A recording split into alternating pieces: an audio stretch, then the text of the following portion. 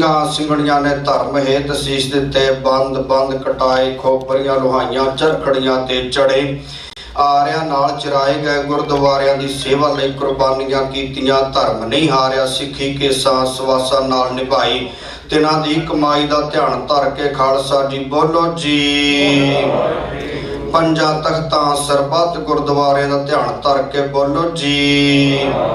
प्रथम सरबत खालसा जी की अरदास है जी, सरबत खालसा जी को वाहिगुरु वाहिगुरु वाहिगुरु चित आवे, चित आवन का सदका सर्ब सुख होए, जहाँ जहाँ खालसा साहिब तहाँ तहाँ रक्षया रियायत, देग तेग फतेह बिरद की पैज पंथ की जीत, श्री साहब जी सहाय खालसा जी के बोल बाले बोलो जी।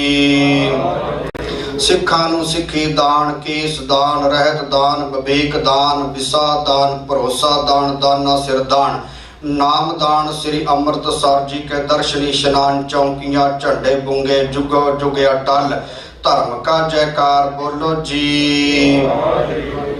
सिखां दा मन नीवा मत उच्ची, मत पादे राखे आप वाहिगुरु है काल पुरख, अपने पंथ दे सदा सहाई दा तार जियो, श्री ननकाना साहिब अते होर गुरद्वारियां गुरधामां दे जिन्हां तों पंथ नूं विछोड़िया गया, तिन्हां दे खुले दर्शन दीदार अते सेवा संभाल दान खालसा जी नूं बख्शो। हे निमाणियां दे मान, नेताणियां दे तान, निओटियां दी ओट, निआसरियां दे आसरा सतगुरु जी।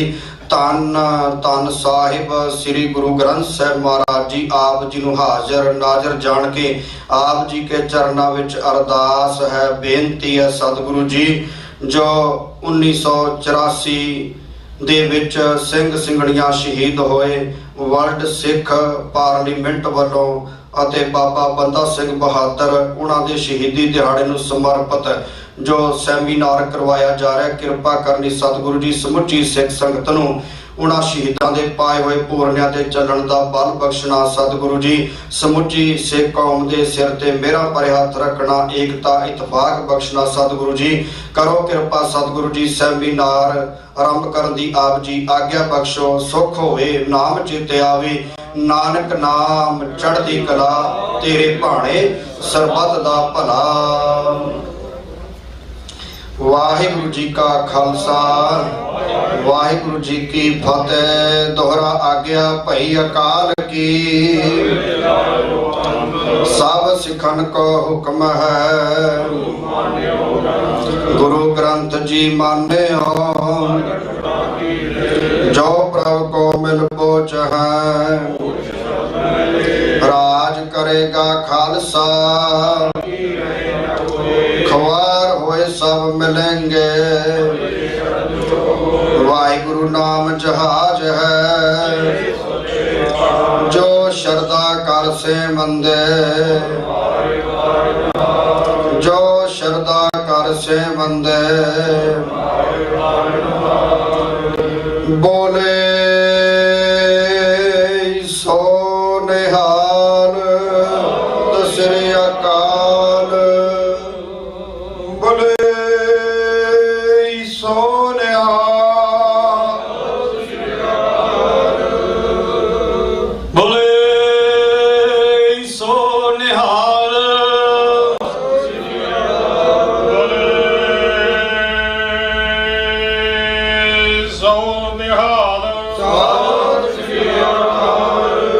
बोले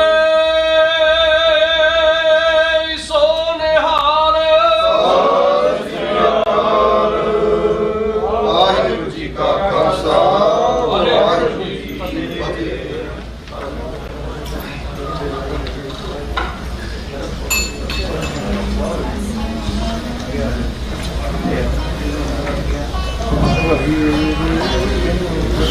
वाहिगुरु जी का खालसा वाहिगुरु जी की फतेह। वर्ल्ड सिख पार्लीमेंट वालों बाबा बंदा सिंह बहादुर जी की शहादत नूं समर्पित 1984 ਦੇ ਘੱਲੂਘਾਰੇ ਅੰਮ੍ਰਿਤਸਰ ਸਾਹਿਬ ਦੀ ਜੰਗ ਦੇ ਸ਼ਹੀਦਾਂ ਨੂੰ ਸਮਰਪਿਤ ਇਸ ਸੈਮੀਨਾਰ ਵਿੱਚ ਹਾਜ਼ਰੀ ਭਰਨ ਵਾਲੀਆਂ ਸਮੂਹ ਸੰਗਤਾਂ ਨੂੰ ਜੀ ਆਇਆਂ ਨੂੰ ਆਖਦੇ ਹਾਂ ਜੀ। ਸਭ ਤੋਂ ਪਹਿਲਾਂ ਅਸੀਂ ਬੇਨਤੀ ਕਰਾਂਗੇ ਢਾਡੀ ਜਥਾ ਗਿਆਨੀ ਮੋਹਨ ਸਿੰਘ ਬਡਾਣਾ ਜੀ ਤੇ ਉਹਨਾਂ ਦੇ ਸਾਥੀ 30 ਮਿੰਟ ਲਈ ਆਪ ਜੀ ਦੇ ਸਾਹਮਣੇ ਹਾਜ਼ਰੀ ਲਵਾਉਣਗੇ। ਉਸ ਤੋਂ ਬਾਅਦ ਹੋਰ ਜੋ ਸਿੰਘ ਵੱਖ-ਵੱਖ ਟੌਪਿਕਸ ਤੇ ਵੱਖ-ਵੱਖ ਤਰ੍ਹਾਂ ਦੀ ਰਿਸਰਚ ਕਰਦੇ ਹਨ, ਆਪ ਜੀ ਦੇ ਸਾਹਮਣੇ ਹਾਜ਼ਰੀ ਲਵਾਉਣਗੇ। ਸਭ ਤੋਂ ਪਹਿਲਾਂ ਗਿਆਨੀ ਮੋਹਨ ਸਿੰਘ ਬਡਾਣਾ ਦੇ ਸਾਥੀ।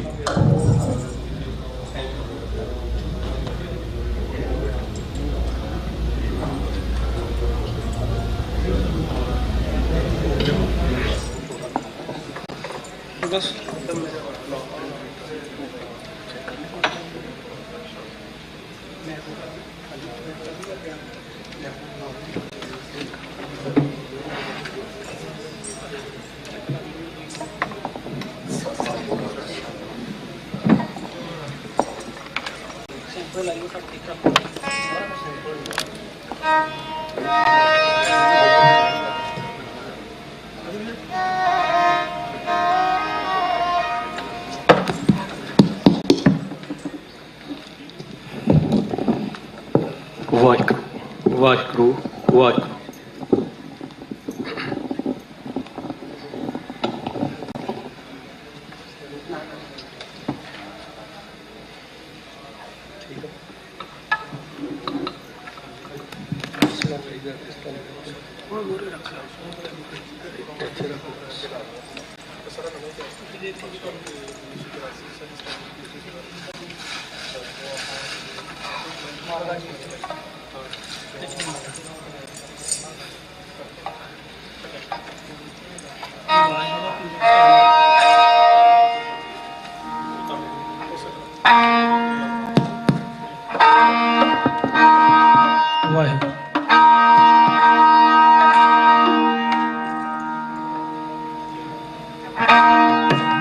ਵਾਹਿਗੁਰੂ ਵਾਹਿਗੁਰੂ ਵਾਹਿਗੁਰੂ।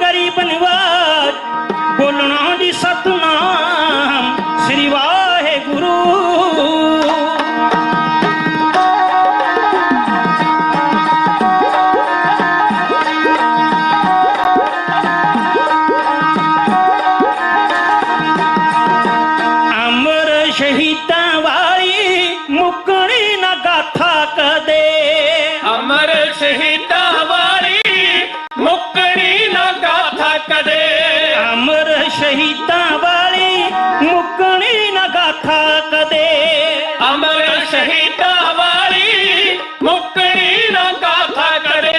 ਜਦੋਂ ਤੱਕ ਧਰਤੀ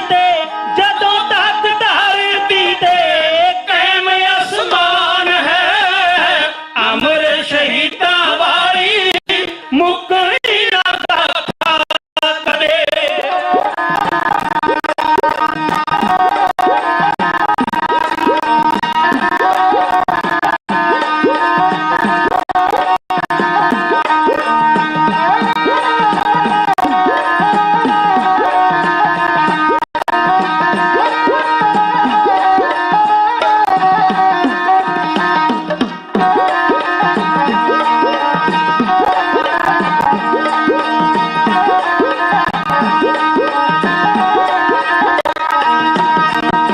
ਦੇਸ਼ ਅਤੇ ਕੌਮ ਦੇ ਲਈ ਜ਼ਿੰਦੜੀਆਂ ਵਾਰ ਗਏ ਜੋ।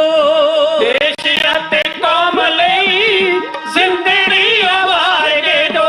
ਦੇਸ਼ ਅਤੇ ਕੌਮ ਦੇ ਲਈ ਜ਼ਿੰਦੜੀਆਂ ਵਾਰ ਗਏ ਜੋ।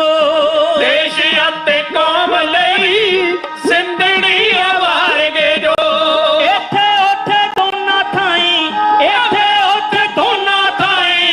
ਪਾਉਂਦੇ ਸਨਮਾਨ ਹੈ, ਅਮਰ ਸ਼ਹੀਦਾਂ ਵਾਲੀ ਮੁੱਕਣੀ ਨਾ ਗਾਥਾ ਕਰੇ।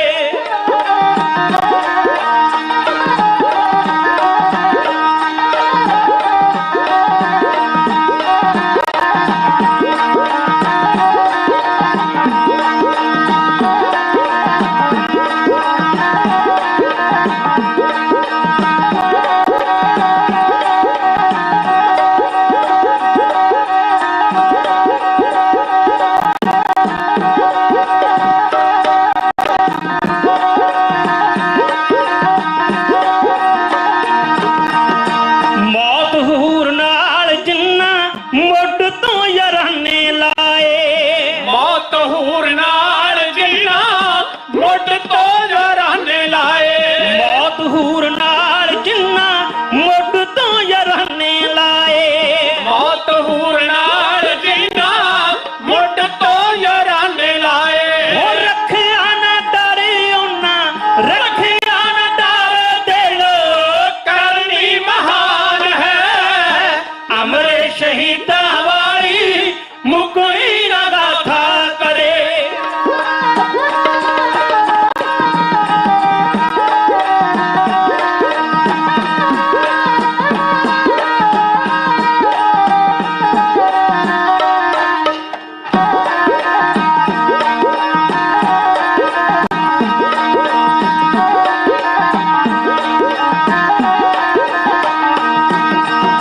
ਉਹ ਚੱਲਦੇ ਜ਼ੁਲਮ ਨਹੀਂ, ਜਾਨ ਤਲੀ ਰੱਖ ਲੈਂਦੇ।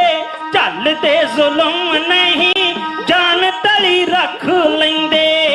ਚੱਲਦੇ ਜ਼ੁਲਮ ਨਹੀਂ, ਜਾਨ ਤਲੀ ਰੱਖ ਲੈਂਦੇ। ਚੱਲਦੇ ਜ਼ੁਲਮ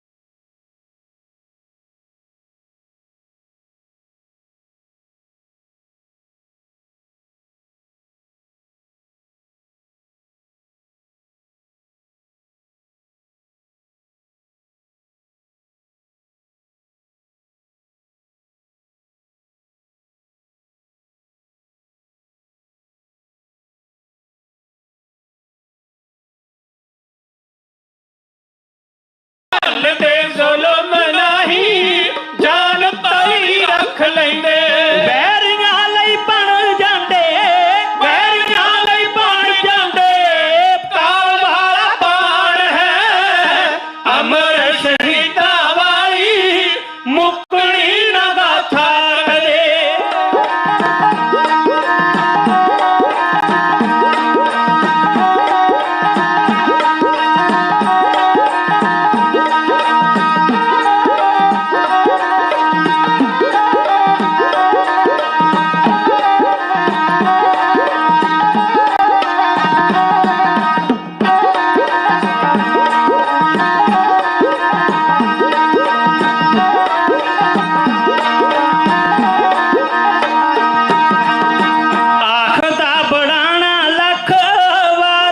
ਨਮਸਕਾਰ ਕਰਦਾ ਬੜਾਣਾ ਲੱਖ ਵਾਰ ਹੈ ਨਮਸਕਾਰ ਕਰਦਾ ਬੜਾਣਾ ਲੱਖ ਵਾਰ ਹੈ ਨਮਸਕਾਰ ਕਰਦਾ ਬੜਾਣਾ ਲੱਖ ਵਾਰ ਹੈ ਨਮਸਕਾਰ ਸੰਧੂ ਚਮਕੌਰ ਕਹਿੰਦੇ ਸੰਧੂ ਚਮਕੌਰ ਕਹਿੰਦੇ ਸੂਰਿਆਂ ਤੇ ਮਾਣ ਹੈ ਅਮਰ ਸ਼ਹੀਦਾਂ ਮੁੱਕਣੀ ਨਾ ਗਾਥਾ ਕਦੇ ਅਮਰ ਸ਼ਹੀਦਾਂ ਵਾਲੀ ਮੁੱਕਣੀ ਨਾ ਗਾਥਾ ਕਦੇ ਅਮਰ ਸ਼ਹੀਦਾਂ ਵਾਲੀ ਮੁੱਕਣੀ ਨਾ ਗਾਥਾ ਕਦੇ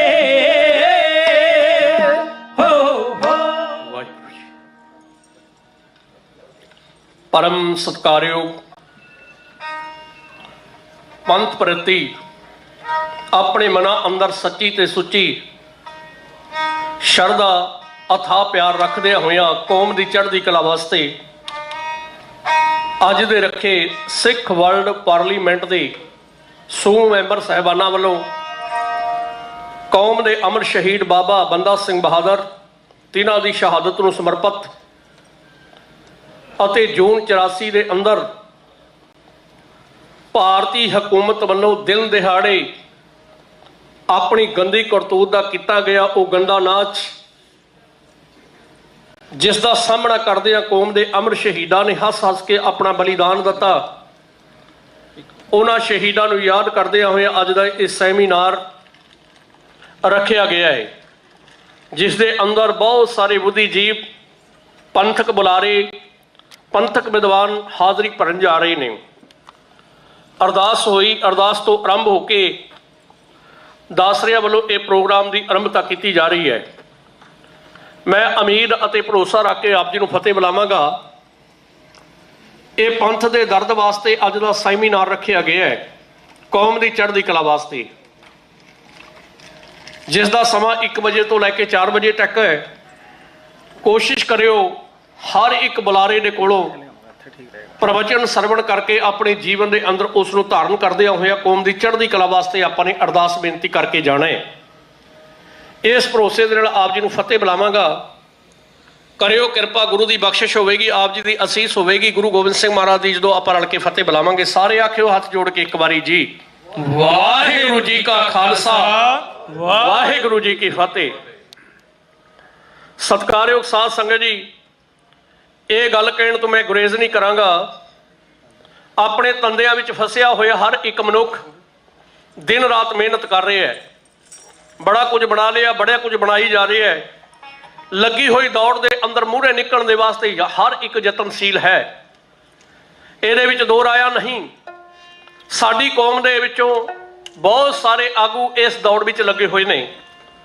ਪਰ ਪੰਥ ਦਰਦੀ ਹੁੰਦੇ ਨੇ ਜਿਨ੍ਹਾਂ ਦੇ ਦਿਲ ਵਿੱਚ ਦਰਦ ਹੁੰਦਾ ਹੈ ਉਹ ਆਪਣੀ ਕੌਮ ਪ੍ਰਤੀ ਹਮੇਸ਼ਾ ਸਮਾਂ ਕੱਢ ਕੇ ਐਸੇ ਪ੍ਰੋਗਰਾਮਾਂ ਦੇ ਅੰਦਰ ਸਮੂਲੀਅਤ ਕਰਨ ਵਾਸਤੇ ਪਹੁੰਚਦੇ ਨੇ ਮੈਂ ਸਤਿਕਾਰਯੋਗ ਸਰਦਾਰ ਹਿੰਮਤ ਸਿੰਘ ਜੀ ਤਥਾ ਸਮੂਹ ਮੇਨਾ ਦੀ ਜਿਹੜੀ ਟੀਮ ਹੈ ਉਹ ਸਾਰੀ ਟੀਮ ਦਾ ਅੱਜ ਵਿਸ਼ੇਸ਼ ਤੌਰ ਤੇ ਧੰਨਵਾਦ ਕਰਦਾ ਹਾਂ ਜਿਹੜੇ ਹਰ ਵੇਲੇ ਪੰਥ ਦੀ ਚੜ੍ਹਦੀ ਕਲਾ ਵਾਸਤੇ ਆਪਣੇ ਵੱਲੋਂ ਉਦਮੀ ਬਣ ਕੇ ਕਾਰਜ ਕਰਦੇ ਨੇ ਵਾਹਿਗੁਰੂ ਚੜ੍ਹਦੀ ਕਲਾ ਬਖਸ਼ਿਸ਼ ਕਰੇ ਅਰਦਾਸ ਕਰਦਾ ਹਾਂ ਪਰਮ ਸਨਮਾਨਯੋਗ ਸਾਧ ਸੰਗਤ ਜੀ ਇਸ ਵਿੱਚ ਦੋ ਰਾਇਆ ਨਹੀਂ ਅੱਜ ਸਾਨੂੰ ਸਾਰਿਆਂ ਨੂੰ ਪਤਾ ਲੱਗ ਗਿਆ ਭਾਰਤੀ ਹਕੂਮਤ ਉਹ ਕਿਸੇ ਦੀ ਵੀ ਸਰਕਾਰ ਹੋਵੇ ਆਪਣਿਆਂ ਦੀ ਹੋਵੇ ਬਗਾਨਿਆਂ ਦੀ ਹੋਵੇ ਉਹ ਸਿੱਖਾਂ ਨਾਲ ਕਦੇ ਵੀ ਇਨਸਾਫ ਨਹੀਂ ਕਰ ਸਕਦੀ ਜਿਸ ਦਾ ਰਿਜ਼ਲਟ ਸਾਹਮਣੇ ਆਇਆ ਹੈ।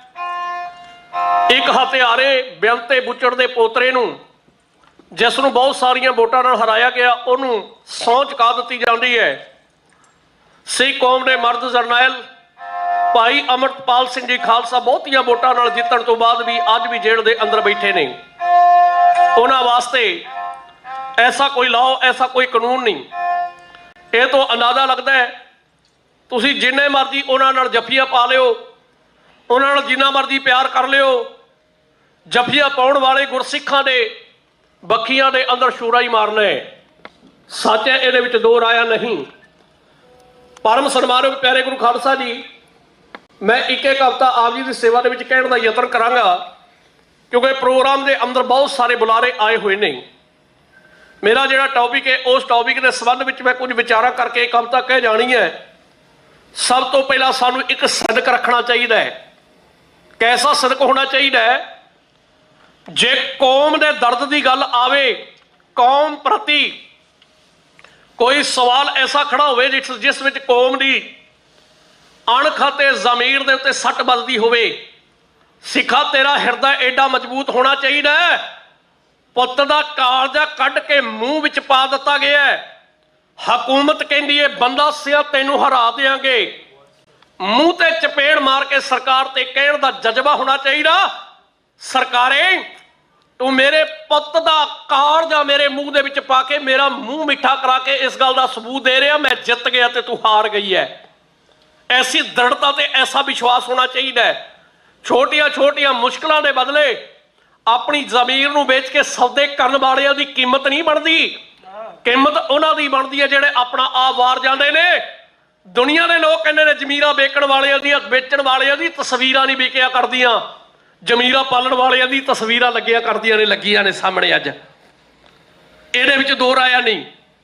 ਪਰਮ ਸਨਮਾਨਯੋਗ ਪਿਆਰੇ ਗੁਰੂ ਖਾਲਸਾ ਜੀ, ਦੂਜੀ ਗੱਲ ਆਖਾਂ, ਭਾਰਤੀ ਹਕੂਮਤ ਇਸ ਗੱਲ ਵਿੱਚ ਬਿਲਕੁਲ ਵੀ ਕੋਈ ਸ਼ੱਕ ਬਾਕੀ ਨਹੀਂਗਾ। ਜਿਹੜੇ ਸਾਡੇ ਆਪਣੇ ਵੀ ਜੱਫੀਆਂ ਪਾ ਰਹੇ ਨੇ ਨਾ, ਜਾ ਕੇ ਕੌਲੀ ਚੱਟ ਬਣ ਕੇ, ਦਿੱਲੀ ਦੀਆਂ ਜੁੱਤੀਆਂ ਝਾੜਨ ਵਾਲੇ ਬਣ ਕੇ ਅੱਜ ਜਿਹੜੇ ਇਹ ਕੰਮ ਕਰ ਰਹੇ ਨੇ, ਉਹਨਾਂ ਨੂੰ ਇਹ ਗੱਲ ਚੇਤੇ ਰੱਖਣੀ ਚਾਹੀਦੀ। ਗੌਰਮੈਂਟ ਦਾ ਦਿਲ ਐਸਾ ਆ, ਸੰਤ ਜਰਨੈਲ ਸਿੰਘ ਖਾਲਸਾ ਪਿੰਡਰਾਂ ਵਾਲੇ ਆ, ਸਿੱਖਾਂ ਨੂੰ ਖਤਮ ਨਹੀਂ ਕਰਨਾ ਚਾਹੁੰਦੇ ਕੇਵਲ ਉਹਨਾਂ ਨੂੰ ਜਿਹੜੇ ਮੰਗ ਰੱਖਦੇ ਨੇ ਚੜ੍ਹਦੀ ਕਲਾ ਦੀ, ਉਹਨਾਂ ਨੂੰ ਵੀ ਮਾਰਨਾ ਚਾਹੁੰਦੇ ਨੇ। ਜਿਹਦੇ ਸਿਰ ਤੇ ਦਸਤਾਰ ਹੋਵੇ ਤੇ ਸੋਹਣੀ ਦਾੜੀ ਹੋਵੇ, ਉਹ ਭਾਵੇਂ ਕੋਈ ਵੀ ਹੈ, ਜਿਹਦਾ ਸਬੂਤ ਦਿੱਤਾ ਗਿਆ ਭਾਰਤੀ ਹਕੂਮਤ ਵੱਲੋਂ 1984 ਦੇ ਅੰਦਰ ਸ਼੍ਰੀ ਗੁਰੂ ਅਰਜਨ ਦੇਵ ਜੀ ਮਹਾਰਾਜ ਦਾ ਦਿਨ ਚੁਣ ਕੇ ਸ਼ਹੀਦੀ ਦਾ। ਉਸ ਦਿਨ ਬਹੁਤ ਸਾਰੇ ਗੈਰ ਸਿੱਖ ਵੀ ਗਏ ਸਨ ਜਿਨ੍ਹਾਂ ਦਾ ਕੋਈ ਵਾਸਤਾ ਨਹੀਂ ਉਸ ਮੰਗ ਦੇ ਨਾਲ, ਉਹਨਾਂ ਨੂੰ ਵੀ ਕੁਚਲ ਕੇ ਰੱਖ ਦਿੱਤਾ ਗਿਆ। ਭਾਵ ਕਿ ਭਾਰਤੀ ਹਕੂਮਤ ਦਾ ਨਿਸ਼ਾਨਾ ਇਸ ਸਿੱਖ ਕੌਮ ਦੀ ਜ਼ਬਾਨ ਨੂੰ ਬੰਦ ਕਰਨਾ ਆ, ਬੰਦ ਕਰਨਾ। ਇਹ ਸਾਨੂੰ ਸਮਝ ਲੈਣਾ ਚਾਹੀਦਾ ਸਾਰਿਆਂ ਨੂੰ। ਅਸਲ ਵਿੱਚ ਕੁਝ ਜਾਗਰੂਕ ਲੋਕ ਨੇ ਜਿਹੜੇ ਇਸ ਮੁੱਦੇ ਤੇ ਵਿਚਾਰ ਕਰਦੇ ਨੇ, ਬੈਠ ਕੇ ਸਮਝਣ ਦਾ ਯਤਨ ਕਰਦੇ ਨੇ। ਨਹੀਂ ਤਾਂ ਬਹੁਤੇ ਉਹਨਾਂ ਦੇ ਯਾਰ ਬਣ ਕੇ ਜਿਹੜੇ ਜੱਫੀਆਂ ਪਾਉਣ ਦਾ ਯਤਨ ਕਰ ਰਹੇ ਨੇ, ਕੌਮ ਨੂੰ ਠੇਸ ਮਾਰ ਰਹੇ ਨੇ। ਉਹਨਾਂ ਨੂੰ ਇਹ ਗੱਲ ਚੇਤੀ ਰੱਖਣੀ ਚਾਹੀਦੀ, ਜਿਹੜਾ ਕੌਮ ਦੇ ਨਾਲ ਗਦਾਰੀ ਕਰਦਾ ਆ ਔਰ ਇਹਦੀ ਦੁਨੀਆ ਤੱਕ ਲਾਹਣਤਾਂ ਦਾ ਹਾਰ ਪਵਾ ਕੇ ਚਲਿਆ ਜਾਂਦਾ ਹੈ। ਤੁਸੀਂ ਆਖੋਗੇ ਐਗਜ਼ਾਮਪਲ, ਬਲਦੇਵ ਸਿੰਘ ਨੇ ਕੌਮ ਨਾਲ ਇੱਕ ਦਿਨ ਗਦਾਰੀ ਕਰੀ ਸੀ। ਜਦੋਂ ਤੱਕ ਧਰਤੀ ਤੇ ਅਸਮਾਨ ਰਹਿਣਗੇ, ਬਲਦੇਵ ਸਿੰਘ ਦੀ ਗਦਾਰੀ ਸਾਹਮਣੇ ਆਵੇਗੀ ਤੇ ਕੌਮ ਸਦਾ ਵਾਸਤੇ ਲਾਹਣਤਾਂ ਦਾ ਹਾਰ ਉਹਦੇ ਗਲ ਵਿੱਚ ਪਾਉਂਦੀ ਰਹੇਗੀ। ਇਹਦੇ ਵਿੱਚ ਦੋ ਰਾਇਆ ਨਹੀਂ। ਪਰਮ ਸਨਮਾਨਯੋਗ ਪਿਆਰੇ ਗੁਰੂ ਖਾਲਸਾ ਜੀ, ਹੁਣ ਮੈਂ ਕੁਝ ਵੇਖਦਾ ਹਾਂ ਤੇ ਮੇਰੇ ਦਿਲ ਵਿੱਚ ਦਰਦ ਉੱਠਦਾ ਹੈ ਤੇ ਮੇਰੀ ਉਹ ਹੂਕ ਕਵਿਤਾ ਦਾ ਰੂਪ ਲੈ ਗਈ ਹੈ। ਉਹ ਮੈਂ ਆਪ ਜੀ ਦੀ ਸੇਵਾ ਦੇ ਵਿੱਚ ਕਹਿਣ ਲੱਗਾ ਵਾਂ। ਉਸ ਤੋਂ ਪਹਿਲਾਂ ਚਾਰ ਕੁ ਗੱਲਾਂ ਕਹਿ ਜਾਵਾਂ। ਪਹਿਰਾਵਾ ਸਿੱਖੀ ਦਾ, ਹਮਨ ਕਰਨ ਵਾਸਤੇ ਜਾਵੇ ਲੱਖ ਦੀ ਲਾਹਣਤ ਹੋਏ ਤੇਰੇ ਤੇ ਸਿੱਖਾ। ਹਮਨ ਕਰਨ ਵਾਸਤੇ ਬੈਠੇ, ਸਾਹਮਣੇ ਬਾਣਾ ਪਾ ਕੇ ਹਮਨ ਕਰਨ ਵਾਲਾ ਗੁਰਸਿੱਖ। ਕਿਤੇ ਗੁਰੂ ਗੋਬਿੰਦ ਸਿੰਘ ਮਹਾਰਾਜ ਸੱਚੇ ਪਾਤਸ਼ਾਹ ਦੇ ਬੱਚਿਆਂ ਦੀ ਛਾਤੀ ਦੇ ਅੰਦਰ ਤੀਰ ਮਾਰਨ ਵਾਲਾ ਤਾਂ ਨਹੀਂ ਹੈਗਾ? ਵਿਚਾਰ ਕਰਿਓ ਜੇ ਗੁਰੂ ਗੋਬਿੰਦ ਸਿੰਘ ਦੀ ਉਸ ਸ਼ਹਾਦਤ ਅਤੇ ਉਹਨਾਂ ਦੇ ਬੱਚਿਆਂ ਦੀ ਕੁਰਬਾਨੀ ਦੇ ਉੱਤੇ ਅੱਜ ਉਹ ਆਪਣੇ ਵੱਲੋਂ ਕੋਈ ਬਹੁਤ ਵੱਡਾ ਐਸਾ ਤਾਂ ਨਹੀਂ ਤਾਨਾ ਮਰਵਾਉਣ ਜਾ ਰਹੇ ਹੈ। ਲੋਕ ਉੱਠ ਕੇ ਕਹਿਣ ਕਿ ਇਹ ਗੁਰੂ ਗੋਬਿੰਦ ਸਿੰਘ ਦਾ ਬੱਚਾ ਸੀ ਤੇ ਅੱਜ ਗਦਾਰ ਹੋ ਕੇ ਕਿਹੜੇ ਰਾਹ ਤੁਰਿਆ। ਪਰਮ ਸਨਮਾਨਯੋਗ ਪਿਆਰੇ ਗੁਰੂ ਖਾਲਸਾ ਜੀ, ਇੱਕ ਗੱਲ ਨੂੰ ਸਾਨੂੰ ਸਮਝ ਲੈਣੀ ਚਾਹੀਦੀ। ਮੈਂ ਇੱਕ ਬੇਨਤੀ ਕਰਨ ਲੱਗਾ, ਸੁਣਿਓ ਜਰਾ ਗੌਰ ਨਾਲ। ਕਮਾਲ ਦੀ ਗੱਲ ਹੈ, ਸੰਤ ਫਤਿਹ ਸਿੰਘ ਕੌਮ ਦਾ ਆਗੂ ਸੀਗਾ। ਤੁਸੀਂ ਵਿਦਵਾਨ ਬੰਦੇ ਬੈਠੇ ਹੋ, ਤੁਹਾਡੇ ਵਿੱਚ ਕਹਿਣੀ ਐਸੀਆਂ ਗੱਲਾਂ ਜਾਇਜ਼ ਬਣਦੀਆਂ ਨੇ। ਸੰਤ ਫਤਿਹ ਸਿੰਘ ਨੇ ਭੁੱਖ ਹੜਤਾਲ ਰੱਖੀ, ਕੌਮ ਵਿੱਚ ਉਸ ਪ੍ਰਤੀ ਬੜੀ ਸ਼ਰਧਾ ਤੇ ਪਿਆਰ ਜਾਗਿਆ, ਪਰ ਕੁਝ ਨਾ ਕੁਝ ਬਹਾਨੇ ਲਾ ਕੇ ਉੱਠ ਕੇ ਕੌਮ ਨੂੰ ਪੈਰਾਂ ਵਿੱਚ ਰੋਲ ਕੇ ਜਾਣ ਵਾਲਾ ਬਾਬਾ ਉਹ ਅੱਜ ਦੁਨੀਆ ਦੇ ਅੰਦਰ ਬਹੁਤ ਵੱਡੀ ਖੇਪ ਆ ਜਾਂਦਾ ਜੇ ਬਾਬਾ ਫੇਰੂ ਮਾਨ ਜੀ ਬੈਠ ਕੇ ਆਪਣਾ ਬਲੀਦਾਨ ਨਾ ਦਿੰਦੇ। ਯਾਦ ਰੱਖਿਓ ਜੇ, ਉਹਨਾਂ ਦਾ ਬਲੀਦਾਨ ਅੱਜ ਬੋਲਦਾ ਸਿੱਖ ਅਣਖ ਤੇ ਜੁਰਤ ਵਾਲੇ ਨੇ। ਨਹੀਂ ਤਾਂ ਲੋਕ ਕਹਿਣ ਲੱਗ ਪਏ ਸੀ, ਕੀ ਕਹਿਣ ਲੱਗ ਪਏ ਸੀ, ਇਹਨਾਂ ਨੂੰ ਜਦੋਂ ਮਰਜ਼ੀ ਰੁਸਾ ਲਿਓ, ਇਹਨਾਂ ਨੂੰ ਜਦੋਂ ਮਰਜ਼ੀ ਮਨਾ ਲਿਓ, ਇਹ ਤਾਂ ਉਹ ਲੋਕ ਨੇ। ਅੱਜ ਮੈਨੂੰ ਇਸੇ ਤਰ੍ਹਾਂ ਦੀ ਗੱਲ ਨਜ਼ਰ ਆ ਰਹੀ ਹੈ। ਤੁਸੀਂ ਆਖੋਗੇ ਗੱਲ ਕਿਸ ਪਾਸੇ ਲੈ ਚੱਲਿਆ, ਜੂਨ 84 ਤੇ ਬਾਬਾ ਬੰਦਾ ਸਿੰਘ ਬਹਾਦਰ ਦੀ ਗੱਲ ਕਹਿਣੀ ਸੀ, ਗੱਲ ਕਿਹੜੇ ਪਾਸੇ ਲੈ ਚੱਲਿਆ? ਇਹ ਸੈਮੀਨਾਰ ਹੈ, ਇਹ ਸੈਮੀਨਾਰ ਦੇ ਅੰਦਰ ਬੁੱਧੀ ਜੀ ਬੈਠੇ ਨੇ ਮੇਰੀਆਂ ਨਜ਼ਰਾਂ ਸਾਹਮਣੇ, ਮੈਂ ਗੱਲ ਕਹਿਣ ਲੱਗਾ, ਸੁਣਿਓ ਜਰਾ। ਪਰਮ ਸਨਮਾਨਕ ਪਿਆਰੇ ਗੁਰੂ ਖਾਲਸਾ ਜੀ, ਜੋ ਦਿਖਦਾ ਸੋ ਹੀ ਦੁਨੀਆ ਵਿੱਚ ਵਿਕਦਾ। ਇੱਕ ਪਹਿਰਾਵਾ ਸਿੱਖੀ ਦਾ ਪਾਇਆ ਹੋਇਆ, ਚੋਲਾ ਪਾਇਆ ਹੋਇਆ, ਬੈਠ ਕੇ ਹਮਨ ਕਰ ਰਿਹਾ, ਸੋਸ਼ਲ ਮੀਡੀਆ ਤੇ ਵੀਡੀਓ ਵਾਇਰਲ ਹੋ ਰਹੀ ਹੈ ਕਿ ਉਹ ਗੁਰੂ ਨਾਨਕ ਦੀ ਸਿੱਖੀ ਦਾ ਪ੍ਰਚਾਰ ਕਰ ਰਿਹਾ ਜਾਂ ਗੁਰੂ ਨਾਨਕ ਦੀ ਸਿੱਖੀ ਨੂੰ ਰੋਲਣ ਦਾ ਯਤਨ ਕਰ ਰਿਹਾ ਹੈ। ਸਾਡੀਆਂ ਸਟੇਜਾਂ ਦੇ ਉੱਤੇ ਸਾਡੇ ਵਰਗਿਆਂ ਦੇ ਟਾਈਮ ਕੱਟੇ ਜਾਂਦੇ ਨੇ, ਜਿਹੜੇ ਪੰਥਕ ਵਿਚਾਰ ਦੀ ਗੱਲ ਕਰਦੇ ਨੇ, ਟਾਈਮ ਕੱਟ ਦਿੱਤੇ ਜਾਂਦੇ ਨੇ। ਟਾਈਮ ਕਿਹਨਾਂ ਨੂੰ ਦਿੱਤੇ ਜਾਂਦੇ ਨੇ? ਜਿਹੜੇ RSS ਦੀ ਬੋਲੀ ਬੋਲਣ ਵਾਲੇ ਨੇ, ਝੂਠ ਖਾਣ ਵਾਲੇ ਲੋਕ ਨੇ, ਟਾਈਮ ਉਹਨਾਂ ਨੂੰ ਦਿੱਤੇ ਜਾਂਦੇ ਨੇ। ਇਹਦੇ ਵਿੱਚ ਦੋ ਰਾਇਆ ਨਹੀਂ। ਚੰਦ ਦਿਨ ਪਹਿਲਾਂ RSS ਦੀਆਂ ਸਟੇਜਾਂ ਦੇ ਉੱਤੇ, ਜਿਹੜਾ ਸਾਡੀਆਂ ਸਟੇਜਾਂ ਦੇ ਉੱਤੇ ਫੜਾ ਮਾਰਨ ਵਾਲਾ ਬਾਬਾ ਜਾ ਕੇ ਕਹਿੰਦਾ ਬਲਵੀਰ ਦੀਆਂ ਸੇਵਾਵਾਂ ਨੂੰ ਮੈਂ ਮੱਥਾ ਟੇਕਦਾ, ਬਲਵੀਰ ਦੀਆਂ ਸੇਵਾਵਾਂ ਨੂੰ ਮੱਥਾ ਟੇਕਦਾ। ਉਹ RSS ਜਿਹਨੇ ਜੂਨ 84 ਦੇ ਉਸ ਖੁੰਡੀ ਕਾਂਡ ਤੋਂ ਬਾਅਦ ਸਿੱਖਾਂ ਦੇ ਵਿੱਚ ਜਾ ਕੇ ਲੱਡੂ ਵੰਡ ਕੇ ਖੁਸ਼ੀਆਂ ਮਨਾਈ ਕੇ ਖਾਓ ਲੱਡੂ, ਅੱਜ ਤੁਹਾਡਾ ਤਖਤ ਢਾ ਦਿੱਤਾ, ਅੱਜ ਤੁਹਾਡੇ ਬੱਚੇ ਮਾਰ ਦਿੱਤੇ। ਅੱਜ ਉਹਨਾਂ ਦੇ ਹਾਮੀਦਾਰ ਬਣਨ ਵਾਲੇ ਲੋਕਾਂ ਤੋਂ ਸੁਚੇਤ ਹੋਣ ਦੀ ਲੋੜ ਹੈ। ਅੱਜ ਕਿਹਨਾਂ ਦੀ ਲੋੜ ਹੈ? ਅੱਜ ਤੁਹਾਡੀ ਲੋੜ ਹੈ, ਅੱਜ ਸੂਝਵਾਨਾਂ ਦੀ ਲੋੜ ਹੈ, ਅੱਜ ਪੰਥਕ ਉਹਨਾਂ ਵਿਦਵਾਨਾਂ ਦੀ ਲੋੜ ਹੈ ਜਿਹੜੇ ਇੱਕ ਗੁਰੂ ਦੀ ਗੱਲ ਕਰਕੇ, ਇੱਕ ਪੰਥ ਦੀ ਗੱਲ ਕਰਕੇ ਸੱਚ ਜਾਣਿਓ, ਇੱਕ ਪਛਾਣ ਤੇ ਇੱਕ ਇਨਸਾਨ ਤੇ ਆਪਣਾ ਨਿਸ਼ਾਨਾ ਲੈ ਕੇ ਚੱਲਦੇ ਨੇ। ਅੱਜ ਉਹਨਾਂ ਦੀ ਲੋੜ ਹੈ। ਮੇਰੀ ਕਵਿਤਾ ਦਾ ਇੱਕ ਇੱਕ ਫਿਕਰਾ ਸੁਣਦੇ ਜਾਣਾ। ਪਰਮ ਸਨਮਾਨਯੋਗ ਪਿਆਰੇ ਗੁਰੂ ਖਾਲਸਾ ਜੀ, ਸਮਾਂ ਆ ਗਿਆ। ਮੰਗ ਕੀ ਕਰ ਰਿਹਾ? ਓਏ ਸਿੱਖਾ, ਬਹਿਰੂਪੀਏ ਸਿੱਖੀ ਦੇ ਅੰਦਰ ਬੜੇ ਹੋਏ ਉਹਨਾਂ ਤੋਂ ਪਾਸੇ ਹਟ ਕੇ, ਬੇਕਾਊ ਲੀਡਰਾਂ ਤੋਂ ਪਾਸੇ ਹਟ ਕੇ, ਘਰਾਂ ਵਿੱਚ ਬੈਠੀ ਹੋਈ ਸਿੱਖੀ ਜਿਹੜੀ ਕਈ ਲੱਖ ਵਿੱਚ ਅੰਮ੍ਰਿਤਪਾਲ ਸਿੰਘ ਨੂੰ ਜਿਤਾਉਂਦੀ ਹੈ, ਉਹ ਸਰਬਜੀਤ ਸਿੰਘ ਨੂੰ ਜਿਤਾਉਂਦੀ ਹੈ, ਅੱਜ ਉਹਨਾਂ ਨੂੰ ਆਵਾਜ਼ ਮਾਰ, ਉਹਨਾਂ ਤੇ ਭਰੋਸਾ ਨਾ ਕਰੀ ਜਿਹੜਾ ਗੁਰੂ ਨਾਨਕ ਦੀ ਸਿੱਖੀ ਦੀ ਬੱਖੀ ਦੇ ਅੰਦਰ ਛੁਰਾ ਮਾਰਨ ਦਾ ਯਤਨ ਕਰ ਰਿਹਾ। ਬੜਾਣੇ ਦੇ ਸਾਥੀ ਕੁਝ ਹਕੀਕਤ ਦੇ ਬੋਲ ਚੰਦ ਲੈਣਾ ਵਿੱਚ ਆਪ ਜੀ ਦੀ ਸੇਵਾ ਦੇ ਅੰਦਰ ਹੈ ਇੰਜ ਕਹਿੰਦੇ ਜਾਂਦੇ ਹਨ।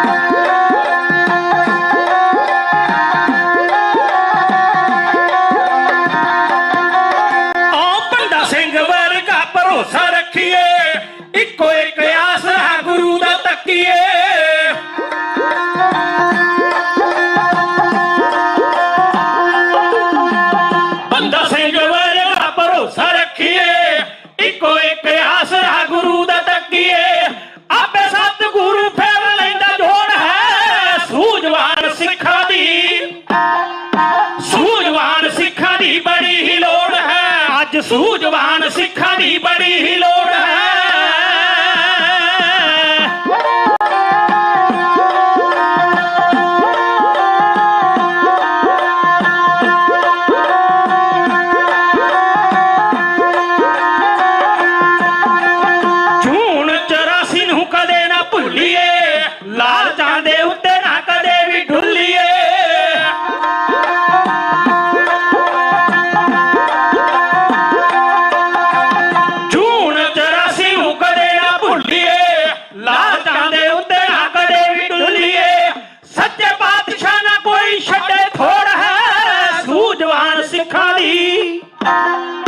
ਸੂਝਵਾਨ ਸਿੱਖਾਂ ਦੀ ਬੜੀ ਹੀ ਲੋੜ ਹੈ, ਅੱਜ ਸੂਝਵਾਨ ਸਿੱਖਾਂ ਦੀ ਬੜੀ ਹੀ ਲੋੜ ਹੈ।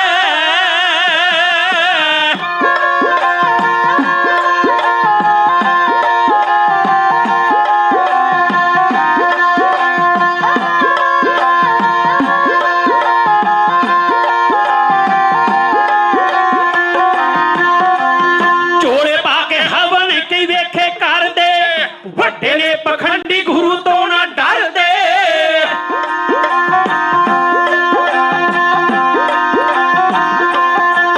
ਉਹ ਝੋਲੇ ਪਾ ਕੇ ਹਵਨ ਕੀ ਵੇਖੇ ਕਰਦੇ, ਵੱਡੇ ਨੇ ਪਖੰਡੀ ਗੁਰੂ ਤੋਂ ਨਾ ਡਰਦੇ। ਪੈਸੇ ਇਕੱਠੇ ਕਰਨੇ ਦੀ ਲੱਗੀ ਦੌੜ ਹੈ, ਸੂਝਵਾਨ ਸਿੱਖਾਂ ਦੀ, ਸੂਝਵਾਨ ਸਿੱਖਾਂ ਦੀ ਬੜੀ ਹੀ ਲੋੜ ਹੈ, ਸੂਝਵਾਨ ਸਿੱਖਾਂ ਦੀ ਬੜੀ ਹੀ ਲੋੜ ਹੈ।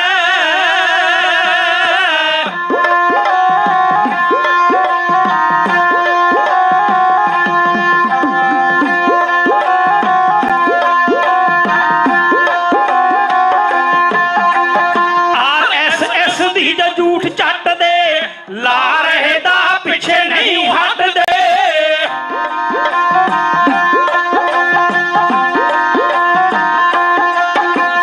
RSS ਦੀ ਜੋ ਝੂਠ ਚੱਟਦੇ, ਲਾ ਰਹੇ ਦਾ ਪਿੱਛੇ ਨਹੀਂ ਹਟਦੇ।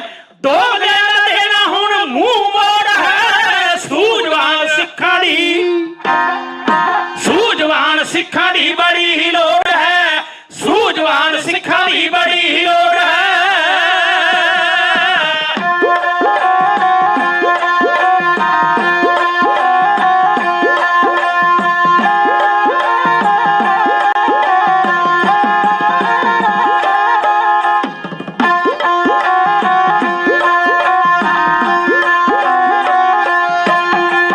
ਇਹੋ ਜਿਹੇ ਸੈਮੀਨਾਰ ਆਓ ਕਰੀਏ, ਪਿੱਛੇ ਨਹੀਂ ਕਦਮ ਅੱਗੇ ਨੂੰ ਧਰੀਏ।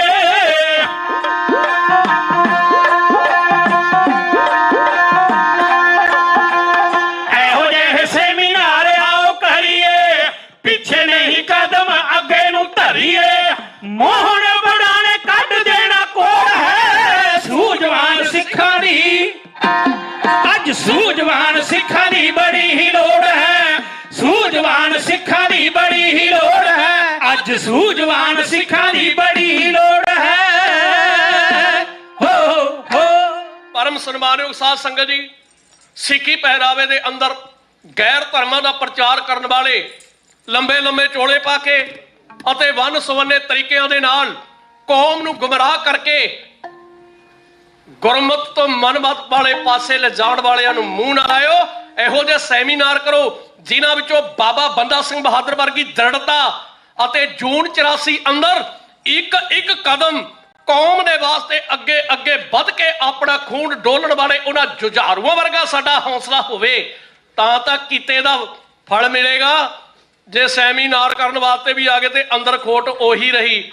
ਆਪਾਂ ਕੌਲੀ ਚੱਟ ਨਹੀਂ ਬਣਨਾ, ਅਸੀਂ ਦਿੱਲੀ ਦੇ ਦਲੇ ਨਹੀਂ ਬਣਨਾ। ਅਸੀਂ ਕੌਣ ਬਣਨਾ?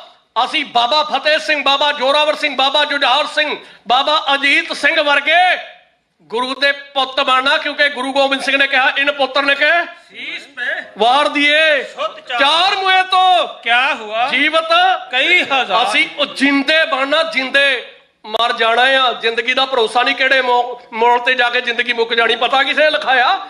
ਆ ਰਜਿਸਟਰੀਆਂ ਕਰਾ ਕੇ ਬੈਠੇ ਨੇ ਜਿਹੜੇ ਹਮਨ ਕਰਨ ਤੁਰ ਪਏ ਨੇ। ਆ ਰਜਿਸਟਰੀਆਂ ਕਰਾਉਣ ਲੱਗ ਪਏ ਨੇ ਬਾਬੇ ਜਿਹੜੇ ਜਾ ਕੇ RSS ਦੀਆਂ ਸਟੇਜਾਂ ਤੇ ਬੋਲ ਕੇ ਆਏ ਵੀ ਇੰਨਾ ਸਮਾਂ ਜੀਵਾਂਗੇ। ਅੱਜ ਗਏ ਤੇ ਕੱਲ ਮਰ ਗਏ ਤੇ ਪੈਸਾ ਕਿਸ ਕੰਮ ਆਊਗਾ? ਘਰਦਿਆਂ ਨੇ ਫੋਟੋ ਮਰਨ ਤੋਂ ਬਾਅਦ ਚੱਕ ਕੇ ਤੂੜੀ ਵਾਲੇ ਕੋਠੇ 'ਚ ਮਾਰਨੀ ਹੈ।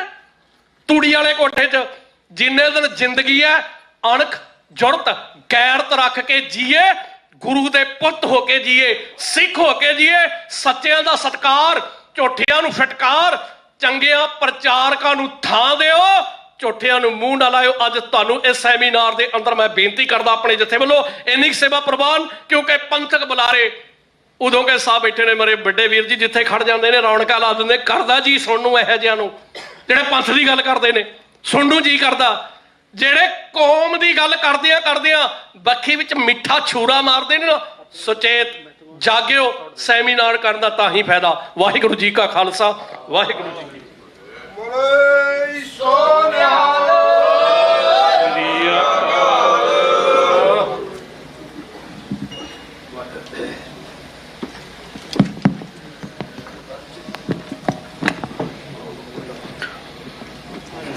ਬਹੁਤ ਬਹੁਤ ਧੰਨਵਾਦ ਢਾਡੀ ਜਥਾ ਗਿਆਨੀ ਮੋਹਨ ਸਿੰਘ ਜੀ ਵਡਾਣਾ ਸਾਹਿਬ। ਗਿਆਨੀ ਜੀ ਨੇ ਬਹੁਤ ਵਧੀਆ ਵਿਖਿਆਨ ਸਾਨੂੰ ਸੁਣਾਇਆ ਤੇ ਇੱਕ ਜਿਹੜੀ ਉਹਨਾਂ ਨੇ ਬਹੁਤ ਵਧੀਆ ਆਪਣੀ ਕਵਿਤਾ ਦੇ ਵਿੱਚ ਗੱਲ ਕਹੀ ਕਿ ਸੂਝਵਾਨ ਵਿਦਵਾਨਾਂ ਦੀ, ਸੂਝਵਾਨ ਬੰਦਿਆਂ ਦੀ, ਸਿੱਖਾਂ ਦੀ ਸਾਨੂੰ ਬਹੁਤ ਲੋੜ ਆ। ਕੋਈ ਸ਼ੱਕ ਨਹੀਂ, ਸਾਨੂੰ ਸਿਰ ਜੋੜ ਕੇ ਬੈਠਣ ਦੀ ਲੋੜ ਆ, ਪੰਥਕ ਵਿਚਾਰਾਂ ਕਰਨ ਦੀ ਲੋੜ ਆ, ਸੂਝ-ਬੂਝ ਦੇ ਨਾਲ ਨੀਤੀਆਂ ਘੜਨ ਦੀ ਲੋੜ ਆ। ਉੱਥੇ ਹੀ ਸਾਨੂੰ ਇਹੋ ਜਿਹੇ ਦਲੇਰ ਢਾਡੀ ਜਥਿਆਂ ਦੀ ਵੀ ਲੋੜ ਆ, ਜਿਹੜੇ ਇਹ ਜਥੇ ਉਹ ਜਥੇ ਆ ਜਿਹੜੇ ਭਾਈ ਨਿਰਮਲ ਸਿੰਘ ਚੋਹਲਾ ਸਾਹਿਬ ਦੇ ਵਾਰਿਸ ਨੇ।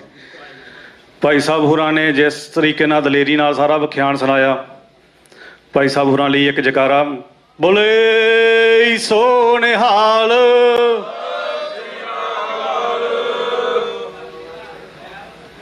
ਗੁਰੂ ਸਾਹਿਬ ਸਾਨੂੰ ਰੀਤ ਬਖਸ਼ ਕੇ ਗਏ ਆ ਕਿ ਜਿਹੜੇ ਢਾਡੀ ਜਥੇ ਪੰਥ ਦੇ ਵਿੱਚ ਵੀਰ ਰਸ ਭਰਨ ਦਾ ਕੰਮ ਕਰਦੇ ਆ, ਦਲੇਰੀ ਦੇ ਨਾਲ ਯੋਧਿਆਂ ਦੀਆਂ ਬਾਤਾਂ ਸੁਣਾਉਂਦੇ ਆ, ਕਵੀਸ਼ਰੀਆਂ ਸੁਣਾਉਂਦੇ ਆ, ਗੁਰੂ ਸਾਹਿਬ ਉਹਨਾਂ ਨੂੰ ਹਾਥੀਆਂ ਘੋੜਿਆਂ ਦੇ ਨਾਲ ਸਨਮਾਨ ਦਿੰਦੇ ਰਹੇ ਆ। ਤੇ ਹੁਣ ਸਾਡਾ ਅੱਗੋਂ ਫਰਜ਼ ਆ, ਗੁਰੂ ਸਾਹਿਬ ਸਾਨੂੰ ਜ਼ਿੰਮੇਵਾਰੀ ਸੌਂਪ ਗਏ ਆ ਕਿ ਅਸੀਂ ਇਹੋ ਜਿਹੇ ਯੋਧਾ ਬਿਰਤੀ ਵਾਲੇ ਜਥਿਆਂ ਦੀ ਵੱਧ ਤੋਂ ਵੱਧ ਉਹਨਾਂ ਦਾ ਸਤਿਕਾਰ ਕਰੀਏ, ਵੱਧ ਤੋਂ ਵੱਧ ਗੁਰਦੁਆਰਾ ਸਾਹਿਬ ਦੇ ਵਿੱਚ ਆਪਣੇ ਪੰਥਕ ਸਮਾਗਮਾਂ ਦੇ ਵਿੱਚ ਉਹਨਾਂ ਨੂੰ ਸਮਾਂ ਦਈਏ ਤਾਂ ਕਿ ਯੂਥ ਨੂੰ ਵੱਧ ਤੋਂ ਵੱਧ ਉਹ ਪ੍ਰੇਰ ਕੇ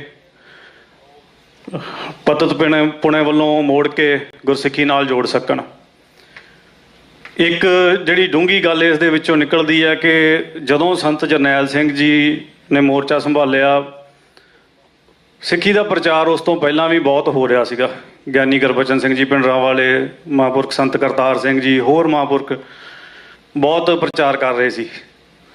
ਪਰ ਸੰਤ ਜਰਨੈਲ ਸਿੰਘ ਜੀ ਨੇ ਨੌਜਵਾਨਾਂ ਨੂੰ ਵੰਗਾਰਿਆ।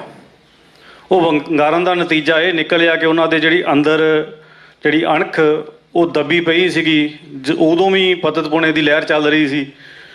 ਉਹ ਜਿਹੜੀ ਅੰਦਰਲੀ ਜਿਹੜੀ ਉਹਨਾਂ ਦੇ ਜਜ਼ਬਾਤ ਜਾਗੇ ਤੇ ਸਾਡੇ ਪਿਤਾ ਜੀ ਹੋਰੀ ਦੱਸਦੇ ਹੁੰਦੇ ਆ ਕਿ ਕਾਲਜਾਂ ਦੇ ਵਿੱਚ ਸਾਰੇ ਪਾਸੇ ਕੇਸਰੀ ਦਸਤਾਰਾਂ ਦੀ ਲਹਿਰ ਚੱਲ ਪਈ। ਇਹੋ ਜਿਹਾ ਹੀ ਵਰਤਾਰਾ ਅਸੀਂ ਹੁਣ ਪਿਛਲੇ ਸਾਲ 2 ਸਾਲ ਦੇ ਵਿੱਚ ਵੀ ਵੇਖਿਆ ਕਿ ਭਾਈ ਅੰਮ੍ਰਿਤਪਾਲ ਸਿੰਘ ਨੇ ਜਿਸ ਤਰੀਕੇ ਜਾ ਕੇ ਪੰਜਾਬ ਦੀ ਧਰਤੀ ਤੇ ਨੌਜਵਾਨਾਂ ਨੂੰ ਵੰਗਾਰ ਪਾਈ। ਪ੍ਰਚਾਰ ਵੱਲੋਂ ਕੋਈ ਘਾਟ ਨਹੀਂ ਸੀ, ਪਰ ਜੋ ਉਹ ਵੰਗਾਰ ਸੀਗੀ, ਉਹ ਜਿਹੜੇ ਨੌਜਵਾਨ ਪਤਤ ਪੁਣੇ ਦੇ ਵਿੱਚ ਨਸ਼ਿਆਂ ਦੇ ਵਿੱਚ ਗਰਕਦੇ ਜਾ ਰਹੇ ਸੀਗੇ, ਉਹਨਾਂ ਦੇ ਅੰਦਰ ਤੱਕ ਇੱਕ ਸੱਟ ਵਾਂਗੂ ਵੱਜੀ। ਉਹ ਸੱਟ ਨੇ ਉਹਨਾਂ ਦੇ ਅੰਦਰ ਦੇ ਜਿਹੜੇ ਜਜ਼ਬਾਤ ਜਗਾਏ ਤੇ ਉਹਨਾਂ ਦੇ ਵਿੱਚੋਂ ਬਹੁਤ ਨੇ ਨਸ਼ੇ ਤਿਆਗ ਕੇ ਅੰਮ੍ਰਿਤ ਛਕਣਾ ਸ਼ੁਰੂ ਕਰ ਲਿਆ, ਆਪਣੇ ਜੀਵਨ ਸੁਧਾਰਨ ਵੱਲ ਨੂੰ ਤੁਰ ਪਏ। ਪਰ ਇਹ ਜਿਹੜਾ ਕੰਮ ਹੁੰਦਾ, ਇਹ ਕਾਰਜ ਜਿਹੜਾ ਆ, ਇਹ ਸਰਕਾਰੀ ਕਾਰਜ ਦੇ ਵਿੱਚ ਬਹੁਤ ਵੱਡਾ ਵਿਘਨ ਆ। ਕਿਉਂਕਿ ਜਿਹੜੀ ਸਰਕਾਰ ਨੇ ਕਾਰਜ ਆਰੰਭਿਆ ਹੋਇਆ ਸਾਨੂੰ ਖਤਮ ਕਰਨ ਦਾ, ਉਸ ਕਾਰਜ ਦੇ ਵਿੱਚ ਭਾਈ ਅੰਮ੍ਰਿਤਪਾਲ ਸਿੰਘ ਨੇ ਵਿਘਨ ਪਾ ਦਿੱਤਾ ਜਾ ਕੇ। ਉਹਨਾਂ ਨੂੰ ਇਹ ਭੈ ਪੈ ਗਿਆ ਕਿ ਅਸੀਂ ਇੰਨੇ ਸਮੇਂ ਤੋਂ ਜੋ ਕੁਝ ਕਰ ਰਹੇ ਹਾਂ, ਸਾਡਾ ਕੀਤਾ ਕਰਾਇਆ ਖੂਹ 'ਚ ਪੈ ਜਾਣਾ ਜੇ ਨੌਜਵਾਨ ਮੁੜ ਸਿੱਖੀ ਵੱਲ ਤੁਰ ਪਏ। ਉਸ ਜਿਹੜੀ ਉਹ ਲਹਿਰ ਤੁਰੀ ਸੀ, ਉਹਨੂੰ ਬੰਨ ਮਾਰਨ ਲਈ ਉਹਨਾਂ ਨੇ ਸਾਡੇ ਵੀਰ ਨੂੰ ਡਿਬਰੂਗੜ੍ਹ ਜੇਲ੍ਹ ਦੇ ਵਿੱਚ ਡੱਕਿਆ। ਬਾਕੀ ਆਪ ਸਾਰੇ ਜਾਣਦੇ ਹੋ। ਤੇ ਪਰ ਜੋ ਅਸੀਂ ਜਿਹੜੇ ਗੁਰੂ ਸਾਹਿਬ ਨੇ ਜਿਹਨੂੰ ਜਿਸ ਤਰੀਕੇ ਦੀ ਇੱਕ ਕੈਪੇਬਿਲਿਟੀ ਬਖਸ਼ੀ ਆ, ਉਹ ਉਸ ਤਰੀਕੇ ਦਾ ਆਪਣਾ ਰੋਲ ਨਿਭਾ ਸਕਦਾ ਆ। ਇਸ ਕਰਕੇ ਜਿਵੇਂ ਢਾਡੀ ਜਥਾ ਜੋ ਵੀਰ ਰਸ ਦੀ ਕਵੀਸ਼ਰੀਆਂ ਗਾ ਕੇ ਗਿਆ ਆ, ਇਹ ਆਪਣੇ ਆਪ ਦੇ ਵਿੱਚ ਇੱਕ ਬਹੁਤ ਵੱਡਾ ਰੋਲ ਨਿਭਾ ਰਹੇ ਆ। ਮੈਂ ਆਪ ਜੀ ਦਾ ਬਹੁਤਾ ਸਮਾਂ ਨਹੀਂ ਲੈਣਾ। ਅੱਗੇ ਮੈਂ ਬੇਨਤੀ ਕਰਾਂਗਾ ਭਾਈ ਗੁਰਪ੍ਰੀਤ ਸਿੰਘ ਜੋ ਕਿ ਨਿਊਯਾਰਕ ਬੇਸਡ ਸਿੱਖ ਐਕਟਿਵਿਸਟ ਨੇ, ਮਾਫ ਕਰਨਾ, ਭਾਈ ਗੁਰਪ੍ਰਤਾਪ ਸਿੰਘ, ਉਹਨਾਂ ਨੂੰ 20 ਮਿੰਟ ਆਪ ਜੀ ਦੇ ਸਾਹਮਣੇ ਹਾਜ਼ਰੀ ਲਵਾਉਣ ਦੀ ਬੇਨਤੀ ਕਰਾਂਗਾ।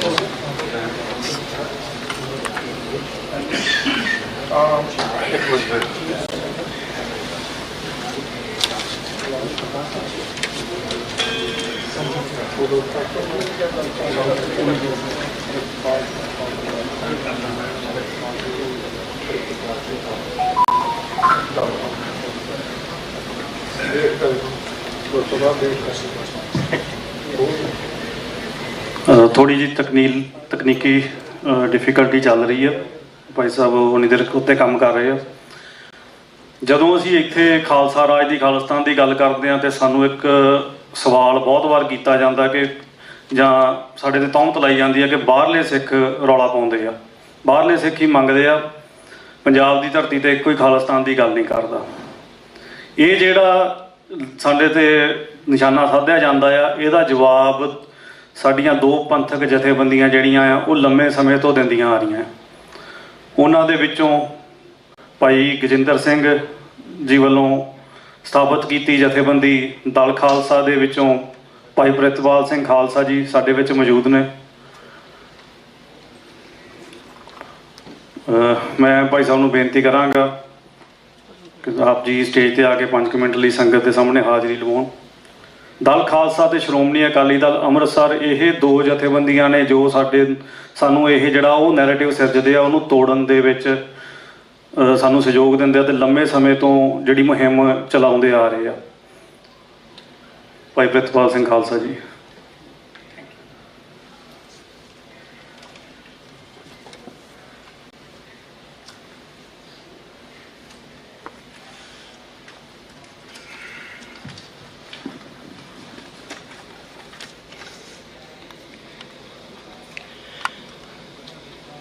गुरु की साजी नवाजी साध संगत, कौम की आज़ादी ਲਈ ਸੰਘਰਸ਼ੀਲ ਜਥੇਬੰਦੀਆਂ ਦੇ ਆਗੂ ਤੇ ਗੁਰੂ ਨੂੰ ਪਿਆਰ ਕਰਨ ਵਾਲੇ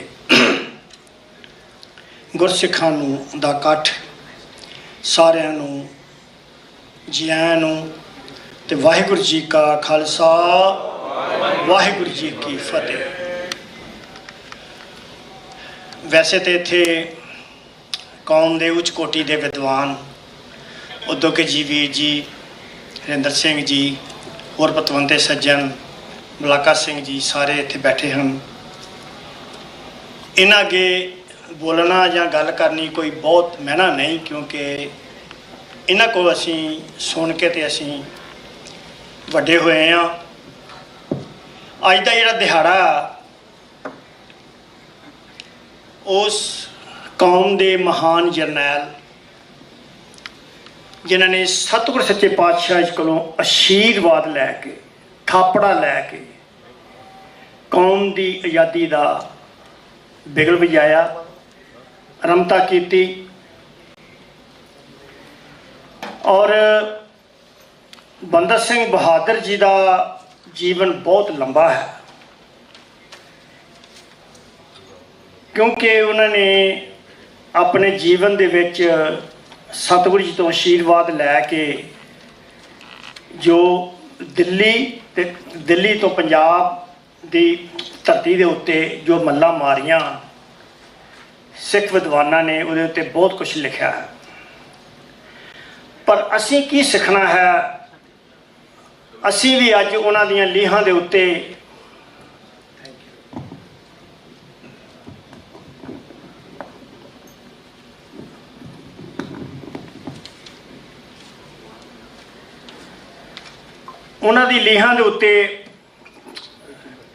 ਚੱਲਣ ਦਾ ਯਤਨ ਕਰ ਰਹੇ ਹਾਂ,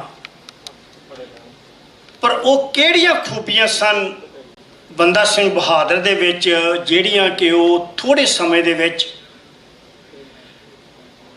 ਉਜੜੇ ਹੋਏ ਪੰਜਾਬ ਨੂੰ ਨਾਲ ਲੈ ਕੇ ਤੇ ਸਿੱਖ ਰਾਜ ਦੀ ਕਾਇਮਤਾ ਕੀਤੀ।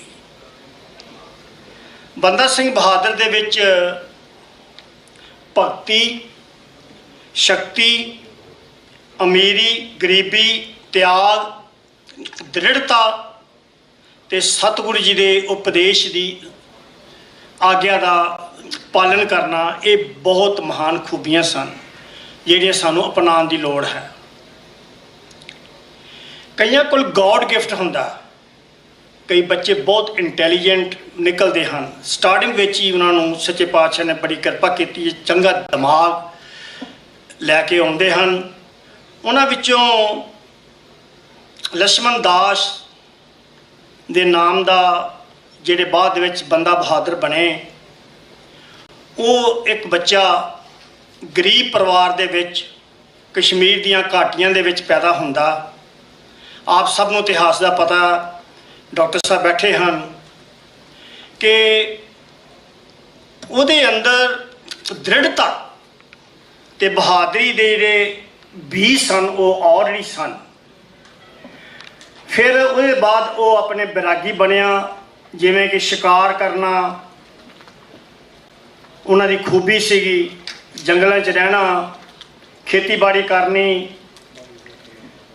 ਔਰ ਬੜਾ ਫੁਲਾਦੀ ਜੀਵਨ ਵਾਲਾ ਨੌਜਵਾਨ ਸੀਗਾ। ਔਰ ਕਰਵਟ ਨੇ ਆਪਣੇ ਚੇਂਜ ਕੀਤਾ, ਉਹ ਆਪਣੇ ਬੈਰਾਗੀ ਹੋ ਗਿਆ। ਬੈਰਾਗੀ ਹੋ ਕੇ ਸਾਧੂਆਂ ਸੰਤਾਂ ਦੇ ਨਾਲ ਸਾਊਥ ਵਿੱਚ ਨਿਕਲ ਗਿਆ, ਔਰ ਇੱਕ ਲੰਬਾ ਇਤਿਹਾਸ ਹੈ।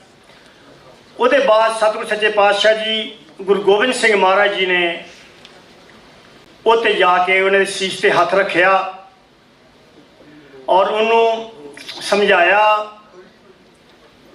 ਪੰਜਾਬ ਦੇ ਵਿੱਚ ਹੋ ਰਹੇ ਵਿਤਕਰੇ, ਜੋ ਵਿਤਕਰੇ ਅੱਜ ਹੋ ਰਹੇ ਹਨ, ਉੱਦਾਂ ਦੇ ਵਿਤਕਰੇ ਉੱਥੇ ਸਨ। ਸਾਹਿਬਜ਼ਾਦਿਆਂ ਦੀਆਂ ਸ਼ਹੀਦੀਆਂ, ਗੁਰੂ ਸਾਹਿਬ ਜੀ ਦਾ, ਅਰਜਨ ਸਾਹਿਬ ਜੀ ਦਾ ਸ਼ਹੀਦੀ, ਗੁਰੂ ਤੇਗ ਬਹਾਦਰ ਮਹਾਰਾਜ ਸੱਚੇ ਪਾਤਸ਼ਾਹ ਦੀ ਸ਼ਹੀਦੀ ਦੀਆਂ ਵਾਰਦਾਤਾਂ ਜਦੋਂ ਉਹਨੂੰ ਜਾ ਕੇ ਐਜੂਕੇਟ ਕੀਤੀਆਂ, ਤੇ ਬੰਦਾ ਸਿੰਘ ਬਹਾਦਰ ਦੇ ਅੰਦਰ ਉਹ ਪੁਰਾਣਾ ਜਜ਼ਬਾ ਜਿਹੜਾ ਵਾ ਉਹ ਉੱਭਰਿਆ। ਸਤਿਗੁਰੂ ਸੱਚੇ ਪਾਤਸ਼ਾਹ ਜੀ ਨੇ ਅੰਮ੍ਰਿਤ ਛਕਾਇਆ, ਅੰਮ੍ਰਿਤ ਦੀ ਦਾਤ ਦੇ ਕੇ ਥਾਪੜਾ ਦਿੱਤਾ। ਬੰਦਾ ਸਿੰਘ ਬਹਾਦਰ ਨੂੰ 5 ਤੀਰ ਦਿੱਤੇ, 5 ਸਿੰਘ ਦਿੱਤੇ, ਪੰਜਾਬ 'ਚ ਹੁਕਮਨਾਮੇ ਭੇਜੇ, ਤੇ ਬੰਦਾ ਸਿੰਘ ਨੂੰ ਪੰਜਾਬ ਜਾ ਕੇ ਉਹਨਾਂ ਨੇ ਜੋ ਬੁਲੰਦੀਆਂ ਕੀਤੀਆਂ ਉਹ ਆਪ ਸਭ ਇੱਕ ਲੰਬਾ ਇਤਿਹਾਸ ਹੈ। ਮੈਂ ਆਖਰ ਦੇ ਵਿੱਚ ਲੈ ਜਾਵਾਂ ਬੰਦਾ ਸਿੰਘ ਬਹਾਦਰ ਜੀ ਨੂੰ। 2 ਵਿਅਕਤੀਆਂ ਨੂੰ, ਜਿੰਨੀ ਕਿ ਮੈਨੂੰ ਪਤਾ ਹੈ, ਹੋ ਸਕਦਾ ਡਾਕਟਰ ਸਾਹਿਬ ਬੈਠੇ ਹਨ, ਵਿਦਵਾਨ ਸੱਜਣਿਆਂ ਨੂੰ ਜ਼ਿਆਦਾ ਪਤਾ ਹੋਏਗਾ, ਬਹਾਦਰੀ ਦਾ ਖਿਤਾਬ ਸਤਿਗੁਰੂ ਜੀ ਨੇ 2 ਬੰਦਿਆਂ ਨੂੰ ਦਿੱਤਾ। ਇੱਕ ਗੁਰੂ ਹਰਗੋਬਿੰਦ ਮਹਾਰਾਜ ਸੱਚੇ ਪਾਤਸ਼ਾਹ ਜੀ ਨੇ ਤੇਗਮਲ, ਆਪਣੇ ਸਭ ਤੋਂ ਛੋਟੇ ਬੇਟੇ ਤੇਗਮਲ ਨੂੰ, ਜਦੋਂ ਉਹਨਾਂ ਨੇ ਜੰਗ ਦੇ ਵਿੱਚ ਆਪਣਾ ਕਰਤੱਵ ਦਿਖਾਏ ਤੇ ਤੇਗ ਬਹਾਦਰ ਦਾ ਖਿਤਾਬ ਦਿੱਤਾ। ਦੂਸਰਾ ਗੁਰੂ ਗੋਬਿੰਦ ਸਿੰਘ ਮਹਾਰਾਜ ਜੀ ਨੇ ਬੰਦਾ ਬੈਰਾਗੀ ਨੂੰ ਅੰਮ੍ਰਿਤ ਛਕਾ ਕੇ ਬੰਦਾ ਸਿੰਘ ਬਹਾਦਰ ਦਾ ਖਿਤਾਬ ਦਿੱਤਾ। ਔਰ ਇਹ ਖਿਤਾਬ ਲੈ ਕੇ ਜਦੋਂ ਪੰਜਾਬ 'ਚ ਵਿਚਰੇ, ਅੰਤ ਸਾਰਾ ਇਤਿਹਾਸ ਫੋਲ ਕੇ ਤੇ ਲਾਸਟ ਵਿੱਚ ਉਹ ਗੁਰਦਾਸ ਨੰਗਲ ਦੀ ਗੜੀ ਦੇ ਵਿੱਚ ਉਹ ਕੈਦ ਹੋ ਜਾਂਦੇ ਹਨ। ਜਿਵੇਂ ਚਮਕੌਰ ਸਾਹਿਬ ਦੀ ਜਿਹੜੀ ਗੜੀ ਹੈ, ਉਸੇ ਤਰ੍ਹਾਂ ਦੀ ਉੱਥੇ ਆਪਾਂ ਗੁਰਦਾਸ ਅਪਵੇਲ ਦੇ ਵਿੱਚ ਇੱਕ ਆਪ ਗੜੀ ਹੈ, ਉੱਥੇ ਉਹ ਆਪਣੇ ਕੈਦ ਹੋ ਜਾਂਦੇ ਹਨ। ਮੁਗਲ ਸਰਕਾਰ ਦੀਆਂ ਫੌਜਾਂ ਆਲੇ ਦੁਆਲੇ ਘੇਰਦੀਆਂ ਹਨ ਤੇ ਅੰਤ ਉਹਨਾਂ ਦੀ ਗ੍ਰਿਫਤਾਰੀ ਹੁੰਦੀ ਹੈ, ਉਹਨਾਂ ਦੀ ਸ਼ਹੀਦੀ ਹੁੰਦੀ ਹੈ। ਕਿੱਦਾਂ ਦਿੱਲੀ 'ਚ ਜਾ ਕੇ ਉਹਨਾਂ ਨੂੰ ਸ਼ਹੀਦ ਕੀਤਾ ਜਾਂਦਾ ਹੈ, ਉਹ ਤਸੀਹੇ, ਅਸਹਿ ਤੇ ਅਕਹਿ ਕੋਈ ਬੰਦਾ ਵੇਖ ਵੀ ਨਹੀਂ ਸਕਦਾ ਜਿਹੜੇ ਉਹਨਾਂ ਨੂੰ ਦਿੱਤੇ ਗਏ ਹਨ। ਮੈਂ ਬਹੁਤਾ ਲੰਬਾ ਸਮਾਂ ਨਾ ਲਵਾਂ, ਬਹੁਤ ਬੁਲਾਰੇ ਹਨ। ਸੋ ਬੰਦਾ ਸਿੰਘ ਬਹਾਦਰ, ਇਹ ਜਿੰਨੇ ਫੋਟੋ ਲੱਗੀਆਂ ਹਨ, ਇਹ ਸਾਰੇ ਬੰਦਾ ਸਿੰਘ ਬਹਾਦਰ ਦੇ ਆਪਣੇ ਵਾਰਸ ਹਨ। ਔਰ ਅੱਜ ਵੀ ਕਾਇਮ ਹਨ। ਇਹ ਕੌਮ ਗੁਰੂ ਸਾਹਿਬ ਨੇ ਸਾਹਿਬਜ਼ਾਦਿਆਂ ਦੀ ਸ਼ਹੀਦੀਆਂ ਦੇ ਉੱਤੇ ਇਹ ਆਪਣੇ ਕੌਮ ਖੜੀ ਕੀਤੀ ਹੈ। ਸਾਰੇ ਆਜ਼ਾਦੀ ਦੇ ਵਿੱਚ ਹਨ ਔਰ ਡਾਕਟਰ ਸਾਹਿਬ ਬੈਠੇ ਹਨ, ਹਰਿੰਦਰ ਸਿੰਘ ਜੀ ਬੈਠੇ ਹਨ। ਮੈਂ ਇੱਕ ਬੇਨਤੀ ਕਰਾਂਗਾ ਕਿ ਇਹ ਵਿਦਵਾਨ ਸੱਜਣ ਸਾਨੂੰ ਕੋਈ ਰੂਟ ਮੈਪ ਦੇਣ, ਕੋਈ ਸੋਚ ਸਮਝ ਕੇ ਤੇ ਸਾਨੂੰ ਕੋਈ ਨਾ ਕੋਈ ਨਿਸ਼ਾਨਾ ਦੇਣ ਹੁਣ ਇਸ ਵੇਲੇ ਕੌਮ ਕੀ ਕਰੇ, ਸੋ ਤਾਂ ਕਿ ਅਸੀਂ ਉਹਨਾਂ ਉੱਤੇ ਕੰਮ ਕਰੀਏ, ਸਾਡਾ ਟਾਈਮ ਵੇਸਟ ਨਾ ਹੋਵੇ। ਸੋ ਟਾਈਮ ਦੇਣ ਲਈ ਬਹੁਤ ਬਹੁਤ ਰਿਣੀ ਹਾਂ ਸਰਦਾਰ ਹਿੰਮਤ ਸਿੰਘ ਜੀ ਦਾ, ਸਾਰੀ ਜਥੇਬੰਦੀ ਦਾ। ਹੋਈਆਂ ਭੁੱਲਾਂ ਦੀ ਖਿਮਾ ਬਖਸ਼ਣੀ। ਵਾਹਿਗੁਰੂ ਜੀ ਕਾ ਖਾਲਸਾ, ਵਾਹਿਗੁਰੂ ਜੀ ਕੀ। ਇੱਕ ਚੀਜ਼ ਹੋਰ, 5 ਤੀਰ ਹੋਰ ਦੀ ਬੰਦਾ ਸਿੰਘ ਬਹਾਦਰ ਦੇ ਨਾਂ ਦੇ ਉੱਤੇ ਭਾਈ ਗਜਿੰਦਰ ਸਿੰਘ ਨੇ ਕਿਤਾਬ ਲਿਖੀ। ਉਹ ਕਿਤਾਬ ਜਿਹੜੀ ਆਪਣੇ ਗੌਰਮੈਂਟ ਨੇ ਆਪਣੇ ਬੈਨ ਕੀਤੀ। ਫਿਰ ਇੱਕ ਹੋਰ ਕਿਤਾਬ ਲਿਖੀ ਵਸੀਅਤਨਾਮਾ। ਸੋ ਭਾਈ ਗਜਿੰਦਰ ਸਿੰਘ ਅੱਜ ਮੈਂ ਤੁਹਾਨੂੰ ਇਨਫੋਰਮੇਸ਼ਨ ਦੇ ਦਿਆਂ ਹਸਪੀਟਲ 'ਚ ਹਨ, ਸਿਹਤ ਉਹਨਾਂ ਦੀ ਖਰਾਬ ਹੈ। ਅਰਦਾਸ ਵੀ ਕਰਿਓ ਉਸ ਜਲਾਵਤਨ ਸਿੰਘ ਦੇ ਲਈ। ਸਾਰੀ ਉਮਰ ਉਸਨੇ ਆਪਣੀ ਲਾਈ ਹੈ। ਸੋ ਵਾਹਿਗੁਰੂ ਜੀ ਕਾ ਖਾਲਸਾ, ਵਾਹਿਗੁਰੂ ਜੀ ਕੀ ਫਤਿਹ।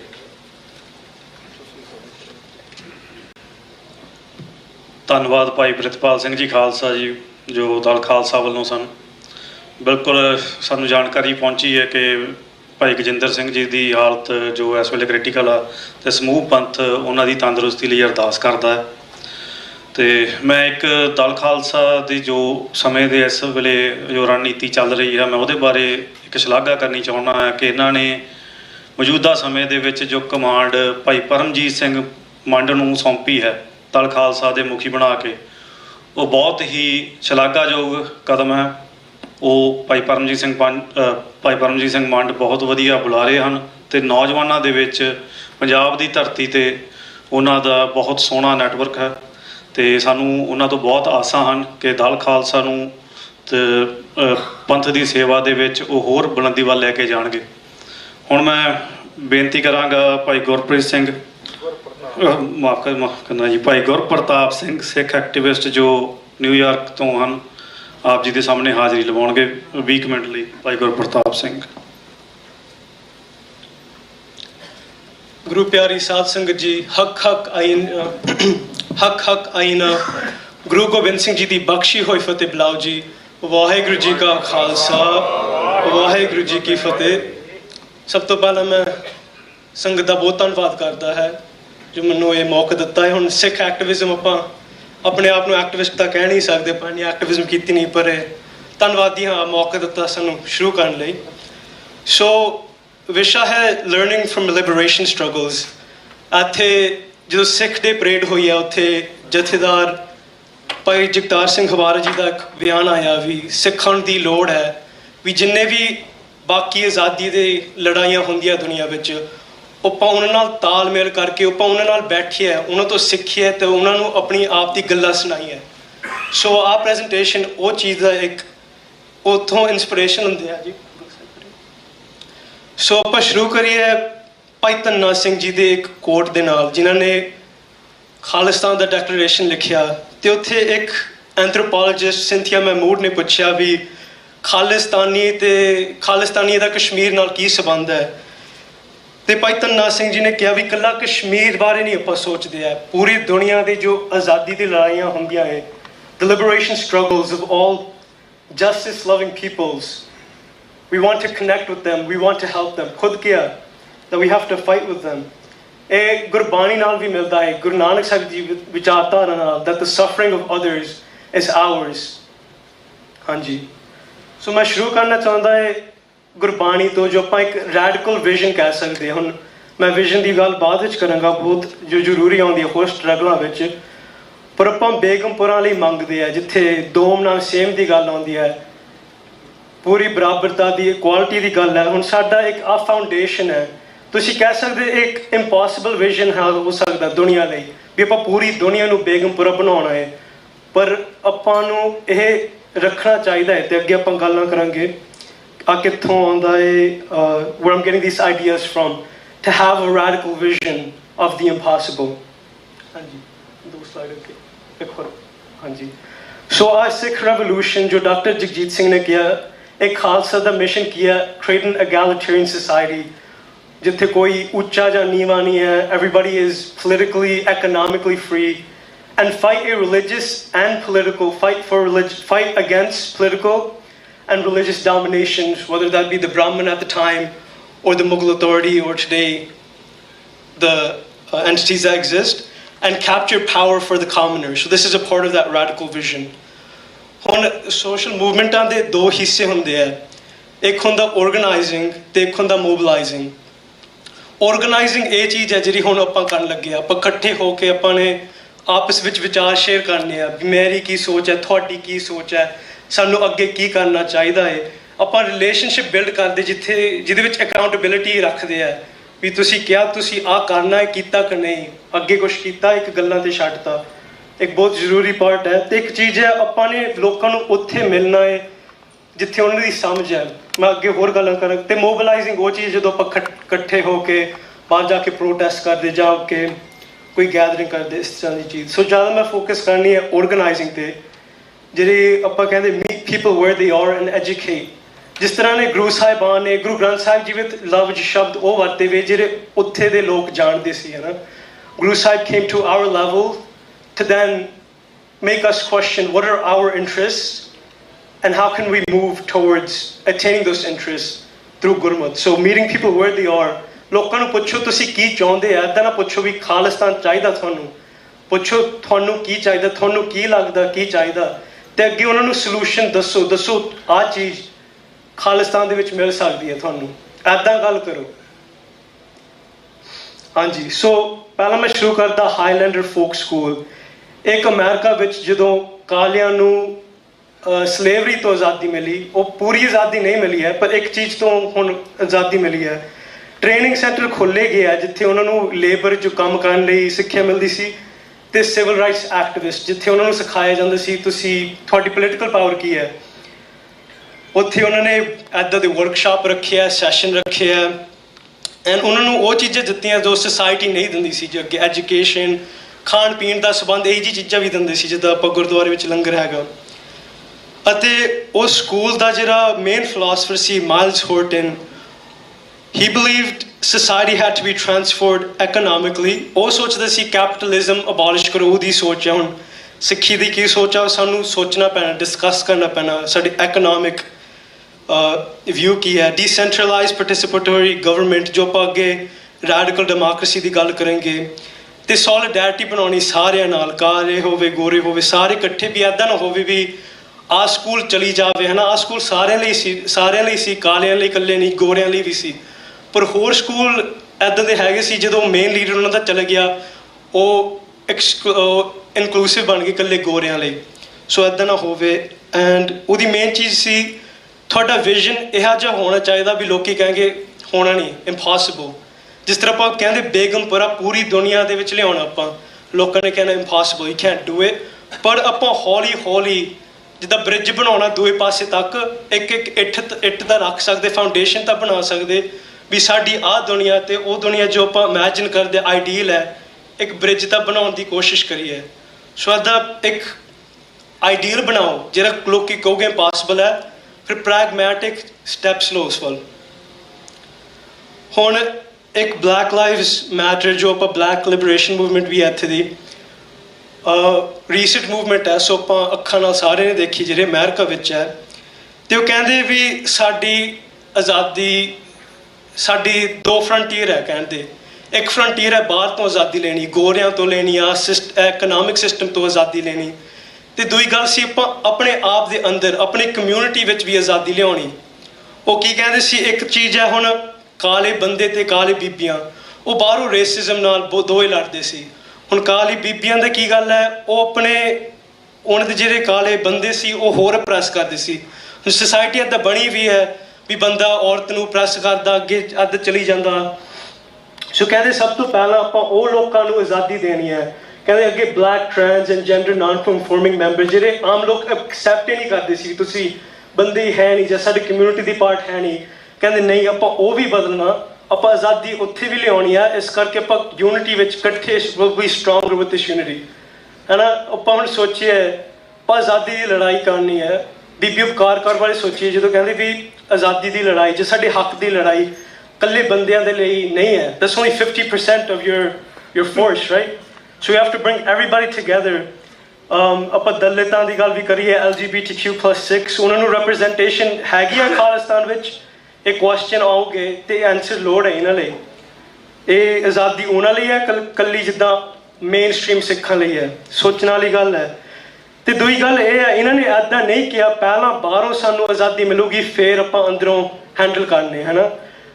ਜਦੋਂ ਵੀ ਕਈ ਵਾਰੀ ਆਪਾਂ ਪੁੱਛ ਲੈਂਦੇ ਆਮ ਡੈਡੀ ਜੀ ਨੂੰ ਵੀ ਡੈਡੀ ਜੀ ਪ੍ਰਚਾਰਕ ਗੁਰਦੁਆਰੇ ਜਾ ਕੇ ਇੱਦਾਂ ਕਹਿੰਦੇ ਆ, ਕੁਛ ਹੁੰਦਾ ਕਿਉਂ ਨਹੀਂ? ਫਿਰ ਆਫਟਨ ਆਨਸਰ ਹੋ ਜਾਂਦਾ ਇਹ ਸਾਡੀ ਗੁਲਾਮੀ ਦੀ ਨਿਸ਼ਾਨ ਹੈ, ਜਦੋਂ ਰਾਜ ਆਊਗਾ ਉਦੋਂ ਸਭ ਠੀਕ ਹੋ ਜਾਣਾ। ਪਰ ਸਾਨੂੰ ਇਹਨਾਂ ਤੋਂ ਵੀ ਸਿੱਖਣਾ ਚਾਹੀਦਾ। ਕਹਿੰਦੇ ਵੀ ਆਪਾਂ ਅੰਦਰੋਂ ਵੀ ਆਪਣੇ ਇੰਟਰਨਲ ਇਸ਼ੂਜ਼ ਵੀ ਉਹਨਾਂ 'ਤੇ ਵੀ ਕੰਮ ਕਰਨਾ, ਨਾਲ ਦੀ ਨਾਲ ਨਾਲੇ ਬਾਹਰੋਂ ਵੀ ਕੰਮ ਕਰਨਾ, ਹੈ ਨਾ। ਜਦੋਂ ਆਪਾਂ ਇਹ ਕਾਮਨਲੀ ਐਡਰੈਸ ਕਰਦੇ, ਜਦੋਂ ਮੈਂ ਪੁੱਛਦਾ ਵੀ ਰਾਜ ਆ ਕੇ ਸਾਨੂੰ ਇਹ ਚੀਜ਼ਾਂ ਮਿਲਣੀਆਂ, ਹੈ ਨਾ। ਕਹਿੰਦੇ ਵੀ ਸ਼ਾਸਨ ਕੇ ਅਧੀਨ ਹੈ ਰਾਜ ਬਿਨਾਂ ਨਾ ਧਰਮ ਚਲਿਆ। ਕਹਿੰਦੇ ਵੀ ਰਾਜ ਨਹੀਂ ਹੈਗਾ ਤਾਂ ਇਹ ਕਰਕੇ ਸਾਡਾ ਧਰਮ ਨਹੀਂ ਚੱਲਦਾ। ਪਰ ਮੇਰਾ ਇਹ ਖਿਆਲ ਹੈ ਆਪਾਂ ਇੱਕ ਕੌਂਟੈਕਸਟ ਤੋਂ ਬਹੁਤ ਕੱਢਿਆ ਵਾ, ਬਿਕਾਜ਼ ਉਸ ਸਮੇਂ ਆਪਾਂ ਭੁੱਲ ਨਹੀਂ ਸਕਦੇ ਗੁਰੂ ਗੋਬਿੰਦ ਸਿੰਘ ਜੀ ਉੱਥੇ ਹੀ ਸੀ ਜਦੋਂ ਉਹਨਾਂ ਨੇ ਕਿਹਾ, ਸੱਚੀ ਸਰਕਾਰ ਉੱਥੇ ਹੈਗੀ ਸੀ। ਆਪਾਂ ਹੁਣ ਕਿੱਦਾਂ ਕਹਿ ਸਕਦੇ ਵੀ ਰਾਜ ਹੈ ਨਹੀਂ ਸੀ ਇੱਕ ਸਮੇਂ ਦਾ ਸਿੱਖਾਂ ਕੋਲ? ਹੈਗਾ ਸੀ। ਗੁਰਬਾਣੀ ਵਿੱਚ ਆਉਂਦਾ ਵੀ ਸਾਗਰ ਮੈਂ ਬੂੰਦ ਮੈਂ ਸਾਗਰ, ਵੀ ਬੂੰਦ ਇੱਕ ਬੂੰਦ ਉਹ ਸਾਗਰ ਤੋਂ ਪੂਰਾ ਸਾਗਰ ਉਹਦੇ ਵਿੱਚ ਵੀ ਹੈਗਾ ਏ। ਹੁਣ ਜੋ ਅਕਾਲ ਪੁਰਖ ਵਾਹਿਗੁਰੂ ਨੂੰ ਆਪਾਂ ਸੋਵਰਨ ਆਫ ਸੋਵਰਨਸ ਆਖਦੇ ਆ, ਉਹ ਸੋਵਰੈਨਿਟੀ ਸਾਡੇ ਅੰਦਰ ਵੀ ਹੈਗੀ ਹੈ, ਉਹਦੀ ਪ੍ਰਾਪਤੀ ਸਾਨੂੰ ਕਰਨੀ ਪੈਣੀ ਹੈ। ਫਿਰ ਆਪਾਂ ਅੱਗੇ ਗੱਲ ਕਰ ਸਕਦੇ ਆ ਸੋਸਾਇਟੀ ਦੀ ਲਿਬਰੇਸ਼ਨ ਲਈ, ਹੈ ਨਾ। ਪਹਿਲਾਂ ਅੱਗੇ ਦੂਜੀ ਗੱਲ ਹੈ ਹੁਣ ਰੈਡੀਕਲ ਬਲੈਕ ਫੈਮਿਨਿਸਟ ਟ੍ਰੈਡੀਸ਼ਨਸ। ਹੁਣ ਜੋ ਮੈਂ ਪਹਿਲਾਂ ਗੱਲ ਕੀਤੀ ਉਹ ਬਲੈਕ ਲਾਈਵਸ ਮੈਟਰ ਦੀ ਸੀ, ਉਹ ਵੀ ਐਕਚੁਅਲੀ ਖਾਸ ਬੀਬੀਆਂ ਨੇ ਜ਼ਿਆਦਾ ਉਹਨਾਂ ਨੇ ਉਹ ਮੂਵਮੈਂਟ ਨੂੰ ਲੀਡ ਕੀਤਾ। ਪਰ ਆ ਇੱਕ ਬਹੁਤ ਪੁਰਾਣਾ ਮੂਵਮੈਂਟ ਹੈ ਉਦੋਂ ਦਾ, ਜਦੋਂ ਇਹ ਸਟਰਗਲ ਹੁੰਦੀ ਸੀ ਵੀ ਪਹਿਲਾਂ ਕਾਲੇ ਪੂਰੇ ਤੌਰ ਤੋਂ ਆਪਣੀ ਆਜ਼ਾਦੀ ਲਈ ਲੜਦੇ ਸੀ ਤੇ ਬੀਬੀਆਂ ਕਹਿੰਦੇ ਸਾਡਾ ਹੋਰ ਅਪਰੈਸ਼ਨ ਹੈ। ਤੇ ਉਹਨਾਂ ਨੇ ਕਿਹਾ ਵੀ the major systems of oppression are interlocking, right. ਵੀ ਗਲੋਬਲ ਪਾਵਰ ਸਟਰਕਚਰ ਚੱਲਦੇ ਪਏ ਆ ਦੁਨੀਆ ਵਿੱਚ, ਜਿੱਥੋਂ ਸਾਨੂੰ ਸਿੱਖਾਂ ਨੂੰ ਵੀ ਗੁਲਾਮੀ ਮਹਿਸੂਸ ਹੁੰਦੀ ਹੈ। ਪਰ ਇਹਨਾਂ ਨੇ ਕਿਹਾ it's time to identify and give those things to analyze what these systems are oppression, where this oppression is coming from. So ਆਪਾਂ ਅਡਾਨੀ ਬਾਨੀ ਤੇ ਇਕੱਲਾ ਫੋਕਸ ਤਾਂ ਕਰ ਦਿੰਦੇ ਆ ਵੀ ਅਡਾਨੀ ਇੱਦਾਂ ਕਰਦਾ, ਬਾਨੀ ਇੱਦਾਂ ਕਰਦਾ, ਮੋਦੀ ਇੱਦਾਂ ਕਰਦਾ। ਪਰ ਆਪਾਂ ਬੈਠ ਕੇ ਸਾਨੂੰ ਕਰਨਾ ਚਾਹੀਦਾ ਵੀ ਆਪਾਂ ਪੂਰਾ ਸਿਸਟਮ ਦੇਖੀਏ ਕੀ ਹੈ। ਸ਼ਾਇਦ ਹੋ ਸਕਦਾ ਇੱਕ ਐਕਨੋਮਿਕ ਸਟਰਕਚਰ ਨਾਲ ਸਾਡੀ ਲੜਾਈ ਹੈ ਜਿੱਥੇ ਅਡਾਨੀ ਬਾਨੀ ਜਿੱਤੀ ਜਾਂਦੇ ਆ। ਪੂਰੀ ਚੀਜ਼ ਨੂੰ ਸੋਚੋ, ਪੂਰੀ ਚੀਜ਼, ਫਿਰ ਉਹ ਚੀਜ਼ ਨੂੰ ਟੈਕਲ ਕਰੋ। ਕੋਲ ਅਡਾਨੀ ਨੂੰ ਕੱਢ ਦਿਓ, ਹੋਰ ਕਿਸੇ ਨੇ ਆ ਜਾਣਾ, ਹੈ ਨਾ। ਅਬਾਨੀ ਹਜੇ ਉੱਥੇ ਹੀ ਹੈ, ਪਰ ਜੇ ਤੁਸੀਂ ਪੂਰੀ ਸਿਸਟਮ ਦੀ ਰਿਫਾਰਮ ਕਰਨ ਦੀ ਗੱਲ ਕਰਾਂਗੇ ਸ਼ਾਇਦ ਸਲੂਸ਼ਨ ਜਾਂ ਆਈਡੀਆਜ਼ ਹੋਰ ਆਉਣਗੇ। ਤੇ ਦੂਜੀ ਗੱਲ ਇਹ ਕਰਦੇ ਆ ਵੀ ਐਕਸਪੀਰੀਅੰਸ ਇਜ਼ ਨੌਲੇਜ।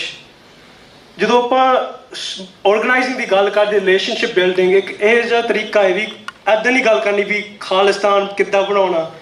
ਕਈ ਵਾਰੀ ਬਸ ਆਮ ਆ ਕੇ ਬੈਠ ਕੇ ਇਕੱਠੇ ਹੋ ਕੇ ਗੱਲ ਕਰੋ ਸਾਡੇ ਐਕਸਪੀਰੀਅੰਸ ਕੀ ਹੈ, ਫਿਰ ਹੋਰ ਬੰਦੇ ਨੂੰ ਪਤਾ ਲੱਗ ਜਾਣਾ ਹਾਂ ਮੇਰੇ ਵੀ ਐਕਸਪੀਰੀਅੰਸ ਆ, ਮੈਂ ਇਹ ਚੀਜ਼ ਤੋਂ ਕੀ ਸਿੱਖਿਆ। ਉਹ ਤੋਂ ਅੱਗੇ ਹੋਰ ਸੋਲੂਸ਼ਨਸ, ਹੋਰ ਕ੍ਰੀਏਟਿਵ ਆਈਡੀਆਜ਼ ਮਿਲ ਸਕਦੇ ਸਾਨੂੰ। ਬਸ ਇੰਨੀ ਗੱਲ, ਆਪਣੀ ਜਿੰਨੀ ਵੀ ਨੌਲੇਜ ਹੈ ਸ਼ੇਅਰ ਕਰੋ ਤੇ make your experiences your own. ਹੁਣ ਜੋ ਰੈਡੀਕਲ ਵਿਜ਼ਨ ਦੀ ਮੈਂ ਗੱਲ ਕਰਦਾ, ਇੱਕ ਲੀਡਰ ਹੈ ਐਲਾ ਬੇਕਰ, ਉਹ ਸਿਵਲ ਰਾਈਟਸ ਮੂਵਮੈਂਟ ਦੇ ਲੀਡਰ ਸੀ ਤੇ ਉਹ ਇੱਕ ਇੰਪੋਸੀਬਲ ਦੀ ਗੱਲ ਕਰਦੇ ਸੀ। ਉਹਦਾ ਵਿਜ਼ਨ ਸੀ ਵੀ ਰੈਡੀਕਲ ਡੈਮੋਕ੍ਰੇਸੀ ਹੋਣੀ ਚਾਹੀਦੀ ਦੁਨੀਆ ਵਿੱਚ। ਉਹਦੇ ਮਤਲਬ ਵੀ ਤੁਹਾਡੀ ਇੱਕ ਪਾਲਿਸੀ ਹੋਵੇ, ਸਾਰਿਆਂ ਦੀ ਵੋਟ ਬਰਾਬਰ ਹੋਊਗੀ। ਇਹ ਨਹੀਂ ਤੁਸੀਂ ਕੋਈ ਰਿਪਰੈਜ਼ੈਂਟੇਟਿਵ ਨੂੰ ਵੋਟ ਪਾਓ ਤੇ ਉਹ ਪਾਲਿਸੀ ਤੇ ਡਿਟਰਮਿਨ ਕਰੂਗਾ ਪਾਲਿਸੀ ਤੇ ਕੀ ਗੱਲ ਹੋਣੀ। ਕਹਿੰਦੀ ਵੀ ਇੱਕ ਬੰਦੇ ਦੀ ਵੋਟ ਹੋਣੀ ਚਾਹੀਦੀ, ਫਿਰ ਇਹ ਪਾਲਿਸੀ ਪਾਸ ਹੋਣਗੀ। ਹੁਣ ਤੁਸੀਂ ਸੋਚ ਲਓ, ਆਪਾਂ ਪੈਸਿਆਂ ਦੀ ਗੱਲ ਕਰਦੇ, ਆਪਾਂ ਕਹਿੰਦੇ ਜਿਹਦੇ ਕੋਲ ਪੈਸਾ ਜ਼ਿਆਦਾ ਹੈ ਉਹੀ ਪੋਲੀਟੀਕਲ ਲੜਾਈ ਜਿੱਤਦਾ ਹੈ। ਪਰ ਇਹ ਕਹਿੰਦੇ ਜੇ ਇੱਕ ਬੰਦੇ ਨੂੰ ਵੋਟ ਮਿਲੂਗੀ, ਜੇ ਕਾਮਨ ਬੰਦੇ ਕੋਲ ਬਰਾਬਰ, ਜ਼ਿਆਦਾਤਰ ਬੰਦੇ ਕਾਮਨ ਹੈ, ਅਮੀਰ ਘੱਟ ਹੈ, ਵੀ ਇੱਕ ਹੋਰ ਤਰ੍ਹਾਂ ਦੀ ਸੋਸਾਇਟੀ ਬਣਾ ਸਕਦੇ। ਉਹਦੀ ਸਟਰਗਲ ਸੀ ਕੈਪੀਟਲਿਜ਼ਮ ਦੇ ਨਾਲ, ਇੰਪੀਰੀਅਲਿਜ਼ਮ ਤੇ ਰੇਸ਼ਲ ਡਿਸਕ੍ਰਿਮੀਨੇਸ਼ਨ, ਹੈ ਨਾ। ਪਰ ਇਹਨੇ ਸਾਰਿਆਂ ਨੂੰ ਦੱਸਿਆ ਨਹੀਂ ਵੀ ਮੈਂ ਇਹ ਚੀਜ਼ ਲਈ ਲੜਦੀ ਹੈ। ਉਹਨੇ ਫੋਕਸ ਕੀਤਾ ਛੋਟੀ ਚੀਜ਼ਾਂ ਤੇ ਪਹਿਲਾਂ। ਸੋ ਜਿੱਦਾਂ ਮਾਉਂਟਗੋਮਰੀ ਬੱਸ ਬੋਇਕਾਟ ਹੋ ਗਿਆ, ਹੈ ਨਾ। ਸੋ ਸੋਚਦੇ ਸੀ ਵੀ we would have to think in terms of how does this get carried on. ਹੁਣ ਤੁਸੀਂ ਇੱਕ ਛੋਟੀ ਚੀਜ਼ ਕਰ ਲਈ, ਆ ਬੱਸ ਬੋਇਕਾਟ ਕਰ ਲਿਆ, ਇਹ ਵੀ ਇੱਕ ਰੈਪਰਟੋਆਰ ਆਫ ਕੰਟੈਂਸ਼ਨ ਕਹਿ ਸਕਦੇ ਬੋਇਕਾਟ। ਆਪਾਂ ਹੁਣ ਸਿੱਖਾਂ ਨੂੰ ਸੋਚਣਾ ਪੈਣਾ ਸਾਡੇ ਰੈਪਰਟੋਆਰ ਪਾਸਟ ਵਿੱਚ ਕਿੱਦਾਂ ਸੀ, ਅੱਗੇ ਕਿੱਦਾਂ ਦੇ ਬਣਾਉਣੇ ਆ। ਸੋ ਅਗਲੀ ਸਲਾਈਡ ਤੇ ਥੋੜੀ ਐਲਾ ਬੇਕਰ ਤੋਂ 2 ਹੋਰ ਚੀਜ਼ਾਂ, ਮੈਂ ਸਾਰਾ ਨਹੀਂ ਪੜਾਂਗਾ, ਟਾਈਮ ਘੱਟ ਹੈ, ਪਰ ਚਾਹੁੰਦੀ ਸੀ ਵੀ ਸਾਰੇ ਨੂੰ ਲੀਡਰਸ਼ਿਪ ਐਕਸਪੀਰੀਅੰਸ ਚਾਹੀਦਾ ਹੈ, ਐਕਸਪੀਰੀਅੰਸ ਤੋਂ ਹੀ ਲੀਡਰ ਬਣਦੇ ਆ। ਹੁਣ ਮੈਂ ਜੇ ਸਿੱਖਾਂ ਦੀ ਗੱਲ ਕਰੀਏ, ਬੱਬਰ ਅਕਾਲੀ ਲਹਿਰ ਤੇ Singh Sabha movement started off as gurdwara reform. ਪਹਿਲਾਂ ਗੁਰਦੁਆਰਿਆਂ ਨੂੰ ਆਜ਼ਾਦ ਕਰਨਾ ਸੀ, ਪਰ ਉੱਥੋਂ ਲੋਕਾਂ ਨੂੰ ਕੀ ਮਿਲਿਆ, they learned how to be politically active। ਉਹਨਾਂ ਨੂੰ ਸਮਝਿਆ ਵੀ ਆਪਾਂ ਪੋਲੀਟੀਕਲ ਚੇਂਜ ਲਿਆ ਸਕਦੇ, ਉਹ ਇੱਕ ਸਟਰਗਲ, ਇੰਡੀਪੈਂਡੈਂਸ ਸਟਰਗਲ ਬਣ ਗਈ ਹੈ। ਤਾਂ ਹੀ ਕਰਕੇ ਅੱਗੇ ਕਹਿੰਦੇ ਵੀ ਗਾਂਧੀ ਤੋਂ ਤਾਂ ਕੋਈ ਡਰ ਨਹੀਂ ਹੈ, ਬ੍ਰਿਟਿਸ਼ ਆਪ ਕਹਿੰਦੇ, ਪਰ ਅੱਜ ਜਿਹੜੇ ਕਾਮਨ ਫੋਕਸ ਹੈ ਪੰਜਾਬ ਦੇ, ਇਹਨਾਂ ਨੇ ਸਾਡੇ ਇਸ ਰਾਜ ਨੂੰ ਅੱਗ ਲਾ ਦੇਣਾ। ਗਦਰ ਲਹਿਰ ਵੀ ਇੱਦਾਂ ਹੀ ਚੱਲਦੀ ਸੀ, ਪੂਰਾ ਕਨੈਕਟਡ, ਪਰ ਇੱਥੇ ਸਟਰਗਲ ਸੌਰੀ ਆਪਾਂ ਫੋਕਸ ਇੱਥੇ ਕਰਦੇ। ਸਾਨੂੰ ਸੋਚਣਾ ਹੁਣ ਖਾਲਿਸਤਾਨ ਦੇ ਕਰੰਟ ਮੂਵਮੈਂਟ ਦੇ ਕੀ ਸਟ੍ਰੈਟਜੀਜ਼ ਹੈ ਨਾ, ਤੇ ਆਪਾਂ ਲੋਕਾਂ ਦੇ ਪਾਸਟ ਐਕਸਪੀਰੀਅੰਸ ਤੋਂ ਬੈਨੀਫਿਟ ਕੀ ਲੈ ਸਕਦੇ। ਹੁਣ ਫਾਰਮਰਸ ਪ੍ਰੋਟੈਸਟ ਹੋਇਆ, ਲੋਕਾਂ ਕੋਲ ਇਹ ਚੀਜ਼ ਹੈਗੀ ਹੈ ਵੀ ਸਾਨੂੰ ਆਪਰੈਸ਼ਨ, ਇੱਕ ਕਿਸਮ ਦੀ ਆਪਰੈਸ਼ਨ, ਇਕਨੋਮਿਕ ਆਪਰੈਸ਼ਨ ਦਾ ਸਮਝ ਆ ਗਿਆ, ਪਰ ਹੁਣ ਉਹਨਾਂ ਕੋਲ ਐਕਸਪੀਰੀਅੰਸ ਹੈਗੇ ਹੈ, they have a taste for that political freedom। we have to carry that on, we have to focus on that, we have to use the experiences from the movements। ਹੁਣ ਆਪਾਂ ਖਾਲਿਸਤਾਨ ਦੀ ਗੱਲ ਕਰਦੇ ਆ, ਆਪਾਂ ਅੱਗੇ ਸੋਚਦੇ ਵੀ ਹਰਿਆਣਾ ਬਾਰੇ ਵੀ ਹੋਵੇ ਹੈ ਨਾ, ਹਿਮਾਚਲ ਵੀ ਪੰਜਾਬ ਦਾ ਹਿੱਸਾ ਸੀ। ਹੁਣ ਫਾਰਮਰ ਮੂਵਮੈਂਟਸ ਵਿੱਚ ਇੱਕ ਉਹ ਯੂਨਿਟੀ ਹੈਗੀ ਸੀ, so we could still use the experience ਹੈ। ਤੇ ਅੱਗੇ ਗੱਲ ਕਲਟੀਵੇਟਿੰਗ ਵਰਚੂ ਦੀ ਹੋ ਜਾਂਦੀ ਹੈ ਨਾ, ਗੁਰੂ ਸਾਹਿਬ ਨੇ ਸਾਨੂੰ ਵਰਚੂ ਦਿੱਤਾ, ਤਾਂ ਹੀ ਕਰਕੇ ਆਪਾਂ ਰਾਜੇ ਬਣ ਸਕਦੇ, ਰਾਜਿਆਂ ਦੇ ਗੁਣ ਹੁੰਦੇ ਆ। ਗੁਰੂ ਸਾਹਿਬਾਂ ਨੇ ਸਾਨੂੰ ਉਹ ਗੁਣ ਕਲਟੀਵੇਟ ਕਰਨ ਦੇ ਤਰੀਕੇ ਵੀ ਦਿੱਤੇ ਆ ਗੁਰਬਾਣੀ ਵਿੱਚ, ਤੇ in everyday life for us to practice। ਉਹ ਸੇਮ ਚੀਜ਼ ਐਲਾ ਬੇਕਰ ਸੋਚਦੀ ਸੀ। ਪਹਿਲਾਂ ਆਪਾਂ ਲੋਕਾਂ ਨੂੰ ਛੋਟੀ ਸਟਰਗਲਾਂ ਤੇ ਸ਼ੁਰੂ ਕਰਾਈ ਹੈ, ਜਿੱਦਾਂ ਬੱਸ ਬੋਇਕਾਟ ਹੋ ਗਿਆ ਆਪਣੀ ਆਜ਼ਾਦੀ ਲਈ ਅਮਰੀਕਾ ਵਿੱਚ, ਪਰ ਅੱਗੇ ਉਹ ਚਾਹੁੰਦੀ ਸੀ ਵੀ ਲੋਕਾਂ ਨੂੰ ਇਹ ਜਿਹਾ ਮਹਿਸੂਸ ਹੋਵੇ ਵੀ ਉਹਨਾਂ ਨੇ ਫੁੱਲ ਪੋਲੀਟੀਕਲ ਫਰੀडम ਲੈਣੀ ਹੈ ਤੇ ਉਹ ਲੜੀ ਜਾਵੇ। ਹੁਣ ਇੱਕ ਵਾਰੀ ਹੋ ਗਿਆ, ਅੱਛਾ ਵੀਡੀਓ ਆਈ, ਹਾਂਜੀ, ਇੱਕ ਮੈਂ ਐਗਜ਼ਾਮਪਲ ਤੁਹਾਨੂੰ ਦਿਖਾਉਣਾ ਚਾਹੀਦਾ ਜੋ ਆਪਾਂ, ਮੇਰਾ ਖਿਆਲ ਹੈ ਆਪਾਂ ਸਿੱਖ ਸਕਦੇ ਹੋ। ਰੈਡ ਪਲੇ ਬਟਨ ਨੇ ਦੱਬ ਲਓ। ਇਹ ਬਲੈਕ ਪੈਂਥਰ ਮੂਵਮੈਂਟ ਦਾ ਹੈ ਇੱਥੇ ਅਮਰੀਕਾ ਵਿੱਚ। ਚਲੋ ਆਵਾਜ਼ ਵਾਲੀਅਮ ਤਾਂ ਹੈ ਨਹੀਂ, ਸੋ ਮੈਂ ਦੱਸ ਦਾਂਗਾ ਕੀ ਕਹਿੰਦੀ ਹੈ। ਇਹ ਹੈਗਾ ਜੌਨ ਟੋਰੀਕਾ ਲੂਇਸ, ਇਹ ਬਲੈਕ ਪੈਂਥਰਸ ਦੀ ਮੈਂਬਰ ਸੀ, 1968 ਦੀ ਇੱਕ ਕਲਿੱਪ ਹੈ। ਤੇ ਬੇਸਿਕਲੀ ਇੱਕ ਚਾਈਨੀਜ਼ ਰਿਪੋਰਟਰ ਇਹਨੂੰ ਪੁੱਛਦਾ ਹੈ ਵੀ ਤੁਸੀਂ ਕੀ ਕਰਦੇ ਆ, ਤੁਸੀਂ ਕੀ ਕਰਦੇ ਆ, ਕੀ ਤੁਹਾਡਾ ਮੂਵਮੈਂਟ ਨਹੀਂ ਪੁੱਛਦੇ ਕੀ ਕਰਦੇ ਆ। ਉਹ ਕਹਿੰਦੇ ਆਪਾਂ ਹਰ ਇੱਕ ਘਰ ਕੋਲ ਜਾਂਦੇ ਆ, ਐਵਰੀ ਸਿੰਗਲ ਹਾਊਸ ਇਨ ਦ ਨੇਬਰਹੁੱਡ ਇਨ ਓਕਲੈਂਡ। ਕਹਿੰਦੇ ਆਪਾਂ ਇਕੱਲੇ ਉਹ ਨਹੀਂ ਦੱਸਦੇ ਵੀ ਕਾਲੇ ਅਮਰੀਕਾ ਵਿੱਚ ਕਿਵੇਂ ਗੁਲਾਮ ਹੈ, ਦੱਸਦੇ ਕਾਲੇ ਪੂਰੀ ਦੁਨੀਆ ਵਿੱਚ ਕਿਵੇਂ ਗੁਲਾਮ ਹੈ, ਵੀ ਤੁਸੀਂ ਕੀ ਕਰ ਸਕਦੇ। ਹੁਣ ਪੰਜਾਬ ਬਾਰੇ ਸੋਚੋ, ਪੰਜਾਬ ਵਿੱਚ ਆਮ ਸਿੱਖ ਤਾਂ ਕੰਫਰਟੇਬਲ ਹੈ ਨਾ, ਹੁਣ ਫ੍ਰੀ ਬਿਜਲੀ ਵੀ ਮਿਲਦੀ ਹੈ। ਤੁਸੀਂ ਕਹੋਗੇ ਵੀ ਲੋਕਾਂ ਨੂੰ ਪਤਾ ਹੈ ਵੀ ਕਿਹੜੇ ਸਿਸਟਮ ਹੈ ਉਹਨਾਂ ਦੇ ਖਿਲਾਫ ਚੱਲਦੇ ਆ। ਡੂ ਪੀਪਲ ਰੀਲੀ ਨੋ ਇਨ ਪੰਜਾਬ? ਪੰਜਾਬ ਵਿੱਚ ਹੁਣ ਕਹਿੰਦੇ ਵੀ ਖਾਲਿਸਤਾਨ ਦੀ ਮੰਗ ਹੈ ਕਿ ਨਹੀਂ, ਹੈ ਨਾ। ਆਪਾਂ ਇੱਕ ਘਰ ਕੋਲ ਜਾ ਕੇ ਕਿਸ ਨੂੰ ਪੁੱਛ ਸਕਦੇ ਵੀ ਖਾਲਿਸਤਾਨ ਦੀ ਲੋੜ ਕਿਉਂ ਹੈ। Thinking about economics too and not just social issues, right? ਸੋ ਦੂਜੀ ਸਲਾਈਡ ਵਿੱਚ ਇੱਕ ਸੋਸ਼ਲ ਮੂਵਮੈਂਟਸ ਦੇ ਮਾਡਲਸ ਬਾਰੇ ਆ। ਹੁਣ ਸੋਰ ਮੈਂ ਤੇਜ਼ ਜਾਂਦਾ ਦੂਜੀ ਸਲਾਈਡ, ਹਾਂਜੀ।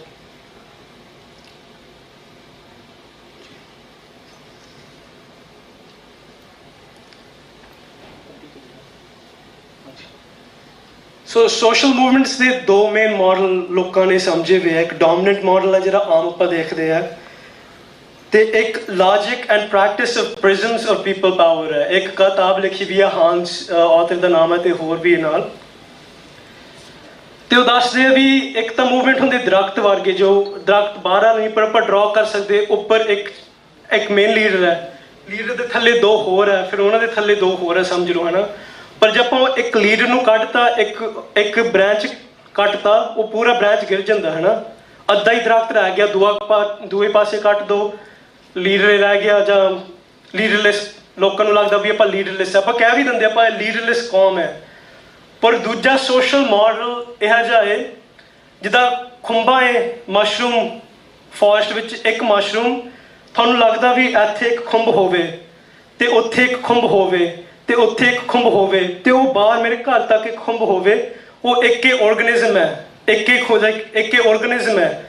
ਜੇ ਮੈਂ ਇੱਥੇ ਦਾ ਖੁੰਭ ਨੂੰ ਕੱਟ ਦੇਵਾਂ, ਦੋਏ ਨੂੰ ਅਸਰ ਨਹੀਂ ਪੈਂਦਾ, ਉਹ ਹਜੇ ਤਿਆਰ ਹੈ, ਉਹ ਕੰਮ ਆਪਣੀ ਚੀਜ਼ ਉਹ ਹੈ, ਉਹ ਚੀਜ਼ ਹੈ। ਸੋ ਇਹਨੂੰ ਰਾਈਜ਼ੋਮਿਕ ਮਾਡਲ ਕਹਿੰਦੇ ਆ। ਆਪਾਂ ਪੂਰੀ ਸਪਰੈਡ ਆਊਟ ਹੈ ਵੀ ਪਾਵਰ ਕੱਲੀ ਵਰਟੀਕਲ ਸਪਰੈਡ ਆਊਟ ਨਹੀਂ ਹੈ, ਹੌਰੀਜ਼ੌਂਟਲ ਵੀ ਪਾਵਰ ਸਪਰੈਡ ਆਊਟ ਹੈ ਵੀ ਹਰ ਇੱਕ ਬੰਦੇ ਨੂੰ ਪਤਾ ਵੀ ਮੇਰੀ ਵੈਲਿਊ ਕੀ ਹੈ ਇੱਕ ਮੂਵਮੈਂਟ ਵਿੱਚ। ਉਹ ਵੀ ਜ਼ਰੂਰੀ ਹੈ, ਬੰਦੇ ਨੂੰ ਪਤਾ ਹੋਣਾ ਚਾਹੀਦਾ ਮੇਰੀ ਵੈਲਿਊ ਕੀ ਹੈ, ਮੈਂ ਕੀ ਕਰਦਾ। ਅੱਗੇ ਹੈਗੀ ਗੱਲ, ਹੁਣ ਆਪਾਂ ਸਾਰਿਆਂ ਨੇ ਦੇਖਿਆ ਇੱਕ ਪੈਲਸਟਾਈਨ ਦੀ ਲਿਬਰੇਸ਼ਨ, ਉਹ ਵੀ ਆਪਣੀ ਆਜ਼ਾਦੀ ਲਈ ਲੜਦੇ ਆ ਫਲਸਤੀਨ ਦੇ ਲੋਕ। ਤੇ ਇੱਕ ਚੀਜ਼ ਆਪਾਂ ਸਿੱਖ ਸਕਦੇ ਉਹਨਾਂ ਕੋਲ ਜੋ ਉਹ ਪ੍ਰਿਜ਼ਮ ਪਾਵਰਸ ਦੀ ਗੱਲ ਹੈ ਵੀ ਬ੍ਰਿਜਿੰਗ ਐਵਰੀਬਾਡੀ ਟੁਗੇਦਰ। ਹੁਣ ਇਹ ਲੜਦੇ ਆਜ਼ਾਦੀ ਲਈ ਹੈ, ਪਰ ਜੇ ਤੁਸੀਂ ਦੇਖਾਂਗੇ ਇਹ ਹੈਡਲਾਈਨ ਹੈ Palestine is a cause of human rights and climate justice। Punjab ਦੇ ਵਿੱਚ ਹੁਣ এনवायरमेंट ਦੀ ਪ੍ਰੋਬਲਮਾਂ ਤੇ ਬਹੁਤ ਹੈ। ਆਪਾਂ ਕਹਿੰਦੇ ਵੀ ਪਾਣੀ ਨੂੰ ਸਰਕਾਰ ਖਿੱਚੀ ਜਾਂਦੀ ਤੇ really using our resources, it's an environmental issue ਵੀ ਸਾਫ਼ ਨਹੀਂ ਕਰਦੀ, ਵੀ ਫੈਕਟਰੀਆਂ ਗੰਦ ਸਿੱਟੀ ਜਾਂਦੀ ਸਾਡੇ ਦਰਿਆਵਾਂ ਵਿੱਚ, ਪਰ ਆਪਾਂ ਉਹ ਚੀਜ਼ ਤੇ ਫੋਕਸ ਨਹੀਂ ਕਰ ਸਕਦੇ ਵੀ ਖਾਲਿਸਤਾਨ ਇੱਕ ਇਨਵਾਇਰਮੈਂਟਲ ਸਟਰਗਲ ਵੀ ਹੋ ਸਕਦਾ। ਆਪਾਂ ਚਾਹੁੰਦੇ ਆ ਇਹ ਸਾਫ਼ ਹੋਵੇ, ਸਰਕਾਰਾਂ ਸਾਨੂੰ ਕਰਨ ਨਹੀਂ ਦਿੰਦੀਆਂ। This is just an example. ਮੈਂ ਇਹ ਨਹੀਂ ਕਹਿੰਦਾ ਵੀ ਆਹੀ ਚੀਜ਼ ਹੈ, ਮੈਂ ਹੁਣ ਦੂਜੇ ਸਟਰਗਲਸ ਦੇ ਪ੍ਰੈਜ਼ੈਂਟ ਕਰਦਾ ਹੈ ਜੇ ਸਿੱਖੀ ਦੇ ਰੈਪਰਟਵਾਰ ਨਾਲ ਮਿਲਦੇ ਕਿ ਨਹੀਂ, ਹੁਣ ਖਾਸ ਜ਼ਿਆਦਾ ਮੈਨੂੰ ਨਹੀਂ ਪਤਾ। ਪਰ ਹੁਣ ਸਟਾਪ ਕਾਪ ਸਿਟੀ ਜੋ ਅਟਲਾਂਟਾ ਵਿੱਚ ਮੂਵਮੈਂਟ ਹੈ, ਉਹਨਾਂ ਨੇ ਸਾਰੇ ਨੇ ਪੈਲਸਤੀਨ ਦੇ ਝੰਡੇ ਬੰਨੇ ਹੋਏ ਆਪਣੇ ਟੈਂਟਾਂ ਤੇ ਜਿੱਥੇ ਵੀ ਕੰਮ ਕਰਦੇ ਆ। ਉਹਨਾਂ ਨੇ ਕਿਹਾ ਸਾਡੀ ਸਟਰਗਲ ਕਨੈਕਟਡ ਹੈ। ਉਹਨਾਂ ਨੇ 1-to-1 ਲੱਭ ਵੀ ਲਿਆ ਵੀ ਇਜ਼ਰਾਈਲ ਦਾ ਕੀ ਹੱਥ ਹੈ ਕਾਪ ਸਿਟੀ ਵਿੱਚ। ਕਸ਼ਮੀਰ ਵਾਲੇ ਨੇ ਵੀ ਇੱਕ ਕਿਤਾਬ ਲਿਖੀ ਹੋਸਟਲ ਹੋਮਲਾਈਨਸ ਆਜ਼ਾਦ ਐਸਾ, ਪੂਰਾ ਉਹਨੇ ਕਲੀਅਰ ਕਰ ਦਿੱਤਾ ਵੀ ਮੋਦੀ ਤੇ ਨੈਤਨਯਾਹੂ ਇੱਕ ਜੇ ਹੈ, ਨਾਲ ਇਕੱਠੇ ਕੰਮ ਕਰਦੇ ਆ। ਤਾਂ I was talking about not just looking for ਵੀ ਮੋਦੀ ਗੱਲ, ਤਾਂ ਉਹਨਾਂ ਨੇ ਪੂਰਾ ਸਿਸਟਮ ਹੀ ਦੇਖ ਲਿਆ ਕੀ ਹੈ, ਜਿਹੜਾ ਗਲੋਬਲ ਮਿਲਟਰੀ ਸਟਰਕਚਰ ਆਪਾਂ ਕਹਿੰਦੇ ਆ। ਦੂਈ ਗੱਲ ਹੈ, ਆਪਾਂ ਹੁਣ ਕੱਲੀ ਸਿੱਖਾਂ ਨਾਲ ਨਹੀਂ ਗੱਲਾਂ ਕਰਨੀਆਂ ਖਾਲਿਸਤਾਨ ਲਈ, ਪਰ ਬਾਹਰ ਵੀ ਗੱਲ ਕਰਨੀ ਹੈ ਵੀ ਖਾਲਿਸਤਾਨ ਕੀ ਹੈ। ਸੋ ਸਾਨੂੰ ਸੋਚਣਾ ਪੈਣਾ ਆਪਾਂ ਇਹ ਇਸ਼ੂ ਫਰੇਮ ਕਿੱਦਾਂ ਕਰਨਾ ਹੈ, ਇਹਦੀ ਡਿਸਕੋਰਸ ਜੀ ਅਗਲਾ ਸਾਈਡ, ਇਹਦੀ ਡਿਸਕੋਰਸ ਕੀ ਜੀ ਹੋਗੀ, ਇਹਦੀ ਲੈਂਗੁਏਜ ਕਿੱਦਾਂ ਹੋਗੀ। ਮੈਂ ਇੱਕ ਬਹੁਤ ਛੋਟੀ ਐਗਜ਼ਾਮਪਲ ਦਿਖਾ ਦੇਵਾਂ। ਇੱਕ ਲਿਖਿਆ ਵਾ ਸਾਈਡ ਤੇ ਸੈਪਰੇਟਿਸਟ ਮੂਵਮੈਂਟ, ਦੂਜੇ ਪਾਸੇ ਲਿਖਿਆ ਵਾ ਲਿਬਰੇਸ਼ਨ ਮੂਵਮੈਂਟ। ਹੁਣ ਆਈਡੀਆ ਤਾਂ ਹੁਣ ਆਪਾਂ ਕਹਿ ਸਕਦੇ ਵੀ ਆਪਾਂ ਸੈਪਰੇਟ ਨੇਸ਼ਨ ਮੰਗਦੇ ਤਾਂ ਹੈ, ਪਰ ਜੇ ਆਪਾਂ ਫਰੇਜ਼ ਲਿਬਰੇਸ਼ਨ ਮੂਵਮੈਂਟ ਯੂਜ਼ ਕਰਦੇ ਵੀ ਆਪਾਂ ਆਜ਼ਾਦੀ ਲਈ ਲੜਦੇ ਆ, ਉਹਦੀ ਫੀਲਿੰਗ ਹੋਰ ਹੈ। ਇੱਥੇ ਯੂਥ, ਖਾਸ ਅਮਰੀਕਾ ਦੇ ਯੂਥ ਨੂੰ ਆਹ ਲਫ਼ਜ਼ ਬਹੁਤ ਪਸੰਦ ਹੈ liberation, because that's what the young left really wants, is for everybody to feel liberated. So ਇਹ ਵੀ ਚੀਜ਼ ਆਪਾਂ ਲਫ਼ਜ਼ ਕਿਹੇ ਜਿਹੇ ਵਰਤਦੇ ਆ। ਖਾਲਿਸਤਾਨ ਇੱਕ ਸਟਰਗਲ ਇਕੱਲੇ ਸਿੱਖਾਂ ਲਈ ਹੈ ਕਿ ਪੂਰੇ ਪੰਜਾਬ ਲਈ ਹੈ, ਇਹ ਚੀਜ਼ਾਂ ਸਾਨੂੰ ਸੋਚਣੀਆਂ ਪੈਣੀਆਂ। ਆਪਾਂ ਹੁਣ ਅੱਗੇ ਜਦੋਂ ਗੱਲਾਂ ਕਰਨੀਆਂ ਹੈ ਹੋਰ ਲੋਕਾਂ ਨਾਲ, how are we going to present this, right? ਅਤੇ ਇੱਕ ਹੋਰ ਚੀਜ਼ ਹੈ, ਕਹਿੰਦੇ ਸਰਕਾਰਾਂ ਬਦਲਣ ਤੋਂ ਪਹਿਲਾਂ ਕਲਚਰ ਚੇਂਜ ਹੁੰਦਾ ਹੈ, ਸਾਡੀ ਰੋਜ਼ ਦੀ ਗੱਲਾਂ ਬਦਲਦੀਆਂ ਹੈ। ਪੰਜਾਬ ਵਿੱਚ ਸੋਚੋ, ਹੁਣ ਪੰਜਾਬ ਹਰ ਘਰ ਵਿੱਚ ਰੋਜ਼ ਖਾਲਿਸਤਾਨ ਦੀ ਗੱਲ ਹੁੰਦੀ ਪਈ ਹੈ ਕਿ ਨਹੀਂ? ਸੋਚਦੇ ਪਏ ਆ ਵੀ ਆਪਾਂ ਗੁਲਾਮ ਕਿੱਦਾਂ ਹੈ, ਸੋਚਦੇ ਪਏ ਆ ਸਾਡੇ ਐਗਜ਼ਿਸਟੈਂਸ਼ੀਅਲ ਕ੍ਰਾਈਸਿਸ ਕਿੱਥੋਂ ਆਉਂਦੇ ਆ। ਸ਼ਾਇਦ ਹਜੇ ਨਹੀਂ ਸੋਚਦੇ, ਪਰ ਇਹ ਚੀਜ਼ ਤੇ ਵਰਕ ਕਰਨਾ ਪੈਣਾ ਵੀ ਕਿ ਸਰਕਾਰ ਬਦਲਣ ਤੋਂ ਪਹਿਲਾਂ ਹਰ ਇੱਕ ਘਰ ਦੀ ਵਿਚਾਰ, ਜਿਹੜੀ ਡਿਸਕਸ਼ਨ ਘਰ ਵਿੱਚ ਹੁੰਦੀ ਉਹ ਬਦਲੂਗੀ। ਫਿਰ ਇਹ ਜਿਹੜੀ ਸਰਕਾਰ ਲੈਵਲ ਤੋਂ ਜਿਨ੍ਹਾਂ ਨੇ ਸਰਕਾਰ ਰਾਹੀਂ ਕੰਮ ਕਰਨਾ ਉੱਥੇ ਡਿਸਕਸ਼ਨ ਬਦਲਾਂਗੇ। ਹੁਣ ਇੱਕ ਤੋਂ ਅੱਗੇ ਦੋ ਹੋਰ ਕਰ ਲਓ, ਅਗਲਾ ਜੀ। ਹੁਣ ਇੱਕ ਐਗਜ਼ਾਮਪਲ ਹੈ ਦਲਜੀਤ ਸਿੰਘ ਬਿੱਟੂ ਦਾ, ਰੀਸੈਂਟ April 29 ਇਹਨਾਂ ਨੇ ਛਾਪਿਆ, ਤੇ ਉਹਨਾਂ ਨੇ ਲਫ਼ਜ਼ ਕਿਹੇ ਜਿਹੇ ਵਰਤੇ। ਉਹਨਾਂ ਨੇ ਲਿਖਿਆ, rather than a simplistic national struggle for an ethnic group to secure political power domestically, ਵੀ ਇੱਕ ਇਸ਼ੂ ਇਹ ਜਿਹਾ ਹੀ ਨਹੀਂ ਹੈ ਵੀ ਆਪਾਂ ਸਿੱਖਾਂ ਲਈ ਪੋਲੀਟੀਕਲ ਪਾਵਰ ਕੈਪਚਰ ਕਰਨੀ ਹੈ ਵੀ ਇੱਕ ਛੋਟਾ ਗਰੁੱਪ ਲਈ। ਕਹਿੰਦੇ the Sikh vision for Khalistan remains rooted in timeless Sikh struggle to establish Begampura ਹਲੇਮੀ ਰਾਜ, ਜਿਹੜਾ ਇੰਪੋਸੀਬਲ ਵਿਜ਼ਨ ਦੀ ਆਪਾਂ ਗੱਲ ਕੀਤੀ ਹੈ in today's world। ਉਹਨੇ ਇਕੱਲੇ ਸਿੱਖਾਂ ਦੀ ਨਹੀਂ ਗੱਲ ਕਰਨੀ, ਉਹਨੇ ਅੱਗੇ ਕੀਤੀ ਹੈ ਵੀ ਜਿਹੜੀ ਕੈਪੀਟਲਿਸਟ ਸਿਸਟਮ ਹੈ ਪੂਰੀ ਕਾਮਨ ਫੋਕਸ ਦੇ ਅਗੇਂਸਟ ਹੈ, ਉਹਦੀ ਗੱਲ ਕੀਤੀ ਹੈ। ਇਹਨਾਂ ਨੇ ਐਕਚੁਅਲੀ ਇਨਵਾਇਰਮੈਂਟ ਦੀ ਵੀ ਗੱਲ ਕੀਤੀ ਹੈ ਇਹ ਪੀਸ ਵਿੱਚ, ਹੈ ਨਾ। Khalistan will be a beacon of dignity, justice and peace in the region। Solidarity ਦੀ ਗੱਲ ਕਰਦਾ ਹੈ, ਰੀਜਨਲ ਕੋਆਪਰੇਸ਼ਨ, ਤੇ ਬਹੁਤ ਵੱਡਾ ਲਫ਼ਜ਼ ਜੋ ਅੱਜ ਵਰਤਿਆ ਜਾਂਦਾ collective liberation. for the oppressed across the subcontinent. ਵੀ ਇਕੱਲੇ ਪੰਜਾਬ ਦੀ ਗੱਲ ਨਹੀਂ ਆਪਾਂ ਕਰਦੇ, ਹਾਂ ਸਾਨੂੰ ਖਾਲਿਸਤਾਨ ਬਣ ਜਾਵੇ ਪਰ ਪੂਰੇ ਜੋ ਬਾਕੀ ਇੰਡੀਆ ਰਹਿ ਗਿਆ ਉੱਥੇ ਵੀ ਮਾਈਨੋਰਟੀਜ਼ ਗਰੁੱਪ ਆਮ ਲੋਕ ਨੂੰ ਮਹਿਸੂਸ ਹੋਵੇ ਵੀ ਆਪਾਂ ਵੀ ਆਜ਼ਾਦ ਹੈ, ਵੀ ਬੇਗਮਪੁਰਾ ਇੱਥੇ ਨਹੀਂ ਰੁਕਣਾ ਵੀ ਪੰਜਾਬ ਵਿੱਚ। ਇੱਕ ਸਾਡੀ ਫਰੇਮ ਦੀ ਗੱਲ ਹੈ, ਡਿਸਮੈਂਟਲ ਆਲ ਅਪਰੈਸਿਵ ਸਟਰਕਚਰਸ, ਪਹਿਲੀ ਲਾਈਨ ਤੇ ਆਉਂਦਾ ਹੈ ਸੇਮ ਚੀਜ਼ ਜੋ ਉਹ ਕੰਬਹੀ ਰਿਵਰ ਕਲੈਕਸ਼ਨ ਨੇ ਕਿਹਾ 1977 ਵਿੱਚ। ਇੱਕ ਹੋਰ ਪੋਲੀਟੀਕਲ ਟੈਕਟਿਕ ਵੀ ਹੈ, ਆਪਾਂ ਅਗਲੇ ਸਲਾਈਡ ਵਿੱਚ ਮੈਂ ਛੋਟੀ ਇੱਕ ਟ੍ਰਾਂਸਲੇਸ਼ਨ ਲੱਭੀ ਹੈ ਓਰੀਜਨਲ ਖਾਲਿਸਤਾਨ ਦੀ ਡੈਕਲੇਰੇਸ਼ਨ ਦੀ, ਤੇ ਲਿਖਿਆ the Khalsa Panth will always support the struggles of those movements that promote the principle of equality and uphold the dignity of labor and shared wealth while contemplating Naam. This assembly of the Sabat Khalsa strongly endorses the armed struggles of the peoples of the world, especially those in India who are fighting oppressive colonial rule for their rights and independence. ਹੁਣ ਆਪਾਂ ਦੇਖਾਂਗੇ ਉਹਨਾਂ ਨੇ ਲਫ਼ਜ਼ ਜਿਹਨੇ translate ਕੀਤਾ ਹੈ ਉਹਨਾਂ ਨੇ ਯੂਜ਼ ਕੀਤਾ ਕਲੋਨੀਅਲ ਸਟਰਗਲ। ਆਪਾਂ ਇੱਕ ਕਲੋਨੀਅਲ ਐਂਟੀਟੀ ਦੇ ਨਾਲ ਸਾਡੀ ਲੜਾਈ ਹੈ ਨਾ। ਹੁਣ ਹੋਰ ਚੀਜ਼ ਬਾਰੇ ਗੱਲ ਕਰ ਸਕਦੇ ਸੀ, ਮੇਰਾ ਖਿਆਲ ਹੈ ਹੁਣ ਓਰੀਜਨਲ ਮੈਨੂੰ ਪੰਜਾਬੀ 'ਚ ਨਹੀਂ ਮਿਲੀ ਹੈ ਖਾਲਿਸਤਾਨ ਦੀ ਡੈਕਲੇਰੇਸ਼ਨ, ਉਹ ਵੀ ਸਾਨੂੰ ਸੋਚਣਾ ਪੈਣਾ ਇਹ ਡਾਕੂਮੈਂਟ ਸਾਨੂੰ ਇਨਐਕਸੈਸਿਬਲ ਇੰਨੇ ਕਿਉਂ ਹੈ। ਪਰ ਜਿਹਨੇ ਟ੍ਰਾਂਸਲੇਟ ਕੀਤਾ ਹੈ they specifically chose to use words like fight oppressive colonial rule so we could connect our struggles with the others, so it's important. ਦੂਈ ਆਖਰੀ ਸਲਾਈਡ ਤੇ ਮੈਂ ਉੱਥੇ ਆਊਗਾ, we need to meet people where they are. Organizing ਦਾ ਸਭ ਤੋਂ ਵਧੀਆ tool ਇਹੀ ਹੈ, ਜਿਸ ਤਰ੍ਹਾਂ ਗੁਰੂ ਨਾਨਕ ਸਾਹਿਬ ਨੇ ਸਾਨੂੰ ਮਿਲਿਆ ਜਿੱਥੇ ਸਾਡੀ ਸਮਝ ਸੀ। ask people what are their interests, ਹੈ ਨਾ, ਤੁਸੀਂ ਕੀ ਚਾਹੁੰਦੇ ਆ, ਕਿੱਥੋਂ ਆਉਣਗਾ, ਰਾਈਟ। ਹੁਣ ਸਟੇਟ ਲੈਡ ਵਾਇਲੈਂਸ ਜਿਹੜੀ ਆਪਾਂ 84 ਦੀ ਗੱਲ ਕਰਦੇ ਉਹ ਆਮ ਲੋਕ ਨੂੰ ਨਹੀਂ ਦਿਖਦੀ ਹੈ, we no longer see that violence. So now question ਆਉਂਦਾ ਵੀ ਹੁਣ ਤਾਂ ਆਪਾਂ ਠੀਕ ਹੈ, ਕੁਛ ਸਾਹਮਣੇ ਆਇਆ ਵਾ ਨਹੀਂ, but we have to understand, we have to meet people where they are and tell them why we need this liberation, and not just for India but to create Begumpura, the Hilmi Raj, the sorrowless city throughout the world. How this is that one foundation to build that bridge from this world we're currently in into that ideal world we want. Whether we get there or not, we don't know, but we'll know we'll be getting closer each step we take. ਹੁਣ ਮੈਂ ਜ਼ਿਆਦਾ time ਹੋਰ ਨਾ ਲਵਾਂ, ਪਰ ਮੈਂ ਸਾਰੇ ਦੀ ਬਹੁਤ ਧੰਨਵਾਦੀ ਹਾਂ। ਅੱਗੇ ਵਿਦਵਾਨ ਵੀ ਹੈ ਡਾਕਟਰ ਸੁਖਪ੍ਰੀਤ ਸਿੰਘ ਅਤੇ ਹਰਿੰਦਰ ਸਿੰਘ ਸਿੱਖਰੀ ਵਾਲੇ, ਜਿਨ੍ਹਾਂ ਨੇ ਛੋਟੇ ਹੁੰਦਿਆਂ ਤੋਂ ਹੀ ਇਹ ਜੇ ਲੈਕਚਰ ਕੀਤੇ ਆ, ਸਾਨੂੰ ਇੰਸਪੀਰੇਸ਼ਨ ਮਿਲੀ ਹੈ, ਸੋ ਉਹਨਾਂ ਦੀ ਵੀ ਬਹੁਤ ਬਹੁਤ ਧੰਨਵਾਦੀ ਹੈ। ਸੋ ਮੈਂ ਇੱਕ ਵਾਰੀ ਫਿਰ ਕਿਹਾ ਵੀ ਮੇਰੀ ਪਰਪਸ ਇਹ ਸੀ ਆਪਾਂ ਹੋਰ ਸਟਰਗਲਸ ਤੋਂ ਕਿੱਦਾਂ ਸਿੱਖ ਸਕੀਏ। ਸੋ ਮੈਨੂੰ ਪੂਰਾ ਮੈਂ ਕਹਿ ਨਹੀਂ ਸਕਦਾ ਵੀ ਇਹ ਚੀਜ਼ਾਂ ਸਾਰੀ ਸਿੱਖੀ ਨਾਲ ਮਿਲੀਆਂ ਕਿ ਨਹੀਂ, ਉਹ ਤੁਹਾਨੂੰ ਵਿਚਾਰਨ ਦੀ ਗੱਲ ਨਾ ਹੈ। ਭੁੱਲ ਚੁੱਕ ਦੀ ਮਾਫੀ ਮੰਗਦਾ ਹੈ। ਬਹੁਤ ਬਹੁਤ ਧੰਨਵਾਦ ਇਹ ਮੌਕੇ ਲਈ। ਤੇ ਹੁਣ ਜ਼ਰੂਰੀ ਆਪਾਂ ਆਰਗੇਨਾਈਜ਼ ਇਸ ਤਰ੍ਹਾਂ ਹੀ ਹੋਈ ਹੈ ਵੀ ਆਪਾਂ ਸਾਰੇ we should all know what our value is in this struggle. Waheguru ji ਕਾ ਖਾਲਸਾ, ਵਾਹਿਗੁਰੂ ਜੀ ਕੀ ਫਤਿਹ।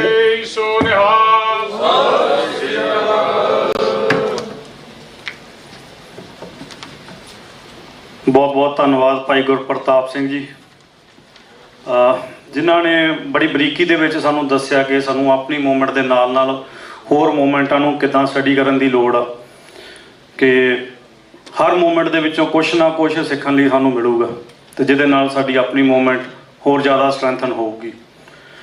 ਸਾਡੇ ਕੋਲ ਅੱਜ ਦੇ ਜਿਹੜੇ ਦੋ ਮੁੱਖ ਬੁਲਾਰੇ ਹਨ, ਇੱਕ ਭਾਈ ਪ੍ਰਭ ਸਿੰਘ ਜੀ ਵਰਲਡ ਸਿੱਖ ਪਾਰਲੀਮੈਂਟ ਦੇ ਲੀਗਲ ਕਾਉਂਸਲ, ਅਤੇ ਦੂਸਰੇ ਬੁਲਾਰੇ ਜਿਹੜੇ ਸਾਡੇ ਇਤਿਹਾਸਕਾਰ ਰਿਸਰਚਰ ਡਾਕਟਰ ਸੁਖਪ੍ਰੀਤ ਸਿੰਘ ਉਦੋਕੇ। ਅਸੀਂ ਸਾਰੀ ਸੰਗਤ ਨੂੰ ਬੇਨਤੀ ਕਰਦੇ ਹਾਂ ਕਿ ਆਪ ਜੀ ਥੋੜ੍ਹਾ ਜਿਹਾ ਸਮਾਂ ਅੱਜ ਸਾਨੂੰ ਵੱਧ ਦਿਓ ਅਤੇ ਦੋਨਾਂ ਬੁਲਾਰਿਆਂ ਨੂੰ ਸੁਣ ਕੇ ਜਾਇਓ ਪੂਰੀ ਜਿਹੜੀ ਗੱਲਬਾਤ ਹੈ, ਕਿਉਂਕਿ ਅਸੀਂ ਵੱਡੇ ਸਮਾਗਮਾਂ ਦੇ ਵਿੱਚ ਹੋਰ ਬਹੁਤ ਹਾਜ਼ਰੀਆਂ ਭਰਦੇ ਹਾਂ, ਪਰ ਸਾਡੇ ਵਿੱਚ ਇਹੋ ਜਿਹੇ ਸੈਮੀਨਾਰ ਬਹੁਤ ਘੱਟ ਹੁੰਦੇ ਆ ਜਿੱਥੇ ਸੂਝ-ਬੂਝ ਨਾਲ ਨੀਤੀਆਂ ਘੜਨ ਦੀ ਗੱਲ ਕੀਤੀ ਜਾ ਸਕੇ। ਅਤੇ ਹੁਣ ਮੈਂ ਬੇਨਤੀ ਕਰਾਂਗਾ ਭਾਈ ਪ੍ਰਭ ਸਿੰਘ ਜੀ, ਜੋ ਵਰਲਡ ਸਿੱਖ ਪਾਰਲੀਮੈਂਟ ਦੇ ਲੀਗਲ ਕਾਉਂਸਲ ਨੇ, ਜਿਹੜੇ attorney at law for Sikh and human rights. He will also do his speech bilingually. ਉਹਨਾਂ ਦੀ ਕੁਛ ਸਪੀਚ ਜਿਹੜੀ ਆ ਵਿੱਚ ਇੰਗਲਿਸ਼ ਦੇ ਵਿੱਚ ਵੀ ਹੋਊਗੀ, ਸੋ he'll be speaking in mixed in Punjabi and English. ਭਾਈ ਪ੍ਰਭ ਸਿੰਘ ਜੀ ਆਪ ਜੀ ਦੇ ਅੱਗੇ 40-50 ਮਿੰਟ ਲਈ ਹਾਜ਼ਰੀ ਲਵਾਉਣਗੇ।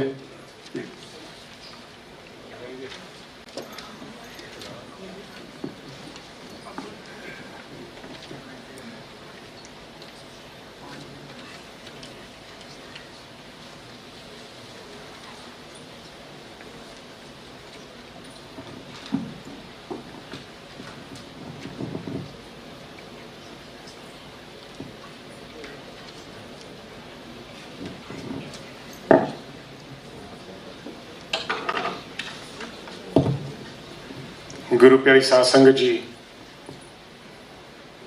गज के फतेह बुलाओ। कोई भी रसना फतेह तो वांझी ना रवे। वाहिगुरू जी का खालसा, वाहिगुरू जी की फतेह। अज का जो परपस आ वो साडे वास्ते एक समा आ, एक मोमेंट आ जो आप सारे गुर भाई गुर भैणा पंथ सिर नाल सिर जोड़ के असी एनालाइज करना आ, सैल्फ रिफ्लैक्ट करना आ, एंड दैन असी एक स्ट्रैटजी जिहड़ी आ करनी आ, जिस तरह की पुरातन समय दे विच गुरु साहब ने सानू जो प्रक्रिया दसियां सीगियां, जिसनों सिख साहबाना ने उपरंत सिख राज विच वो लागू करके किस तरह जिहड़ी सिख एस्टैबलिशमेंट सी उस वो पंजाब दे विच लागू की गई। मैं अपना विशा रखने तो पहला सीस झुकाउणा आ धन गुरु ग्रंथ साहिब जी महाराज के चरणों दे विच, जिन्हां दी सिक्ख्या सदका समाज दे विच जिहड़ी ह्यूमन राइट्स आइडियोलॉजी आ, inclusion, justice and equality is being prevailed. सानू तीन जिहड़े पिलर्स ने सिक्खी दे, which are नाम जपना, वंड छकना, किरत करनी, has been preached at most significantly.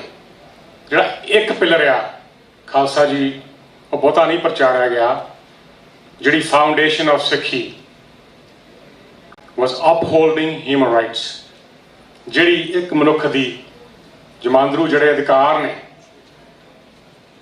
वो हर एक मनुख नूं ने, वो किसी भी धर्म च पैदा हुंदा आ, वो कोई भी बोली बोलदा आ, उहदियां किहो जिहियां रिलीजियस प्रैक्टिसिस ने, अकाल पुरख दी जिहड़ी सांझी वालता दा उपदेश धन गुरु ग्रंथ साहिब दे विच भी मिलदा आ, वो खूबसूरत फाउंडेशन जिहड़ी एक यूनीवर्सैलिटी दा जिहड़ा रूप धारदी है, ਉਹਦੇ ਉੱਤੇ बहुत घट गल हुई है।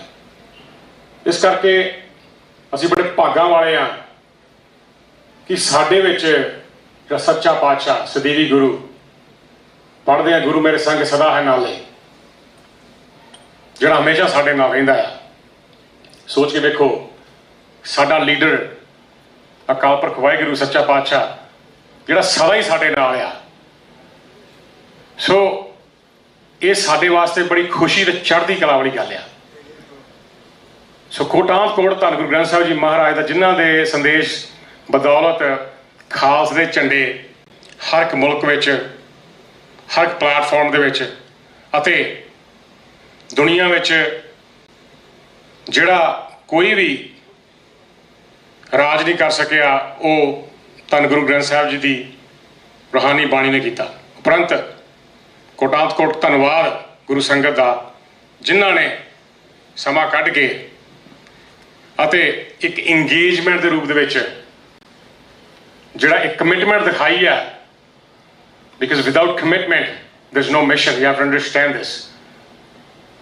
एक कमिटमेंट ही है जिहड़ी तुहानूं तुहाडे डेस्टिनेशन तक लैके जाती है, ये सिर।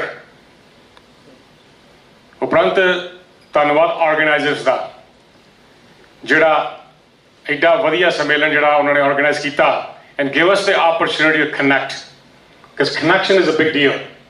जो आप किसी को मिलते हैं, हुण आपां जो बाहर सीगे या इत्थे मिले भी, we were just a connection, understand, just a connection. पर जो साडे विचार साझे एक दूजे नाल,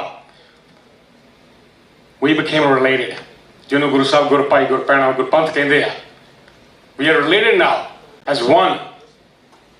That is the signification of organizing such events. So my topics today, go back, please, thank you, is significant of temporal values or temporal authority. Maaf karna.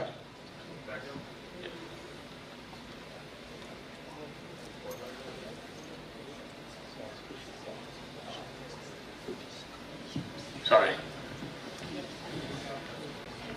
सो अज दे जो विषय नूं समझण वास्ते we really have to understand what is the purpose, and we have to be true to ourselves. ਜਿਸ ਤਰ੍ਹਾਂ ਕਿਸੇ ਵੀ organization ਦੀ ਜੇ ਕੋਈ establishment ਕਰਨੀ ਹੋਵੇ, if you have to establish an organization, you have to come up with a vision, and then mission and values in order to establish such organization in any capacity. So think of that in mid-Asia, when Guru Nanak Sahib gave a message of humanity, he also had a vision. And what was Guru Nanak's vision? His vision was to create an educative society. Let's just not stop there. The Guru Sahib ਕਹਿੰਦੇ ਪੜ੍ਹਿਆ ਮੂਰਖਾ ਕੀ ਜਿੱਤ ਲੱਭ ਲੋਭ ਹੰਕਾਰ. You can't just stop there, because I've seen leaders becoming dictators.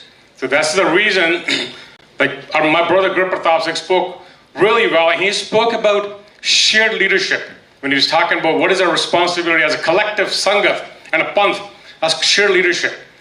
And that's the power of education. And then what's next? Wise men. So back in the days, who were higher class, degree holders, were wise men or king's men, who had the utmost influence. So Guru Nanak said, I'm going to create such society where every human being will be an educator, wise man, and majestic. That's temporal values. You must possess these three. And obviously, an advocate. So there's a difference between an advocate and a protester. Difference between an advocate and lobbyist. And I also tell my colleagues that we call it lawyers or lawyering. I said that's a colonized word. When you call someone a lawyer, you have to understand, colonism has been very influential. This is the main reason we see most of the conflicts within our society because of the colonized policies. So we call it advocate. So in 15th century, Guru Nanak gave us such beautiful ideology of advocacy. And then what was his mission? His mission was to prevail human rights and right to self-determination. So that way you have to understand, right to self-determination brings inclusion, brings freedom of expression, choice, vision. Well, you tell the other side that these are my rights, rather than someone telling you that's your rights. So if I tell you these are your rights and you exercise them, what is that supposed to be? Because I'm telling you, you can do this, you cannot do that. That is not, full freedom. It's dictatorship. That's what colonism did to us. They told us, you can do this, but you cannot do this. When you do this, but there are some conditions, it's like a contract, right? So you have to look into this narrative. I'll dive deeper when I speak about the temporal authority, and I'll break it down the theory of conflicts. So now, what are the values of Sikhi? Because this is our correlated in a Sangharsh, which we call it a Khalistan movement. Also relates to Baba Banda Singh Bahadur's establishing the Sikh Raj. This is all related to it. Because everything starts from the very beginning. Because when you do not read the book right from the beginning, you cannot understand what's going on. Because normally what happens, ਅਸੀਂ ਕਿਤਾਬ ਜਿਹੜੀ ਆ ਉਹ ਮੱਧ 'ਚ ਖੋਲ ਲੈਂਦੇ ਆ, ਉੱਥੋਂ ਪੜ੍ਹਨਾ ਸ਼ੁਰੂ ਕਰਦੇ ਆ ਤਾਂ ਅਸੀਂ ਗਵਾਚ ਜਾਂਦੇ ਆ. ਜਿਸ ਤਰ੍ਹਾਂ ਕਿ ਬਹੁਤਿਆਂ ਨੇ 78 ਤੋਂ ਸੰਘਰਸ਼ ਨੂੰ ਜਾਣਨ ਦੀ ਕੋਸ਼ਿਸ਼ ਕੀਤੀ. ਜਿਹੜੀ reality ਜਾਣਨੀ, you have to go beyond and above. So moving forward, as I spoke, ਵੰਡ ਛਕਣਾ, ਨਾਮ ਜਪਣਾ, ਕਿਰਤ ਕਰਨੀ, upholding human rights. These four pillars, these four values were brought forward by other Sikh gurus. For example, Guru Angad Dev Pacha, he showed people that you don't need to go to pilgrim. Bring pilgrim to your home place. Meaning, Kar Kar Vich Dharmasala. You have to understand this. Every Sikh must have a library, literature, history, a dialogue. When you don't have a a library or no literature at home, what do? What do? Watch TV most of the time, be on social media, and guess what? You distract away from the social issues, and that's exactly what happened with sex. You be putting yourself behind. And moving on to Guru Hargobind Pasha, which was a turning point for Sikhs, establishing such ground which gives not only the Sikhs, the whole nation, a new vision which we call innovation. So think about it. These values are not just, we haven't seen these now. Sikhi has brought to us way before, in 15th century, 16th century. But it's just that we have to open our eyes. We have to be liberal. We have to look beyond. We have to be analysts. We have to be educators. And you have to self-reflect. We've stopped doing that. The ideology of media and PD is such strong value. If you want to, can you move on? If you want to have a world peace, I tell you one thing. If you can prevail the significance of media and PD, you will have world peace. And I'll explain how. That is the significance. Having do kripana, do tega. Those weren't just piece of metal. You have to understand this. We don't understand the balance between Bhakti and Shakti. This is another reason that we've been distracted. ਜਿਹੜੀ ਬਾਣੀ ਦਾ ਫੌਲਾਦ ਧੰਨ ਗੁਰੂ ਗ੍ਰੰਥ ਸਾਹਿਬ ਧੰਨ ਗੁਰੂ ਨਾਨਕ ਪਾਤਸ਼ਾਹ ਨੇ ਲੋਕਾਂ ਨੂੰ ਬਖਸ਼ਿਆ, ਉਹ ਦੋ ਤਲਵਾਰਾਂ ਸਿਰਫ ਲੋਹੇ ਦੀਆਂ ਨਹੀਂ ਸਨ। ਉਹ ਤਲਵਾਰਾਂ ਕਿਸ ਫੌਲਾਦ ਦੀਆਂ ਬਣੀਆਂ ਸਨ? ਉਹ ਬਾਣੀ ਦਾ ਫੌਲਾਦ, ਬਾਣੀ ਦੇ ਪ੍ਰਤਾਪ ਦੀਆਂ ਬਣੀਆਂ ਸਨ। ਤੇ ਉਹ ਚੱਲਦੀਆਂ ਕਿਹਦੇ ਵਾਸਤੇ ਸਨ? ਸਿਰਫ ਜ਼ਾਲਮ ਵਾਸਤੇ। ਤੇ ਡਿਫੈਂਡਰ ਆਫ ਫੇਸ, ਜਦੋਂ ਮੀਰੀ ਦੀ ਤਲਵਾਰ ਪਹਿਣੀ, ਇਹ ਸਿੱਧ ਕਰ ਦਿੱਤਾ ਕਿ ਹਰ ਇੱਕ ਸਿੱਖ, ਹਰ ਇੱਕ ਮਨੁੱਖ ਜਦੋਂ ਵੀ ਕੋਈ ਫੈਸਲਾ ਕਰੇ, ਉਹਦੇ ਬਰਾਬਰ ਪੀਰੀ ਦੀ ਜਿਹੜੀ ਤੇਗ ਉਹ ਹੋਣੀ ਚਾਹੀਦੀ ਆ। which reminds you, when making decisions, you must be truthful, you must prevail human rights, and you must bring human values in every decision you make. So think about it, ਜੇ ਸਾਡੇ legislation, ਸਾਡੇ bills and ਸਾਡੇ policies ਮੀਰੀ ਤੇ ਪੀਰੀ ਦੇ ਆਧਾਰ ਤੇ ਹੋਣ, don't you think that establishing world peace would not be a problem? Think about it. So those swords were not just symbols. It was a practicality. Moving on to the Raj now, the whole purpose we're here commemorating Baba Banda Singh Bahadur and understanding the Sangharsh.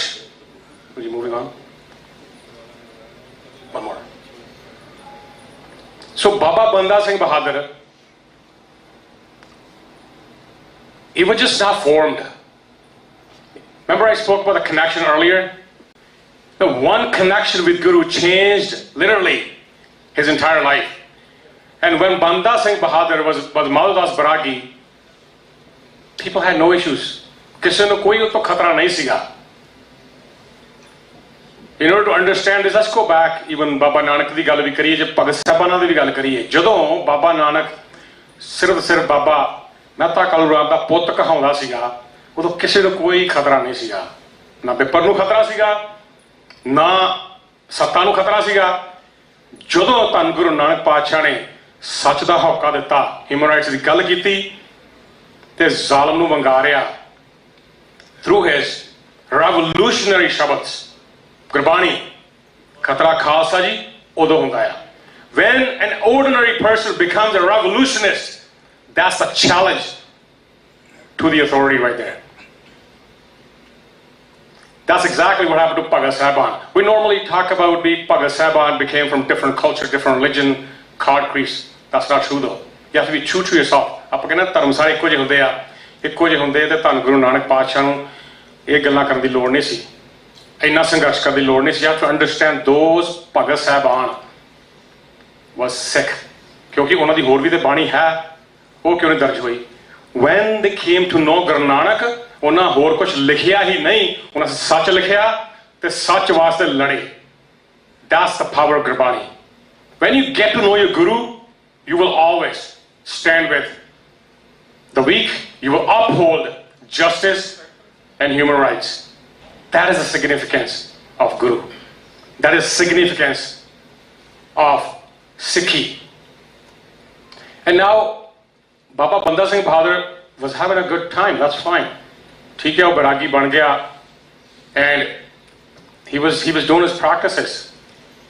But ਜਦੋਂ ਕਿਸੇ ਦੇ ਅੰਦਰ ਇੱਕ ਪਿਆਸ ਲੱਗੀ ਹੋਵੇ ਨਾ, ਤ੍ਰਿਸ਼ਨਾ, ਜਿਹਨੂੰ ਤ੍ਰਿਸ਼ਨਾ ਕਹਿੰਦੇ ਆ, right? I want to learn something so bad.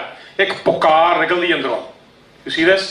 ਇੱਕ ਨਾ ਲਾਲਸਾ ਹੁੰਦੀ ਹੈ, ਅਰਦਾਸ ਹੁੰਦੀ ਹੈ, and I'm positive, I'm sure that 100% Madhav Das had the same vision, ਉਹ same ਪੁਕਾਰ ਹੋਣੀ ਆ, ਜਿਹੜਾ ਅਰਦਾਸ ਅੰਦਰੋਂ ਅੰਦਰ ਕਰਦਾ ਹੀ ਹੋਊਗਾ ਕਿ ਮੈਨੂੰ ਵੀ ਕੋਈ ਇੱਕ ਮਿਸ਼ਨ ਏਮ ਮਿਲੇ, ਮੈਂ ਵੀ ਲੋਕ ਭਲਾਈ ਕਰ ਸਕਾਂ। Because that's a commitment, right? Because we normally talk about, I want to make a difference, but you know what? I have to join an organization. You know, where do I go join the organization? That's not the question. The question is, if you want to do something, you need to start walking. And you'll meet like-minded people. That's the question. You have to put your foot forward. ਪਹਿਲਾ ਕਦਮ ਤਾਂ ਦੌੜਨਾ ਪੈਂਦਾ। That's what he did. So ਜਦੋਂ ਉਹ ਗੁਰੂ ਸਾਹਿਬ ਦੇ ਦਰਸ਼ਨ ਕਰਦਾ ਆ, so imagine, ਬਹੁਤਾ ਸਮਾਂ ਨਹੀਂ ਸੀ ਉਹਦੇ ਕੋਲ, ਉਹ 3 ਮਹੀਨੇ ਦਾ ਸਮਾਂ ਹੋਊਗਾ ਲਗਭਗ। ਸੋਚ ਵੇਖੋ, ਉਹ ਗੁਰਸਿੱਖ ਜਿਹਨੇ ਇੰਨਾ ਥੋੜਾ ਸਮਾਂ ਧੰਨ ਗੁਰੂ ਗੋਬਿੰਦ ਪਾਤਸ਼ਾਹ ਦੀ ਸੰਗਤ ਕੀਤੀ, ਉਹਨੇ ਕ੍ਰਾਂਤੀ ਲੈ ਆਂਦੀ। And let's take a deeper dive into ourselves. ਸਾਨੂੰ ਕਿੰਨਾ ਲੰਮਾ ਸਮਾਂ ਧੰਨ ਗੁਰੂ ਗ੍ਰੰਥ ਸਾਹਿਬ ਮਹਾਰਾਜ ਦੇ ਦਰਸ਼ਨ ਕਰਦੇ ਨੂੰ ਹੋ ਗਏ ਆ। ਜੋ ਸੱਚਾ ਪਾਤਸ਼ਾਹ ਪ੍ਰਤੱਖ ਬੈਠਾ ਆ, ਸਾਡੇ ਵਿੱਚ ਉਹ ਜੋਸ਼, ਉਹ ਜੁਝਾਰੂਪਣ, ਉਹ ਕਮਿਟਮੈਂਟ, ਉਹ ਇੱਕ ਕਮਜ਼ੋਰ ਦੀ ਬਾਹ ਫੜਨ 'ਚ ਉਹ ਜਜ਼ਬਾ ਕਿਉਂ ਨਹੀਂ ਆਉਂਦਾ? You know why? Because we are internal conflicts. I'll talk about that later on. Because ਜਿਹੜੀ ਮੈਂ ਅੱਜ ਗੱਲਾਂ ਤੁਹਾਡੇ ਨਾਲ ਕਰਨੀਆਂ ਆ, I am speaking to you in the context of law, leadership, and Gursikhi. You have to understand these aspects. So these historical facts, ਇਹ ਐਵੇਂ ਨਹੀਂ ਹੋ ਗਏ, ਇਹ ਜੂਏ ਗਏ ਭਰੋਸੇ ਤੇ ਗੁਰੂ ਸਾਹਿਬ ਦੇ। And then moving on to ਸੰਘਰਸ਼, same commitment, ਜਿੱਦਾਂ ਇਹਦੇ ਢਾਡੀਆਂ ਨੇ ਗੱਲ ਕੀਤੀ ਸੀ ਕਿ ਜਿਹੜੀਆਂ ਰੂਹਾਂ ਉਸ ਸਮੇਂ ਦੇ ਵਿੱਚ ਕੋਈ ਸੰਘਰਸ਼ ਕਰਦੀਆਂ ਆ, that influence gets carried forward. It's called legacy. That's what happened. And we fail to do that. We're not creating legacies. You know why? Because we have shut the gates for our youth leaderships. You tell me, ਤੁਸੀਂ ਕਿਸੇ ਵੀ ਗੁਰਦੁਆਰਾ ਸਾਹਿਬ ਦੀ ਪ੍ਰਣਾਲੀ ਵਿੱਚ ਚਲੇ ਜਾਓ, ਤੁਸੀਂ ਸਿਆਸਤ ਵਿੱਚ ਚਲੇ ਜਾਓ, ਤੁਹਾਨੂੰ ਕਿਹੋ ਜਿਹੇ ਜਿਹੜੇ ਫਿਜ਼ੀਕਲ ਅਪੀਅਰੈਂਸ ਕਿਹੋ ਜਿਹੇ ਨਜ਼ਰ ਆਉਂਦੀਆਂ ਆ? Probably over 50, perhaps, ਜਾਂ ਕਿਤੇ 40 ਸਾਲ ਦੇ ਮਿਲ ਜਾਂਦੇ ਆ। Have you ever seen 20 ਸਾਲ ਦਾ ਯੋਧਾ, a leader who's 20 years old or 25, whatnot, ਭੈਣ ਭਰਾ, have you ever reached out to them and said, ਤੁਸੀਂ ਆ ਜਿਹੜਾ ਆ ਕਮਿਟਮੈਂਟ ਜਿਹੜੀ ਤੁਸੀਂ ਲਓ, ਅਸੀਂ ਤੁਹਾਡੇ ਮੋਢਿਆਂ ਦੇ ਭਾਰ ਪਾਉਣੇ ਆ? This is the main reason that youth step back. ਉਹ ਕਹਿੰਦੇ ਸਾਡੇ ਵੱਸ ਦੀ ਗੱਲ ਨਹੀਂ, because ਸਾਨੂੰ ਮੌਕਾ ਨਹੀਂ ਮਿਲਣਾ। ਗੁਰੂ ਸਾਹਿਬ ਨੇ ਮੌਕੇ ਦਿੱਤੇ ਸੀਗੇ। ਬਾਲਾ ਪ੍ਰੀਤਮ, ਬਹੁਤ ਇਤਿਹਾਸ ਆ ਥੱਲੇ। ਤੁਸੀਂ ਜਦੋਂ ਜਾਓਗੇ, ਜਿਹੜੇ ਸ਼ਹੀਦ ਸਿੰਘਾਂ ਦੀਆਂ ਤਸਵੀਰਾਂ ਤੁਸੀਂ ਦੇਖਦੇ ਹੋ ਨਾ, ਉਹਨਾਂ 'ਚ many of them were youth, because there was inspiration behind them. ਜਿਹਨੂੰ ਅਸੀਂ ਬੁੱਢਾ ਦਲ ਤੇ ਤਰਨਾ ਦਲ ਕਹਿੰਦੇ ਆ। ਪੁਰਾਤਨ ਸਮੇਂ 'ਚ ਬੁੱਢਾ ਦਲ ਤੇ ਤਰਨਾ ਦਲ ਦਾ ਇਹ ਉਹ perfect mentorship, a collaboration. Buddha Dal meaning a buzurgi and or mentorship, a scholarship. ਜਿਹੜੀ ਤਰਨਾ ਦਲ ਭਾਵ ਜਵਾਨੀ, youth, energetic body, ਉਹ ਇਕੱਠੇ ਕੰਮ ਕਰਦੇ ਸੀਗੇ, ਉਹਨੂੰ ਸਮੇਲ ਸੀਗਾ ਬੁੱਢਾ ਦਲ ਤੇ ਤਰਨਾ ਦਲ ਦਾ। We have let it go. We have failed to uphold. That's another issue. Now let's talk about what I really want to talk about. Understanding that the theory is conflict, narrative, Now the narrative, ਜਾਂ ਤਾਂ ਆਪਣਾ narrative ਸਿਰਜਣਾ ਜਾਂ ਤੁਸੀਂ ਦੂਸਰੇ ਪਾਸੇ ਦਾ narrative ਉਹ ਸਿਰਜ ਲਓ। ਫੋਰ ਐਗਜ਼ਾਮਪਲ ਕੈਨੇਡਾ ਵਿੱਚ ਨੈਪਣੀ ਦਾ ਇੱਕ MP ਆ, ਉਹਨੇ ਇੱਕ ਬਿਆਨ ਦਿੱਤਾ ਹਾਊਸ ਆਫ ਕਾਮਨਸ ਵਿੱਚ। A member of parliament in Napanee gave a hate speech in the House of Commons. He spoke about a Khalistani terrorist. You see, that's the narrative. ਜਿਹੜੀ ਉੱਥੋਂ ਦੀ ਸਰਕਾਰ, ਹਿੰਦੁਸਤਾਨ ਜਿਹੜੀ ਸਰਕਾਰ ਜਿਹੜੀ ਸਿਰਜਦੀ ਆ ਰਹੀ ਹੈ, that's their narrative. He said Khalistani terrorist. He said, Mr. Speaker, the same terrorist who assassinated, he said, Indian Hindu Prime Minister Indira Gandhi. You see this? You got to filter the language. He said Indian, then he said Hindu, then Indira Gandhi assassination. ਪਹਿਲੀ ਗੱਲ, ਕਿਸੇ ਵੀ ਮੁਲਕ ਦਾ ਪ੍ਰਧਾਨ ਮੰਤਰੀ ਜਿਹੜਾ ਆ ਉਹ ਇਸ ਕਰਕੇ ਨਹੀਂ ਹੁੰਦਾ ਕਿ ਉਹ ਸਿੱਖ ਆ, ਹਿੰਦੂ, ਮੁਸਲਮਾਨ। ਉਹਦਾ ਜਿਹੜਾ ਫਰਜ਼ ਹੈ ਸਾਰਿਆਂ ਵਾਸਤੇ ਸੇਮ ਆ। Bringing in religion in policy making, that's a conspiracy. That's crime. You can't do that. Okay, ਉਸ ਤੋਂ ਬਾਅਦ ਉਹਨੇ ਕਿਹਾ ਵੀ Mr. Speaker, these ideologies, unfortunately, still alive within Canadian system. So think about it. What ideologies? I have no idea. Because we have failed to set a narrative. What is Khalistani? ਉਹਨਾਂ ਨੇ ਸਿਰਜਤਾ, ਅਸੀਂ fail ਹੋ ਗਏ because we were never mobilized. We were never mobilized. ਜਿੱਦਾਂ ਗੁਰਪ੍ਰਤਾਪ ਨੇ ਹੁਣ ਕਿਹਾ ਵੀ yes, we do host amazing events just like this. ਕਰਦੇ ਹਾਂ, ਹਮ ਆਗੇ organize ਕਰਦੇ ਹਾਂ, but then we forget. ਹੁਣ 40ਵੀਂ ਵਰ੍ਹੇਗੰਢ ਮਨਾਈ ਜਾ ਰਹੀ ਹੈ, ਕਮੈਮੋਰੇਟ ਕੀਤਾ ਜਾ ਰਿਹਾ ਹੈ। ਖਾਲਸਾ ਜੀ, ਮੈਨੂੰ ਇੱਕ ਗੱਲ ਦੀ ਬੜੀ ਫਿਕਰ ਆ। ਅਗਲੇ ਸਾਲ 41ਵੀਂ ਹੋ ਜਾਣੀ ਆ, ਉਸ ਤੋਂ ਅਗਲੇ ਸਾਲ 42ਵੀਂ ਹੋ ਜਾਣੀ ਆ। Then what are we doing? ਅਸੀਂ ਬਸ ਇੱਕ ਗਿਣਤੀ ਕਰਦੇ ਰਵਾਂਗੇ ਤੇ ਅਸੀਂ ਇਨਸਾਫ ਜਿਹੜਾ ਆ ਉਹਦੀ ਗੁਹਾਰ ਪਾਉਂਦੇ ਰਹਾਂਗੇ ਕਿ ਅਸੀਂ ਆਪਣੇ ਲੀਡਰਸ ਕ੍ਰੀਏਟ ਕਰਾਂਗੇ ਜਿਹੜੇ ਪਾਲਿਸੀ ਮੇਕਰ ਬਣਨਗੇ, ਜਿਹੜੇ ਬਿਲਸ ਬਣਾਉਣਗੇ, ਜਿਹੜੇ ਉਹ ਬਿਲਸ ਦੀ ਅਮੈਂਡਮੈਂਟ ਕਰਨਗੇ। ਅਸੀਂ ਉਹ ਸਕਾਲਰ ਬਣਾਉਣੇ ਆ ਜਿਹੜਾ ਧੰਨ ਗੁਰੂ ਨਾਨਕ ਪਾਤਸ਼ਾਹ ਦਾ ਵਿਜ਼ਨ ਸੀਗਾ ਕਿ ਅਸੀਂ ਉਹ ਕ੍ਰੀਏਟ ਕਰਨੇ ਆ ਕਿ ਜਿਹੜਾ ਨੈਰੇਟਿਵ ਸਰਕਾਰ ਦਾ ਆ। Number 2, we always refrain from saying out loud who we really are. ਸਾਡੇ ਬੋਲਾਂ ਦੇ ਵਿੱਚ, ਸਾਡੇ ਕਰਤਾਰਾਂ ਦੇ ਵਿੱਚ, ਸਾਡੀਆਂ ਪ੍ਰੈਕਟਿਸਿਸ ਵਿੱਚ ਇੱਕ ਡਿਪਲੋਮੇਸੀ ਆ। ਡਿਪਲੋਮੇਸੀ ਕਿਉਂ? ਕਿਉਂਕਿ ਅਸੀਂ ਨਹੀਂ ਚਾਹੁੰਦੇ ਕਿ ਜਿਹੜੇ ਸਾਡੇ ਸੰਸਾਰਕ ਰਿਸ਼ਤੇ, ਫੋਰ ਐਗਜ਼ਾਮਪਲ ਜਿੱਦਾਂ ਪੋਲੀਟੀਕਲ ਰਿਲੇਸ਼ਨਸ਼ਿਪਸ ਵਾਟ ਨਾਟ, ਉਹ ਕਿਤੇ ਖਤਰੇ 'ਚ ਨਾ ਪੈ ਜਾਣ। ਜੇ ਇਹੋ ਹੀ ਗੱਲ ਹੁੰਦੀ ਨਾ ਤੇ ਜਿੰਨੇ ਗੱਲ ਰਾਮ ਰਾਏ ਨੇ ਗੱਲ ਕਹੀ ਸੀ ਨਾ ਵੀ ਮਿੱਟੀ ਬੇਈਮਾਨ ਕੀ ਪੇੜੇ ਪਈ ਕੇ ਮੈਂ ਫਿਰ ਸਹੀ ਸੀ ਜਿੱਦਾਂ ਆਪਾਂ ਸੋਚਦੇ ਆ, ਉਹਨੂੰ ਛੇਕ ਦਿੱਤਾ ਸੀ ਸਿੱਖੀ 'ਚੋਂ।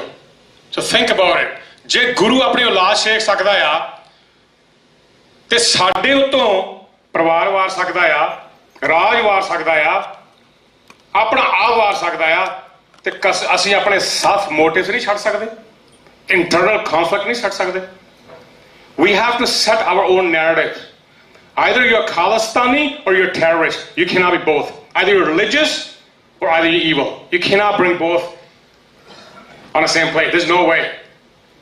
ਜਿਹੜਾ ਧਰਮੀ ਪੁਰਖ ਆ ਉਹ ਕਦੀ ਵੀ ਕਿਸੇ ਨੂੰ ਨਫ਼ਰਤ ਨਹੀਂ ਕਰਦਾ। ਧਰਮ ਦੀ ਨਿਸ਼ਾਨੀ ਇਹ ਆ, ਜੇ ਕੋਈ ਕਰਦਾ ਤਾਂ ਧਰਮੀ ਨਹੀਂ ਹੈਗਾ। Just simple, it's basic logic. This is it, common sense. If we can't understand that, ਫਿਰ ਅਸੀਂ ਗੁਰੂ ਦੇ ਸਿੱਖ ਕਿੱਦਾਂ ਹੋ ਗਏ? ਇਹਦੀ ਦਸਤਾਰਾਂ ਬੰਨ੍ਹਦੇ ਆ। It's a symbol of a scholarship. ਦਸਤਾਰਾਂ ਦਾ ਹੋਰ ਕੀ ਮਤਲਬ ਆ? Symbol of scholarship, wisdom, majesty. ਬਾਦਸ਼ਾਹ ਬਣਾਇਆ ਗੁਰੂ ਨੇ ਸਾਨੂੰ। Think about it. So we have to set your own narrative. Character assassination. ਸਾਨੂੰ ਕਈ ਵਾਰ ਇੱਥੋਂ ਤੱਕ ਕਿਹਾ ਗਿਆ ਕਿ ਗਿਆਨੀ ਜਰਨੈਲ ਸਿੰਘ ਖਾਲਸਾ ਪਿੰਡੋਂ ਵਾਲੇ ਉਹ ਗਵਰਨਮੈਂਟ ਦੇ ਬੰਦੇ ਸਨ। ਮੈਂ ਡਾਕਟਰ ਸੁਖਪ੍ਰੀਤ ਸਿੰਘ ਉਦੋਂ ਕਿ ਉਹਨਾਂ ਦੀ ਇੱਕ YouTube ਤੇ ਵੀਡੀਓ ਦੇਖਦਾ ਸੀਗਾ ਜਿਹਦੇ ਵਿੱਚ ਉਹਨਾਂ ਨੇ ਬੜੀ ਬਾਖੂਬੀ ਤੁਸੀਂ ਦੱਸਿਆ ਡਾਕਟਰ ਸਾਹਿਬ ਕਿ ਜਿਹੜਾ ਮਾਧੋਦਾਸ ਬੈਰਾਗੀ, ਬੰਦਾ ਸਿੰਘ ਬਹਾਦਰ, ਉਹਦੀ ਵੀ ਕਰੈਕਟਰ ਅਸੈਸੀਨੇਸ਼ਨ ਕੀਤੀ ਗਈ ਤਾਂ ਕਿ ਉਹਦਾ ਜਿਹੜਾ ਐਜੂਕੇਸ਼ਨ ਪੱਖ ਆ, ਸਕਾਲਰਸ਼ਿਪ, ਤੇ ਉਹਦੀ ਜਿਹੜੀ ਬਾਲਿਆ ਉਹਦਾ ਜੋ ਸਿਧਾਂਤ ਆ ਗੁਰਬਾਣੀ ਪੱਖੋਂ ਉਹ ਖਤਮ ਕਰ ਦਿੱਤਾ ਜਾਵੇ ਤੇ ਇਹਨਾਂ ਦੇ ਪੱਲੇ ਆਪਾਂ ਇੱਕ ਉਹ ਫੋਟੋ ਰੱਖ ਦਿੰਦੇ ਆ ਤੇ ਕਹਿੰਦੇ ਆ ਵੀ ਇਹ ਸਾਡੇ ਚੋਂ ਤਾਂ ਨਿਕਲਿਆ। Think about it. ਇਹੋ ਹੀ this is a challenge, right? ਕਿਉਂਕਿ ਸਾਡੇ ਚੋਂ ਨਿਕਲੇ ਆ। ਕਦੀ ਵੀ ਸਾਗਰ ਨਦੀਆਂ ਚੋਂ ਨਹੀਂ ਨਿਕਲਦੇ, ਨਦੀਆਂ ਸਾਗਰਾਂ ਚੋਂ ਨਿਕਲਦੀਆਂ। ਅਸੀਂ ਕਿਸੇ ਚੋਂ ਨਹੀਂ ਨਿਕਲੇ, ਸਾਡੇ ਚੋਂ ਕਈ ਨਿਕਲ ਸਕਦੇ ਆ, ਜੀ ਵੇਖੇ ਵੀ ਆ, ਨਿਕਲਦੇ ਹੋਣਗੇ। ਸੱਚਾ ਪਾਤਸ਼ਾਹ ਕਿ ਹੁੰਦਾ ਤੇ ਖਾਲਸਾ ਜੀ, ਇਹ ਲੜਾਈ ਸ਼ੁਰੂ ਤੋਂ ਇਹੋ ਹੀ ਆ। ਇਹ ਲੜਾਈ ਇੱਕ ਸੱਚੇ ਪਾਤਸ਼ਾਹ ਦੇ ਵਿੱਚ ਤੇ ਇੱਕ ਝੂਠੇ ਪਾਤਸ਼ਾਹ ਦੇ ਵਿੱਚ ਆ। This is a biggest challenge right here. ਜਿੱਦਾਂ ਪਹਿਲਾਂ ਗੱਲ ਕੀਤੀ ਆ, ਤੁਸੀਂ ਕਰਮਾਂ ਭਾਗਾਂ ਵਾਲੇ ਹੋ, ਸੱਚਾ ਪਾਤਸ਼ਾਹ ਤੁਹਾਡੇ ਨਾਲ ਅੰਗ ਸੰਗ ਹਾਜ਼ਰ ਆ, ਤੁਹਾਡਾ ਲੀਡਰ ਆ। ਪਰ ਉਹਦੇ 'ਚ ਤੁਸੀਂ ਕਰਨਾ ਆ, you have the choice to bring more leaders. It's called shared leadership. Shared leadership. ਤੁਸੀਂ ਆਪਣੇ ਬੱਚਿਆਂ ਨੂੰ, ਪਰਿਵਾਰ ਦਾ ਇੱਕ ਬੱਚਾ ਘਰ ਦੇ ਵਿੱਚ, ਉਸ ਨੂੰ law and leadership ਵਿੱਚ ਲੈ ਕੇ ਆਓ। One child of your family must be into leadership and law. You know what we'll do? It will eradicate social conflicts, family disputes, and it'll bring in advocacy and justice. ਜੇ ਤੁਸੀਂ policy ਆਪ change ਕਰਨੀ ਹੈ, you have to do this. ਕਿਸੇ ਤੇ dependent ਨਾ ਰਹੋ। ਤੁਸੀਂ ਦੂਸਰੇ ਦੇ ਵਕੀਲਾਂ ਨੂੰ ਪੈਸੇ ਦਿੰਦੇ ਹੋ, ਜਾ ਕੇ ਸਾਡੇ ਕੇਸ ਲੜ ਲਓ। ਤੁਸੀਂ ਆਪਣੇ ਐਡਵੋਕੇਟਸ ਆਪ ਪੈਦਾ ਕਰੋ। ਤੁਹਾਡੀ ਤਾਕਤ ਹੋਣੀ ਚਾਹੀਦੀ ਆ। ਤੁਹਾਡੇ ਕੋਲ ਗੁਰੂ ਨੇ ਤੁਹਾਨੂੰ ਇਹ ਮੱਤ ਬਖਸ਼ੀ ਆ। Let's move on to interpretation. ਇਹ ਸਾਡੇ ਪੰਥ ਵਿੱਚ ਜਿਹੜੀ ਆ, ਇਹਦਾ ਬਹੁਤ ਦੁਰਵਰਤੋਂ ਵੀ ਕੀਤੀ ਗਈ। ਸੋ ਦੇयर ਆਰ ਮੈਨੀ ਇੰਟਰਪ੍ਰੀਟੇਸ਼ਨਸ। ਦੇयर ਇਜ਼ ਸੈਲਫ ਇੰਟਰਪ੍ਰੀਟੇਸ਼ਨ। ਮੈਨੂੰ ਮੇਰੇ ਹਿਸਾਬ ਨਾਲ ਸਿੱਖੀ ਜੋ ਚੰਗੀ ਲੱਗਦੀ ਆ, ਮੈਂ ਕਹਿੰਦਾ ਵੀ ਮੈਂ ਉਹ ਸਿੱਖਿਆ। That's self interpretation. There is another interpretation which is governmental interpretation. ਉਹ ਸਾਨੂੰ ਦੱਸਦੇ ਆ ਕਿ ਤੁਸੀਂ ਕੌਣ ਹੋ। ਇਸ ਵਿੱਚ ਅਸੀਂ ਸਭ ਤੋਂ ਵੱਧ ਨਾ ਇਹ ਜਿਹਨੂੰ ਐਕਸੈਪਟ ਕੀਤਾ ਆ, ਜੋ ਦੂਸਰਾ ਦੱਸਦਾ। We have accepted that. It goes beyond religion as well. It also goes towards your character. ਜੋ ਲੋਕੀ ਤੁਹਾਨੂੰ ਦੱਸਦੇ ਆ, ਤੁਸੀਂ ਉਹ ਛੇਤੀ ਐਕਸੈਪਟ ਕਰ ਲੈਂਦੇ ਹੋ। ਜੇ ਕਿਸੇ ਨੇ ਕਿਹਾ ਤਾਂ ਤੁਸੀਂ ਸੋਹਣੇ ਬਹੁਤ ਲੱਗ ਰਹੇ ਹੋ, you accept it. Absolutely. So someone's telling you, you look awesome, you look handsome, you look beautiful, gorgeous. You accept it. That's an interpretation. It's called influence coming from elsewhere. Yes, you tell yourself who you are. We have failed. We haven't been able to interpret ourselves because we don't know. Why? Because of lack of education. ਸਾਨੂੰ ਇਤਿਹਾਸ ਦਾ ਇੰਨੀ ਖੋਜ ਨਹੀਂ। ਅਸੀਂ ਬਹੁਤਾ ਸਮਾਂ ਇੱਥੇ ਕੱਢ ਦਿੰਦੇ ਆ ਕਿ ਅਸੀਂ ਖਾਲਿਸਤਾਨੀ ਹੈਗੇ ਆ ਕਿ ਨਹੀਂ ਹੈਗੇ। ਸਾਨੂੰ ਖਾਲਿਸਤਾਨ ਚਾਹੀਦਾ ਕਿ ਨਹੀਂ ਚਾਹੀਦਾ। ਇੱਕ ਨੌਜਵਾਨ ਨੇ ਮੈਨੂੰ ਪੁੱਛਿਆ, ਅੱਛਾ ਜੇ ਬਣ ਵੀ ਜਾਊਗਾ ਤੇ ਕਿੱਥੇ ਬਣੂਗਾ ਤੇ ਉਹਦਾ ਫਿਰ ਤੁਸੀਂ ਨਿਰਵਾਹ ਕਿੱਦਾਂ ਕਰੋਗੇ? Think about it. ਇਹਨੂੰ ਮੈਂ ਪਹਿਲਾਂ ਕਮਿਟਮੈਂਟ ਦੀ ਗੱਲ ਕੀਤੀ ਸੀ ਨਾ। ਜਦੋਂ ਸਾਨੂੰ ਗੁਰੂ ਤੇ ਭਰੋਸਾ ਹੀ ਹੈ ਨਹੀਂਗਾ ਤੇ ਫਿਰ ਤੁਸੀਂ ਗੱਲ ਕਾਹਦੀ ਕਰਦੇ ਹੋ? ਤੁਹਾਨੂੰ ਇਹ ਸਵਾਲ ਨਹੀਂ ਹੋਣਾ ਚਾਹੀਦਾ। ਤੁਹਾਨੂੰ ਇਹ ਇੱਕੋ ਅਰਦਾਸ ਹੋਣੀ ਚਾਹੀਦੀ ਆ ਵੀ ਸਿਰ ਜਾਵੇ ਤਾਂ ਜਾਵੇ, ਸਿੱਖੀ ਸਦਕਾ ਜਾਵੇ। That's it, nothing else. ਉਹਦਾ ਅਹਿਸਾਸ ਕਿੰਨਾ ਕਰਾਉਣਾ ਆ? ਬਜ਼ੁਰਗਾਂ ਨੇ, ਸਾਡੀਆਂ ਮਾਵਾਂ ਨੇ, the elderlies. You have to bring that connection within the families. Bring the family values into your interpretation. Self-analyzation, ਜਿਹੜੀ ਗੁਰੂ ਨੇ ਸਾਨੂੰ ਸਿਖਾਈ ਸੀਗੀ, ਉਹ ਅਸੀਂ ਗਵਾ ਬੈਠੇ। We never analyze ਵੀ ਸਾਡੇ ਨਾਲ ਕੀ ਹੋਇਆ ਅੱਜ ਸਾਰੇ ਦਿਨ, ਸਾਨੂੰ ਕਿਹਨੇ ਕਿਹੜੀ ਗੱਲ ਕਹੀ ਆ। ਮੈਂ ਜਵਾਬ ਦੇ ਸਕਿਆ ਉਹਦੇ ਸਵਾਲ ਦਾ। ਜੇ ਨਹੀਂ ਦੇ ਸਕਿਆ, I shall go home, read my historians, read Guru Granth Sahib, and come back prepared, ready. ਕਿਉਂਕਿ ਲੜਾਈ ਇਕੱਲੀ ਮੈਦਾਨ ਦੀ ਨਹੀਂ ਹੁੰਦੀ, ਲੜਾਈ ਦਿਮਾਗ ਦੀ ਵੀ ਹੁੰਦੀ ਆ।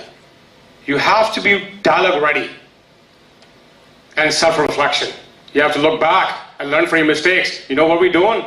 We're beating on a dead horse. ਅਸੀਂ ਇਹ ਚੀਜ਼ ਕਰਦੇ ਹਾਂ। We just focus on issues. Now, the community empowerment, ਜਿਹੜੀ ਇਹ ਚੀਜ਼ ਸਾਨੂੰ ਸਮਝਣ ਦੀ ਲੋੜ ਆ। ਅਸੀਂ ਕਹਿੰਦੇ ਆ ਵੀ ਅਸੀਂ ਸਿੱਖ ਆ, ਅਸੀਂ ਪੰਥ ਆ, ਗੁਰਭਾਈ ਆ। ਕਦੀ ਤੁਸੀਂ ਆਪਣੇ ਈਵਨ ਗੁਰਦੁਆਰਾ ਪਲੇਟਫਾਰਮ ਤੋਂ, ਆਪਣੇ ਨਿੱਜੀ ਪਲੇਟਫਾਰਮ ਤੋਂ ਕਿੰਨਿਆਂ ਸਿੱਖਾਂ ਨੂੰ empower ਕੀਤਾ? Ask yourself a question. ਇਹ ਬੜਾ ਅਹਿਮ ਕੁਐਸਚਨ ਹੈ। ਕਿੰਨਿਆਂ ਨੂੰ ਤੁਸੀਂ empower ਕੀਤਾ? How many have you empowered yourself? then you have the right to call you Sikh. Then you have the right to say, yes, I'm proud to be a Khalistani. ਜੇ ਤੁਸੀਂ ਆਪਣਿਆਂ ਨੂੰ empower ਅੱਜ ਤੱਕ ਨਹੀਂ ਕੀਤਾ, so you talking about Sikh Raj? Think about it. You have to start from here. Start empowering your own brothers and sisters. You have no choice there. Now, where do we stand? Ask me, I said, we stand Chardi Kala. Absolutely Chardi Kala. ਅਸੀਂ ਗੋਲੀਆਂ ਤੋਂ ਡਾਂਗਾਂ ਤੋਂ ਸਵਾਲਾਂ ਤੋਂ ਨਹੀਂ ਡਰਦੇ, obviously, because Bipper thought that there's only one type of genocide. ਜਿਹੜਾ ਮੁਗਲ ਥਾ once type of genocide. Bipper said, no. ਅੰਗਰੇਜ਼ੀ ਇੱਕ ਤਰ੍ਹਾਂ ਦੀ ਜੈਨੋਸਾਈਡ ਨਹੀਂ ਹੁੰਦੀ। ਮੈਂ ਤੁਹਾਨੂੰ ਦੱਸਦਾ ਬੜੀ ਤਰੀਕੇ ਜੈਨੋਸਾਈਡਾਂ ਹੁੰਦੀਆਂ। ਬੋਲੀ, ਇਹਨਾਂ ਦੀ ਬੋਲੀ ਮਾਰੋ, ਇਹਨਾਂ ਦੇ ਪਾਣੀ ਮਾਰੋ, ਇਹਨਾਂ ਦੇ ਬੱਚਿਆਂ ਦੀ ਜਿਹੜੀ ਆ ਉਹ ਬਿਰਤੀ ਮਾਰ ਦਿਓ, ਰਾਈਟ? ਕਲਚਰਲ ਅਸਿਮੀਲੇਸ਼ਨ ਉਹ ਮਾਰ ਦਿਓ। That's also genocide. So why am I saying that? Because Bipper has always been a minister. Minister ਜਿਹੜਾ ਹੁੰਦਾ ਸਲਾਹਕਾਰ ਹੁੰਦਾ। ਕਦੀ ਦੇਖਿਆ Bipper ਰਾਜ ਵਿਭਾਗ ਤੇ ਬੈਠਾ ਹੋਵੇ? Because Bipper has always been a kingmaker. Think about it. That's very dangerous. That's why we need to put our kids into policy making. Okay? So moving on to the next one. So moving forward, Panth oriented, nothing else. Sada ਇੱਕੋ ਹੀ goal ਆ, being Panthak, being united. That's it. Nothing else. And what is Panth? We have a brother and sister sitting here. You may think you don't belong to a Sikh community, but I tell you, you do belong to a Sikh community. You know why? Do you know the meaning of Sikh? The meaning of a Sikh is a learner, an educator, an individual who's always seeking an education, continues learning. That is the meaning of Sikh. A Sikh who upholds human rights, stands for justice and equality. And I'll ask you a question. Are you not doing that? Think about it. So the cultural division and lack of community coalition that we have to push harder. ਜੇ ਸਾਡੀਆਂ coalition ਬਣ ਜਾਣ indigenous community ਨਾਲ, black community ਨਾਲ, ਸਾਰੀ community, think about it. They're also struggling with a couple things. May not be the same, but yes, struggles are struggle. Understand this. ਜਿਹੜਾ ਕੰਮ ਗੁਰੂ ਤੇਗ ਬਹਾਦਰ ਪਾਤਸ਼ਾਹ ਨੇ ਕੀਤਾ ਅਸਾਮ ਦੇ ਰਾਜੇ 'ਚ ਸੰਧੀ ਕਰਾ ਕੇ, ਖਾਲਸਾ ਜੀ, mediation, we have failed in mediation. Understand these issues. Next, Gurmat Vidya. Put Gurmat before anything else. Gurmat ਦੇ ਲੈਂਸ ਤੋਂ ਤੁਸੀਂ ਆਪਣੇ issues ਵਿਚਾਰੋ। Gurmat ਦੇ ਲੈਂਸ ਤੋਂ ਆਪਣਾ resolution ਵਿਚਾਰੋ। Gurmat ਦੇ ਲੈਂਸ ਤੋਂ community empowerment ਵਿਚਾਰੋ। You'll absolutely rise. Presence of mind. Why I put that there? It's called leadership. ਜਦੋਂ ਤੁਹਾਨੂੰ ਕੋਈ ਸਵਾਲ ਕਰਦਾ, you have to be able to think on cold feet. Someone asks you a question, ਤੁਹਾਨੂੰ ਉਹਦਾ ਸਵਾਲ ਦਾ ਜਵਾਬ right away ਹੋਣਾ ਚਾਹੀਦਾ। ਇਹ ਤੁਹਾਨੂੰ ਕੌਣ ਸਿਖਾਉਂਦਾ? ਤੁਸੀਂ ਸਿੱਧ ਗੋਸ਼ ਦੀ ਬਾਣੀ ਪੜ੍ਹੋ, ਉਹਦੇ 'ਚ ਗੁਰੂ ਨਾਨਕ ਪਾਤਸ਼ਾਹ ਨੇ ਸਿੱਧਾਂ ਜਿਹੜੀ ਗੋਸ਼ਟੀ ਕੀਤੀ, it teaches you how to answer the question with candidness, finesse, humbleness. ਪਰ ਜਿੱਥੇ ਸੂਰਬੀਰਤਾ ਦੀ ਵੀ ਲੋੜ ਆ, ਉੱਥੇ ਉਹ ਵੀ ਦਿਖਾਉਣੀ ਪੈਂਦੀ ਆ। ਜੇ ਢਾਡੀ ਕਰੇ ਪੁਕਾਰ, ਉਹ ਸਾਰਾ ਸਾਨੂੰ ਗੁਰਮਤ ਸਿਖਾਉਂਦੀ ਆ। So presence of mind, share leadership, youth leadership, 100%. As I mentioned, ਤੁਹਾਡੇ ਘਰ 'ਚੋਂ ਇੱਕ ਬੱਚਾ law and leadership ਹੋਣਾ ਚਾਹੀਦਾ। This is your commitment to Guru. ਉਹਦੇ ਜੇਬ 'ਚ ਪੈਸੇ ਭਾਵੇਂ ਨਾ ਪਾਇਓ, ਪਰ ਕਲਮ ਪਾ ਕੇ ਤੋਰਿਓ। ਕਲਮ ਪਾ ਕੇ ਤੋਰਿਓ ਪੁੱਤਰਾ, ਜੋ ਲਿਖੇਗਾ, ਜਿਹੜਾ ਸੱਚ ਗੁਰੂ ਨਾਨਕ ਨੇ ਜਿਹੜੀ ਪੱਟੀ ਤੇ ਲਿਖਿਆ ਸੀ ਆ, ਉਹਦਾ ਹੀ ਤੂੰ ਵਾਰਸ ਆ, ਉਸੇ ਪੱਟੀ ਤੋਂ ਤੂੰ ਸੱਚ ਲਿਖਣਾ ਆ। Truth, nothing but the truth. Again, I remember the collaboration of the wise men and the youth, Buddha Dal, Tarna Dal. These are the solutions, and I think not impossible, doable. We can only do it if there's a commitment. So are you committed? Are you committed? Yeah. Absolutely. Why are you committed? Because you have no choice. You have no Raj right now. So think about it. And above all, show respect towards Guru Kara, Guru Granth Sahib, Guru Sangat, Guru Panth, and refrain away from protest, ਜਿਹੜਾ ਸਾਡਾ ਕਦੀ ਵੀ ਹਿੱਸਾ ਨਹੀਂ ਸੀਗਾ। You have to walk on the path of Guru Granth Sahib. ਇੰਨੀਆਂ ਕੁ ਬੇਨਤੀਆਂ ਪ੍ਰਵਾਨ ਕਰਿਓ, ਦਿਓ ਸੀਸ ਅੱਗੇ ਤੋਂ ਬੋਲਣ ਦੀ ਜਾਚ ਆ ਜਾਵੇ। ਵਾਹਿਗੁਰੂ ਜੀ ਕਾ ਖਾਲਸਾ, ਵਾਹਿਗੁਰੂ ਜੀ ਕੀ ਫਤਿਹ।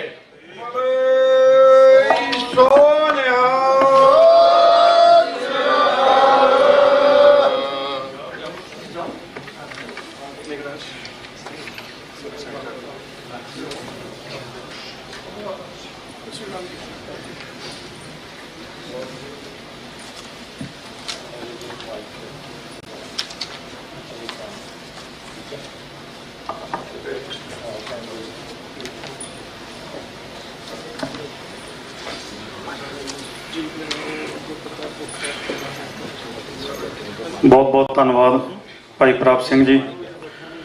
ਕਈ ਸਵਾਲ ਜਿਹੜੇ ਅਸੀਂ ਅਕਸਰ ਸੁਣਦੇ ਰਹਿੰਦੇ ਹਾਂ, ਕਈ ਜਦੋਂ ਵਿਚਾਰਾਂ ਹੁੰਦੀਆਂ ਆ ਉਦੋਂ ਸਾਡੇ ਅੱਗੇ ਆਉਂਦੇ ਆ, ਜਾਂ ਸਾਡੇ ਮਨਾਂ ਦੇ ਅੰਦਰਲੇ ਵਲਵਲੇ ਹੁੰਦੇ ਆ, ਜਿਨ੍ਹਾਂ ਦਾ ਉਹ 40-50 ਮਿੰਟ ਦੇ ਵਿੱਚ ਬਹੁਤ ਸੋਹਣੇ ਤਰੀਕੇ ਦੇ ਨਾਲ ਜਵਾਬ ਦੇ ਗਏ। ਹੁਣ ਮੈਂ ਬੇਨਤੀ ਕਰਾਂਗਾ ਡਾਕਟਰ ਸਾਹਿਬ ਨੂੰ, ਜਿਨ੍ਹਾਂ ਦੀ ਮੈਂ ਕੋਈ ਇੰਟਰੋਡਕਸ਼ਨ ਦੇ ਨਹੀਂ ਸਕਦਾ ਕਿਉਂਕਿ ਉਹ ਕਿਸੇ ਇੰਟਰੋਡਕਸ਼ਨ ਦੇ ਮੁਹਤਾਜ ਨਹੀਂ ਹੈ, ਪਰ ਇੱਕ ਛੋਟੀ ਜਿਹੀ ਗੱਲ ਮੈਂ ਜੋੜਨੀ ਚਾਹੁੰਦਾ ਹਾਂ। ਡਾਕਟਰ ਸਾਹਿਬ ਨੇ ਲੰਮੇ ਸਮੇਂ ਤੋਂ ਪੰਥ ਲਈ ਕਾਰਜ ਕਰਦਿਆਂ ਇੱਕ ਕ੍ਰੈਡੀਬਿਲਿਟੀ ਬਿਲਡ ਕੀਤੀ ਹੋਈ ਆ। ਬਾਈ ਦੀਪ ਸਿੰਘ ਸਿੱਧੂ ਜਦੋਂ ਉਹ ਕਿਸਾਨੀ ਮੋਰਚੇ ਵਿੱਚ ਹਾਈਲਾਈਟ ਹੋਏ, ਉਸ ਤੋਂ ਪਹਿਲਾਂ ਬਹੁਤ ਘੱਟ ਲੋਕਾਂ ਨੂੰ ਉਹਨਾਂ ਬਾਰੇ ਪਤਾ ਸੀਗਾ। ਕਈ ਜਿਹੜੇ ਸ਼ਹੀਦ ਸਿੰਘਾਂ ਦੇ ਪਰਿਵਾਰ ਉਹ ਜਾਣਦੇ ਸੀਗੇ ਕਿਉਂਕਿ ਉਹ ਛੋਟੇ ਹੁੰਦੇ ਤੋਂ ਭਾਈ ਗੁਰਜੰਟ ਸਿੰਘ ਬੁੱਧ ਸਿੰਘ ਵਾਲਾ ਦੇ ਹੱਥਾਂ 'ਚ ਖੇਡੇ ਹੋਏ ਸੀਗੇ। ਭਾਈ ਅਵਤਾਰ ਸਿੰਘ ਜੀ ਖੰਡਾ ਦੇ ਬੜੇ ਖਾਸ ਮਿੱਤਰ ਸੀ, ਤੇ ਪਰ ਓਵਰਆਲ ਜਿਹੜੀ ਜ਼ਿਆਦਾ ਸੰਗਤ ਆ ਉਹ ਉਹਨਾਂ ਤੋਂ ਵਾਕਿਫ ਨਹੀਂ ਸੀ। ਤੇ ਜਦੋਂ ਕਿਸਾਨੀ ਮੋਰਚੇ ਵੇਲੇ ਸਾਨੂੰ ਕਈ ਵਾਰੀ ਉਹਨਾਂ ਬਾਰੇ ਸਵਾਲ ਹੋਣੇ, ਕ੍ਰੈਡੀਬਿਲਿਟੀ ਬਾਰੇ, ਜਾਂ ਕਈ ਵਾਰੀ ਜਾਣ ਕੇ ਉਹਨਾਂ ਦੀ ਕਰੈਕਟਰ ਅਸੈਸੀਨੇਸ਼ਨ ਕੀਤੀ ਗਈ, ਜਦੋਂ ਉਹਨਾਂ ਦੀਆਂ ਫੋਟੋਆਂ ਬੀਜੇਪੀ ਦੇ ਪ੍ਰਚਾਰ ਵੇਲੇ ਦੀਆਂ ਰਿਲੀਜ਼ ਕਰਕੇ ਤੌਹਮਤਾਂ ਲਾਈਆਂ ਗਈਆਂ, ਸਾਨੂੰ ਸਵਾਲ ਹੋਣੇ ਤੇ ਸਾਡੇ ਕੋਲ ਇੱਕ ਬੜਾ ਸਟਰੋਂਗ ਜਵਾਬ ਹੁੰਦਾ ਸੀਗਾ ਕਿ ਉਹਨਾਂ ਦੀ ਸਾਂਝ, ਬਾਈ ਦੀਪ ਸਿੰਘ ਸਿੱਧੂ ਦੀ ਸਾਂਝ ਉਹ ਸਿੰਘਾਂ ਦੇ ਨਾਲ ਜਿਨ੍ਹਾਂ ਤੇ ਸਾਨੂੰ ਪੂਰਨ ਭਰੋਸਾ ਆ, ਤੇ ਉਹਨਾਂ ਦੇ ਵਿੱਚੋਂ ਇੱਕ ਸਨ ਡਾਕਟਰ ਸੁਖਪ੍ਰੀਤ ਸਿੰਘ ਉਦੋਕੇ ਸਾਹਿਬ। ਮੈਂ ਡਾਕਟਰ ਸਾਹਿਬ ਨੂੰ ਬੇਨਤੀ ਕਰਾਂਗਾ ਆਪ ਜੀ ਆ ਕੇ ਸੰਗਤਾਂ ਦੇ ਅੱਗੇ ਹਾਜ਼ਰੀ ਲਵਾਉਣ।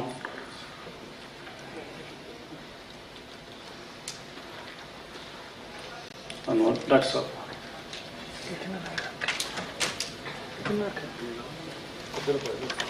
ਦੂਜੇ ਸਾਈਡ ਤੋਂ ਲਾ ਲਓ ਸਟੈਂਡ ਨੂੰ ਜਦੋਂ ਚੱਕ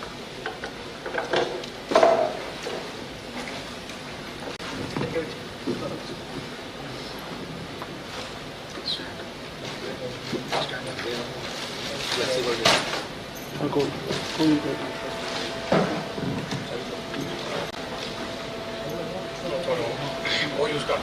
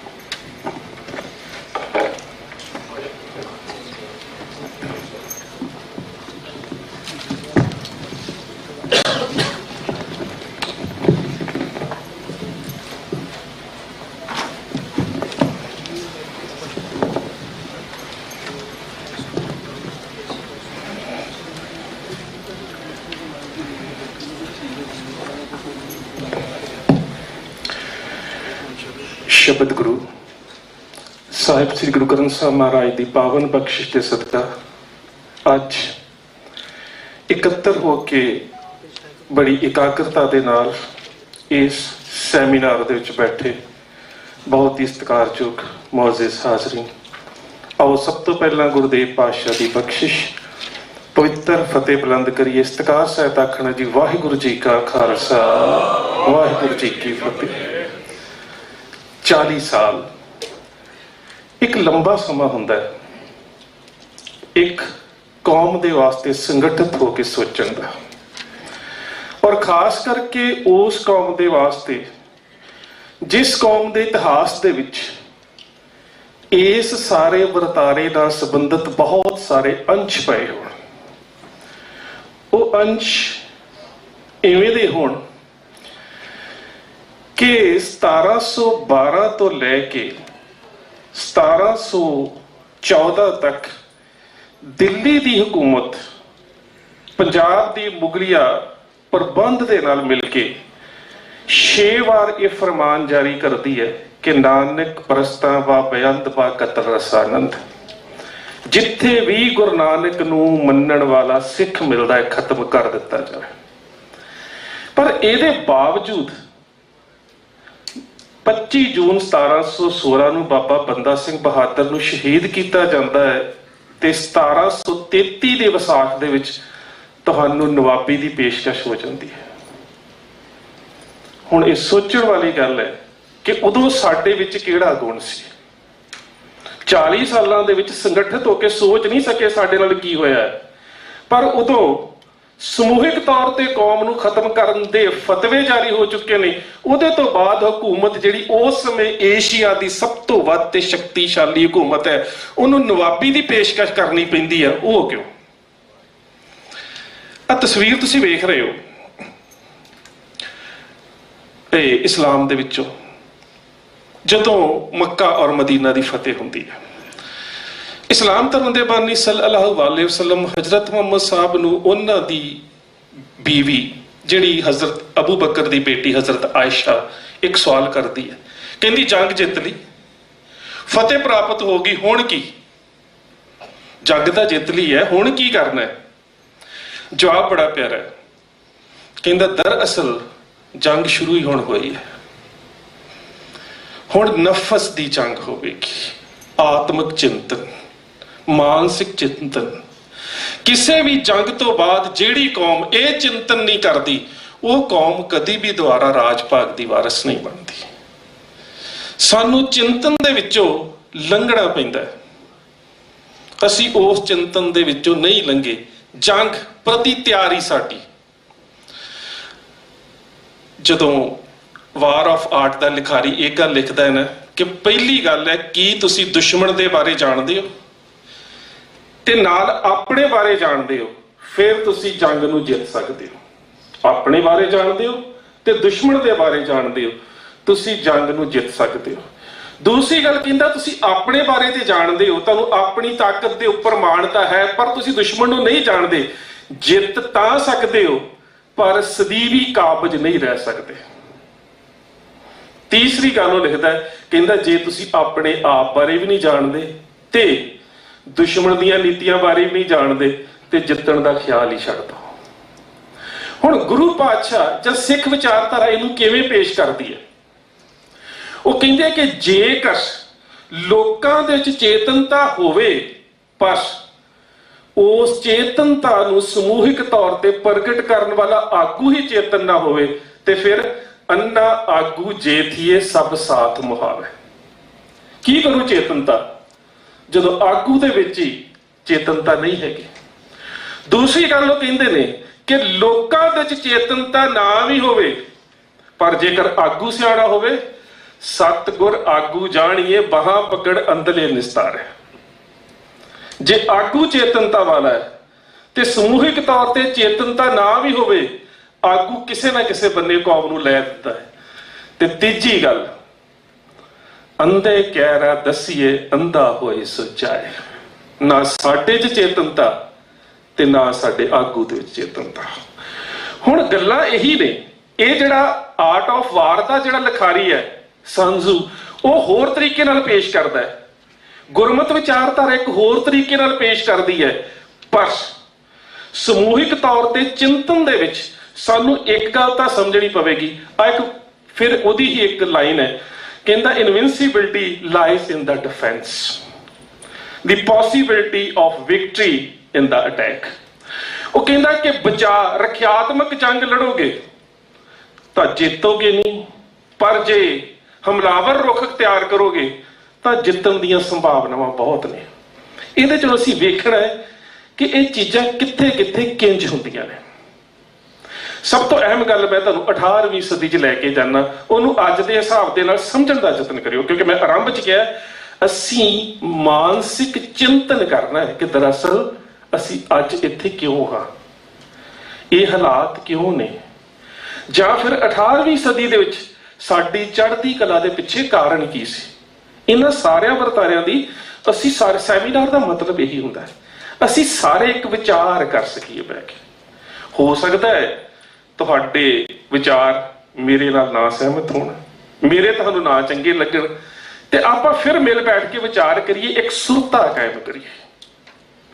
ਜਿੰਨਾ ਚਿਰ ਉਹ ਇੱਕ ਸੁਰਤਾ ਨਹੀਂ ਹੈ, ਉਹਨਾਂ ਚਿਰ ਸਾਡੇ ਵਿੱਚ ਉਹ ਜਿਹੜੀ ਸਮੂਹਿਕ ਤੇ ਸੰਗਠਿਤ ਤੌਰ ਤੇ ਸਾਡੀਆਂ ਪਰੰਪਰਾਵਾਂ ਨੂੰ ਨੁਮਾਇੰਦਗੀ ਕਰਦੀ ਜਿਹੜੀ ਰਾਜ ਦੀ ਪਰਿਭਾਸ਼ਾ ਜਨਮ ਨਹੀਂ ਲਵੇਗੀ। ਹਰ ਸਾਲ ਵੇਖੋ ਉਹ ਸਮਾਂ ਜਦੋਂ ਪੰਥ ਪ੍ਰਕਾਸ਼ ਦੇ ਲਿਖਾਰੀ ਰਤਨ ਸਿੰਘ ਭੰਗੂ ਲਿਖਦੇ ਨੇ, ਕਿੰਨੀ ਪਿਆਰੀ ਗੱਲ ਕਹਿੰਦੇ ਕਿ ਘਰ ਤੋਂ ਬਚੇ, ਉਹ ਕਹਿੰਦੇ ਨੇ ਗ੍ਰਹਿ ਸੇ ਬਚ ਬਨ ਚਾਹੇ, बन बचे तो नीर चाहे, नीर में भी मर चाहे, कैसे सिंह जीवत रहे। बड़ी वड्डी गल कहते फरमान है कि सिख कतल करने ने, घर छड्डदे ने, जंगल च जांदे ने, जंगल च दुश्मन दियां गश्ती फौजां मारदियां ने, पानी च लुकदे ने, पानी च बंदा किन्ना चिर जीवे, अंत मौत है। पर इहदे बावजूद कहंदे ने जे लरन और मरन तज चाही तो कैसे रखे दावा पातशाही। ਇਹ ਸਭ ਤੋਂ ਅਹਿਮ ਗੱਲ ਹੈ। ਹੁਣ ਉਸ ਦਾਇਰੇ ਦੀ ਕਾਇਮੀ ਵਾਸਤੇ ਸਰਬੱਤ ਖਾਲਸਾ ਕਰਦੇ ਨੇ। ਸਰਬੱਤ ਖਾਲਸਾ ਦੇ ਵਿੱਚ ਵੀ ਮੈਂ ਆਖਰ ਤੇ ਉਸੇ ਗੱਲ ਤੇ ਲੈ ਕੇ ਆਉਣਾ, ਸਭ ਤੋਂ ਵਧੀਆ ਕਾਰਜ ਵੀਰ ਜੀ ਹਰਵਿੰਦਰ ਸਿੰਘ ਬੈਠੇ ਉਹਨਾਂ ਨੇ ਕੀਤਾ, ਪਰ ਉਹਦੇ ਚ ਹੈ ਕੀ ਆ? ਉਹਦੇ ਵਿੱਚ ਅਸੀਂ ਵਾਪਰੇ ਹੋਏ ਵਰਤਾਰਿਆਂ ਦਾ ਚਿੰਤਨ ਵੀ ਕਰਦੇ ਹਾਂ ਤੇ ਭਵਿੱਖ ਦੀ ਰਣਨੀਤੀ ਵੀ ਤੈਅ ਕਰਦੇ ਹਾਂ। ਸਿਰਾਂ ਦੇ ਮੁੱਲ ਪੈ ਰਹੇ ਨੇ, ਉਹਦੇ ਬਾਵਜੂਦ ਅਸੀਂ ਇਕੱਠੇ ਹੁੰਦੇ ਹਾਂ, ਅਸੀਂ ਚਿੰਤਨ ਕਰਦੇ ਹਾਂ। ਅੱਜ ਤਾਂ ਕੁਛ ਨਹੀਂ, ਅੱਜ ਤਾਂ ਅਸੀਂ ਸਾਰੇ ਸੁਖੀ ਆ, ਘਰਾਂ 'ਚ ਏਸੀ, ਗੱਡੀਆਂ 'ਚ ਏਸੀ, ਰੋਟੀ ਖਾ ਰਹੇ, ਸਿਰ ਜੋੜ ਕੇ ਚਿੰਤਨ ਕਰਨ ਨੂੰ ਤਿਆਰ ਨਹੀਂ। ਪਰ ਉਦੋਂ ਅਸੀਂ ਚਿੰਤਨ ਕਰ ਰਹੇ ਹਾਂ ਜਦੋਂ ਸਿਰਾਂ ਦੇ ਮੁੱਲ ਪੈ ਰਹੇ। ਉਹ ਚਿੰਤਨ ਕਿਵੇਂ ਦਾ ਹੈ? ਅਹਿਮਦ ਸ਼ਾਹ ਅਬਦਾਲੀ ਨੇ ਹਮਲਾ ਕੀਤਾ। ਅਹਿਮਦ ਸ਼ਾਹ ਅਬਦਾਲੀ ਲਾਹੌਰ ਦੇ ਬਾਰ-ਬਾਰ ਆਇਆ ਤੇ ਵੈਰੋਵਾਲ ਦੇ ਕੋਲ ਬੈਠੇ ਨੇ ਨਵਾਬ ਕਪੂਰ ਸਿੰਘ, ਉਹਨਾਂ ਦੇ ਨਾਲ ਬੈਠੇ ਨੇ ਸਰਦਾਰ ਜੱਸਾ ਸਿੰਘ ਆਹਲੂਵਾਲੀਆ, ਉਹਨਾਂ ਦੇ ਨਾਲ ਬੈਠੇ ਨੇ ਸਰਦਾਰ ਚੜ੍ਹਤ ਸਿੰਘ ਸ਼ੁਕਰ ਚੱਕੀਆ। ਇਹ ਤਿੰਨ ਜਰਨੈਲ ਬੈਠੇ ਨੇ, ਬਾਕੀ ਮਿਸਲਾਂ ਦੇ ਸਿੰਘ ਬੈਠੇ ਨੇ। ਵਿਚਾਰ ਕੀ ਹੈ? ਸਰਦਾਰ ਜੱਸਾ ਸਿੰਘ ਆਹਲੂਵਾਲੀਆ ਕਹਿੰਦੇ ਨੇ ਕਿ ਸਾਨੂੰ ਅਬਦਾਲੀ ਦੀਆਂ ਫੌਜਾਂ ਤੇ ਹਮਲਾ ਕਰ ਦੇਣਾ ਚਾਹੀਦਾ। ਸਰਦਾਰ ਚੜ੍ਹਤ ਸਿੰਘ ਕਹਿੰਦੇ ਨੇ ਇਹ ਵਿਚਾਰ ਹੈ, ਇੰਜ ਸਮੂਹਿਕ ਤੌਰ ਤੇ ਕੋਈ ਨਾ ਕੋਈ ਪ੍ਰੋਗਰਾਮ ਬਣਾਇਆ ਜਾਂਦਾ ਸੀ। ਸਰਦਾਰ ਚੜ੍ਹਤ ਸਿੰਘ ਕਹਿੰਦੇ ਨਹੀਂ, ਅਬਦਾਲੀ ਦੇ ਨਾਲ ਅਸੀਂ ਕਿਉਂ ਲੜੀਏ? ਅਬਦਾਲੀ ਤੇ ਦਿੱਲੀ ਤੇ ਹਮਲਾ ਕਰਨ ਜਾ ਰਿਹਾ ਤੇ ਸਾਡੀ ਅਜੇ ਉਹਦੇ ਨਾਲ ਕੋਈ ਲੜਾਈ ਨਹੀਂ, ਤੇ ਅਸੀਂ ਮੁਫਤ ਦੀ ਲੜਾਈ ਕਿਉਂ ਸਹੇੜੀਏ? ਹੁਣ ਇਹ ਦੋ ਵਿਚਾਰ ਨੇ ਨਾ ਸਾਹਮਣੇ, ਦੋ ਵਿਚਾਰ ਨੇ। ਆਗੂ ਕਿਵੇਂ ਦਾ? ਇੱਕ ਕਹਿ ਰਿਹਾ ਹਮਲਾ ਕਰ ਦਈਏ, ਇੱਕ ਕਹਿ ਰਿਹਾ ਹਮਲਾ ਨਾ ਕਰੀਏ। ਹੁਣ ਆਗੂ ਸੁਣ ਦੋਵਾਂ ਨੂੰ ਰਿਹਾ। ਅੱਜ ਵਰਗਾ ਹੁੰਦਾ ਨਾ ਪੱਗਾਂ ਲੱਥਣੀਆਂ ਸੀ, ਸੱਚ ਜਾਣਿਓ। ਹੁਣ ਆਗੂ ਦੋਵਾਂ ਨੂੰ ਸੁਣ ਰਿਹਾ ਤੇ ਆਗੂ ਸੁਣ ਕੇ ਪਤਾ ਕੀ ਕਹਿ ਰਿਹਾ? ਕਹਿੰਦਾ ਦਿੱਲੀ ਅਬਦਾਲੀ ਦੇ ਅੱਗੇ ਬਿੱਲੀ ਵਰਗੀ ਹੈ। ਦਿੱਲੀ ਨੇ ਅਬਦਾਲੀ ਦੇ ਅੱਗੇ ਟਿਕਣਾ ਨਹੀਂ, ਪਰ ਦਿੱਲੀ ਨੂੰ ਫਤਿਹ ਕਰਨ ਤੋਂ ਬਾਅਦ ਅਬਦਾਲੀ ਨੇ ਪੰਜਾਬ ਦੀ ਧਰਤੀ ਤੇ ਪੈਰ ਪਾਉਣੇ ਨੇ, ਤੇ ਜੇ ਪੰਜਾਬ ਦੀ ਧਰਤੀ ਤੇ ਪੈਰ ਪਾਊਗਾ ਤੇ ਉਹ ਸਾਡੀ ਹਿੱਕ ਦੇ ਉੱਪਰ ਪੈਰ ਧਰੂਗਾ, ਤੇ ਅਸੀਂ ਇਸ ਧਰਤੀ ਦੇ ਉੱਪਰ ਪਾਤਸ਼ਾਹੀ ਦਾਅਵਾ ਕਾਇਮ ਕਰਦੇ ਹਾਂ, ਸਾਨੂੰ ਹਮਲਾ ਕਰਨਾ ਚਾਹੀਦਾ ਹੈ, ਕਿਉਂਕਿ ਅਗਲੀ ਜੰਗ ਅਬਦਾਲੀ ਦੀ ਸਾਡੇ ਨਾਲ ਹੋਣੀ ਹੈ। ਸਾਨੂੰ ਪਤਾ ਹੋਵੇ ਹਥਿਆਰ ਕਿਵੇਂ ਦੇ ਨੇ, ਘੋੜੇ ਕਿਵੇਂ ਦੇ ਨੇ, ਤੋਪਖਾਨਾ ਕਿਵੇਂ ਦਾ, ਸਾਨੂੰ ਉਸ ਦੀ ਨੀਤੀ ਦਾ ਪਤਾ ਹੋਵੇ। ਹਮਲਾ ਕੀਤਾ। ਉਸ ਹਮਲੇ ਦੇ ਵਿੱਚ ਨਵਾਬ ਕਪੂਰ ਸਿੰਘ ਜ਼ਖਮੀ ਵੀ ਹੋਏ, ਗੋਲੀ ਲੱਗੀ ਇਹਨਾਂ ਦੇ। ਹਮਲਾ ਕੀਤਾ, ਔਰ ਸੱਚ ਜਾਣਿਓ ਉਹੀ ਕੀਤਾ ਹੋਇਆ ਹਮਲਾ ਜਿਹੜਾ ਸਾਨੂੰ 5 ਫਰਵਰੀ 1762 ਨੂੰ ਆਪਣਾ ਨਤੀਜਾ ਦਿੰਦਾ ਹੈ, ਜਦੋਂ ਅਹਿਮਦ ਸ਼ਾਹ ਅਬਦਾਲੀ ਤਕਰੀਬਨ 50,000 ਸਿੱਖਾਂ ਦੀ ਸ਼ਹਾਦਤ ਤੋਂ ਬਾਅਦ ਇਸ ਅਵਸਥਾ ਦੇ ਵਿੱਚ ਕੌਮ ਪਹੁੰਚ ਗਈ ਹੋਵੇ ਕਿ ਪੰਥ ਪ੍ਰਕਾਸ਼ ਦਾ ਲਿਖਾਰੀ ਲਿਖਦਾ ਹੈ, ਲੋਕ ਕਹੇ ਸਿੱਖ ਸਭ ਕਿਆ ਮਾਰਾ, ਬਚਿਓ 50 ਖੱਪ ਗਿਓ ਸਾਰਾ।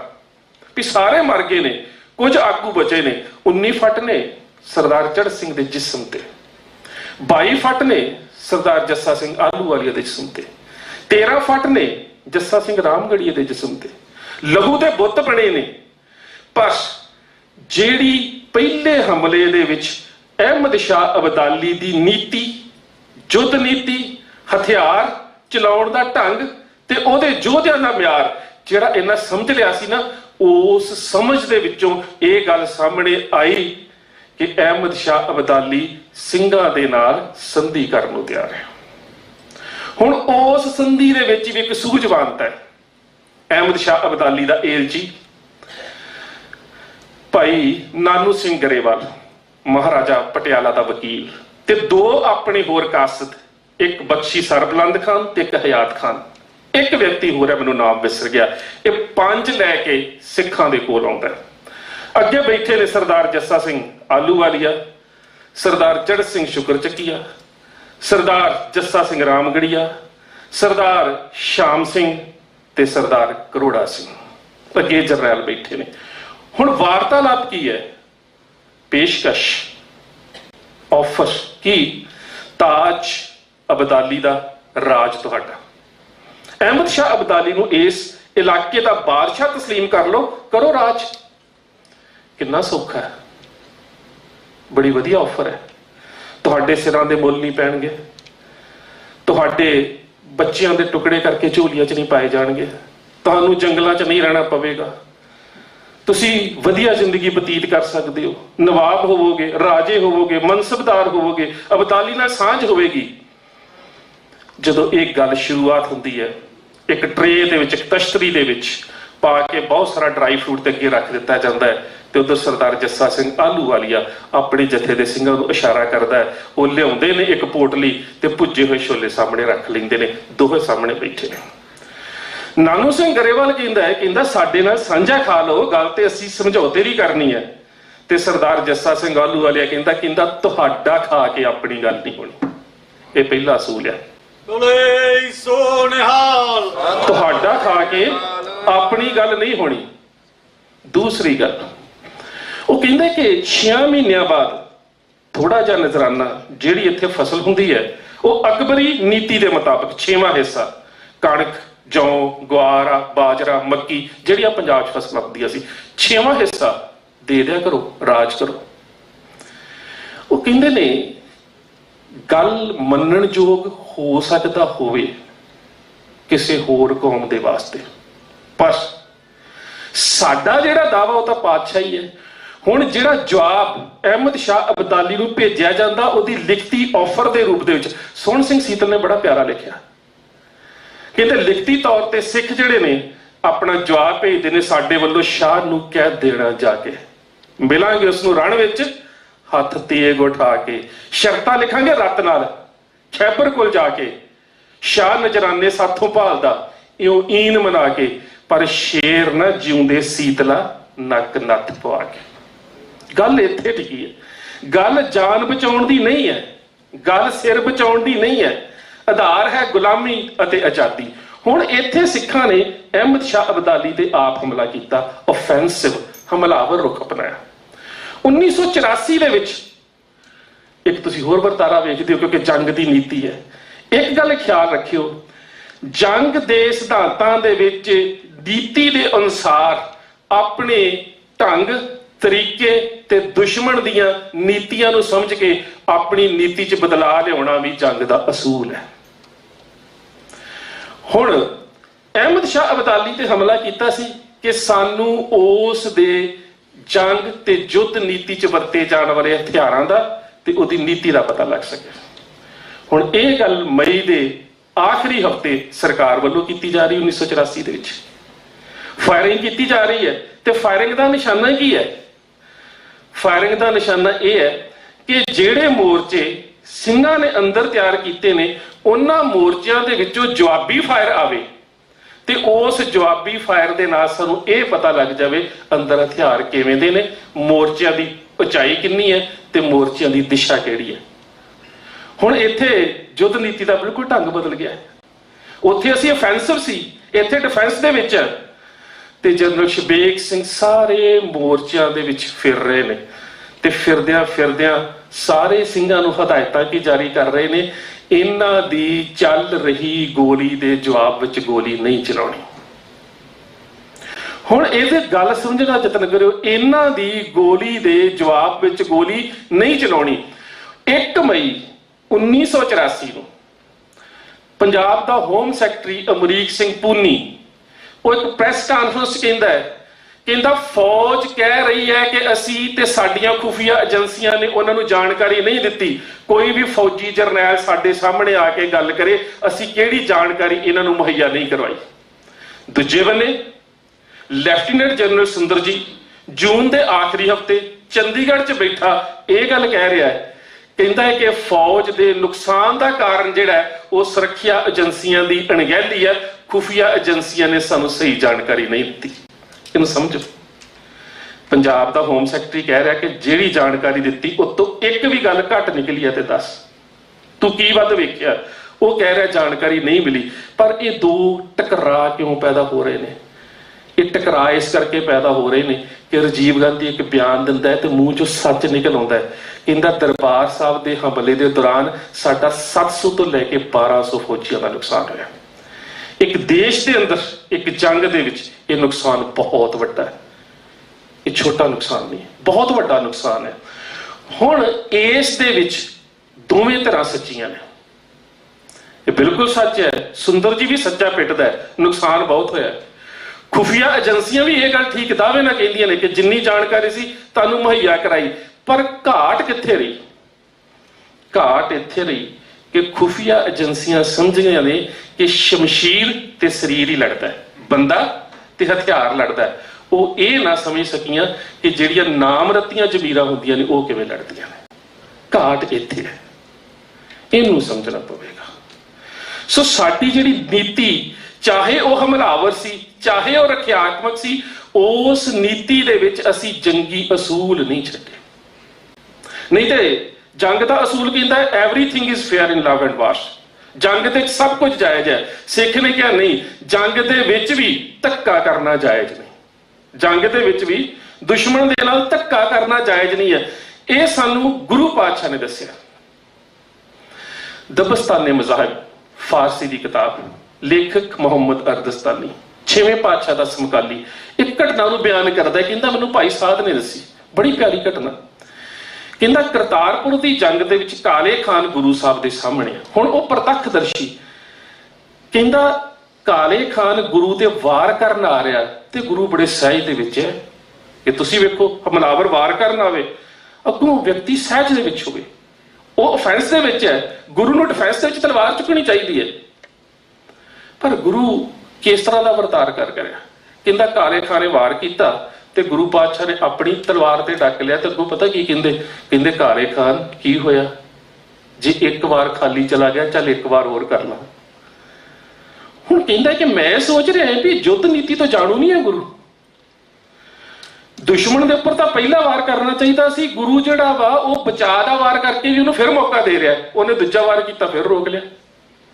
ਮੁਸਕਰਾ ਕੇ ਕਹਿੰਦੇ ਨੇ ਕਾਲੇ ਖਾਨ ਫਿਰ ਕੀ ਹੋਇਆ, ਤੇਰੇ 2 ਵਾਰ ਜਾਈ ਚਲੇ ਗਏ, ਚੱਲ ਇੱਕ ਹੋਰ ਕਰ ਲੈ। ਉਹ ਤੀਜਾ ਵਾਰ ਕਰਦਾ ਹੈ, ਪਾਤਸ਼ਾਹ ਰੋਕਦੇ ਨੇ ਤੇ ਰੋਕ ਕੇ ਫਿਰ ਜਦੋਂ ਵਾਰ ਕਰਦੇ ਨੇ ਫਿਰ ਜ਼ੁਬਾਨ ਤੇ ਸ਼ਬਦ ਕੀ, ਉਹ ਫਾਰਸੀ 'ਚ ਬੜੇ ਪਿਆਰੇ ਸ਼ਬਦ ਲਿਖਦਾ। ਕਹਿੰਦਾ ਗੁਰੂ ਪਾਤਸ਼ਾਹ ਨੇ ਸਹਿਜ ਦੇ ਵਿੱਚ ਕਿਹਾ, ਜਦਨ ਈ ਨੇਸਤ ਬੱਲੋ ਜਦਨ ਈ ਅਸਤ ਪੁੱਤਰਾ, ਵਾਰ ਇੰਜਨੀਓ, ਵਾਰ ਇੰਜ ਕਰੀਦਾ। 2 ਹਿੱਸੇ ਕਰਕੇ ਜ਼ਮੀਨ ਤੇ ਸੁੱਟ ਦਿੱਤਾ। ਕਹਿੰਦਾ ਮੈਨੂੰ ਇੰਜ ਲੱਗਾ ਕਿ ਗੁਰੂ ਦਾ ਦੁਸ਼ਮਣ ਦੇ ਵਿੱਚ, ਮੈਦਾਨੇ ਜੰਗ ਦੇ ਵਿੱਚ ਦੁਸ਼ਮਣ ਨੂੰ ਵੀ ਯੁੱਧ ਨੀਤੀ ਸਿਖਾ ਰਿਹਾ ਵੀ ਸਿੱਖ ਨੇ ਜੰਗ ਦੇ ਵਿੱਚ ਵੀ ਆਪਣੇ ਅਸੂਲ ਨਹੀਂ ਛੱਡੇ। ਕਾਜ਼ੀ ਨੂਰ ਮੁਹੰਮਦ ਕਲਾਤ ਦਾ ਰਹਿਣ ਵਾਲਾ ਇੱਕ ਬੜੀ ਪਿਆਰੀ ਗੱਲ ਲਿਖਦਾ ਹੈ। ਕਹਿੰਦਾ ਕਿ ਇਹਨਾਂ ਨੂੰ ਮੈਂ ਕੁੱਤੇ ਲਿਖਦਾ, ਉਹ ਸਾਰੀ ਆਪਣੀ ਰਚਨਾ 'ਚ ਸਿੱਖਾਂ ਨੂੰ ਕੁੱਤੇ ਲਿਖਦਾ। ਅਖੀਰ ਤੇ ਜਾ ਕੇ ਉਹਦਾ ਇੱਕ ਚੈਪਟਰ ਹੈ, ਮੈਂ ਕਾਜ਼ੀ ਨੂਰ ਮੁਹੰਮਦ ਨੂੰ ਸਾਰਾ ਹੁਣ ਪੰਜਾਬੀ 'ਚ ਕੀਤਾ, ਥੋੜੇ ਦਿਨਾਂ ਤੱਕ ਉਸ ਨੂੰ ਪਬਲਿਸ਼ ਕਰ ਦੇਵਾਂਗਾ। ਮੈਂ ਜੰਗਨਾਮਾ, ਕਿਉਂਕਿ ਡਾਕਟਰ ਗੰਡਾ ਸਿੰਘ ਨੇ 52-53 ਸ਼ੇਰ ਉਹਦੇ ਪੰਜਾਬੀ 'ਚ ਕੀਤੇ ਸੀ, ਪਰ ਉਹਦੀ ਰਚਨਾ ਬਹੁਤ ਵੱਡੀ ਹੈ। ਉਹ 'ਚ ਬੜਾ ਕੁਝ ਸਾਨੂੰ ਜੰਗ ਦੇ ਬਾਰੇ ਸਿੱਖਣ ਵਾਲਾ, ਤੇ ਮੈਂ ਉਸਨੂੰ ਸਾਰਾ ਹੁਣ ਪੰਜਾਬੀ 'ਚ ਕੀਤਾ। ਹੁਣ ਉਹਦੇ ਵਿੱਚ ਉਹ ਇੱਕ ਲਾਸਟ ਚੈਪਟਰ ਲਿਖਦਾ, ਕਹਿੰਦਾ ਵਸ ਇਹ ਸਗਾਂ ਕੁੱਤਿਆਂ ਦੀ ਤਾਰੀਫ। ਹੁਣ ਸ਼ੁਰੂ ਪਤਾ ਕਿੱਥੋਂ ਕਰਦਾ? ਕਹਿੰਦਾ ਕਲਾਤ ਸ਼ਹਿਰ ਦੇ ਬੱਚਿਓ ਜਿਹੜੇ ਮਦਰਸੇ 'ਚ ਬੈਠੇ ਮੇਰੇ ਕੋਲ ਪੜ੍ਹ ਰਹੇ ਹੋ, ਜਿਹੜੀ ਮੈਂ ਅੱਜ ਗੱਲ ਕਹਿ ਰਿਹਾ ਨਾ, ਹੋ ਸਕਦਾ ਮੇਰੀ ਲਿਖਤ ਤੇ ਤੁਹਾਨੂੰ ਵਿਸ਼ਵਾਸ ਨਾ ਹੋਵੇ, ਪਰ ਇਸੇ ਕਲਾਤ ਸ਼ਹਿਰ ਦਾ 300 ਪਠਾਨ ਸਿੱਖਾਂ ਕੋ ਕੁੱਟ ਖਾ ਕੇ ਆਇਆ, ਤਸਦੀਕ ਉਹਨਾਂ ਕੋਲੋਂ ਕਰ ਲਿਓ। ਇਹ ਉਹ ਕਹਿ ਰਿਹਾ, ਕਹਿੰਦਾ ਇਸੇ ਸ਼ਹਿਰ ਦਾ 300 ਪਠਾਨ ਸਿੱਖਾਂ ਨਾਲ ਲੜ ਕੇ ਤੇ ਕੁੱਟ ਖੜ ਕੇ ਆਇਆ ਜੇ, ਤਸਦੀਕ ਉਹਨਾਂ ਕੋਲੋਂ ਕਰ ਲਿਓ ਵੀ ਮੈਂ ਬੇਸ਼ੱਕ ਮਜ਼ਹਬੀ ਜਨੂਨ ਚ ਕੁੱਤੇ ਕਹਿੰਦਾ, ਪਰ ਉਹ ਹੈ ਕੀ। ਉਹ ਫਿਰ ਸ਼ੁਰੂ ਕਰਦਾ, ਕਹਿੰਦਾ ਸਗਾਰਾ ਮਗੋ ਸਕ ਕੇ ਹਸਤੰਦ ਸ਼ੇਰ, ਕਹਿੰਦਾ ਬੇਸ਼ੱਕ ਮੈਂ ਕੁੱਤੇ ਕਹਿੰਦਾ, ਪਰ ਜਦੋਂ ਜੰਗ ਚ ਲੜਦੇ ਵੇਖੀਦਾ ਫਿਰ ਸ਼ੇਰ ਨੇ। ਬਾ ਮਾਦਾਨੇ ਮਰਦਾਂ ਚ ਸ਼ੇਰਾਂ ਦਲੇਰ, ਮੈਦਾਨੇ ਜੰਗ ਚ ਸ਼ੇਰਾਂ ਤੋਂ ਵੀ ਵੱਧ ਦਲੇਰ ਨੇ। ਪਰ ਕਹਿੰਦਾ ਇੰਨੀ ਦਲੇਰੀ ਦੇ ਬਾਵਜੂਦ ਕਰੈਕਟਰ ਕਿੱਥੇ ਖੜਾ, ਨੈਤਿਕਤਾ ਕਿੱਥੇ ਖੜੀ ਆ। ਕਹਿੰਦਾ ਕਿ ਜਨ ਗਰਜਵਾ ਅਸਤ ਵਾਹ ਅਸਤ ਪੀਰ ਬਗੋ ਸੰਗ ਬੁੜੀਆ ਬਰੋ ਗੋਸ਼ਾਗੀਰ। ਕਹਿੰਦਾ ਮੈਦਾਨੇ ਜੰਗ ਦੇ ਵਿੱਚ ਲੜਦਿਆਂ ਇਹਨਾਂ ਦੇ ਸਾਹਮਣੇ ਦੁਸ਼ਮਣ ਦੀ ਜਵਾਨ ਔਰਤ ਆ ਜਾਵੇ, ਬੁੱਢੀ ਆ ਜਾਵੇ, ਬੱਚੀ ਆ ਜਾਵੇ, ਹੱਥ ਜੋੜ ਕੇ ਕਹਿੰਦੇ ਨੇ ਕਿ ਬੀਬੀ ਲਾਂਬੇ ਹੋ ਜਾ, ਨਾ ਤੇਰੇ ਔਸਾਫ ਲੁੱਟਣੇ ਨਾ ਤੇਰੀ ਇੱਜ਼ਤ ਲੁੱਟਣੀ। ਇਹ ਨੈਤਿਕਤਾ ਹੈ। ਅਸੀਂ ਜੰਗ ਦੇ ਵਿੱਚ ਵੀ ਉਹ ਅਸੂਲ ਜਿਹੜੇ ਸੀ ਉਹ ਨਹੀਂ ਛੱਡੇ। ਦੂਜੀ ਸਭ ਤੋਂ ਅਹਿਮ ਗੱਲ ਉਹ ਹੈਗੀ ਕਿ ਕਿੰਨਾ ਚਿਰ ਤੱਕ ਤੁਸੀਂ ਅੱਖਾਂ ਮੀਟੋਗੇ। ਅਸੀਂ ਸੋਚਦੇ ਹਾਂ ਕਿ ਵਾਪਰ ਰਹੇ ਵਰਤਾਰਿਆਂ ਦੇ ਬਾਰੇ ਅੱਖਾਂ ਮੀਟ ਲਈਏ, ਕਿੰਨਾ ਚਿਰ ਔਰ ਕਿਉਂ। ਅਸੀਂ ਇਹਨਾਂ ਮੁਸ਼ਕਲਾਂ ਨੂੰ ਫੇਸ ਕਰਨ ਦੇ ਵਾਸਤੇ ਸੰਗਠਿਤ ਕਿਉਂ ਨਹੀਂ ਹੋ ਰਹੇ। ਸਾਨੂੰ ਵੀਰ ਜੀ ਨੇ ਗੱਲ ਕੀਤੀ ਨਾ, ਸਮੱਸਿਆਵਾਂ ਹੈ ਕੀ ਨੇ। ਗੁਰਪ੍ਰਤਾਪ ਨੇ ਇੱਕ ਗੱਲ ਕੀਤੀ ਸੀ, ਕਹਿੰਦਾ ਕਿ ਕਾਲੇ ਬੇਸ਼ੱਕ ਆਪਣੀ ਜਿਹੜਾ ਉਹਨਾਂ ਦਾ ਨਸਲੀ ਸ਼ੋਸ਼ਣ ਹੋ ਰਿਹਾ ਉਹਦੇ ਖਿਲਾਫ ਲੜ ਰਹੇ ਨੇ, ਪਰ ਅੰਦਰੂਨੀ ਫਿਰ ਉਹਨਾਂ ਦੇ ਇੱਕ ਨਸਲੀ ਸ਼ੋਸ਼ਣ ਦੀ ਪ੍ਰਵਿਰਤੀ ਪਈ ਹੈ। ਇਹ ਸੱਚ ਜਾਣਿਓ ਸਿੱਖਾਂ ਚ ਕਿਤੋਂ ਵੱਧ ਚ। ਸਿੱਖਾਂ ਦੇ ਵਿੱਚ ਕੀ ਹੈ, ਸਿੱਖ ਸਟੇਜ ਤੇ ਬੈਠਾ ਰੌਲਾ ਪੈਂਦਾ ਉਹ ਸਾਨੂੰ ਬ੍ਰਾਹਮਣਵਾਦ ਨੇ ਖਾ ਲਿਆ, ਤੇ ਜਿਹੜਾ ਸਟੇਜ ਤੇ ਬੈਠਾ ਬ੍ਰਾਹਮਣਵਾਦ ਦਾ ਰੌਲਾ ਪਾ ਰਿਹਾ ਉਹ ਬ੍ਰਾਹਮਣਵਾਦੀ ਰਸਵਾ ਕਰ ਰਿਹਾ। ਜਿਹੜਾ ਇਹ ਗੱਲ ਕਹਿ ਰਿਹਾ ਕਿ ਬਾਣੀ ਬਾਣਾ ਖੰਭ ਪਛਾਣੋ ਸਿੰਘ ਰੂਪ ਕੋ ਪੰਥੀ ਜਾਣੋ, ਉਹੀ ਬੰਦਾ ਅੱਜ ਹਵੰਦੀ ਅੱਗ ਬਾਲ ਕੇ ਬੈਠਾ, ਉਹੀ ਬ੍ਰਾਹਮਣਵਾਦੀ ਰਸਮਾਂ ਕਰ ਰਿਹਾ। ਇਹ ਸਾਡੇ ਵਿੱਚ ਵੀ ਹੈ। ਸਾਨੂੰ ਸਿੱਖਣਾ ਪਵੇਗਾ ਕਿ ਅਸੀਂ ਇਹਨਾਂ ਅਲਾਮਤਾਂ ਨੂੰ ਦੂਰ ਕਿਵੇਂ ਕਰਨਾ ਹੈ। ਅਗਲੀ ਗੱਲ ਮੈਂ ਇੱਕ ਉਦਾਹਰਨ ਤੋਂ ਸਾਂਝੀ ਕਰਦਾ। ਉਦਾਹਰਨ ਉਹ ਅਰੈਬਿਕ ਸੂਫੀ ਮਤ ਦੇ ਵਿੱਚੋਂ, ਬੇੜਾ ਸਮੁੰਦਰ ਦੇ ਵਿੱਚ ਇੱਕ ਸੂਫੀ ਫਕੀਰ ਬੈਠਾ ਹੈ। ਉਸ ਬੇੜੇ ਦੇ ਵਿੱਚ ਬੇੜਾ ਅੱਧ ਵਿਚਕਾਰ ਗਿਆ, ਤੂਫਾਨ ਆ ਗਿਆ, ਇੰਨਾ ਭਾਰੀ ਤੂਫਾਨ ਕਿ ਸਾਰਿਆਂ ਨੂੰ ਲੱਗਾ ਕਿ ਹੁਣ ਪਾਰ ਨਹੀਂ ਜਾਵਾਂਗੇ, ਡੁੱਬ ਜਾਵਾਂਗੇ। ਹੁਣ ਇਹ ਜਿਹੜਾ ਫਕੀਰ ਹੈ ਇਹ ਅੱਖਾਂ ਖੋਲ ਕੇ ਆਪਣੀ ਖੁਦਾ ਦੀ ਬੰਦਗੀ 'ਚ ਬੈਠਾ ਹੈ, ਤੇ ਜਿਹੜੇ ਲੋਕ ਨੇ ਉਹ ਅੱਖਾਂ ਬੰਦ ਕਰਕੇ ਕੀ ਕਹਿ ਰਹੇ ਨੇ, ਰੱਬਾ ਇਸ ਵਾਰੀ ਬਚਾਲਾ, ਤੈਨੂੰ ਸੋਨਾ ਦਾਨ ਕਰਾਂਗੇ, ਰੱਬਾ ਇਸ ਵਾਰੀ ਬਚਾਲਾ, ਅਸੀਂ ਕੜਾਹ ਪ੍ਰਸ਼ਾਦ ਕਰਾਵਾਂਗੇ, ਰੱਬਾ ਇਸ ਵਾਰੀ ਬਚਾਲਾ, ਅਸੀਂ ਹਵਨ ਕਰਾਵਾਂਗੇ। ਉਹ ਸਾਰੇ ਉਹ ਕਰ ਰਹੇ ਨੇ, ਉਹ ਅੱਖਾਂ ਖੋਲ ਕੇ ਬੰਦਗੀ 'ਚ ਬੈਠਾ। ਅਚਾਨਕ ਜਦੋਂ ਬਿਲਕੁਲ ਸਾਰੇ ਸੋਚ ਰਹੇ ਨੇ ਮਰ ਜਾਣਾ, ਉਹਨੂੰ ਕਿਨਾਰਾ ਨਜ਼ਰ ਆਉਂਦਾ, ਕਹਿੰਦਾ ਉਹ ਕਿਨਾਰਾ ਨਜ਼ਰ ਆ ਗਿਆ ਜੇ, ਨਹੀਂ ਮਰਦੇ। ਕਹਿੰਦਾ ਸਾਰਿਆਂ ਦੇ ਮਨ ਚੋਂ ਰੱਬ ਉੱਡ ਜਾਂਦਾ, ਖੁਸ਼, ਗਈ ਰੱਬ ਦੀ ਯਾਦ। ਫਿਰ ਗੱਲ ਕਿੱਥੇ ਲੈ ਕੇ ਆਉਂਦਾ ਹੈ, ਕਹਿੰਦਾ ਕਿ ਮੁਸ਼ਕਿਲ ਤਾਂ ਸੀ, ਮਰਨਾ ਵੀ ਸੀ, ਡੁੱਬਣਾ ਵੀ ਸੀ, ਮੌਤ ਸਾਰਿਆਂ ਨੂੰ ਇੱਕੋ ਜਿਹੀ ਆਉਣੀ ਸੀ, ਮੁਕਾਬਲਾ ਕਿਉਂ ਨਾ ਕੀਤਾ। ਹੁਣ ਮੈਂ ਇੱਥੇ ਇੱਕ ਤੁਹਾਨੂੰ ਉਦਾਹਰਨ ਦਿੰਦਾ। 4 ਜੂਨ ਦੀ ਰਾਤ ਜਨਰਲ ਸ਼ਬੇਗ ਸਿੰਘ ਉਸ ਰਾਤ ਦੇ ਸਮੇਂ ਮੋਰਚਿਆਂ ਦਾ ਮੁਆਇਨਾ ਕਰ ਰਹੇ ਨੇ। ਉਹਨਾਂ ਦੇ ਨਾਲ 1-2 ਸਿੰਘ ਨੇ, ਗੋਲੀ ਆ ਰਹੀ ਹੈ ਤੇ ਉਹ ਸਿੰਘ ਕਹਿੰਦਾ ਹੈ, ਜਰਨੈਲ ਸਾਹਿਬ ਅਸੀਂ ਅਕਾਲ ਤਖਤ ਸਾਹਿਬ ਵਾਲੇ ਪਾਸੇ ਜਾਂ ਲਾਲ ਬਿਲਡਿੰਗ 'ਚ ਚਲੇ ਜਾਈਏ, ਗੋਲੀ ਆ ਰਹੀ ਹੈ। ਤੇ ਜਨਰਲ ਸ਼ਬੇਗ ਸਿੰਘ ਦਾ ਜਵਾਬ ਬੜਾ ਪਿਆਰਾ ਹੈ, ਕਹਿੰਦਾ ਜਿਹੜੀ ਗੋਲੀ ਤੇ ਨਾਮ ਮੇਰਾ ਲਿਖਿਆ ਤੇ ਜਿਹੜੀ ਗੋਲੀ ਨੇ ਜਿਸ ਵਕਤ ਤੇ ਵੱਜਣਾ ਮੈਨੂੰ ਬਚਾ ਨਹੀਂ ਸਕਦਾ। ਅੱਖਾਂ ਖੋਲ ਕੇ ਰੱਖੋ, ਦੁਸ਼ਮਣ ਤੁਹਾਡੇ ਸਾਹਮਣੇ ਹੈ, ਅੱਖਾਂ ਖੋਲ ਕੇ ਰੱਖੋ। ਮੌਤ ਦੇ ਭੈ ਦੇ ਵਿੱਚ ਰਹੋਗੇ, ਦੁਸ਼ਮਣ ਦਾ ਮੁਕਾਬਲਾ ਨਹੀਂ ਕਰ ਸਕੋਗੇ, ਜਦੋਂ ਕਿ ਮੌਤ ਫਿਰ ਵੀ ਆਉਣੀ ਹੈ। ਕਬੂਤਰ ਅੱਖਾਂ ਬੰਦ ਕਰਕੇ ਬਿੱਲੀ ਤੋਂ ਨਹੀਂ ਬਚ ਸਕਦਾ, ਪਰ ਖੋਲ ਕੇ ਬਚਾ ਦੇ ਚਾਂਸ ਨੇ। ਅੱਜ ਸਾਡੇ ਸਾਹਮਣੇ ਕੀ ਹੈ ਕਿ ਅਸੀਂ ਕਿਸੇ ਨਾ ਕਿਸੇ ਰੂਪ ਦੇ ਵਿੱਚ ਜਿਹੜੀਆਂ ਅੱਖਾਂ ਨੇ ਉਹ ਬੰਦ ਕੀਤੀਆਂ ਹੋਈਆਂ ਨੇ। ਮੈਂ ਜਦੋਂ ਕਿਤਾਬ ਅਸੀਂ ਕੱਲ ਰਿਲੀਜ਼ ਕਰਨੀ ਹੈ ਜੂਨ 1984 ਦੇ ਬਾਰੇ, ਮੈਂ ਜਦੋਂ ਉਹ ਕਿਤਾਬ ਲਿਖ ਰਿਹਾ ਸੀ ਤੇ ਉਹ ਕਿਤਾਬ ਲਿਖਦਿਆਂ ਮੈਂ ਜਦੋਂ ਜਨਰਲ ਸ਼ਬੇਗ ਸਿੰਘ ਹੁਣਾਂ ਦੇ ਬੇਟੇ ਪ੍ਰਭਪਾਲ ਸਿੰਘ ਦੇ ਨਾਲ ਮੇਰੀ ਲੰਬੀ ਵਾਰਤਾਲਾਪ ਹੋਈ, ਬਹੁਤ ਸਾਰੇ ਦਸਤਾਵੇਜ਼ ਉਹਨਾਂ ਨੇ ਮੈਨੂੰ ਦਿੱਤੇ ਵੀ, ਭੇਜੇ ਵੀ, ਬਹੁਤ ਜ਼ਿਆਦਾ ਸਹਿਯੋਗ ਵੀ ਦਿੱਤਾ ਇਸ ਕਿਤਾਬ ਦੇ ਵਿੱਚ। ਉਸ ਕਿਤਾਬ ਦੇ ਵਿੱਚ ਲਿਖਦਿਆਂ ਮੇਰੇ ਸਾਹਮਣੇ ਇੱਕ ਗੱਲ ਆਈ ਜਿਹੜੀ ਗੱਲ ਗੁਰਪ੍ਰਤਾਪ ਨੇ ਕੀਤੀ ਸੀ ਕਿ ਇੱਕ ਜਿਹੜਾ ਵਿਤਕਰੇ ਦਾ ਇੱਕ ਸੂਖਮ ਜਿਹਾ ਅੰਸ਼ ਕਿਵੇਂ ਦਾ ਹੁੰਦਾ, ਮੈਂ ਤੁਹਾਡੇ ਸਾਹਮਣੇ ਦੱਸਣ ਲੱਗਾ। ਲੈਫਟੀਨੈਂਟ ਜਨਰਲ ਸਿਨਹਾ, ਅਸੀਂ ਉਹਦਾ ਬਹੁਤ ਸਤਿਕਾਰ ਕਰਦੇ ਹਾਂ। ਕਿਉਂ ਸਤਿਕਾਰ ਕਰਦੇ ਹਾਂ? ਇਸ ਕਰਕੇ ਕਿ ਜਦੋਂ ਇੰਦਰਾ ਗਾਂਧੀ ਨੇ 1982 ਦੇ ਅਖੀਰ ਦੇ ਵਿੱਚ ਕਿਹਾ ਕਿ ਸਾਨੂੰ ਭਿੰਡਰਾਂ ਵਾਲੇ ਨੂੰ ਚੁੱਕਣ ਦੇ ਵਾਸਤੇ ਫੌਜ ਦੇ ਵੱਲੋਂ APC ਗੱਡੀਆਂ ਜਿਹੜੀਆਂ ਆਰਮਰ ਪਰਸਨਲ ਕੈਰੀਅਰ ਨੇ ਉਹ ਦਿੱਤੀਆਂ ਜਾਣ, ਤਾਂ ਇਸ ਜਰਨੈਲ ਨੇ ਕੀ ਕਿਹਾ ਕਿ ਫੌਜ ਅੰਦਰੂਨੀ ਕਾਰਜਾਂ ਵਾਸਤੇ ਨਹੀਂ ਹੈ।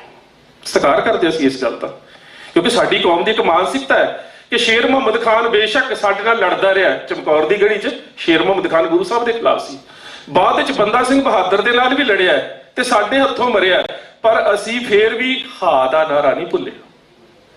ਇਹ ਸਾਡੀ ਕਹਿ ਸਕਦੇ ਹੋ ਕਿ ਨੈਤਿਕਤਾ ਦਾ ਅਸੂਲ ਹੈ। ਅਸੀਂ ਜਨਰਲ ਸਿਨਹਾ ਦੀ ਇਹ ਗੱਲ ਨਹੀਂ ਭੁੱਲਦੇ ਕਿ ਉਹਨੇ ਕਿਹਾ ਨਹੀਂ, ਮੈਂ ਭਿੰਡਰਾਂ ਵਾਲੇ ਦੇ ਖਿਲਾਫ ਇਸ ਅੰਦਰੂਨੀ ਸਮੱਸਿਆ ਦੇ ਵਿੱਚ ਫੌਜ ਦੀ ਵਰਤੋਂ ਨੂੰ ਜਾਇਜ਼ ਨਹੀਂ ਸਮਝਦਾ। ਹੁਣ ਇਹ ਗੱਲ ਜਨਰਲ ਸ਼ਬੀਕ ਸਿੰਘ ਤੇ ਲੈ ਆਈ ਹੈ। ਮੈਂ ਫਿਰ ਕਿਹਾ ਸਿਨਹਾ ਸਾਹਿਬ ਦਾ ਅਸੀਂ ਸਤਿਕਾਰ ਕਰਦੇ ਹਾਂ, ਸਾਡੇ ਮਨ 'ਚ ਸਤਿਕਾਰ ਹੈ। ਹੁਣ ਇਹੀ ਗੱਲ ਜਨਰਲ ਸ਼ਬੀਕ ਸਿੰਘ ਤੇ ਲੈ ਕੇ ਆਈਏ। ਜਨਰਲ ਸ਼ਬੀਕ ਸਿੰਘ ਕੈਸਾ ਕੌਮ ਦਾ ਜਰਨੈਲ ਕਿ ਜਦੋਂ ਇੰਦਰਾ ਗਾਂਧੀ ਬੁਲਾਉਂਦੀ ਹੈ, ਮਾਨਕ ਸ਼ਾਹ ਉੱਥੇ ਹੈ, ਇਹਨਾਂ ਦਾ ਜਿਹੜਾ ਮਿਲਟਰੀ ਅਟੈਚੀ ਹੈ ਦਪਿੰਦਰ ਸਿੰਘ ਇਹਨਾਂ ਨੂੰ ਵਾਇਰਲੈਸ ਕਰਦਾ ਹੈ ਕਿ ਤੁਹਾਨੂੰ ਪ੍ਰਾਈਮ ਮਿਨਿਸਟਰ ਆਫਿਸ 'ਚ ਬੁਲਾਇਆ ਜਾ ਰਿਹਾ। ਜਨਰਲ ਸ਼ਬੀਕ ਸਿੰਘ ਆਉਂਦੇ ਨੇ, ਇੰਦਰਾ ਗਾਂਧੀ ਇਹਨਾਂ ਨੂੰ ਬਰੀਫਿੰਗ ਹਾਊਸ 'ਚ ਲੈ ਕੇ ਜਾਂਦੀ ਹੈ। ਸਿੱਧਾ ਸਵਾਲ, ਮੁਝੇ ਬੰਗਲਾਦੇਸ਼ ਚਾਹੀਏ। ਜਨਰਲ ਸ਼ਬੀਕ ਸਿੰਘ ਕਹਿੰਦੇ ਨੇ ਮਿਲ ਜਾਵੇਗਾ, ਵਕਤ लगेगा। ਕਹਿੰਦੀ ਕਿੰਨਾ? 1 साल। ਕਹਿੰਦੀ ये तो बहुत ज्यादा है।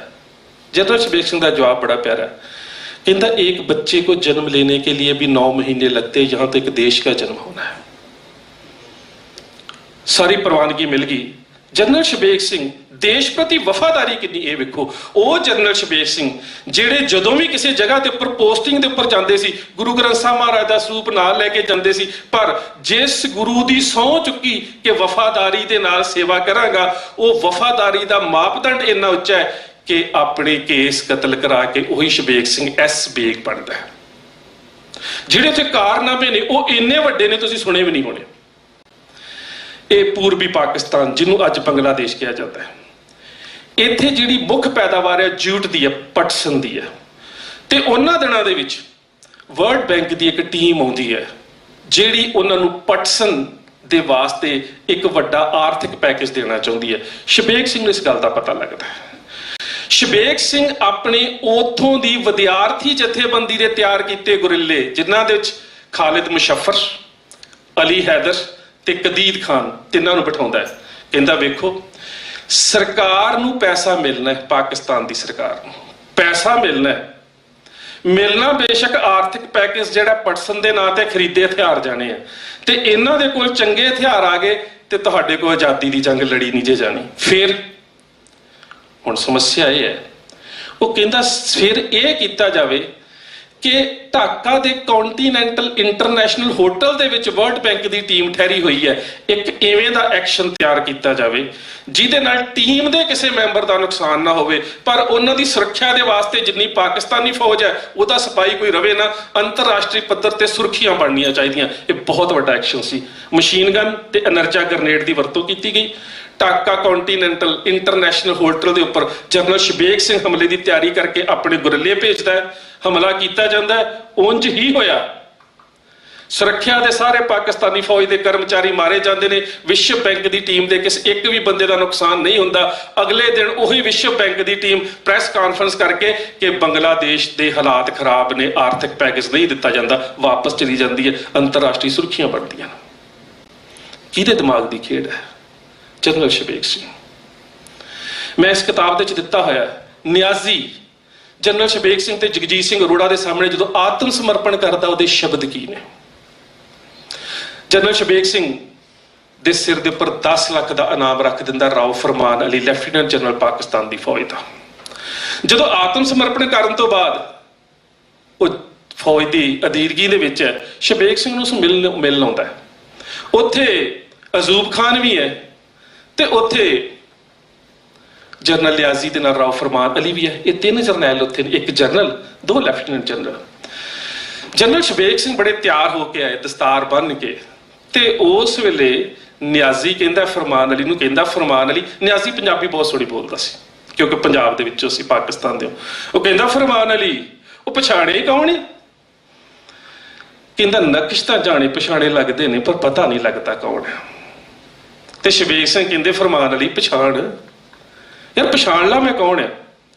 ਕਹਿੰਦਾ ਇਹ ਕਹਿੰਦਾ ਸ਼ਬੀਕ ਸਿੰਘ ਹੌਲੀ ਹੌਲੀ ਆਪਣੀ ਦਸਤਾਰ ਖੋਲਦੇ ਨੇ, ਦਸਤਾਰ ਖੋਲ ਕੇ ਟੇਬਲ ਤੇ ਰੱਖਦੇ ਨੇ, ਛੋਟੀ ਕੇਸਕੀ ਦੇ ਵਿੱਚ ਨੇ, ਤੇ ਉਸੇ ਵੇਲੇ ਫਰਮਾਨ ਅਲੀ ਪਛਾਣ ਕੇ ਕਹਿੰਦਾ, ਓ ਯੂ ਮਿਸਟਰ ਬੇਗ।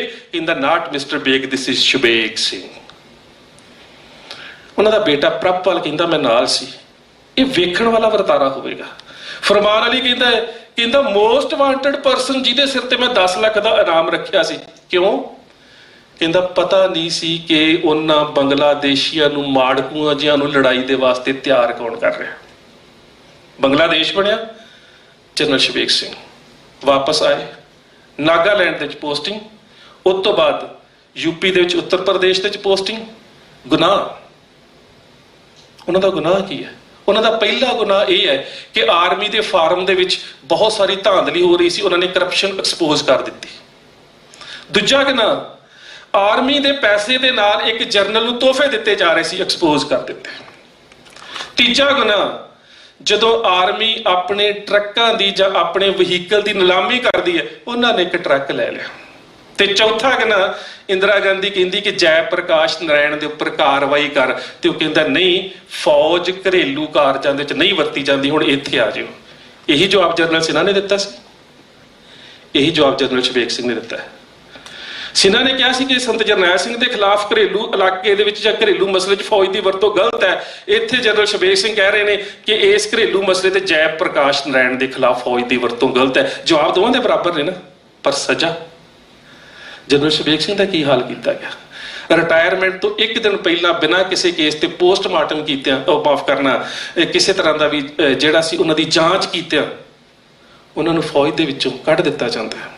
ਲੰਬਾ ਕੇਸ ਲੜਿਆ ਜਾਂਦਾ ਹੈ, ਘਰ ਵਾਲੀ ਨੂੰ ਕੈਂਸਰ ਹੋ ਜਾਂਦਾ ਹੈ, ਤੇ ਅਖੀਰ ਇਸ ਕੇਸ ਦੇ ਲੜਨ ਦੇ ਬਾਅਦ ਅਦਾਲਤ ਦੇ ਵਿੱਚ ਇਹ ਫੈਸਲਾ ਹੁੰਦਾ, ਜਿਹੜਾ ਮੈਂ ਆਪਣੀ ਕਿਤਾਬ 'ਚ ਦਿੱਤਾ ਹੈ, ਕਿ ਸਰਕਾਰ ਦੇ ਵੱਲੋਂ ਲਾਇਆ ਗਿਆ ਕੋਈ ਵੀ ਦੋਸ਼ ਜਨਰਲ ਸ਼ਬੀਕ ਸਿੰਘ ਦੇ ਉੱਪਰ ਸਿੱਧ ਨਹੀਂ ਹੋਇਆ। ਪਰ ਤੁਸੀਂ ਕਿਸ ਤਰ੍ਹਾਂ ਦੇ ਨਾਲ ਇੱਕ ਜਰਨੈਲ ਨੂੰ ਜਲੀਲ ਕੀਤਾ। ਸੋ ਮੈਂ ਗੱਲ ਕਰ ਰਿਹਾ ਸੀ ਜਨਰਲ ਸ਼ਬੀਕ ਸਿੰਘ ਹੁਣਾਂ ਦੀ, ਕਿ ਉਹ ਜਦੋਂ ਇਸ ਡਿਫੈਂਸਿਵ ਲੜਾਈ ਦੇ ਵਾਸਤੇ ਤਿਆਰੀ ਕਰ ਰਹੇ ਨੇ, ਤੇ ਉਹਨਾਂ ਦੇ ਵਿੱਚ ਇੱਕ ਸੁਰਤਾ ਕਿੰਨੀ ਹੈ, ਇੱਕ ਸਮਾਨਤਾ ਕਿੰਨੀ ਹੈ, ਉਹ ਬੜਾ ਸਪਸ਼ਟ ਕਹਿ ਰਹੇ ਨੇ। ਕਹਿੰਦੇ ਨੇ ਕਿ ਜਿਹੜੀ ਗੋਲੀ ਦੇ ਉੱਪਰ ਮੇਰਾ ਨਾਮ ਤੇ ਮੇਰਾ ਵਕਤ ਨੀਅਤ ਹੈ, ਉਹੀ ਮੈਨੂੰ ਲੱਗਣੀ ਹੈ। ਇਹ ਉਸ ਜਰਨੈਲ ਦੀ ਬਹਾਦਰੀ ਹੈ। ਅਗਲੀ ਗੱਲ ਕਿ ਸਾਨੂੰ ਨੀਤੀ ਜਿਹੜੀ ਹੈ ਉਹ ਦੁਸ਼ਮਣ ਦੀ ਨੀਤੀ ਦੇ ਅਨੁਸਾਰ ਬਦਲਣੀ ਪਵੇਗੀ। ਜਿਹੜੀ ਮੈਂ ਗੱਲ ਆਰੰਭ 'ਚ ਕਹੀ ਸੀ, know your enemy, know yourself. ਤੁਹਾਨੂੰ ਆਪਣੇ ਬਾਰੇ ਵੀ ਪਤਾ ਹੋਵੇ ਸਾਡੀ ਸਮਰੱਥਾ ਕੀ ਹੈ, ਸਾਨੂੰ ਦੁਸ਼ਮਣ ਦੇ ਬਾਰੇ ਪਤਾ ਹੋਵੇ ਕਿ ਉਹਦੀ ਸਮਰੱਥਾ ਕੀ ਹੈ। ਉਹਨਾਂ ਚਿਰ ਅਸੀਂ ਜੰਗ ਨਹੀਂ ਲੜ ਸਕਦੇ।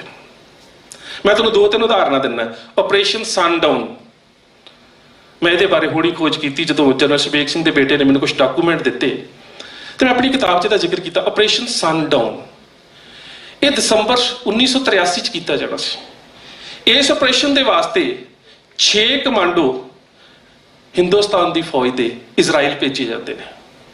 ਹੁਣ ਉਸ ਵੇਲੇ ਹਿੰਦੁਸਤਾਨ ਦੇ ਤੇ ਇਜ਼ਰਾਈਲ ਦੇ ਆਪਸੀ ਜਿਹੜੇ ਸਬੰਧ ਨੇ ਸੁਖਾਵੇਂ ਨਹੀਂ ਹੈ, ਕਿਉਂਕਿ ਹਿੰਦੁਸਤਾਨ ਨੇ ਮਾਨਤਾ ਨਹੀਂ ਦਿੱਤੀ। ਪਰ ਫਿਰ ਵੀ ਉਹਨਾਂ ਦੀ ਇੰਟੈਲੀਜੈਂਸ ਏਜੰਸੀ ਨੂੰ ਪੈਸਾ ਦਿੱਤਾ ਜਾਂਦਾ ਹੈ, ਮਸਾਦ ਨੂੰ। ਮਸਾਦ ਦੇ 2 ਵਿੰਗ ਨੇ, ਇੱਕ ਅਮਾਨ, ਇੱਕ ਸ਼ਿਨਬੇਦ। ਇੱਕ ਅੰਦਰੂਨੀ ਸਮੱਸਿਆ ਨੂੰ ਵੇਖਦਾ, ਇੱਕ ਅੰਤਰਰਾਸ਼ਟਰੀ ਸਮੱਸਿਆ ਨੂੰ ਵੇਖਦਾ। ਮਸਾਦ ਦੇ 2 ਹਿੱਸੇ ਨੇ।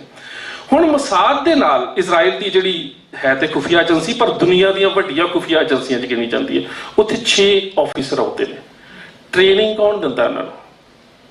ਉਹਨਾਂ ਨੂੰ ਟ੍ਰੇਨਿੰਗ ਦਿੰਦਾ ਹੈ ਉਹਨਾਂ ਕਮਾਂਡੋਆਂ ਦਾ ਗਰੁੱਪ ਜਿਨ੍ਹਾਂ ਨੇ 1971 ਦੇ ਵਿੱਚ ਯੁਗਾਂਡਾ ਦੇ ਵਿੱਚ ਜਿਹੜਾ ਹਾਈਜੈਕ ਹੋਇਆ ਸੀ, ਉਹਦੇ ਵਿੱਚ ਐਕਸ਼ਨ ਕੀਤਾ ਸੀ।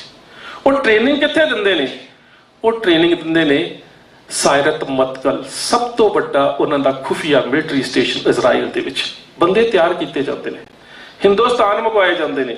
ਤੇ ਫਿਰ ਅਸੀਂ ਕਹਿੰਦੇ ਨਾ ਕਿ ਦਰਬਾਰ ਸਾਹਿਬ ਦੇ ਉੱਪਰ ਹਮਲੇ ਤੋਂ ਪਹਿਲਾਂ ਸਰਸਾਵਾਂ ਦੇ ਵਿੱਚ ਤੇ ਚਕਰਾਤਾ ਦੇ ਵਿੱਚ ਇੱਕ ਟ੍ਰੇਨਿੰਗ ਕੀਤੀ ਗਈ। ਜਿਹੜੀ ਸਰਸਾਵਾਂ ਵਾਲੀ ਹੈ ਉਹ 1983 'ਚ ਕੀਤੀ ਗਈ ਹੈ। ਇੱਥੇ ਸਾਡੀ ਕਨਫਿਊਜ਼ਨ ਹੈ। ਜਿਹੜੀ 1983 ਦੇ ਵਿੱਚ ਨਕਲੀ ਮਾਡਲ ਬਣਾ ਕੇ ਇਸ ਕਮਾਂਡੋਆਂ ਦੇ ਗਰੁੱਪ ਨੂੰ ਟ੍ਰੇਨਿੰਗ ਦਿੱਤੀ ਜਾਂਦੀ ਹੈ ਤੇ 25 ਦਾ ਗਰੁੱਪ ਤਿਆਰ ਕੀਤਾ ਜਾਂਦਾ ਹੈ, ਜਿਹਦੇ 'ਚ ਇੰਡੀਅਨ ਏਵੀਏਸ਼ਨ ਸਰਵਿਸਿਜ਼ ਕਹਿੰਦੀ ਹੈ ਕਿ ਹੈਲੀਕਾਪਟਰ ਅਸੀਂ ਦੇਵਾਂਗੇ। ਇਹਨਾਂ ਨੂੰ ਖਾਸ ਜਿਹੜੀਆਂ ਨੇ ਸਨਾਈਪਰ ਗੰਨਾਂ ਦਿੱਤੀਆਂ ਜਾਂਦੀਆਂ ਨੇ ਤੇ ਇਹਨਾਂ ਨੇ ਨਾਨਕ ਨਿਵਾਸ ਦੇ ਵਿੱਚ ਐਕਸ਼ਨ ਕਰਨਾ ਹੈ। ਐਕਸ਼ਨ ਕੀ ਹੈ ਕਿ ਸੰਤ ਭਿੰਡਰਾਂ ਵਾਲੇ ਨੂੰ ਖਤਮ ਕਰਨਾ ਹੈ। ਇਹਦਾ ਨਾਮ ਦਿੱਤਾ ਗਿਆ ਆਪਰੇਸ਼ਨ ਸਨਡਾਊਨ। ਤਰੀਕ ਰੱਖੀ 23 ਦਸੰਬਰ 1983। ਸਾਰੀ ਤਿਆਰੀ ਹੋ ਚੁੱਕੀ ਹੈ। ਇੱਕਦਮ ਪ੍ਰਾਈਮ ਮਿਨਿਸਟਰ ਦੇ ਆਫਿਸ ਦੇ ਵਿੱਚੋਂ ਸੰਦੇਸ਼ ਆਉਂਦਾ। ਇਹਦਾ ਸਾਰਾ ਜ਼ਿਕਰ ਮਿਸਟਰ ਬੀ ਰਮਨ ਨੇ ਆਪਣੀ ਕਿਤਾਬ ਦਾ ਕਾਓ ਬॉयਜ਼ ਆਫ ਰਾ ਬੜੀ ਡਿਟੇਲ ਦੇ ਵਿੱਚ ਕੀਤਾ। ਪੜ੍ਹਿਓ, ਕਿਤਾਬ ਪੜ੍ਹਨ ਵਾਲੀ ਹੈ। ਸਾਡੇ ਵੀਰ ਪੜ੍ਹਦੇ ਨਹੀਂ, ਮੈਨੂੰ ਇਹ ਬੜੀ ਸਮੱਸਿਆ ਹੈ ਕਿ ਆਪਣੇ ਵੀਰ ਪੜ੍ਹਦੇ ਨਹੀਂ ਹੈ। ਇਹ ਸਾਡੀ ਸਭ ਤੋਂ ਵੱਡੀ ਸਮੱਸਿਆ ਜੇ ਅੱਜ ਦੀ, ਅਸੀਂ ਨਹੀਂ ਪੜ੍ਹ ਰਹੇ। ਮੈਂ ਵੇਖਦਾ ਕਿ ਜਿਹੜੇ ਯੂਰਪੀਅਨ ਨੇ ਜਾਂ ਜਿਹੜੇ ਇੱਥੋਂ ਦੇ ਵੀ ਗੋਰੇ ਨੇ, ਉਹ ਬੱਸ ਦੇ ਵਿੱਚ, ਟ੍ਰੇਨ ਦੇ ਵਿੱਚ, ਜਹਾਜ਼ ਦੇ ਵਿੱਚ ਬੈਠਦੇ ਨੇ, ਉਹ ਜਾਂ ਕਿਤਾਬ ਖੋਲ੍ਹਦੇ ਨੇ ਜਾਂ ਫਿਰ ਆਪਣਾ ਕੋਈ ਬੁੱਕ ਰੀਡਰ ਖੋਲ੍ਹਦੇ ਨੇ, ਪੜ੍ਹਨਾ ਸ਼ੁਰੂ ਕਰਦੇ ਨੇ। ਤੇ ਸਾਡੇ ਗੁਰਦੁਆਰੇ ਵੀ ਹੁੰਦੇ ਤੇ ਕੰਨਾਂ ਦੇ ਵਿੱਚ ਟੂਟੀਆਂ ਲੱਗੀਆਂ ਹੁੰਦੀਆਂ, ਕੁਝ ਸੁਣ ਰਹੇ ਹੁੰਦੇ ਆ। ਔਰ ਸੁਣ ਉਹ ਨਹੀਂ ਰਹੇ ਹੁੰਦੇ ਜਿਹਦੀ ਸਾਨੂੰ ਲੋੜ ਹੈ, ਸੁਣ ਉਹ ਰਹੇ ਹੁੰਦੇ ਨੇ ਜਿਹੜਾ ਸਾਨੂੰ ਨੈਤਿਕ ਕਦਰਾਂ ਕੀਮਤਾਂ ਤੋਂ ਹੀਣਾ ਕਰ ਰਿਹਾ। ਖੈਰ, ਇਹ ਆਪਰੇਸ਼ਨ ਦੀ ਪੂਰੀ ਤਿਆਰੀ ਹੈ। ਮੌਕੇ ਦੇ ਉੱਪਰ ਪ੍ਰਾਈਮ ਮਿਨਿਸਟਰ ਆਫਿਸ ਦੇ ਵਿੱਚੋਂ ਇੱਕ ਸੰਦੇਸ਼ ਆਉਂਦਾ ਹੈ। ਉਹ ਸੰਦੇਸ਼ ਕੀ ਹੈ ਕਿ ਇਹ ਆਪਰੇਸ਼ਨ ਰੱਦ ਕੀਤਾ ਜਾਵੇ। ਹੁਣ ਇਹਦਾ ਕਾਰਨ ਜਿਹੜਾ ਹੈ ਮਿਸਟਰ ਬੀ ਰਮਨ ਲਿਖਦਾ ਹੈ, ਕਹਿੰਦਾ ਪ੍ਰਾਈਮ ਮਿਨਿਸਟਰ ਆਫਿਸ ਦੇ ਵੱਲੋਂ ਕਿਹਾ ਜਾ ਰਿਹਾ ਹੈ ਕਿ ਜੇਕਰ ਅਸੀਂ ਇਹ ਆਪਰੇਸ਼ਨ ਕਰਾਂਗੇ ਨਾਨਕ ਨਿਵਾਸ ਦੇ ਉੱਪਰ ਤੇ ਉੱਥੇ ਯਾਤਰੂਆਂ ਦਾ ਨੁਕਸਾਨ ਹੋ ਸਕਦਾ। ਇਹਨੂੰ ਸਮਝਣ ਦਾ ਯਤਨ ਕਰਿਓ। ਜੇ ਅਸੀਂ ਇਹ ਆਪਰੇਸ਼ਨ ਨਾਨਕ ਨਿਵਾਸ ਤੇ ਕਰਾਂਗੇ, ਯਾਤਰੂਆਂ ਦਾ ਨੁਕਸਾਨ ਹੋ ਸਕਦਾ। ਯਾਤਰੂ ਕਿੰਨੇ ਹੋਣਗੇ? ਜ਼ਿਆਦਾ ਨਹੀਂ ਹੋਣਗੇ, ਪਰ ਘੱਲੂਘਾਰਾ ਨੀਲਾ ਤਾਰਾ 'ਚ ਯਾਤਰੂਆਂ ਦਾ ਨੁਕਸਾਨ ਜ਼ਿਆਦਾ ਹੋਇਆ ਕਿ ਇੱਥੇ ਜ਼ਿਆਦਾ ਹੋਣਾ ਸੀ। ਇਸ ਸੋਚ ਨੂੰ ਸਮਝੀਏ ਕਿ ਉਹ ਦਿਨ ਕਿਉਂ ਚੁਣਿਆ ਗਿਆ। ਉਹ ਤੁਹਾਨੂੰ ਇੱਥੋਂ ਸਮਝਣਾ ਪਵੇਗਾ ਕਿ ਉਹ ਦਿਨ ਕਿਉਂ ਚੁਣਿਆ ਗਿਆ ਜਦੋਂ ਗੁਰੂ ਅਰਜਨ ਸਾਹਿਬ ਦਾ ਸ਼ਹੀਦੀ ਦਿਹਾੜਾ ਮਨਾਇਆ ਜਾ ਰਿਹਾ। ਉਹਦਾ ਕਾਰਨ ਹੈ ਕਿ ਉਹ ਸਟੇਟ ਜਿਹੜੀ ਹੈ ਉਹ ਤੁਹਾਨੂੰ ਪੂਰੀ ਤਰ੍ਹਾਂ ਦੇ ਨਾਲ ਨਸਲਕੁਸ਼ੀ ਦੇ ਦਾਇਰੇ 'ਚ ਲਿਆ ਕੇ ਖਤਮ ਕਰਨਾ ਚਾਹੁੰਦੀ ਹੈ। ਇਸ ਨੂੰ ਸਮਝਣ ਦੇ ਵਾਸਤੇ ਤੁਹਾਨੂੰ ਸਮਝਣੀ ਪਏਗੀ ਭਾਈ ਮਨੀ ਸਿੰਘ ਦੀ ਸ਼ਹਾਦਤ। ਭਾਈ ਮਨੀ ਸਿੰਘ ਦੀ ਸ਼ਹਾਦਤ ਦੇ ਕਾਰਨ ਕੀ ਹੈ? ਦੀਵਾਲੀ ਦਾ ਇਕੱਠ ਦੇ ਵਾਸਤੇ ਸਿੰਘਾਂ ਨੂੰ ਸੱਦਾ ਦਿੱਤਾ ਹੈ, ਬਕਾਇਦਾ ਤੌਰ ਤੇ ਜ਼ਕਰੀਆ ਖਾਨ ਦੇ ਕੋਲੋਂ ਪੈਸੇ ਦੇ ਕੇ ਪਰਮਿਸ਼ਨ ਲਈ ਹੈ, ਪਰ ਇਹ ਪਤਾ ਲੱਗ ਜਾਂਦਾ ਕਿ ਜੇ ਸਿੱਖ ਇਕੱਠੇ ਹੋਣਗੇ ਤੇ ਸਾਰਿਆਂ ਦੇ ਉੱਪਰ ਹਮਲਾ ਕਰਕੇ ਖਤਮ ਕੀਤਾ ਜਾਵੇਗਾ। ਭਾਈ ਮਨੀ ਸਿੰਘ ਸੰਦੇਸ਼ ਭੇਜ ਦਿੰਦੇ ਨੇ ਕਿ ਖਾਲਸਾ ਇਕੱਠਾ ਨਾ ਹੋਵੇ। ਖਾਲਸਾ ਇਕੱਠਾ ਨਹੀਂ ਹੁੰਦਾ, ਮਾਇਆ ਗੋਲਕ 'ਚ ਨਹੀਂ ਆਉਂਦੀ, ਉਹਨੂੰ ਨਹੀਂ ਦਿੱਤੀ ਜਾਂਦੀ। ਉਹਦੇ ਕੋਲ ਫਿਰ ਵਿਸਾਖੀ ਤੱਕ ਦਾ ਵਕਤ ਲਿਆ ਜਾਂਦਾ ਹੈ। ਫਿਰ ਸਰਬੱਤ ਖਾਲਸਾ ਦੀਵਾਲੀ ਤੋਂ ਬਾਅਦ ਵਿਸਾਖੀ ਤੇ ਸੱਦਿਆ ਜਾਂਦਾ ਹੈ। ਹਕੂਮਤ ਦੀ ਫਿਰ ਨੀਅਤ ਦਾ ਪਤਾ ਲੱਗਦਾ ਹੈ। ਸਿੰਘਾਂ ਦੇ ਜਥਿਆਂ ਨੂੰ ਫਿਰ ਸੁਨੇਹੇ ਭੇਜੇ ਜਾਂਦੇ ਨੇ ਨਹੀਂ ਆਉਣਾ, ਤੇ ਫਿਰ ਭਾਈ ਮਨੀ ਸਿੰਘ ਨੂੰ ਗ੍ਰਿਫਤਾਰ ਕਰਕੇ ਸ਼ਹੀਦ ਕਰ ਦਿੱਤਾ ਜਾਂਦਾ ਹੈ। ਹੁਣ ਤੁਸੀਂ ਇੱਥੇ ਇੰਦਰਾ ਗਾਂਧੀ ਨੂੰ ਤੇ ਜ਼ਕਰੀਆ ਖਾਨ ਨੂੰ ਵੱਖ ਕਰਕੇ ਕਿਵੇਂ ਵੇਖੋਗੇ? ਤੁਸੀਂ ਉਹਨਾਂ ਦੀ ਵਿੱਚ ਸਮਾਨਤਾ ਨੂੰ ਵੇਖੋਗੇ ਕਿ ਦੋਵਾਂ ਦਾ ਨਿਸ਼ਾਨਾ ਇਹ ਹੈ ਕਿ ਦਰਬਾਰ ਸਾਹਿਬ ਦੇ ਉੱਪਰ ਹਮਲਾ ਉਦੋਂ ਕੀਤਾ ਜਾਵੇ ਜਦੋਂ ਵੱਧ ਤੋਂ ਵੱਧ ਸਿੱਖਾਂ ਦਾ ਨੁਕਸਾਨ ਹੋ ਸਕੇ, ਨਹੀਂ ਤੇ ਦਿਨ ਕੋਈ ਹੋਰ ਵੀ ਚੁਣਿਆ ਜਾ ਸਕਦਾ ਸੀ। ਹੁਣ operation sundown, prime minister office ਦੇ ਵਿੱਚੋਂ ਜਵਾਬ ਹੈ ਕਿ ਜੇਕਰ ਅਸੀਂ ਇਸ ਤਰ੍ਹਾਂ ਦੇ ਨਾਲ ਐਕਸ਼ਨ ਕੀਤਾ ਤੇ ਉੱਥੇ ਯਾਤਰੂਆਂ ਦਾ ਨੁਕਸਾਨ ਹੋ ਸਕਦਾ ਹੈ। ਪਰ ਅਸਲੀਅਤ ਇਹ ਨਹੀਂ ਹੈ। ਜਨਰਲ ਸ਼ਬੇਗ ਸਿੰਘ ਨੂੰ ਇਸ ਗੱਲ ਦਾ ਪਤਾ ਲੱਗ ਗਿਆ। ਜਨਰਲ ਸ਼ਬੇਗ ਸਿੰਘ ਉਹਨਾਂ ਨੇ ਉਸੇ ਵੇਲੇ ਸੰਤ ਜਰਨੈਲ ਸਿੰਘ ਦਾ ਟਿਕਾਣਾ ਜਿਹੜਾ ਸੀ ਉਹ ਤਬਦੀਲ ਕਰ ਦਿੱਤਾ। ਨਾਨਕ ਨਿਵਾਸ ਤੋਂ ਅਕਾਲ ਤਖਤ ਸਾਹਿਬ ਦੀਆਂ ਪਿਛਲੀਆਂ ਰਿਹਾਇਸ਼ੀ ਇਮਾਰਤਾਂ ਚਲੇ ਗਏ।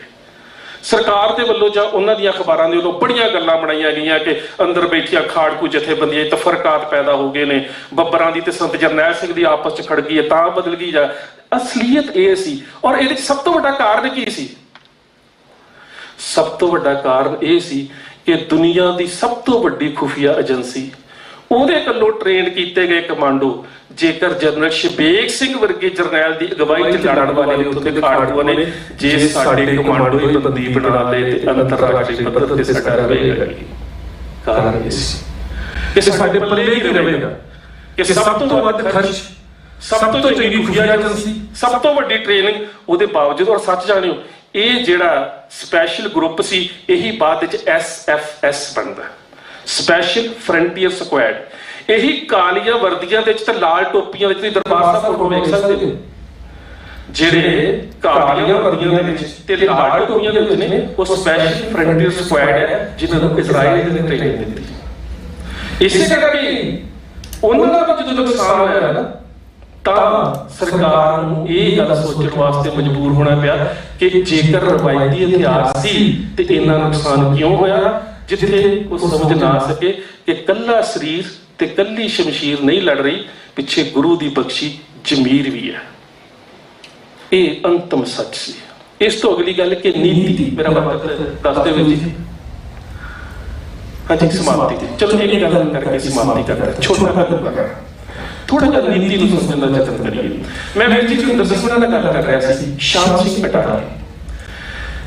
ਸ਼ਾਮ ਸਿੰਘ ਅਟਾਰੀ ਦੀ ਲੜੀ ਹੋਈ ਜੰਗ, ਉਹਨਾਂ ਦੀ ਪ੍ਰਤੀਬੱਧਤਾ, ਉਹਨਾਂ ਦੀ ਸ਼ਹਾਦਤ ਤੇ ਯੁੱਧ ਨੀਤੀ, ਉਹਦੇ ਬਾਰੇ ਸਾਡੇ ਕੋਲ ਇੱਕ ਵੀ ਦਸਤਾਵੇਜ਼ ਨਹੀਂ। ਜਿਹੜਾ ਕੰਮ ਡਾਕਟਰ ਗੰਡਾ ਸਿੰਘ ਨੇ ਕਰ ਛੱਡਿਆ ਉਹ ਕਰ ਛੱਡਿਆ। ਜਿਹੜੇ ਹੋਰ ਚਾਰ ਕਿਤਾਬਾਂ ਲਿਖੀਆਂ ਲਿਖਾਰੀਆਂ ਨੇ ਉਹਨਾਂ ਦੇ ਵੀ ਦੋ ਗੰਡਾ ਸਿੰਘ ਤੇ ਇੱਕ ਹੋਰ ਕਿਤਾਬ ਅੱਗੇ ਰੱਖ ਤੇ ਤੀਜੀ ਦੇ ਕੁਮਾਰੀ। ਮੈਂ ਇੱਕ ਵਿਦਿਆਰਥੀ ਨੂੰ ਪੁੱਛਿਆ ਜਿਹੜਾ ਇਸ ਵਿਸ਼ੇ ਤੇ ਕੰਮ ਕਰ ਰਿਹਾ ਹੈ, ਉਹ ਮੈਂ ਕਿਹਾ ਉਹਦੇ ਵਿੱਚ ਲਿਖਿਆ ਹੈ ਵੀ ਜਦੋਂ ਸਿੰਘਾਂ ਨੇ ਆਪਣੀ ਸਫਬੰਦੀ ਤਿਆਰ ਕੀਤੀ ਦਰਿਆ ਦੇ ਕੰਢੇ ਦੇ ਉੱਪਰ, ਉਹਨਾਂ ਨੇ ਅੱਗੇ ਜੰਬੂਰ ਕੇ ਫਿਰ ਤੋਪਾਂ ਫਿਰ ਰੈਕ ਲਾਏ, ਮੈਨੂੰ ਜੰਬੂਰ ਕੇ ਤੋਪ ਤੇ ਰੈਕ ਵਿੱਚ ਫਰਕ ਨਹੀਂ ਪਤਾ। ਤੋਪ ਸਿੱਧੇ ਨਿਸ਼ਾਨੇ ਵਾਸਤੇ ਵਰਤੀ ਜਾਂਦੀ ਹੈ, ਜਿਹੜਾ ਰੈਕਲ ਹੈ ਉਹ ਹੌਰੀਜ਼ੈਂਟਲ ਪ੍ਰੋਜੈਕਟਾਈਲ ਹੈ ਜਿਹਨੂੰ ਮੋਰਟਰ ਕਹਿ ਸਕਦੇ ਹੋ, ਤੇ ਜਿਹੜਾ ਜੰਬੂਰ ਹੈ ਉਹ ਬਹੁਤ ਛੋਟਾ ਹੈ ਜਿਹਦੇ 'ਚ 1.5 ਕਿਲੋ ਬਰੂਦ ਪੈਂਦਾ ਹੈ। ਉਹ ਬੰਦਾ ਵੀ ਚਲਾ ਸਕਦਾ, ਥੱਲੇ ਰੱਖ ਕੇ ਵੀ ਚਲਾਇਆ ਜਾ ਸਕਦਾ ਤੇ ਘੋੜੇ ਤੇ ਵੀ ਰੱਖਿਆ ਜਾਂਦਾ। ਇਸੇ ਕਰਕੇ ਉਸਨੂੰ ਸ਼ਤਰਨਾਲ ਵੀ ਕਹਿ ਦਿੰਦੇ ਨੇ ਤੇ ਘੋੜਨਾਲ ਵੀ ਕਹਿ ਦਿੰਦੇ ਨੇ। ਹੁਣ ਮੈਂ ਗੱਲ ਕਰ ਲੱਗਿਆ ਕਿ ਰਵਾਇਤੀ ਤੌਰ ਤੇ ਸਾਡੀ ਜਿਹੜੀ ਯੁੱਧ ਨੀਤੀ ਹੈ ਉਹ ਕਿਵੇਂ ਬਦਲਦੀ ਰਹੀ ਹੈ ਤੇ ਅੱਜ ਤੱਕ ਅਸੀਂ ਸਮਝ ਕਿਉਂ ਨਹੀਂ ਰਹੇ। 40 ਸਾਲਾਂ ਦੇ ਬਾਅਦ ਅਸੀਂ 40 ਸਾਲਾਂ ਦੇ ਬਾਅਦ ਸਮਝ ਕਿਉਂ ਨਾ ਸਕੇ, ਜਦੋਂ ਕਿ ਦੁਨੀਆ ਦੀਆਂ ਵਾਰ ਆਫ ਆਰਟ ਦੇ ਉੱਪਰ ਲਿਖੀਆਂ ਕਿਤਾਬਾਂ ਕਹਿ ਰਹੀਆਂ ਨੇ ਕਿ ਦੁਸ਼ਮਣ ਨੂੰ ਸਮਝੋ ਤੇ ਆਪਣੇ ਆਪ ਨੂੰ ਸਮਝੋ। ਅਸੀਂ ਦੋਵਾਂ ਨੂੰ ਅਜੇ ਤੱਕ ਨਾ ਕਰ ਨਾ ਦੁਸ਼ਮਣ ਨੂੰ ਸਮਝ ਰਹੇ ਨਾ ਆਪਣੇ ਆਪ ਨੂੰ ਪਛਾਣ ਰਹੇ। ਹੁਣ ਮੈਂ ਤੁਹਾਨੂੰ ਛੋਟੇ ਘਰ ਗੁਰਦੁਆਰੇ ਤੇ ਲੈ ਕੇ ਜਾਵਾਂ। ਛੋਟਾ ਘਰ ਗੁਰਦੁਆਰਾ ਇੱਕ ਦਿਨ 'ਚ ਨਹੀਂ ਹੋਇਆ, ਬੜੇ ਹਫ਼ਤੇ ਲੰਘ ਗਏ। ਸਾਰੇ ਪਾਸੇ ਤੇ ਸਿੱਖਾਂ ਦੇ ਉੱਪਰ ਹਮਲਾ ਕੀਤਾ ਜਾ ਰਿਹਾ। ਲਖਪਤ ਰਾਏ ਹੈ ਕਿਉਂਕਿ ਉਹਦਾ ਭਰਾ ਜਸਪਤ ਰਾਏ ਸਿੱਖਾਂ ਦੇ ਉੱਤੋਂ ਮਾਰਿਆ ਗਿਆ। ਹਰਭਜ ਰਾਏ ਜਸਪਤ ਰਾਏ ਦਾ ਪੁੱਤ ਹੈ, ਸ਼ਾਹਨਵਾਜ਼ ਦਾ ਮੁੰਡਾ ਅਗਵਾਈ ਕਰ ਰਿਹਾ। ਸਿੱਖਾਂ ਨੂੰ ਸਾਰੇ ਪਾਸੇ ਤੋਂ ਘੇਰਿਆ। ਹੁਣ ਸਿੱਖ ਇੱਕ ਪਾਸੇ ਜੰਗਲ, ਇੱਕ ਪਾਸੇ ਪਹਾੜ, ਇੱਕ ਪਾਸੇ ਪਾਣੀ। ਹੁਣ ਨੀਤੀ ਕੀ ਬਣਾਈ ਜਾਂਦੀ ਹੈ? ਪਾਣੀ ਵਾਲੇ ਪਾਸੇ ਸੁਰੱਖਿਅਤ ਹੋ ਸਕਦੇ ਹੋ। ਵੇਖੋ ਸਰਦਾਰਾਂ ਦੀ ਸਮਰਪਣ ਦੀ ਭਾਵਨਾ। ਡੱਲੇਵਾਲੀਆ ਮਿਸਲ ਦਾ ਮੁਖੀ ਕਹਿੰਦਾ ਪਹਿਲਾ ਘੋੜਾ ਪਾਣੀ 'ਚ ਮੈਂ ਠੇਲਦਾ, ਜੇ ਮੈਂ ਬਚ ਗਿਆ ਤੇ ਤੁਸੀਂ ਪਿੱਛੇ ਆ ਜਾਓ। ਰੁੜ ਗਿਆ, ਸ਼ਹਾਦਤ ਹੈ। ਦੂਸਰਾ ਕਰਨਾ ਹੈ, ਰੁੜ ਗਿਆ ਕਾਹਦੇ ਵਾਸਤੇ? ਆਪਣੀ ਭੂਮਿਕਾ ਨਿਭਾ ਰਹੇ ਨੇ ਆਗੂ ਹੋਣ ਦੀ, ਵੀ ਅਸੀਂ ਅੱਗੇ ਲੱਗਦੇ ਆ, ਜੇ ਦਰਿਆ ਨੂੰ ਪਾਰ ਕਰ ਲਵਾਂਗੇ ਤੁਸੀਂ ਆਪਣੇ ਆਪ ਨੂੰ ਪਿੱਛੇ ਫੇਰ ਲੈ ਕੇ ਆਇਓ। ਦੂਜੇ ਪਾਸੇ ਲਖਪਤ ਰਾਏ ਨੇ ਸਾਬਤੀ ਕਿਵੇਂ ਕੀਤੀ ਹੈ? ਉਹਨੇ ਸਭ ਤੋਂ ਅੱਗੇ ਘੋੜਿਆਂ ਵਾਲੀਆਂ ਤੋਪਾਂ, ਉਸ ਤੋਂ ਬਾਅਦ ਬੰਦੂਕਚੀਆਂ ਤੋਂ ਬਾਅਦ ਰੈਕਲੇ ਤੋਂ ਬਾਅਦ ਘੋੜਸਵਾਰ ਤੇ ਜਾਤ, ਤੇ ਉਸ ਤੋਂ ਬਾਅਦ ਹਾਥੀਆਂ 'ਚ ਉੱਪਰ ਆਪ ਸਵਾਰ ਹੈ। ਇਹ ਉਹਦੀ ਸਾਬਬੰਦੀ ਹੈ। ਹੁਣ ਉਹ ਜਦੋਂ ਤੋਪ ਦੇ ਗੋਲੇ ਵਰਾਉਂਦਾ ਹੈ ਤੇ ਗੋਲੇ ਜੰਗਲ 'ਚ ਡਿੱਗਦੇ ਨੇ ਤੇ ਜੰਗਲ 'ਚ ਲੱਗੀ ਅੱਗ ਉਹਦੇ ਫੌਜੀਆਂ ਦਾ ਵੀ ਨੁਕਸਾਨ ਕਰਦੀ ਹੈ, ਕਿਉਂਕਿ ਗੋਲੇ ਨੇ ਇਹ ਨਹੀਂ ਵੇਖਣਾ ਕਿ ਅੱਗ ਕਿੱਧਰ ਨੂੰ ਜਾ ਰਹੀ ਹੈ, ਜੰਗਲ ਦੀ ਅੱਗ ਨੇ, ਉਹਦਾ ਵੀ ਨੁਕਸਾਨ ਹੋ ਰਿਹਾ। ਉਹ ਵੀ ਬਾਰ-ਬਾਰ ਨੀਤੀ ਬਦਲ ਰਿਹਾ ਹੈ। ਇੱਧਰ ਸਿੰਘ ਵੀ ਨੀਤੀ ਬਦਲ ਰਹੇ ਨੇ। ਤੁਸੀਂ ਕਿਤੇ ਪੰਥ ਪ੍ਰਕਾਸ਼ ਨੂੰ ਪੜ੍ਹ ਕੇ ਵੇਖੋ ਕਿ ਉਸ ਛੋਟੇ ਘੱਲੂਘਾਰੇ ਦੇ ਵਿੱਚ ਕਿਤਨਾ ਉਹ ਰੋਜ਼ ਬੈਠਦੇ ਨੇ ਤੇ ਕਿਵੇਂ ਸਲਾਹਾਂ ਕਰਦੇ ਨੇ। ਅਸੀਂ ਦੱਸ ਦਿਓ ਕਿਤੇ ਬਹਿ ਕੇ ਸਲਾਹ ਕੀਤੀ ਹੋਵੇ, ਦੱਸ ਦਿਓ ਅਸੀਂ ਕਿਤੇ ਵਿਸ਼ੇ ਦੇ ਉੱਪਰ ਇਕੱਠੇ ਬੈਠੇ ਹੋਈਏ। ਨਹੀਂ, ਹੈ ਹੀ ਨਹੀਂ। ਉਹ ਰੋਜ਼ ਸਲਾਹਾਂ ਕਰਦੇ ਨੇ ਤੇ ਉਸ ਵੇਲੇ 2-3 ਮੁੱਦਿਆਂ ਤੇ ਗੱਲ ਕੀਤੀ ਜਾਂਦੀ ਹੈ। ਸੁੱਖਾ ਸਿੰਘ ਮਾੜੀ ਕੰਬੋਕੇ ਕਹਿੰਦਾ ਇੱਕ ਹੱਲ ਹੈਗਾ, ਮੈਂ ਸਿੱਧਾ ਜਾ ਕੇ ਲਖਪਤ ਰਾਏ ਦੇ ਸਾਹਮਣੇ ਜਾ ਕੇ ਲੜਦਾ। ਚਲਾ ਗਿਆ। ਹੁਣ ਉਹਦੀ ਸੁਰੱਖਿਆ ਇੰਨੀ ਸੀ, ਇੱਕ ਤੋਪ ਦਾ ਗੋਲਾ ਲੱਗਾ, ਲੱਤ ਟੁੱਟ ਗਈ। ਉਸ ਜਰਨੈਲ ਨੇ ਆਪਣੀ ਲੱਤ ਨੂੰ ਆਪਣੇ ਕਮਰ ਕੱਸੇ ਦੇ ਨਾਲ, ਘੋੜੇ ਦੇ ਹੰਨੇ ਦੇ ਨਾਲ ਬੰਨਿਆ ਤੇ ਫਿਰ ਵੀ ਮੈਦਾਨੇ ਜੰਗ ਜੂਝ ਰਿਹਾ। ਸ਼ਾਮ ਨੂੰ ਫਿਰ ਬੈਠੇ ਨੇ। ਸਰਦਾਰ ਜੱਸਾ ਸਿੰਘ ਆਹਲੂਵਾਲੀਆ ਕਹਿੰਦਾ ਵੈਸੇ ਤੇ ਲੜਾਈ ਦੇ 2.5 ਫੱਟ ਹੁੰਦੇ, ਅਸੀਂ ਪੰਜਾਬੀ ਆਮ ਕਹਿੰਦੇ ਆ ਨਾ ਜੀ 2.5 ਫੱਟ ਹੁੰਦੇ ਲੜਾਈ ਦੇ। 2.5 ਫੱਟ ਕੀ ਹੁੰਦੇ ਨੇ? ਪਹਿਲਾ ਫੱਟ ਆ ਮੈਂ ਮਾਫੀ ਮੰਗਣਾ ਭਾਜੀ ਮੈਂ ਨਹੀਂ ਲੜਨਾ। ਦੂਜਾ ਫੱਟ ਆ ਭੱਜ ਜਾਵਾਂ ਤੁਹਾਡੇ ਹੱਥ ਹੀ ਨਾ ਵਾ। ਤੀਜਾ ਫੱਟ ਅੱਧਾ ਜਿਹਨੂੰ 2.5 ਤਾਂ ਕਹਿੰਦੇ ਆ। ਉਹ 'ਚ ਕੀ ਆ? ਲੜ ਕੇ ਵੇਖੂੰਗਾ ਜਾਂ ਮੈਂ ਨਹੀਂ ਜਾਂ ਤੁਸੀਂ ਨਹੀਂ। ਉਹਦੇ ਬਾਰੇ ਕੁਝ ਕਿਹਾ ਨਹੀਂ ਜਾ ਸਕਦਾ, ਨਿਸ਼ਚਿਤ ਨਹੀਂ ਹੈ। ਹੁਣ ਸਰਦਾਰ ਜੱਸਾ ਸਿੰਘ ਆਹਲੂਵਾਲੀਆ ਕਹਿੰਦਾ ਲੜਾਈ ਦੇ 2.5 ਫੱਟ ਨੇ, ਪਰ ਸਾਡੇ ਗੁਰੂ ਨੇ ਸਾਨੂੰ ਇੱਕ ਨੀਤੀ ਦੱਸੀ ਹੈ ਵੀ ਲੜਾਈ 1.5 ਫੱਟ ਨਾਲ ਵੀ ਲੜੀ ਜਾ ਸਕਦੀ ਹੈ। ਕਹਿੰਦਾ ਅਸੀਂ 1 ਫੱਟ ਬਿਲਕੁਲ ਛੱਡਣਾ, ਆਹ ਕੰਮ ਤੇ ਕਰਨਾ ਹੀ ਨਹੀਂ। ਇੱਕ ਛੱਡ ਦਿੱਤਾ ਨਾ, ਪਹਿਲਾ ਛੱਡ ਦਿੱਤਾ। ਦੂਜੇ ਸਾਡੇ ਕੋਲ ਕੀ ਹੈ? ਦੂਜਾ ਹੈਗਾ ਨਿਕਲਣਾ। ਪਰ ਅਸੀਂ ਦੂਜਾ ਪਹਿਲੇ ਤੋਂ ਬਾਅਦ ਦੂਜਾ ਅੱਧ ਨਹੀਂ ਲਾਉਣਾ, ਅਸੀਂ ਅੱਧ ਤੋਂ ਬਾਅਦ ਪਹਿਲਾ ਲਾਉਣਾ। ਕਹਿੰਦਾ ਸਾਡੇ ਗੁਰੂ ਨੇ ਸਾਨੂੰ ਅਨੰਦਪੁਰ ਸਾਹਿਬ ਦੇ ਕਿਲੇ 'ਚ ਦੱਸਿਆ, ਸਾਡੇ ਗੁਰੂ ਨੇ ਸਾਨੂੰ ਚਮਕੌਰ ਦੀ ਗੜੀ 'ਚ ਦੱਸਿਆ ਕਿ ਲੜਨਾ ਹੈ, ਪਰ ਲੜਨ ਦਾ ਨਿਸ਼ਾਨਾ ਆਪ ਮਰਨਾ ਨਹੀਂ, ਦੁਸ਼ਮਣ ਨੂੰ ਮਾਰਨਾ ਹੈ, ਤੇ ਕੋਸ਼ਿਸ਼ ਕਰਨੀ ਹੈ ਸਰੀਰਕ ਤੌਰ ਤੇ ਬਚ ਕੇ ਨਿਕਲ ਜਾਈਏ, ਕਿਉਂਕਿ ਅਗਲੀ ਅਸੀਂ ਫਿਰ ਜੰਗ ਲੜਨੀ ਹੈ। ਮੌਕੇ ਦੇ ਉੱਪਰ ਨੀਤੀ ਬਣਾਈ ਜਾ ਰਹੀ ਹੈ, ਜੰਗ ਦੇ ਵਿੱਚ ਨੀਤੀ ਬਣਾਈ ਜਾ ਰਹੀ ਹੈ, ਨੀਤੀ ਕਾਮਯਾਬ ਹੁੰਦੀ ਹੈ। ਔਰ ਇਹ ਸਾਰੇ ਸਿੱਖ ਫਿਰ ਜਾਂਦੇ ਕਿੱਥੇ ਨੇ? ਮੈਂ ਹਰਿੰਦਰ ਸਿੰਘ ਵਿੱਚ ਨਾਲ ਇੱਕ ਗੱਲ ਕਰ ਰਿਹਾ ਸੀ, ਅੱਜ ਸਾਡੇ ਕੋਲ ਸਾਰੇ ਸਾਧਨ ਨੇ। ਕਦੀ ਤੁਸੀਂ ਦਮਦਮਾ ਸਾਹਿਬ ਵੱਲ ਧਿਆਨ ਕਰਦੇ ਹੋ? ਕਿਉਂ? ਜੇ ਦਮਦਮਾ ਸਾਹਿਬ ਕਲਗੀਧਰ ਪਾਤਸ਼ਾਹ ਗੁਰੂ ਗੋਬਿੰਦ ਸਿੰਘ ਮਹਾਰਾਜ ਸਥਾਪਿਤ ਨਾ ਕਰਦੇ, ਤੁਹਾਡੇ ਕੋਲ ਕੀ 18ਵੀਂ ਸਦੀ ਦਾ ਸੰਘਰਸ਼ ਲੜਿਆ ਜਾ ਸਕਦਾ? ਅਮਰੀਕਾ 'ਚ ਵੇਖੋ 1941 ਦੇ ਵਿੱਚ ਪੈਂਟਾਗਨ ਕਿਉਂ ਸਥਾਪਿਤ ਕੀਤਾ ਜਾਂਦਾ? ਨੀਤੀਆਂ ਬਣਾਈਆਂ ਜਾਣ, ਐਨਾਲਾਈਜ਼ ਕੀਤਾ ਜਾਵੇ, ਅੱਗੇ ਕੀ ਕਰਨਾ ਹੈ, ਫੌਜ ਨੂੰ ਦੱਸਿਆ ਜਾਵੇ, ਬਕਾਇਦਾ ਤੌਰ ਤੇ ਬਰੀਫਿੰਗ ਉਹਨਾਂ ਦੀ ਕੀਤੀ ਜਾਂਦੀ ਹੈ, ਜੰਗ ਦੇ ਬਾਰੇ ਚਿੰਤਨ ਕੀਤਾ ਜਾਂਦਾ, ਵਾਪਰੇ ਅਤੀਤ ਤੋਂ ਸਿੱਖਿਆ ਜਾਂਦਾ, ਭਵਿੱਖ ਦੀਆਂ ਨੀਤੀਆਂ ਤੈਅ ਕੀਤੀਆਂ ਜਾਂਦੀਆਂ ਨੇ। ਤੁਹਾਡਾ ਪੈਂਟਾਗਨ ਕਿਹੜਾ? ਦਮਦਮਾ ਸਾਹਿਬ। ਜੇ ਦਮਦਮਾ ਸਾਹਿਬ ਨਾ ਹੋਵੇ ਤੇ ਉਸ ਜਗ੍ਹਾ ਤੇ ਕਿਉਂ? ਲੱਖੀ ਜੰਗਲ ਕਹਿੰਦੇ ਸੀ ਮੁਲਤਾਨ ਦੇ ਸੂਬੇ ਦੇ ਅਧੀਨ ਆਉਂਦਾ ਸੀ, ਮੁਲਤਾਨ ਦਾ ਸੂਬਾ ਸਭ ਤੋਂ ਕਮਜ਼ੋਰ ਸੀ, ਇਸੇ ਕਰਕੇ ਦਮਦਮਾ ਸਾਹਿਬ ਇੱਕ ਵੀ ਹਮਲਾ ਨਹੀਂ ਹੋ ਸਕਿਆ। ਲੱਖੀ ਜੰਗਲ ਨੂੰ ਕਾਠ ਜੰਗਲ ਵੀ ਕਹਿੰਦੇ ਸੀ, ਫੌਜਾਂ ਇਧਰ ਮੂੰਹ ਨਹੀਂ ਸੀ ਕਰਦੀਆਂ। ਤੇ ਸੱਚ ਜਾਣਿਓ, ਤੁਸੀਂ ਐਰਨੈਸਟ ਟਰੈਂਪ ਨੂੰ ਪੜ੍ਹ ਕੇ ਵੇਖ ਲਓ, ਅਨੰਦਪੁਰ ਸਾਹਿਬ ਜਿੱਦੇ ਸਿੰਘਾਂ ਨੇ ਅੰਮ੍ਰਿਤ ਛਕਿਆ, ਉਤੋਂ ਕਿਤੇ ਵਧੇਰੀ ਗਿਣਤੀ ਤੇ ਦਮਦਮਾ ਸਾਹਿਬ ਤੋਂ ਸਿੰਘ ਤਿਆਰ ਹੋਏ ਨੇ। ਉੱਥੇ ਹੋ ਕੀ ਰਿਹਾ? ਪੈਂਟਾਗਨ ਕਿਵੇਂ ਹੈ? ਅੱਜ ਤੁਹਾਡੇ ਕੋਲ ਇੱਕ ਵੀ ਕੇਂਦਰ ਨਹੀਂ। ਗੁਰਦੁਆਰੇ ਸਾਡੇ ਕੋਲ ਬਹੁਤ ਨੇ, ਗੋਲਕਾਂ ਬਹੁਤ ਨੇ, ਪ੍ਰਧਾਨੀਆਂ ਬਹੁਤ ਨੇ, ਗੁੱਸਾ ਨਾ ਕਰਿਓ। ਦਮਦਮਾ ਸਾਹਿਬ ਵਰਗਾ ਸਾਡੇ ਕੋਲ ਕੇਂਦਰ ਹੈਗਾ। ਕੇਂਦਰ ਕਿਵੇਂ ਦਾ? ਜਿੱਥੇ ਇੱਕ ਪਾਸੇ ਤਾਂ ਬੀੜਾਂ ਤਿਆਰ ਕੀਤੀਆਂ ਜਾ ਰਹੀਆਂ ਨੇ। ਜੇ ਉਦੋਂ ਬੀੜਾਂ ਦੇ ਉਤਾਰੇ ਨਾ ਹੁੰਦੇ ਤੇ ਵੱਡੇ ਘੱਲੂਘਾਰੇ ਦੇ ਵਿੱਚ ਬੀੜ ਜਿਹੜੀ ਗੁਰੂ ਪਾਤਸ਼ਾਹ ਵਾਲੀ ਸੀ ਉਹ ਤਾਂ ਸਾਨੂੰ ਲੱਭੀ ਨਹੀਂ, ਤੇ ਜੇ ਉਤਾਰੇ ਨਾ ਹੁੰਦੇ ਤੇ ਫਿਰ ਅੱਜ ਤੁਹਾਡੇ ਕੋਲ ਕੀ ਹੁੰਦਾ?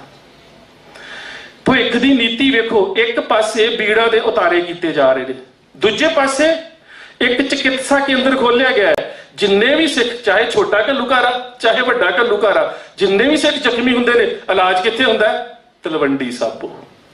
ਉਹਦੇ ਤੋਂ ਬਾਅਦ ਅੰਮ੍ਰਿਤ ਉੱਥੇ ਛਕਾਇਆ ਜਾ ਰਿਹਾ, ਸਕਾਲਰ ਉੱਥੇ ਤਿਆਰ ਕੀਤੇ ਜਾ ਰਹੇ ਨੇ, ਯੁੱਧ ਦੀ ਨੀਤੀ ਉੱਥੇ ਸਿਖਾਈ ਜਾ ਰਹੀ ਹੈ। ਅੱਜ ਦੱਸ ਦਿਓ ਸਾਡੇ ਕੋਲ ਕੋਈ ਕੇਂਦਰ ਹੈਗਾ? ਹੁਣ ਗੁਰੂ ਪਾਤਸ਼ਾਹ ਨੇ ਉਹ ਸਥਾਪਿਤ ਕਿਉਂ ਕੀਤਾ? ਕਿਉਂਕਿ ਪਤਾ ਸੀ ਕਿ ਉਸ ਕੇਂਦਰ ਦੇ ਵਿੱਚ ਹੀ ਭਵਿੱਖ ਦੀ ਜੰਗ ਲੜੀ ਜਾ ਸਕਦੀ ਹੈ, ਭਵਿੱਖ ਦੀ ਜੰਗ ਦੀਆਂ ਨੀਤੀਆਂ ਤਿਆਰ ਕੀਤੀਆਂ ਜਾ ਸਕਦੀਆਂ ਨੇ। ਸੋ ਅੱਜ ਇਹਨਾਂ ਸਾਰੇ ਵਿਸ਼ਿਆਂ ਦੇ ਉੱਪਰ ਸਾਨੂੰ ਅਧਿਐਨ ਕਰਨ ਦੀ ਬਹੁਤ ਲੋੜ ਹੈ, ਬਹੁਤ ਜ਼ਿਆਦਾ ਜ਼ਰੂਰਤ ਹੈ। ਸਾਰੇ ਮਿਲ ਬੈਠ ਕੇ, ਗਿਣਤੀ ਦੀ ਗੱਲ ਨਹੀਂ ਹੁੰਦੀ, ਅਸੀਂ ਭਵਿੱਖ ਦਾ ਕੋਈ ਚਿੰਤਨ ਤੇ ਕਰੀਏ ਕਿ ਹਕੂਮਤ ਦੀ ਨੀਤੀ ਕੀ ਹੈ, ਅਸੀਂ ਕਿੱਥੇ ਫਸੇ ਬੈਠੇ ਹਾਂ। ਇਹ ਚਿੰਤਨ ਕਰਨ ਦੀ, ਵਿਚਾਰਨ ਦੀ ਲੋੜ ਹੈ। ਸਾਰੇ ਵੀਰਾਂ ਦਾ ਬਹੁਤ ਬਹੁਤ ਧੰਨਵਾਦ। ਮੇਰੇ ਵੱਲੋਂ ਇੰਨੀਆਂ ਕੁ ਬੇਨਤੀਆਂ ਪ੍ਰਵਾਨ। ਫਤਿਹ ਦੀ ਸਾਂਝ। ਸਤਿਕਾਰ ਸਹਿਤ ਆਖਣਾ ਜੀ। ਵਾਹਿਗੁਰੂ ਜੀ ਕਾ ਖਾਲਸਾ, ਵਾਹਿਗੁਰੂ ਜੀ ਕੀ ਫਤਿਹ।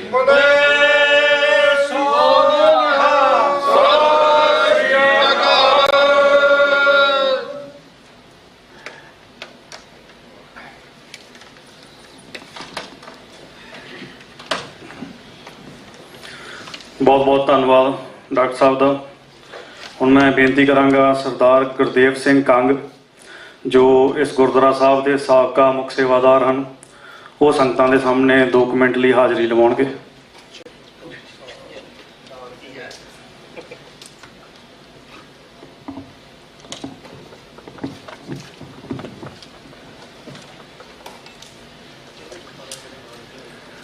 ਵਾਹਿਗੁਰੂ ਜੀ ਕਾ ਖਾਲਸਾ, ਵਾਹਿਗੁਰੂ ਜੀ ਕੀ ਫਤਿਹ। ਅੱਜ ਅਸੀਂ ਬੜੇ ਭਟਭਾਗੇ ਹਾਂ ਕਿਉਂਕਿ ਗੁਰਦੁਆਰਾ ਸਿੱਖ ਸੁਸਾਇਟੀ ਜਿਹੜਾ ਕਿ ਇੱਕ ਟਰਾਈ ਸਟੇਟ ਦਾ ਕੇਂਦਰੀ ਸਥਾਨ ਵੀ ਆ, ਤੇ ਜਿਹੜੇ ਜਿੱਥੋਂ ਹਮੇਸ਼ਾ ਹੀ ਪੰਥ ਦੀ ਜਿਹੜੀ ਆਵਾਜ਼ ਆ ਉਹ ਬੁਲੰਦ ਹੁੰਦੀ ਆ। ਚੇਚੇ ਤੌਰ ਤੇ ਮੈਂ ਜਿੰਨੀਆਂ ਵੀ ਸਾਡੀਆਂ ਪੰਥਕ ਜਥੇਬੰਦੀਆਂ, ਇਹਨਾਂ ਦਾ ਤਹਿ ਦਿਲੋਂ ਧੰਨਵਾਦੀ ਹਾਂ ਕਿ ਜੋ ਅੱਜ ਨਾਰਥ ਅਮਰੀਕਾ ਦੀ ਧਰਤੀ ਦੇ ਉੱਤੇ, ਜਿਸ ਤਰ੍ਹਾਂ ਕਿ ਕੱਲ੍ਹ ਵੀ ਹੋਇਆ, ਉੱਥੇ ਇਹਨਾਂ ਜਥੇਬੰਦੀਆਂ ਦੀ ਆਵਾਜ਼ ਦੇ ਬੁਲੰਦ ਹੋਣ ਦੇ ਨਾਤੇ ਹੀ ਅਸੀਂ ਜਿਹੜੀ ਆ ਪਿੱਛੇ ਜਿਹੜੀ ਇਮਾਮ ਸਾਡੀ ਆ ਉਹ ਜਾਗਰਤ ਹੁੰਦੀ ਆ। ਚੇਚੇ ਤੌਰ ਤੇ ਜਿਹੜਾ ਅੱਜ ਦਾ ਇਹ ਸੈਮੀਨਾਰ ਆ ਵਰਲਡ ਸਿੱਖ ਪਾਰਲੀਮੈਂਟ ਵੱਲੋਂ ਜੋ ਕਿ ਰੱਖਿਆ ਗਿਆ, ਉਹਦੇ ਸੰਬੰਧ ਦੇ ਵਿੱਚ ਮੈਂ ਸਮਝਦਾ ਕਿ ਸਾਡੇ ਕੋਲ ਅੱਜ ਸਿੱਖ ਕੌਮ ਦੇ ਵਿਦਵਾਨ ਸੁਖਪ੍ਰੀਤ ਸਿੰਘ ਜੀ ਉਦੋਂ ਕੇ ਹੋਰ ਮੇਰੇ ਜਿੰਨੇ ਵੀਰ ਆਏ ਨੇ, ਸਾਰਿਆਂ ਨੇ ਚਾਨਣਾ ਪਾਇਆ। ਪਰ ਇਹਦੇ ਉੱਤੇ ਮੈਂ ਆਪਣੇ ਨੂੰ ਇਹੋ ਕਹਿਣਾ ਕਿ ਸਾਡੀਆਂ ਜਿੰਨੀਆਂ ਵੀ ਜਥੇਬੰਦੀਆਂ ਵਾ, ਭਾਵੇਂ ਆਪਸ ਵਿੱਚ ਜਿਸ ਤਰ੍ਹਾਂ ਮਰਜ਼ੀ ਆ, ਪਰ ਸਾਰੀਆਂ ਹੀ ਇਸ ਚੀਜ਼ ਦੇ ਉੱਤੇ ਬਹੁਤ ਚਿੰਤਕ ਨੇ। ਤੇ ਗੁਰਦੁਆਰਾ ਸਿੱਖ ਸੋਸਾਇਟੀ ਦੀ ਸਮੂਹ ਪ੍ਰਬੰਧਕ ਕਮੇਟੀ ਵੱਲੋਂ ਇਸੇ ਕਰਕੇ ਸਾਰੀਆਂ ਜਥੇਬੰਦੀਆਂ ਨੂੰ ਧੰਨਵਾਦ ਕੀਤਾ ਜਾਂਦਾ। ਤੇ ਅਸੀਂ ਵੀ ਆਪਣੇ ਵੱਲੋਂ ਇਹੋ ਕਹਿੰਦੇ ਹਾਂ ਕਿ ਇਹ ਜੇ ਪੰਥ ਦੀ ਆਵਾਜ਼ ਜਿਹੜੀ ਆ ਬੁਲੰਦ ਹੁੰਦੀ ਆ, ਕਿਉਂਕਿ ਜਿਸ ਤਰ੍ਹਾਂ ਕਿ ਕੱਲ੍ਹ ਅਸੀਂ ਜੋ ਨਜ਼ਾਰਾ ਉੱਥੇ ਵੇਖਿਆ ਕੋਰਟ ਦੇ ਵਿੱਚ, ਤੇ ਉਹ ਇਨਸਾਨ ਜਿਹੜਾ ਗੁਪਤਾ, ਜਦੋਂ ਉੱਥੇ ਕੇਸ ਪੜ੍ਹਿਆ ਗਿਆ ਨਾ, ਸਾਡੀ US ਗਵਰਨਮੈਂਟ ਵਰਸਸ ਗੁਪਤਾ, ਉਹ ਪੜ੍ਹਿਆ ਗਿਆ ਉੱਥੇ, ਉਸ ਟਾਈਮ ਮੈਂ ਸਮਝਦਾ ਕਿ ਚੇਚੇ ਤੌਰ ਤੇ ਜਿੱਦਾਂ BBC ਲੰਡਨ, ਉਹ ਵੀ ਉਹਦੇ ਵਿੱਚ ਕੋਰਟ ਦੇ ਵਿੱਚ ਮੌਜੂਦ ਸੀ, ਤੇ ਉਹਦੇ ਵਿੱਚ ਜਿੱਦਾਂ ਬਾਕੀ ਦੇ ਜਿਹੜੇ ਮੀਡੀਆ ਸੀਗੇ ਉਹ ਵੀ ਮੌਜੂਦ ਸੀ। ਤੇ ਪਰ ਜਿੰਨੇ ਸਾਡੇ ਇਸ ਜਿਹੜੇ ਅਸਿਸਟੈਂਟ ਡਿਸਟ੍ਰਿਕਟ ਅਟਾਰਨੀ ਹੁੰਦੇ ਆ, ਉਹਨਾਂ ਦੀ ਵੀ ਇੱਕ ਰੋ ਵਿੱਚ ਉੱਥੇ ਬਣੀ ਬੈਠੀ ਸੀ। ਤੇ ਜਦੋਂ ਉਹਨੂੰ ਲੈ ਕੇ ਆਂਦਾ ਉਸ ਕੋਰਟ ਦੇ ਰੂਮ ਦੇ ਵਿੱਚ, ਤੇ ਉਹ ਨੀਵੀਂ ਪਾ ਕੇ ਜਦੋਂ ਆ ਕੇ ਤੇ ਬਹਿ ਗਿਆ। ਪਰ ਜਦੋਂ ਉਹਨੂੰ ਨਿਕਲਿਆ ਬਾਹਰ, ਤੇ ਡੋਰ ਦੇ ਵਿੱਚ ਖੜੋ ਕੇ ਉਹਨੇ ਵੇਖਿਆ ਵੀ ਸਿੰਘ ਸਾਰੇ ਜਿਹੜੇ ਆ ਦਸਤਾਰਾਂ ਵਾਲੇ ਬੈਠੇ ਆ। ਤੇ ਉਸ ਤੋਂ ਪਹਿਲਾਂ ਸਾਡੇ ਕੋਲ ਜਿਹੜਾ ਸੀ, ਉਹਨੇ ਚੇਚੇ ਤੌਰ ਤੇ ਉਹਨੂੰ ਦੱਸਿਆ, ਜਿਹੜਾ ਜੱਜ ਦਾ ਲਾ ਕਲਰਕ ਬੈਠਾ ਹੁੰਦਾ, ਵੀ ਇਹ ਕੌਣ ਨੇ। ਉਹਨਾਂ ਨੇ ਕਿਹਾ ਕਿ ਇਹ ਸਾਰੇ ਸਿੱਖ ਜਿਹੜੇ ਆ ਇਹਦੇ ਅਗੇਨਸਟ ਆਏ ਨੇ, ਇਹ ਆਪਣੇ ਜਿਹੜੇ ਇਨਸਾਫ ਦੀ ਜਿਹੜੀ ਉਹ ਮੰਗ ਕਰਨ ਆਏ ਨੇ। ਤੇ ਫਿਰ ਉਹਦੀ ਜਿਹੜੀ ਤਰੀਕ ਆ, ਮੈਂ ਸਮਝਦਾ ਕਿ ਜਿਸ ਹਿਸਾਬ ਨਾਲ ਉਹ ਕੇਸ ਰੀਡ ਹੋਇਆ, ਉਸ ਹਿਸਾਬ ਦੇ ਨਾਲ ਉਹ ਭਾਵੇਂ ਉਹਨੇ ਜੋ ਮਰਜ਼ੀ ਆ, ਪਰ ਉਹਦੇ ਵਕੀਲ ਨੇ ਵੀ ਉਹਨੂੰ ਇਸ਼ਾਰਾ ਕੀਤਾ ਜਦੋਂ ਉਹਨਾਂ ਨੇ ਕਿਹਾ ਕਿ ਸਾਡੇ ਕੋਲ ਸਾਰਾ ਜਿਹੜਾ ਇਹਦਾ ਰੈਕਡ ਵਾ, ਉਹ ਤੇਰੇ ਟੈਲੀਫੋਨ ਦੇ ਟੈਕਸਟ ਮੈਸੇਜ, ਤੇਰੀ ਵੀਡੀਓ ਜਿਹੜੀ ਬਣੀ ਆ, ਜਦੋਂ ਤੈਨੂੰ $15,000 ਦਿੱਤਾ ਵਾ, ਸਾਡੇ ਏਜੰਟ ਨੇ ਦਿੱਤਾ ਵਾ, ਜਦੋਂ ਤੂੰ ਕਿਸੇ ਦੇ ਨਾਲ ਗੱਲਬਾਤ ਬਹਿ ਕੇ ਕੀਤੀ ਆ, ਉਹ ਸਾਡੇ ਕੋਲ ਸਾਰੀ ਰਿਕਾਰਡ ਆ। ਤੇ ਉਹਦਾ ਵਕੀਲ ਉਹਦੇ ਮੂੰਹ ਵੱਲ ਵੇਖਣ ਡਿਆ ਸੀ ਬੈਠਿਆ, ਕਿਉਂਕਿ ਜਦੋਂ ਵਕੀਲ ਨੂੰ ਉਹਨੇ ਕਿਹਾ 15 ਦਿਨ ਦਾ ਟਾਈਮ ਦੇ ਦਿਓ ਸਾਨੂੰ, ਤੇ ਅਸੀਂ 15 ਦਿਨ 'ਚ ਜਿਹੜੇ US ਗਵਰਨਮੈਂਟ ਕੋਲ ਸਾਡੇ ਰਿਕਾਰਡ ਅਸੀਂ ਦੇਵਾਂਗੇ। ਪਰ ਮੈਂ ਸਮਝਦਾ ਵੀ ਇਹ ਜਿਹੜਾ ਅੱਜ ਦਾ ਸੈਮੀਨਾਰ ਹੈ, ਜਿਸ ਤਰ੍ਹਾਂ ਕਿ ਭਾਈ ਨੇ ਚਾਨਣਾ ਪਾਇਆ, ਸਾਨੂੰ ਇਸ ਮੁੱਦੇ ਦੇ ਉੱਤੇ ਸਿੱਖ ਕੌਮ ਸਾਡੀ ਚਿੰਤਕ ਹੈ। ਪਰ ਸਾਨੂੰ ਇੱਕ ਰੂਪ ਦੇ ਅੰਦਰ ਬਹਿ ਕੇ ਆਪਣਾ ਵਿਚਾਰ ਵਟਾਂਦਰਾ ਜਦੋਂ ਅਸੀਂ ਕਰਦੇ ਹਾਂ ਨਾ, ਤੇ ਅਸੀਂ ਜਿਸ ਤਰ੍ਹਾਂ ਕਿ ਐਗਜ਼ਾਮਪਲਾਂ ਉਹਨਾਂ ਨੇ ਸਾਨੂੰ ਦਿੱਤੀਆਂ ਹੀ ਆ, ਤੇ ਉਹਦੇ ਹਿਸਾਬ ਨਾਲ ਅਸੀਂ ਬਹੁਤ ਕੁਛ ਇੱਕ ਦੂਜੇ ਨੂੰ ਗੇਨ ਕਰਦੇ ਹਾਂ। ਮੈਂ ਚੇਚੇ ਤੌਰ ਤੇ ਅੱਜ ਦੇ ਸਾਰੇ ਵੀਰਾਂ ਦਾ ਬਹੁਤ ਬਹੁਤ ਧੰਨਵਾਦ ਕਰਦਾ, ਕਿਉਂਕਿ ਕੱਲ੍ਹ ਨੂੰ ਬਾਬਾ ਬੰਦਾ ਸਿੰਘ ਬਹਾਦਰ ਇੰਟਰਨੈਸ਼ਨਲ ਵੱਲੋਂ ਜੋ ਦਿਹਾੜਾ ਮਨਾਇਆ ਜਾ ਰਿਹਾ, ਚੇਚੇ ਤੌਰ ਤੇ ਸਾਰੀਆਂ ਸੰਗਤਾਂ ਨੂੰ ਬੇਨਤੀ ਵੀ ਆ ਖੁੱਲ੍ਹੇ ਤੌਰ ਤੇ ਵੀ ਕੱਲ੍ਹ ਨੂੰ ਆ ਕੇ ਸ਼ਮੂਲਤ ਕਰੋ। ਤੇ ਕੱਲ੍ਹ ਨੂੰ ਇਹਨਾਂ ਵਿਦਵਾਨਾਂ ਦੇ ਵਿਚਾਰ ਅਸੀਂ ਫਿਰ ਸੁਣ ਕੇ ਜਿਹੜਾ ਉਹਦੇ ਉੱਤੇ ਅੱਗੇ ਦੀਆਂ ਜਿਹੜੀਆਂ ਰਣਨੀਤੀਆਂ ਉਹ ਬਹਿ ਕੇ ਬਣਾਈਏ, ਕਿਉਂਕਿ ਜਿਸ ਹਿਸਾਬ ਨਾਲ ਕੱਲ੍ਹ ਕੇਸ ਹੋਇਆ, ਉਹ ਸਜ਼ਾ ਤੋਂ ਨਹੀਂ ਬਚ ਸਕਦਾ, ਜੋ ਮਰਜ਼ੀ ਹੋ ਜਾ। ਕਿਉਂਕਿ ਅਸੀਂ ਵੀ ਬਹਿਨੇ ਆ ਸਿਟੀ ਦੀਆਂ ਮੀਟਿੰਗਾਂ ਦੇ ਵਿੱਚ, ਜਿਸ ਹਿਸਾਬ ਨਾਲ ਜੋ ਕੇਸ ਹੈਗਾ ਨਾ, ਤੇ ਉਹਦਾ ਇਹ ਬਿਲਕੁਲ FBI ਦੀ ਮੀਟਿੰਗ ਹੋਈ, ਅਸੀਂ 26 ਫਰਵਰੀ ਪਲਾਜ਼ਾ ਦੇ ਵਿੱਚ ਗਏ। ਜਿਹੜਾ ਸਾਡਾ ਚੀਫ ਆ ਸਾਰੇ ਟਰਾਈ ਸਟੇਟ ਦਾ FBI ਦਾ, ਸਾਨੂੰ ਉਨੀ ਨੌਲੇਜ ਹੈ ਨਹੀਂ ਜਿੰਨਾ ਉਹਨਾਂ ਦੇ ਕੋਲ ਮਟੀਰੀਅਲ ਸਾਡੇ ਸਿੱਖਾਂ ਦੇ ਬਾਰੇ ਉਹਨਾਂ ਦੇ ਕੋਲ ਆਇਆ। ਇਸ ਕਰਕੇ ਸਾਨੂੰ ਇਹਨਾਂ ਆਪਣੀਆਂ ਜਿਹੜੀਆਂ ਏਜੰਸੀਆਂ, ਜੇ ਉਹਨਾਂ ਦੀਆਂ ਇੰਡੀਅਨ ਗਵਰਨਮੈਂਟ ਦੀਆਂ ਏਜੰਸੀਆਂ ਸਾਡੇ ਖਿਲਾਫ ਆਉਂਦੀਆਂ ਨਾ, ਤੇ ਇਹ ਵੀ ਆਪਣੇ US ਸਿਟੀਜ਼ਨ ਨੂੰ ਜਿਹੜੀਆਂ ਉਹ ਪ੍ਰੋਟੈਕਟ ਕਰਦੀਆਂ। ਸਾਨੂੰ ਇਹਨਾਂ ਦਾ 100% ਜਿਹੜਾ ਆਪਣਾ ਪ੍ਰੋਟੈਕਟ ਹੋਣ ਵਾਸਤੇ ਜਾਗਰਤ ਕਰਨ ਦੀ ਵੀ ਸਾਨੂੰ ਵੀ ਜ਼ਰੂਰਤ ਆ। ਮੈਂ ਫਿਰ ਤੋਂ ਸਾਰੇ ਵੀਰਾਂ ਦਾ ਭਾਈ ਹਿੰਮ ਸਿੰਘ ਜੀ, ਵੇਖੋ ਟਾਈਮ ਹਰ ਕੋਈ ਬੰਦਾ ਆਪਣੇ ਬਿਜ਼ਨਸ ਲਈ ਕੱਢਦਾ, ਜਿਹੜਾ ਪੰਥ ਲਈ ਕੱਢਦਾ ਨਾ, ਜੋ ਵੀ ਭਾਵੇਂ ਅਸੀਂ ਦਸਵੰਧ ਹੀ ਕੱਢੀਏ ਪੰਥ ਲਈ, 90% ਅਸੀਂ ਆਪਣਾ ਵੀ ਕਰੀਏ, ਤਾਂ ਵੀ ਅਸੀਂ ਜਿਹੜੇ ਨਾ ਕਿਸੇ ਮੰਜ਼ਿਲ ਤੇ ਪਹੁੰਚ ਸਕਦੇ ਹਾਂ। ਮੈਂ ਸਾਰੇ ਵੀਰਾਂ ਦਾ ਬਹੁਤ ਬਹੁਤ ਧੰਨਵਾਦ। ਵਾਹਿਗੁਰੂ ਜੀ ਕਾ ਖਾਲਸਾ, ਵਾਹਿਗੁਰੂ ਜੀ ਕੀ ਫਤਿਹ। ਹੁਣ ਮੈਂ ਬੇਨਤੀ ਕਰਾਂਗਾ ਸਰਦਾਰ ਬਲਵਿੰਦਰ ਸਿੰਘ ਚੱਠਾ ਸਾਹਿਬ ਨੂੰ, ਜੋ ਵਰਲਡ ਸਿੱਖ ਪਾਰਲੀਮੈਂਟ ਦੇ ਮੈਂਬਰ ਹਨ ਤੇ ਉਚੇਚੇ ਤੌਰ ਤੇ ਵਰਜੀਨੀਆ ਤੋਂ ਸਾਡੇ ਵਿੱਚ ਇੱਥੇ ਸੈਮੀਨਾਰ 'ਚ ਹਾਜ਼ਰੀ ਭਰਨ ਪਹੁੰਚੇ ਹਨ। ਆਪ ਜੀ ਸੰਗਤ ਦੇ ਸਾਹਮਣੇ ਆ 2 ਮਿੰਟ ਲਈ ਹਾਜ਼ਰੀ ਲਵਾਇਓ।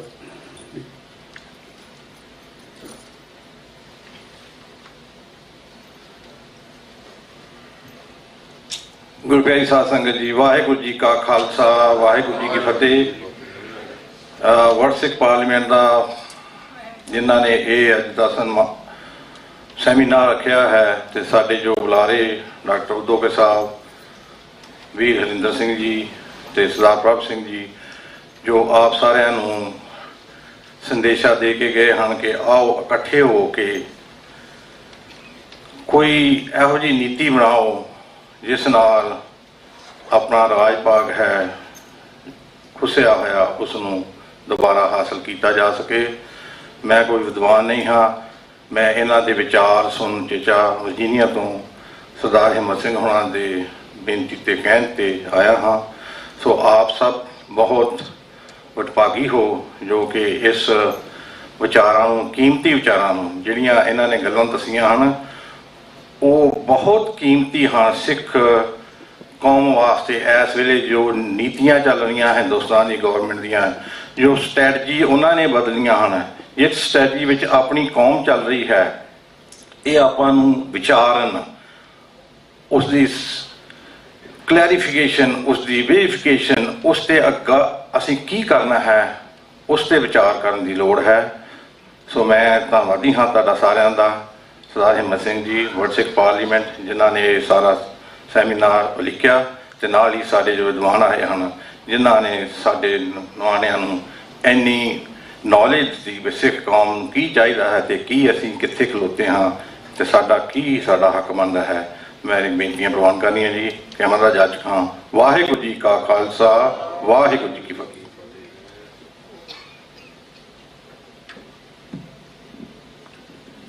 ਵਰਲਡ ਸਿੱਖ ਪਾਰਲੀਮੈਂਟ ਦੇ ਵੱਲੋਂ ਆਪ ਜੀ ਦੇ ਵਿੱਚ ਇੱਥੇ ਇਸ ਸੈਮੀਨਾਰ ਉਲੀਕਣ ਵਾਲੇ ਭਾਈ ਹਿੰਮਤ ਸਿੰਘ ਹੋਰਾਂ ਵੱਲੋਂ ਦਾਸ ਨੂੰ ਹੁਕਮ ਹੋਇਆ ਕਿ ਆਪ ਜੀ ਦੇ ਨਾਲ ਕੁਝ ਵਿਚਾਰਾਂ ਦੀ ਸਾਂਝ ਪਾਈ ਜਾਵੇ। ਮੈਂ ਆਪ ਜੀ ਨੂੰ ਕੁਝ ਦੱਸਣ ਨਹੀਂ ਆਇਆ ਇੱਥੇ। ਮੇਰਾ ਨਾਮ ਸਿਮਰਨਜੋਤ ਸਿੰਘ ਆ, ਵਰਲਡ ਸਿੱਖ ਪਾਰਲੀਮੈਂਟ ਦਾ ਵਿੰਡਸਰ ਤੋਂ ਕੋਆਰਡੀਨੇਟਰ ਹਾਂ, ਤੇ ਜਿੱਥੇ ਵੀ ਕੋਈ ਵਰਲਡ ਸਿੱਖ ਪਾਰਲੀਮੈਂਟ ਦੇ ਸਮਾਗਮ ਹੁੰਦੇ ਹਨ ਉੱਥੇ ਹਾਜ਼ਰੀ ਭਰਨ ਦੀ ਕੋਸ਼ਿਸ਼ ਕਰੀਦੀ ਹੈ, ਕਿਉਂਕਿ ਇਹ ਜਿਹੜੇ ਸਮਾਗਮ ਹਨ ਇਹ ਸਾਡੇ ਵਰਗਿਆਂ ਲਈ ਸਿੱਖਣ ਲਈ ਇੱਕ ਸਾਧਨ ਹਨ। ਅਤੇ ਮੈਂ ਆਪ ਜੀ ਨੂੰ ਸਾਰਿਆਂ ਨੂੰ, ਡਾਕਟਰ ਸਾਹਿਬ ਨੂੰ, ਭਾਈ ਪ੍ਰਭ ਸਿੰਘ ਨੂੰ ਸੁਣ ਕੇ ਇੱਥੋਂ ਸਿੱਖਣ ਲਈ ਆਇਆ ਕਿ ਮੈਂ ਇੱਥੋਂ ਕੀ ਲੈ ਕੇ ਜਾ ਸਕਦਾ ਹਾਂ। ਉਹਦੇ ਵਿੱਚੋਂ ਕੁਝ ਗੱਲਾਂ ਜੋ ਸਾਰਾ ਸੈਮੀਨਾਰ ਸੁਣ ਕੇ, ਕੁਝ ਉਸ ਤੋਂ ਪਹਿਲਾਂ ਵਿਚਾਰਾਂ ਜੋ ਚੱਲਦੀਆਂ ਸੀਗੀਆਂ, ਜੋ ਮੈਂ ਆਪ ਜੀ ਦੇ ਨਾਲ ਸਾਂਝੀਆਂ ਕਰਨੀਆਂ ਚਾਹੁੰਦਾ। ਸਾਨੂੰ ਇੱਕ ਲਕੀਰ ਨੂੰ ਟਰੈਕ ਕਰਨ ਦੀ ਲੋੜ ਆ। ਜੋ ਗੁਰੂ ਸਾਹਿਬ ਨੇ ਲਕੀਰ ਵਾਈ, ਉਹ ਲਕੀਰ ਸਾਡੇ ਯੋਧਿਆਂ ਨੇ ਅੱਗੇ ਉਹ ਕੈਰੀ ਫਾਰਵਰਡ ਕੀਤੀ। ਜਦੋਂ ਸਾਨੂੰ ਬਾਦਸ਼ਾਹਤ ਮਿਲੀ ਬਾਬਾ ਬੰਦਾ ਸਿੰਘ ਬਹਾਦਰ ਵੇਲੇ, ਮਹਾਰਾਜਾ ਰਣਜੀਤ ਸਿੰਘ ਵੇਲੇ, ਜਦੋਂ ਸਾਡਾ ਰਾਜ ਗਿਆ, ਉਸ ਤੋਂ ਬਾਅਦ ਵੀ ਸਾਡੇ ਸੰਘਰਸ਼ੀ ਯੋਧਿਆਂ ਨੇ ਜੋ ਲਕੀਰ ਵਾਹੀ, ਉਹ ਸੀਗੀ, ਉਹਦੇ ਵਿੱਚ ਇੱਕ ਜਿਹੜਾ ਧਾਗਾ ਜੋ ਸਾਰਿਆਂ ਨੂੰ ਪਰੋ ਕੇ ਰੱਖਦਾ ਸੀਗਾ, ਉਹ ਸੀਗਾ ਕਮਿਊਨਿਟੀ ਇੰਪਾਵਰਮੈਂਟ ਦਾ। ਗੁਰੂ ਸਾਹਿਬ ਨੇ ਜਿਸ ਤਰੀਕੇ ਪਹਿਲਾਂ ਜਿਵੇਂ ਉਸ ਸਮੇਂ ਬੀਬੀਆਂ ਦਾ ਵੀ ਜੋ ਹਾਲਾਤ ਸੀਗੇ, ਜੋ ਵਿਪਰਵਾਦੀ ਸਿਸਟਮ ਦੇ ਵਿੱਚ ਜਿਵੇਂ ਉਹਨਾਂ ਨੂੰ ਮਰਦਾਂ ਤੋਂ ਨੀਵੇਂ ਰੱਖਿਆ ਜਾਂਦਾ ਸੀਗਾ, ਜਾਂ ਹੋਰ ਲਤਾੜੀਆਂ ਕੌਮਾਂ ਨੂੰ ਜਿਸ ਤਰੀਕੇ ਨੀਵੇਂ ਦਿਖਾਇਆ ਜਾਂਦਾ ਸੀ, ਗੁਰੂ ਸਾਹਿਬ ਨੇ ਸਭ ਨੂੰ ਐਮਪਾਵਰ ਕੀਤਾ। ਜਦੋਂ ਸਾਡਾ ਰਾਜ ਆਇਆ ਬਾਬਾ ਬੰਦਾ ਸਿੰਘ ਬਹਾਦਰ ਵੇਲੇ, ਬਾਬਾ ਬੰਦਾ ਸਿੰਘ ਬਹਾਦਰ ਨੇ ਸਾਨੂੰ ਜ਼ਮੀਨਾਂ ਦੇ ਕੇ ਹੋਰ ਐਮਪਾਵਰ ਕੀਤਾ। ਉਸੇ ਤਰੀਕੇ ਜਦੋਂ ਸੰਤ ਜਰਨੈਲ ਸਿੰਘ ਜੀ, ਉਹਨਾਂ ਨੇ ਧਰਮ ਯੁੱਧ ਮੋਰਚਾ ਲਾਇਆ, ਸੰਘਰਸ਼ ਵਿੱਢਿਆ, ਉਹਨਾਂ ਨੇ ਆਮ ਜੋ ਨੌਜਵਾਨ ਜੋ ਭਟਕੇ ਫਿਰਦੇ ਸੀਗੇ ਉਹਨਾਂ ਨੂੰ ਫਿਜ਼ੀਕਲੀ ਤੇ ਮੈਂਟਲੀ ਇੰਪਾਵਰ ਕੀਤਾ। ਕਿ ਜਦੋਂ ਕੋਈ ਬੰਦਾ ਆਪਣੇ ਮੂਲ ਤੋਂ ਭਟਕਦਾ ਆ, ਉਹਦਾ ਕਾਰਨ ਉਹਦੇ 'ਚ ਹੀਨ ਭਾਵਨਾ ਹੁੰਦੀ ਆ, ਜਿਹਨੂੰ ਇੱਥੇ US ਦੇ ਵਿੱਚ ਜਾਂ ਆਪਾਂ ਬਾਹਰ ਵਿਚਰਦੇ ਹਾਂ ਆਇਡੈਂਟੀਟੀ ਕ੍ਰਾਈਸਿਸ ਕਿਹਾ ਜਾਂਦਾ ਆ। ਇਸ ਮੌਕੇ ਜਿਹੜੇ ਸਾਡੇ ਇੱਧਰ ਦੇ ਜੰਮਪਲ ਬੱਚੇ ਆ, ਉਹਨਾਂ ਦੇ ਵਿੱਚ ਵੀ ਆਇਡੈਂਟੀਟੀ ਕ੍ਰਾਈਸਿਸ ਬਹੁਤ ਹਾਵੀ ਹੋਇਆ ਪਿਆ। ਸਾਨੂੰ ਉਹਨਾਂ ਨੂੰ ਫਿਜ਼ੀਕਲੀ ਮੈਂਟਲੀ ਇੰਪਾਵਰ ਕਰਨ ਦੀ ਲੋੜ ਆ ਕਿ ਉਹਨਾਂ ਦੇ ਮਨ ਦੇ ਵਿੱਚੋਂ ਆਇਡੈਂਟੀਟੀ ਕ੍ਰਾਈਸਿਸ ਜਿਹੜਾ ਆ, ਜਿਹੜੀ ਹੀਨ ਭਾਵਨਾ ਆ, ਇਹ ਦੂਰ ਕਰਕੇ ਉਹਨਾਂ ਨੂੰ ਦੱਸਿਆ ਜਾਵੇ ਕਿ ਸਾਨੂੰ ਗੁਰੂ ਸਾਹਿਬ ਨੇ ਕਿਸ ਤਰੀਕੇ ਨਿਆਰੇ ਬਣਾਇਆ ਆ। ਉਹ ਕਿਵੇਂ ਹੋ ਸਕਦਾ ਆ। ਉਹ ਸਿਰਫ ਇੱਥੇ ਦੇ ਜੰਮਪਲ ਬੱਚਿਆਂ ਦੀ ਗੱਲ ਨਹੀਂ, ਉਹ ਜਿਹੜੇ ਸਾਡੇ ਵੀਰ ਭੈਣਾਂ ਪੰਜਾਬ ਤੋਂ ਵੀ ਜਿਹੜੇ ਆ ਰਹੇ ਆ, ਕੈਨੇਡਾ ਦੇ ਵਿੱਚ ਸਟੂਡੈਂਟ ਆ ਰਹੇ ਆ, US ਦੇ ਵਿੱਚ ਰਿਫਿਊਜੀ ਕੇਸ ਲੱਗਦੇ ਆ, ਜਿੰਨਾ ਵੀ ਯੂਥ ਆ ਰਿਹਾ ਆ, ਉਹਨਾਂ ਦੇ ਨਾਲ ਰਿਲੇਸ਼ਨ ਬਣਾਉਣ ਦੀ ਲੋੜ ਆ, ਕਿਉਂਕਿ ਉਹ ਮਾਪਿਆਂ ਤੋਂ ਜਦੋਂ ਦੂਰ ਆਉਂਦੇ ਆ, ਇੱਥੇ ਆ ਕੇ ਬਹੁਤ ਰਾਹ ਨੇ ਬੱਚਿਆਂ ਲਈ ਗੁੰਮਰਾਹ ਹੋਣ ਦੇ, ਉਹਨਾਂ ਕੋਲ ਬੜੇ ਗਲਤ ਰਾਹ ਨੇ ਚੁਣਨ ਲਈ। ਸਾਡੀ ਜ਼ਿੰਮੇਵਾਰੀ ਬਣ ਜਾਂਦੀ ਹੈ ਕਿ ਅਸੀਂ ਉਹਨਾਂ ਨੂੰ ਸਹੀ ਰਾਹ ਦੇਈਏ। ਸਾਡੇ ਕੋਲ ਆਪਸ਼ਨ ਅਵੇਲੇਬਲ ਚਾਹੀਦੀਆਂ ਆ, ਉਹਨਾਂ ਲਈ ਇੱਕ ਆਲਟਰਨੇਟਿਵ ਜਿਹੜੇ ਆ ਅਵੇਲੇਬਲ ਹੋਣ ਕਿ ਉਹ ਗਲਤ ਪਾਸੇ ਜਾਂਦੇ ਜਾਂਦੇ ਵੀ ਉਹਨਾਂ ਨੂੰ ਲੱਗੇ ਕਿ ਨਹੀਂ, ਆਹ ਸਾਡੇ ਲਈ ਚੰਗੀ ਆਪਸ਼ਨ ਹੈਗੀ ਆ, ਅਸੀਂ ਇੱਧਰ ਜੁੜੀਏ। ਉਹ ਕਿੱਦਾਂ ਹੋ ਸਕਦਾ ਆ? ਉਹਨਾਂ ਦੇ ਨਾਲ ਰਿਲੇਸ਼ਨ ਬਿਲਡ ਕਰਕੇ, ਜਿਵੇਂ ਭਾਈ ਸਾਹਿਬ ਹੋਰਾਂ ਨੇ ਵੀ ਗੱਲ ਕੀਤੀ ਕਨੈਕਸ਼ਨਸ ਦੀ, ਕਨੈਕਸ਼ਨਸ ਰਿਲੇਸ਼ਨਸ ਬਣਾ ਕੇ। ਮੈਂ ਇੱਕ ਦੋ ਐਗਜ਼ਾਮਪਲਾਂ ਦੇਵਾਂਗਾ। ਜਿਵੇਂ ਆਪ ਸਭ ਜਾਣਦੇ ਹੋ ਸ਼ਹੀਦ ਭਾਈ ਅਵਤਾਰ ਸਿੰਘ ਖੰਡਾ, ਉਹਨਾਂ ਨੇ ਸੰਘਰਸ਼ ਦੇ ਵਿੱਚ ਬਹੁਤ ਵੱਡਾ ਯੋਗਦਾਨ ਪਾਇਆ। ਹੁਣ ਜੇ ਉਹਨਾਂ ਦੀ ਬੈਕਗਰਾਊਂਡ ਬਾਰੇ ਬਹੁਤਿਆਂ ਨੂੰ ਨਹੀਂ ਪਤਾ, ਸ਼ਹੀਦ ਪਰਿਵਾਰ ਤੋਂ ਸੀਗੇ, ਕਈਆਂ ਨੂੰ ਇੰਨਾ ਪਤਾ ਆ, ਪਰ ਉਹ ਇੰਗਲੈਂਡ ਦੇ ਵਿੱਚ ਸਟੂਡੈਂਟ ਆਏ ਸੀਗੇ। ਉਹਨਾਂ ਨੂੰ ਇੱਥੇ ਆ ਕੇ ਪਹਿਲਾਂ ਵੀ ਸ਼ੁਰੂ ਤੋਂ ਜਦੋਂ ਵਿਚਰਦੇ ਸੀਗੇ, ਡਾਕਟਰ ਸਾਹਿਬ ਜਾਣਦੇ ਆ, ਭਾਈ ਅਮਰ ਸਿੰਘ ਅਮਰ ਹੋਰਾਂ ਦੇ ਨਾਲ ਡਾਕਟਰ ਸਾਹਿਬ ਹੋਰ ਜੀ ਇਹ 5 ਤੀਰ ਮੈਗਜ਼ੀਨ ਕੱਢਦੇ ਹੁੰਦੇ ਸੀਗੇ ਕਿਸੇ ਸਮੇਂ। ਉਸ ਮੈਗਜ਼ੀਨ ਦੀਆਂ ਕਾਪੀਆਂ ਉਹ ਅੰਮ੍ਰਿਤਸਰ ਸਾਹਿਬ ਤੋਂ ਲੈ ਕੇ ਜਾਂਦੇ ਹੁੰਦੇ ਸੀਗੇ ਬਾਕੀ ਪੰਜਾਬ ਦੇ ਵਿੱਚ ਵੰਡਣ ਲਈ। ਉਹ ਇੱਕ ਟੀਨੇਜਰ ਸਿੰਘਾਂ ਦਾ ਆਪਸ ਦੇ ਵਿੱਚ ਇੱਕ ਦੋਸਤਾਂ ਦਾ ਜਥਾ ਸੀਗਾ, ਜਿਹੜੇ ਉੱਥੇ ਵੀ ਪੰਥ ਦੀ ਸੇਵਾ ਕਰਦੇ ਰਹੇ। ਜਦੋਂ ਇੱਥੇ ਆਏ, ਇੱਥੇ ਉਹਨਾਂ ਨੂੰ ਚੰਗੇ ਜੁਝਾਰੂ ਸਿੰਘਾਂ ਦੀ ਮੈਂਟਰਸ਼ਿਪ ਮਿਲੀ। ਉਸ ਮੈਂਟਰਸ਼ਿਪ ਦੇ ਨਾਲ ਅੱਗੇ ਉਹਨਾਂ ਦੇ ਹੋਰ ਕਨੈਕਸ਼ਨ ਵੀ ਬਣੇ ਤੇ ਉਹਨਾਂ ਨੇ ਇਸ ਲੈਵਲ ਤੱਕ ਪੰਥ ਦੇ ਲਈ ਕੰਟਰੀਬਿਊਸ਼ਨ ਕੀਤੀ ਕਿ ਹਿੰਦੁਸਤਾਨ ਸਰਕਾਰ ਨੂੰ ਉਹਨਾਂ ਤੋਂ ਖਤਰਾ ਹੋ ਗਿਆ। ਸਾਨੂੰ ਇੱਦਾਂ ਦੇ ਜਿਹੜੇ ਸਾਡੇ ਯੂਥ ਦੇ ਵਿੱਚੋਂ ਇੱਦਾਂ ਦੇ ਨੌਜਵਾਨ ਪੈਦਾ ਕਰਨ ਦੀ ਲੋੜ ਆ। ਉਹ ਤੁਸੀਂ ਸਾਰਿਆਂ ਨੇ ਲੰਮੇ ਸਮੇਂ ਤੋਂ ਇੱਥੇ ਆ ਕੇ ਸੰਘਰਸ਼ ਵਿੱਢਿਆ ਆ, ਆਪਣੀ ਹੋਂਦ ਦੀ ਲੜਾਈ ਲੜੀ ਆ। ਹੁਣ ਸਮਾਂ ਆ ਤੁਸੀਂ ਆਪਣੀ ਲੈਗਸੀ ਜਿਹੜੀ ਆ ਅਗਲੀ ਪੀੜ੍ਹੀ ਨੂੰ ਫਾਰਵਰਡ ਕਰੋ। ਤੁਹਾਡੇ ਕੋਲ ਬਹੁਤ ਸੂਝ-ਬੂਝ ਆ, ਤੁਹਾਡੇ ਕੋਲ ਬੜੇ ਤਜਰਬੇ ਆ। ਨੌਜਵਾਨਾਂ ਦੇ ਨਾਲ ਕਨੈਕਸ਼ਨਸ ਬਿਲਡ ਕਰਕੇ ਉਹਨਾਂ ਨੂੰ ਆਪਣੀ ਲੈਗਸੀ ਜਿਹੜੀ ਆ ਅੱਗੇ ਫਾਰਵਰਡ ਕਰੋ। ਉਹਨਾਂ ਨੂੰ ਦੱਸੋ ਕਿ ਉਹ ਆਉਣ ਵਾਲੇ ਸਮੇਂ ਦੇ ਵਿੱਚ ਕਿਸ ਤਰੀਕੇ ਪੰਥ ਲਈ ਕੰਟਰੀਬਿਊਸ਼ਨਸ ਕਰ ਸਕਦੇ ਆ ਤੇ ਜਿਹੜਾ ਰਾਜ ਦਾ ਸੰਘਰਸ਼ ਆ ਉਹਦੇ ਲਈ ਕਿਵੇਂ ਕੰਟਰੀਬਿਊਟ ਕਰ ਸਕਦੇ ਆ। ਇੱਕ ਅਜੇ ਵੀ ਸਾਡੇ ਬਹੁਤ ਨੌਜਵਾਨਾਂ ਦੇ ਵਿੱਚ ਵੀ ਇਹ ਦੁਵਿਧਾ ਹੁੰਦੀ ਹੈ ਕਿ ਅਸੀਂ ਰਾਜ ਵਿਰੁੱਧ ਦਾ ਸੰਘਰਸ਼ ਕਰ ਕਿਉਂ ਰਹੇ ਹਾਂ। ਸਾਰਿਆਂ ਨੂੰ ਪਤਾ ਹੈ ਸਾਡੇ ਕੋਲ ਗੁਰੂ ਸਾਹਿਬ ਵੱਲੋਂ ਬਖਸ਼ੇ ਹੋਏ ਬਹੁਤ ਦੁਨੀਆ ਦੇ ਬਿਹਤਰੀਨ ਸਿਧਾਂਤ ਨੇ, ਜਿਨ੍ਹਾਂ ਸਿਧਾਂਤਾਂ ਤੇ ਚੱਲ ਕੇ ਸਿੱਖ ਦਾ ਕਿਰਦਾਰ ਘੜਿਆ ਜਾਂਦਾ ਆ।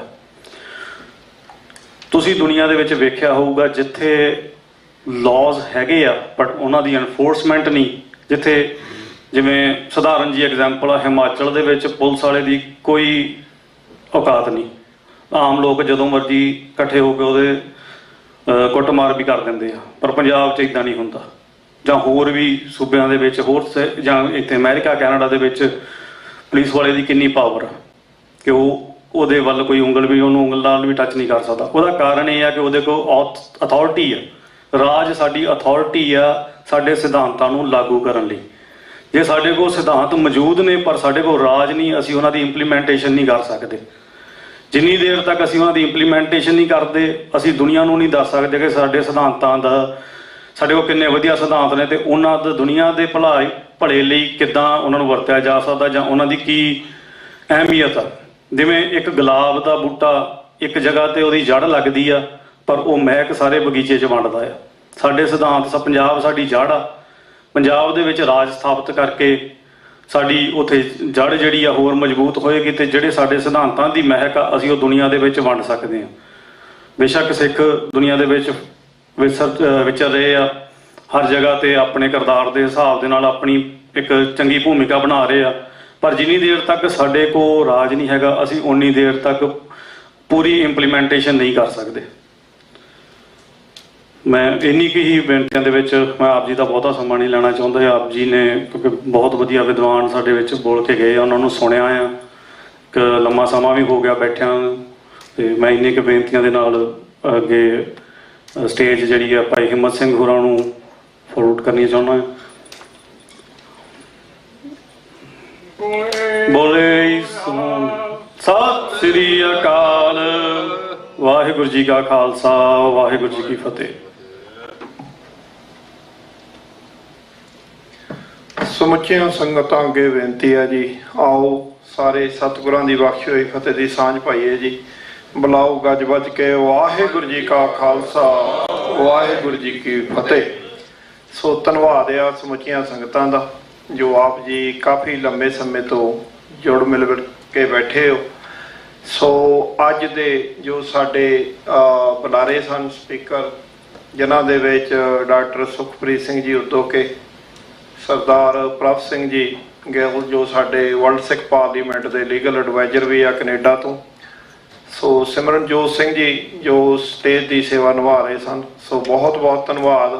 ਸੋ ਮੈਂ ਸਪੈਸ਼ਲੀ ਮਾਫੀ ਵੀ ਚਾਹਾਂਗਾ, ਸਾਡੇ ਵਿੱਚ ਸਰਦਾਰ ਹਰਿੰਦਰ ਸਿੰਘ ਜੀ ਜੋ ਟੈਕਸਸ ਵਾਲੇ, ਆਪਾਂ ਸਾਰਿਆਂ ਨੇ ਸੁਣਿਆ ਸੋਸ਼ਲ ਮੀਡੀਆ ਤੇ ਇਹਨਾਂ ਦੀਆਂ ਜਿਹੜੀਆਂ ਲੈਕਚਰ ਆਪਾਂ ਸੁਣਦੇ ਆ। ਸੋ ਤਕਰੀਬਨ 5 ਵਜੇ ਤੱਕ ਦਾ ਸਮਾਂ ਜਿਹੜਾ ਸੀਗਾ, ਅਸੀਂ ਵੈਸੇ ਮੈਂਸ਼ਨ ਜਿਹੜਾ ਪੋਸਟਰ ਦੇ ਵਿੱਚ 4:30 ਵਜੇ ਤੱਕ ਦਾ ਕੀਤਾ ਹੋਇਆ ਸੀ। ਸੋ ਰਹਿਰਾਸ ਸਾਹਿਬ ਦਾ ਵੀ ਸਮਾਂ ਹੋ ਜਾਣਾ ਥੋੜੇ ਸਮੇਂ ਤੱਕ, ਇਸ ਕਰਕੇ ਅਸੀਂ ਸਮਾਪਤੀ ਜਿਹੜੀ ਆ ਸੋ ਕੱਲ ਨੂੰ ਭਾਈ ਹਰਿੰਦਰ ਸਿੰਘ ਉਹਨਾਂ ਨੂੰ ਵੀ ਸਰਵਣ ਕਰਾਂਗੇ ਤੇ ਬਾਕੀ ਦੇ ਬੁਲਾਰਿਆਂ ਨੂੰ ਵੀ ਦਰਬਾਰ ਹਾਲ ਦੇ ਵਿੱਚ ਜਿਵੇਂ ਵੀ ਪ੍ਰਬੰਧਕਾਂ ਦਾ ਜੋ ਸਮਾਂ ਨਿਯੁਕਤ ਕੀਤਾ ਹੋਇਆ ਹੋਏਗਾ, ਸੋ ਉਸ ਤਰੀਕੇ ਦੇ ਨਾਲ। ਸੋ ਜਿੰਨੀਆਂ ਵੀ ਸੰਗਤਾਂ ਦੂਰੋਂ ਦਰਾਡੋਂ ਆਈਆਂ, ਸਾਰਿਆਂ ਦਾ ਦਿਲ ਦੀਆਂ ਗਹਿਰਾਈਆਂ ਤੋਂ ਧੰਨਵਾਦ। ਸੋ ਅੱਜ ਦਾ ਜੋ ਇਹ ਸੈਮੀਨਾਰ ਸੀ, ਇਹ ਅਸੀਂ ਆਪ ਸੰਗਤ ਦੇ ਸਹਿਯੋਗ ਦੇ ਨਾਲ ਵਰਲਡ ਸਿੱਖ ਪਾਰਲੀਮੈਂਟ ਵੱਲੋਂ 40 ਵਰ੍ਹੇ ਹੋ ਗਏ ਆ। ਜੂਨ 1984 ਦਾ ਭਾਰਤੀ ਹਕੂਮਤ ਨੇ ਜੋ ਅਟੈਕ ਦਰਬਾਰ ਸਾਹਿਬ ਤੇ ਅਕਾਲ ਤਖਤ ਸਾਹਿਬ ਤੋਂ ਔਰ ਜਿੰਨੇ ਵੀ ਗੁਰਦੁਆਰੇ ਸਾਹਿਬਾਨ ਭਾਰਤ ਦੇ ਵਿੱਚ ਅਲੱਗ-ਅਲੱਗ ਸਟੇਟਾਂ ਦੇ ਵਿੱਚ ਇਤਿਹਾਸਕ ਗੁਰਦੁਆਰਿਆਂ ਤੇ ਬੜੇ ਵਿਉਂਤਵੰਤ ਤਰੀਕੇ ਦੇ ਨਾਲ ਅਟੈਕ ਕੀਤਾ। ਸੋ ਅੱਜ ਮੰਥਨ ਕਰਨ ਦਾ ਸਮਾਂ ਆ।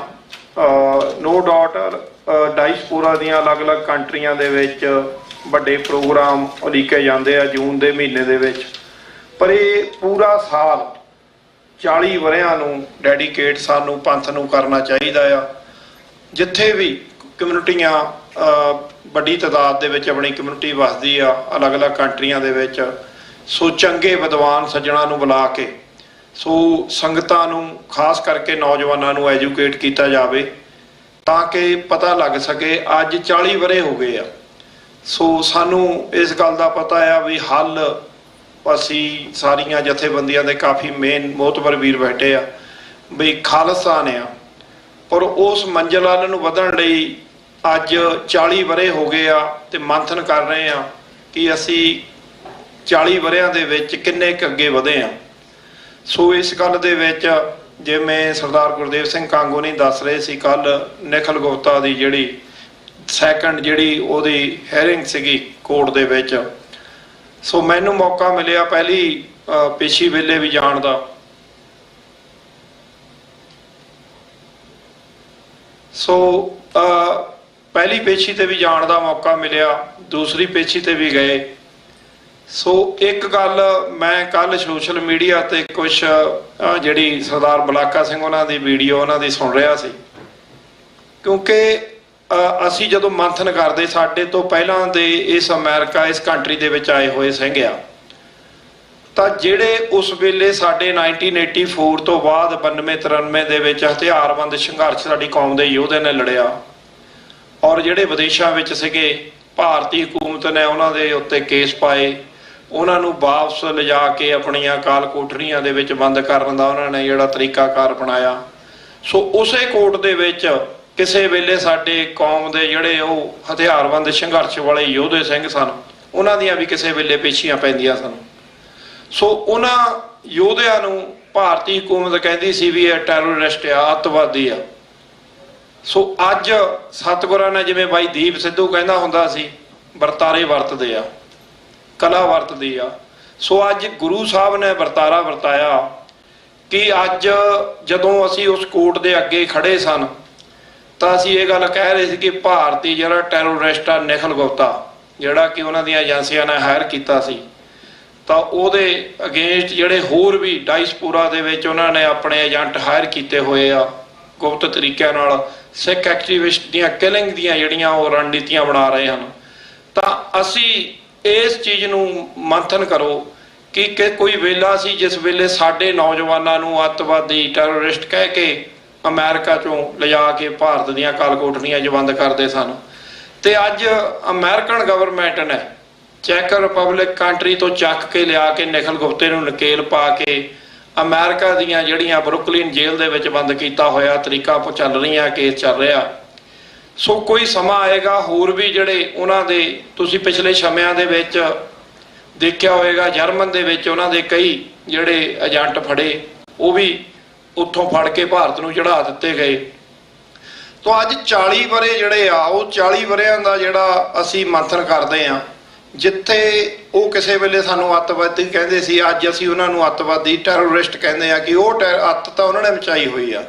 ਸੋ ਤੇ ਦੂਜਾ ਪੱਖ ਇਹ ਵੀ ਆ, ਅੱਜ ਜਦੋਂ ਅਸੀਂ ਸਿੱਖ ਕੋਆਰਡੀਨੇਸ਼ਨ ਕਮੇਟੀ ਇਸ ਕੋਸ਼ ਦੀ ਮੈਂ ਗੱਲ ਕਰਾਂਗਾ, ਸਿੱਖ ਕਾਕਸ ਦੀ ਗੱਲ ਕਰਾਂਗਾ, ਅਸੀਂ ਜੋ ਲੌਬਿੰਗ ਕਰਦੇ ਆ DC ਦੇ ਵਿੱਚ, ਸਾਡੇ ਕਾਕਸ ਦੇ ਵੀ ਲਗਭਗ 52-53 ਦੇ ਕਰੀਬ ਕਾਂਗਰਸਮੈਨ ਆ ਅਮਰੀਕਾ ਦੇ ਜਿਹੜੇ ਚੁਣੇ ਹੋਏ ਮੈਂਬਰ ਪਾਰਲੀਮੈਂਟ ਕਹਿ ਲੈਂਦੇ ਆਪਾਂ, ਉਹ ਮੈਂਬਰ ਜਿਹੜੇ ਰਿਪਬਲਿਕਨ ਔਰ ਡੈਮੋਕ੍ਰੇਟ ਪਾਰਟੀ ਦੇ।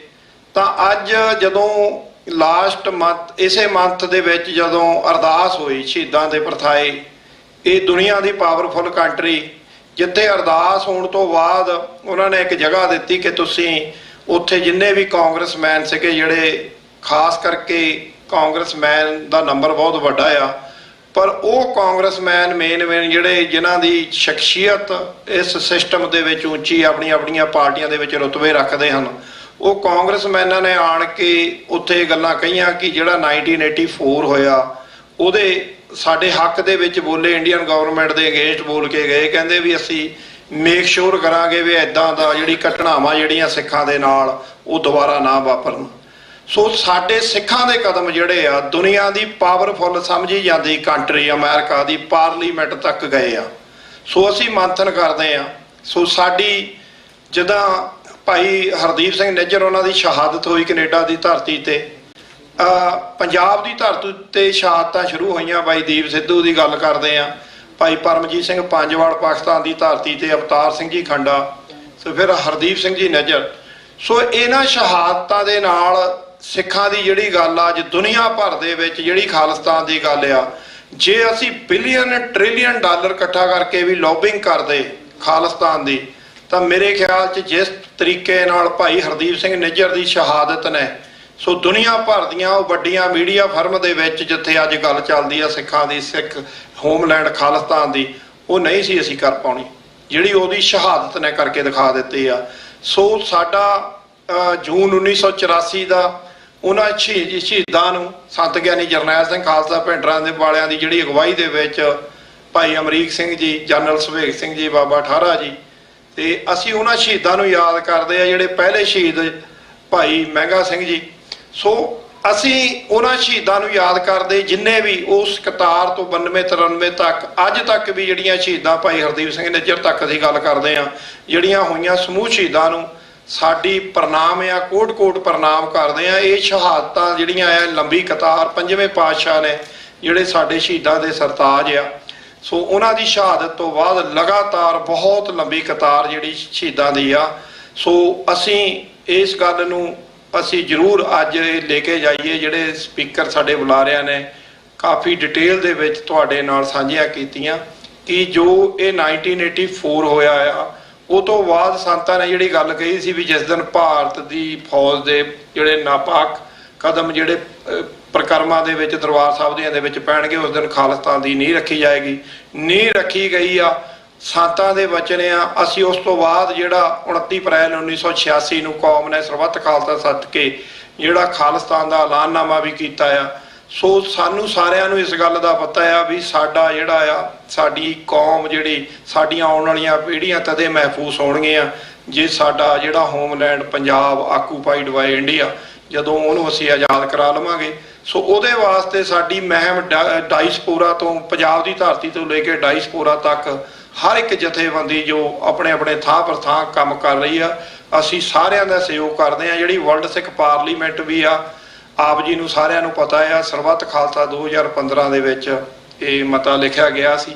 ਉਸ ਤੋਂ ਬਾਅਦ ਸਿੰਘ ਸਾਹਿਬ ਜਥੇਦਾਰ ਜਗਤਾਰ ਸਿੰਘ ਹਵਾਰਾ ਜੀ ਨੇ ਜਿਹੜੇ ਡਾਇਸਪੋਰਾ ਦੇ ਸਿੰਘਾਂ ਨੂੰ ਹੁਕਮ ਕੀਤਾ ਸੀ, ਸੋ ਉਹਨਾਂ ਦਾ ਜਿਹੜਾ ਸੰਦੇਸ਼ ਸੀਗਾ, ਸੋ ਉਹਦੇ ਉੱਤੇ ਕੰਮ ਕਰਕੇ ਅਲੱਗ-ਅਲੱਗ ਕੰਟਰੀਆਂ ਦੇ ਵਿੱਚ ਸਾਡਾ ਮਕਸਦ ਹੈ ਕਿ ਜਿੱਥੇ ਗੁਰਦੁਆਰਿਆਂ ਵੱਡੀਆਂ ਸੰਸਥਾਵਾਂ ਜਥੇਬੰਦੀਆਂ ਨੂੰ ਅੱਗੇ ਲਾ ਕੇ ਨਾਲ ਲੈ ਕੇ ਮੋਢੇ ਨਾਲ ਮੋਢਾ ਜੋੜ ਕੇ ਨਾਲ ਤੁਰਨਾ ਆ, ਉੱਥੇ ਜਿਹੜੀ ਕੌਮ ਦੀ ਨਵੀਂ ਪਨੀਰੀ ਆ, ਜਿਵੇਂ ਹੁਣ ਸਿਮਰਨਜੋਤ ਸਿੰਘ ਉਹਨੇ ਦੇਖ ਰਹੇ ਸੀ, ਤੁਸੀਂ ਸੁਣਿਆ ਉਹਨਾਂ ਦੇ ਕਿਵੇਂ ਉਹਨਾਂ ਨੇ ਅਟੈਂਡ ਕੀਤਾ, ਪ੍ਰਭਜੋਤ ਸਿੰਘ ਜੀ। ਸੋ ਇਹ ਨੌਜਵਾਨ ਜਿਹੜੇ ਆ ਇਸ ਤਰੀਕੇ ਦੇ ਨਾਲ ਸਾਡਾ ਜਿਹੜਾ ਮੰਨਣਾ ਹੈ ਕਿ ਉਹਨਾਂ ਨੌਜਵਾਨਾਂ ਨੂੰ ਅੱਗੇ ਲਾਇਆ ਜਾਵੇ ਜਿਹੜੇ ਕਿ ਆਉਣ ਵਾਲੇ ਸਮੇਂ ਦੇ ਵਿੱਚ ਸਾਡੀ ਕੌਮ ਦੀ ਬਾਗਡੋਰ ਸਾਹਮਣੇ।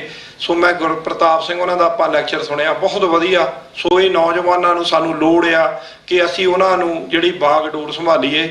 ਸੋ ਅਸੀਂ ਜਿਹੜੇ ਪੁਰਾਣੇ ਆ ਜਿੰਨੇ ਵੀ, ਸੋ ਉਹਨਾਂ ਨੂੰ ਅਸੀਂ ਕੋਈ ਜਿਹੜੇ ਸਾਡੇ ਐਕਸਪੀਰੀਅੰਸ ਆ ਉਹ ਉਹਨਾਂ ਦੇ ਨਾਲ ਆਪਾਂ ਸ਼ੇਅਰ ਕਰ ਸਕੀਏ। ਸੋ ਆਉਣ ਵਾਲੇ ਸਮੇਂ ਦੇ ਵਿੱਚ ਜਿਹੜੇ ਅਲੱਗ-ਅਲੱਗ ਕੰਟਰੀਆਂ ਦੇ ਵਿੱਚ ਸਾਡੇ ਕਾਫੀ ਨੌਜਵਾਨ ਵਰਲਡ ਸਿੱਖ ਪਾਰਲੀਮੈਂਟ ਦੇ ਕਾਫੀ ਨੌਲੇਜ ਰੱਖਦੇ ਆ, IT ਫੀਲਡ ਦੇ ਵਿੱਚ ਆ, ਕੋਈ ਵਕੀਲ ਆ, ਕੋਈ ਇੰਜੀਨੀਅਰਿੰਗ ਆ ਕੀਤੀ ਹੋਈ ਆ ਕਿਸੇ ਵੀ ਨੌਜਵਾਨ ਨੇ।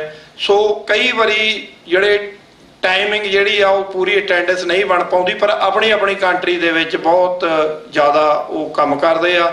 ਸੋ ਆਉਣ ਵਾਲੇ ਦਿਨਾਂ ਦੇ ਵਿੱਚ ਜਿਹੜਾ UN ਦੇ ਨਾਲ ਵੀ ਕਾਫੀ ਵੱਡਾ ਜਿਹੜਾ ਉਪਰਾਲਾ ਕੀਤਾ ਆ, ਉਹ ਆਉਣ ਵਾਲੇ ਕੁਝ ਦਿਨਾਂ ਦੇ ਵਿੱਚ ਹਫ਼ਤਿਆਂ 2 ਹਫ਼ਤਿਆਂ ਤੱਕ ਸ਼ੇਅਰ ਕਰਾਂਗੇ ਜੀ, ਆਪ ਜੀ ਦੇ ਨਾਲ ਨਿਊਜ਼ਾਂ ਦੇ ਵਿੱਚ ਆ ਜਾਏਗਾ। ਸੋ ਕਾਫੀ ਜ਼ਿਆਦਾ ਜਿਹੜੀ ਐਡਵੋਕੇਸੀ ਹਰ ਤਰੀਕੇ ਦੇ ਨਾਲ ਕੰਮ ਕਰਨ ਦਾ ਜਿਹੜਾ ਤਰੀਕਾਕਾਰ ਹੈ। ਸੋ ਪਿਛਲੇ ਦਿਨਾਂ ਦੇ ਵਿੱਚ ਇਸੇ ਗੁਰਦੁਆਰਾ ਸਾਹਿਬ ਦੇ ਵਿੱਚ ਅਸੀਂ ਐਜੂਕੇਸ਼ਨ ਜਿਹੜੇ ਬੱਚਿਆਂ ਦੇ ਕੈਂਪ ਲਾਏ। ਸੋ ਈਸਟ ਕੋਸਟ ਲੈਵਲ ਦਾ ਉਹ ਵੱਡਾ ਉਪਰਾਲਾ ਹੁੰਦਾ ਆ, ਤੁਸੀਂ ਕਾਫੀ ਪਰਿਵਾਰ ਉਹਦੇ ਵਿੱਚ ਜੁੜਦੇ ਹੋ। ਸੋ ਮੈਂ ਇੱਕ ਬੇਨਤੀ ਅਖੀਰ ਦੇ ਵਿੱਚ ਕਰਾਂ ਕਿ ਅਗਸਤ 10 ਤੇ 11 2 ਦਿਨ ਦਾ ਜਿਹੜਾ ਸਮਾਂ ਹੈਗਾ, ਸੈਚਰਡੇ ਸੰਡੇ। ਸੋ ਭਾਈ ਜਗਜੀਤ ਸਿੰਘ ਜੀ ਜਿਹੜੇ ਕਿ ਐਜੂਕੇਸ਼ਨ ਦੇ ਪ੍ਰੋਗਰਾਮ ਲਿਖਦੇ ਆ, ਜਿਹੜੇ ਕਿ ਅਸੀਂ ਪਰਿਵਾਰ ਜਿਹੜੇ ਆਪਣੇ ਬੱਚਿਆਂ ਨੂੰ ਸਮਾਂ ਨਹੀਂ ਦੇ ਪਾਉਂਦੇ, ਖਾਸ ਕਰਕੇ ਸਾਡੇ ਜਥੇਬੰਦੀਆਂ ਦੇ ਜਿਨ੍ਹਾਂ ਦੇ ਵਿੱਚ ਮੈਂ ਵੀ ਆਉਂਦਾ ਇਨਕਲੂਡ। ਸੋ ਅਸੀਂ ਉਹ ਜਿਹੜੇ ਸਾਰੇ ਪਰਿਵਾਰਾਂ ਨੂੰ ਖਾਸ ਕਰਕੇ ਪੇਰੈਂਟਸ ਨੂੰ ਉਹ ਪ੍ਰੋਗਰਾਮ ਅਟੈਂਡ ਕਰਨਾ ਚਾਹੀਦਾ ਭਾਈ ਜਗਜੀਤ ਸਿੰਘ ਉਹਨਾਂ ਦਾ। ਸੋ ਅਸੀਂ ਕੋਸ਼ਿਸ਼ ਕਰ ਰਹੇ ਸੀ ਕਿ ਸਕਰੀਨ ਤੇ ਤੁਹਾਨੂੰ ਦਿਖਾ ਦਿੰਦੇ ਥੋੜਾ ਜਿਹਾ, ਪਰ ਉਹ ਗੱਲ ਨਹੀਂ ਮੇਰੇ ਖਿਆਲ 'ਚ ਬਣੀ। ਸੋ ਉਹਦੇ ਵਿੱਚ ਉਹ ਪੈਰੈਂਟਿੰਗ ਕੋਰਸ ਹੈਗਾ, ਉਹਦੇ ਵਿੱਚ ਦੱਸਿਆ ਜਾਂਦਾ ਕਿ ਆਪਣੇ ਬੱਚਿਆਂ ਦੇ ਨਾਲ ਤੁਸੀਂ ਕਿਵੇਂ ਟਰੀਟ ਕਰਨਾ ਆ ਗੁਰਮਤ ਦੇ ਆਧਾਰ ਤੇ। ਸੋ ਤੁਸੀਂ ਉਹਨਾਂ ਨੂੰ ਅਟੈਂਡ ਕਰਿਓ। ਤਾਂ ਐਡਵਰਟਾਈਜ਼ਮੈਂਟ ਅਸੀਂ ਸ਼ੁਰੂ ਕਰਾਂਗੇ ਕੁਝ ਸਮੇਂ ਤੱਕ, 2 ਹਫ਼ਤਿਆਂ ਤੱਕ, ਵੀਕ ਤੱਕ। ਸੋ ਉਹਦੇ ਵਿੱਚ ਵੀ ਤੁਹਾਡੀ ਅਟੈਂਡੈਂਸ ਦੀ ਬਹੁਤ ਅਤਿਅੰਤ ਲੋੜ ਆ ਕਿ ਉਹ ਦੋਨੋਂ ਪ੍ਰੋਗਰਾਮ, ਇੱਕ ਤਾਂ ਅਸੀਂ ਬੰਬੇ ਥੀਏਟਰ ਅਸੀਂ ਬੁੱਕ ਕੀਤਾ ਕਿਉਂਕਿ ਲੰਮਾ ਸਮਾਂ ਹੁੰਦਾ ਆ, ਬ੍ਰੇਕ ਵੀ ਲਈ ਜਾਂਦੀ ਆ, ਪ੍ਰਸ਼ਾਦੇ ਪਾਣੀ ਦਾ ਵੀ ਇੰਤਜ਼ਾਮ ਹੁੰਦਾ ਆ। ਸੈਕੰਡ ਪ੍ਰੋਗਰਾਮ ਜਿਹੜਾ ਗੁਰਦੁਆਰਾ ਸਾਹਿਬ ਦਸ਼ਮੇਸ਼ ਦਰਬਾਰ ਜਿਹੜਾ ਐਤਵਾਰ ਦਾ ਹੋਏਗਾ 11 ਤਰੀਕ ਦਾ ਅਗਸਤ ਦਾ, ਉੱਥੇ ਹੋਏਗਾ। ਸੋ ਉਹਦੇ ਵਿੱਚ ਵੀ ਆਪ ਜੀ ਨੇ ਸਾਰਿਆਂ ਨੇ ਸ਼ਮੂਲੀਅਤ ਕਰਨੀ। ਸੋ ਸਾਰਿਆਂ ਦੀਆਂ ਦਿਲ ਦੀਆਂ ਗਹਿਰਾਈਆਂ ਤੋਂ ਧੰਨਵਾਦ ਕਰਦੇ ਹਾਂ। ਸੋ ਮੈਨੂੰ ਹੁਕਮ ਹੋਇਆ ਸੀ, ਮੈਂ ਸਮਾਂ ਜ਼ਿਆਦਾ ਲੈ ਗਿਆ ਵੈਸੇ। ਹਰਿੰਦਰ ਸਿੰਘ ਜੀ ਤੁਹਾਡੇ ਕੋਲੋਂ ਮਾਫੀ ਚਾਹੁੰਦੇ ਆ ਵੈਸੇ ਦਿਲ ਦੀਆਂ ਗਹਿਰਾਈਆਂ ਤੋਂ। ਤੁਸੀਂ ਲਾਓ ਕਹਿੰਦੇ 20 ਮਿੰਟ ਲਾ ਲਓ ਆਣ ਕੇ, ਤੁਸੀਂ ਕੁਛ ਨਾ ਕੁਛ ਨਹੀਂ। ਅੱਛਾ ਆ ਜਾਓ ਜੀ, ਆ ਜਾਓ। ਹਾਂਜੀ ਮਾਫੀ ਚਾਹੁੰਦਾ ਜੀ ਮੈਂ ਤੁਹਾਡਾ ਸਾਰੇ ਸੰਗਤ ਦੇ। ਹਾਂਜੀ ਸੰਗਤ ਸਾਰੀ ਆਪ ਜੀ 20 ਮਿੰਟ ਆਪ ਜੀ ਸਾਰੇ ਸਹਿਯੋਗ ਦਿਓ ਜੀ, ਸਾਨੂੰ ਸਾਰਿਆਂ ਨੂੰ ਬੇਨਤੀ ਆ। ਆ ਜਾਓ ਜੀ ਭਾਈ ਹਰਿੰਦਰ ਸਿੰਘ ਜੀ, ਸੋ ਆਪ ਜੀ ਨੂੰ ਬੇਨਤੀ ਆ। ਸੋ ਉਪਰੰਤ ਆਪਾਂ ਸਮਾਪਤੀ ਕਰ ਦੇਣੀ, ਤੁਹਾਡੇ 20 ਮਿੰਟ ਆਪਾਂ ਹੋਰ ਲੈਣੇ ਆ ਸਾਰਿਆਂ ਦੇ।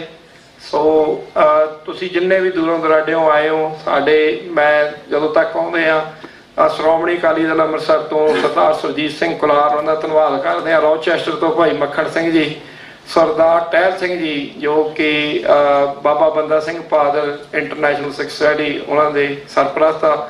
ਕੱਲ੍ਹ ਨੂੰ ਬਹੁਤ ਵੱਡਾ ਪ੍ਰੋਗਰਾਮ ਹੈ, ਆਪ ਜੀ ਨੇ ਬਾਬਾ ਬੰਦਾ ਸਿੰਘ ਬਹਾਦਰ ਦੀ ਸ਼ਹਾਦਤ ਤੇ। ਸੋ ਆਪ ਜੀ ਨੇ ਸਾਰਿਆਂ ਨੇ ਉਹਦੇ ਵਿੱਚ ਯੋਗਦਾਨ ਪਾਉਣਾ। ਭਾਈ ਕਰਮਜੀਤ ਸਿੰਘ ਜੀ, ਬਲਵਿੰਦਰ ਸਿੰਘ ਜੀ ਚੱਠਾ ਜੀ ਸਾਰੇ ਵਰਜੀਨੀਆ ਤੋਂ ਆਏ ਆ, ਗੁਰਦੇਵ ਸਿੰਘ ਕੰਗ, ਦਵਿੰਦਰ ਸਿੰਘ ਬੁੱਕਵਰ ਆਏ।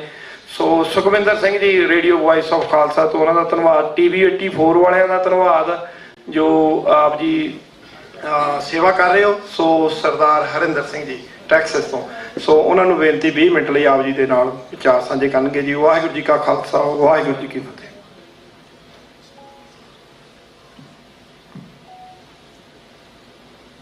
ਗੁਰੂ ਸਾਹਿਬ ਵੱਲੋਂ ਬਖਸ਼ੀ ਹੋਈ ਫਤਿਹ ਦਾ ਜਵਾਬ ਫਤਿਹ ਨਾਲ ਪ੍ਰਵਾਨ ਕਰਨਾ। ਵਾਹਿਗੁਰੂ ਜੀ ਕਾ ਖਾਲਸਾ, ਵਾਹਿਗੁਰੂ ਜੀ ਕੀ ਫਤਿਹ।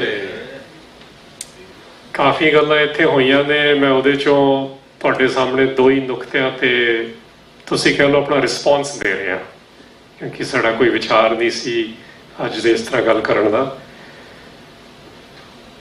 ਅੱਜ ਦਾ ਜਿਹੜਾ ਦਰਬਾਰ ਸਾਹਿਬ ਦਾ ਹੁਕਮ ਆਇਆ ਨਾ, ਅੱਜ ਗੋਜਰੀ ਮਹੱਲਾ ਤੀਜਾ, ਉਹਦੀ ਜਿਹੜੀ ਰਹਾਉ ਦੀ ਜਿਹੜਾ ਲਾਈਨ ਆ, ਉਹਦੇ ਪਹਿਲੀ ਪੰਕਤੀ ਵਿੱਚ ਇਹ ਲਾਈਨ ਆਈ ਆ, ਹਰ ਚੇਤ ਅਚੇਤ ਮਨਾ।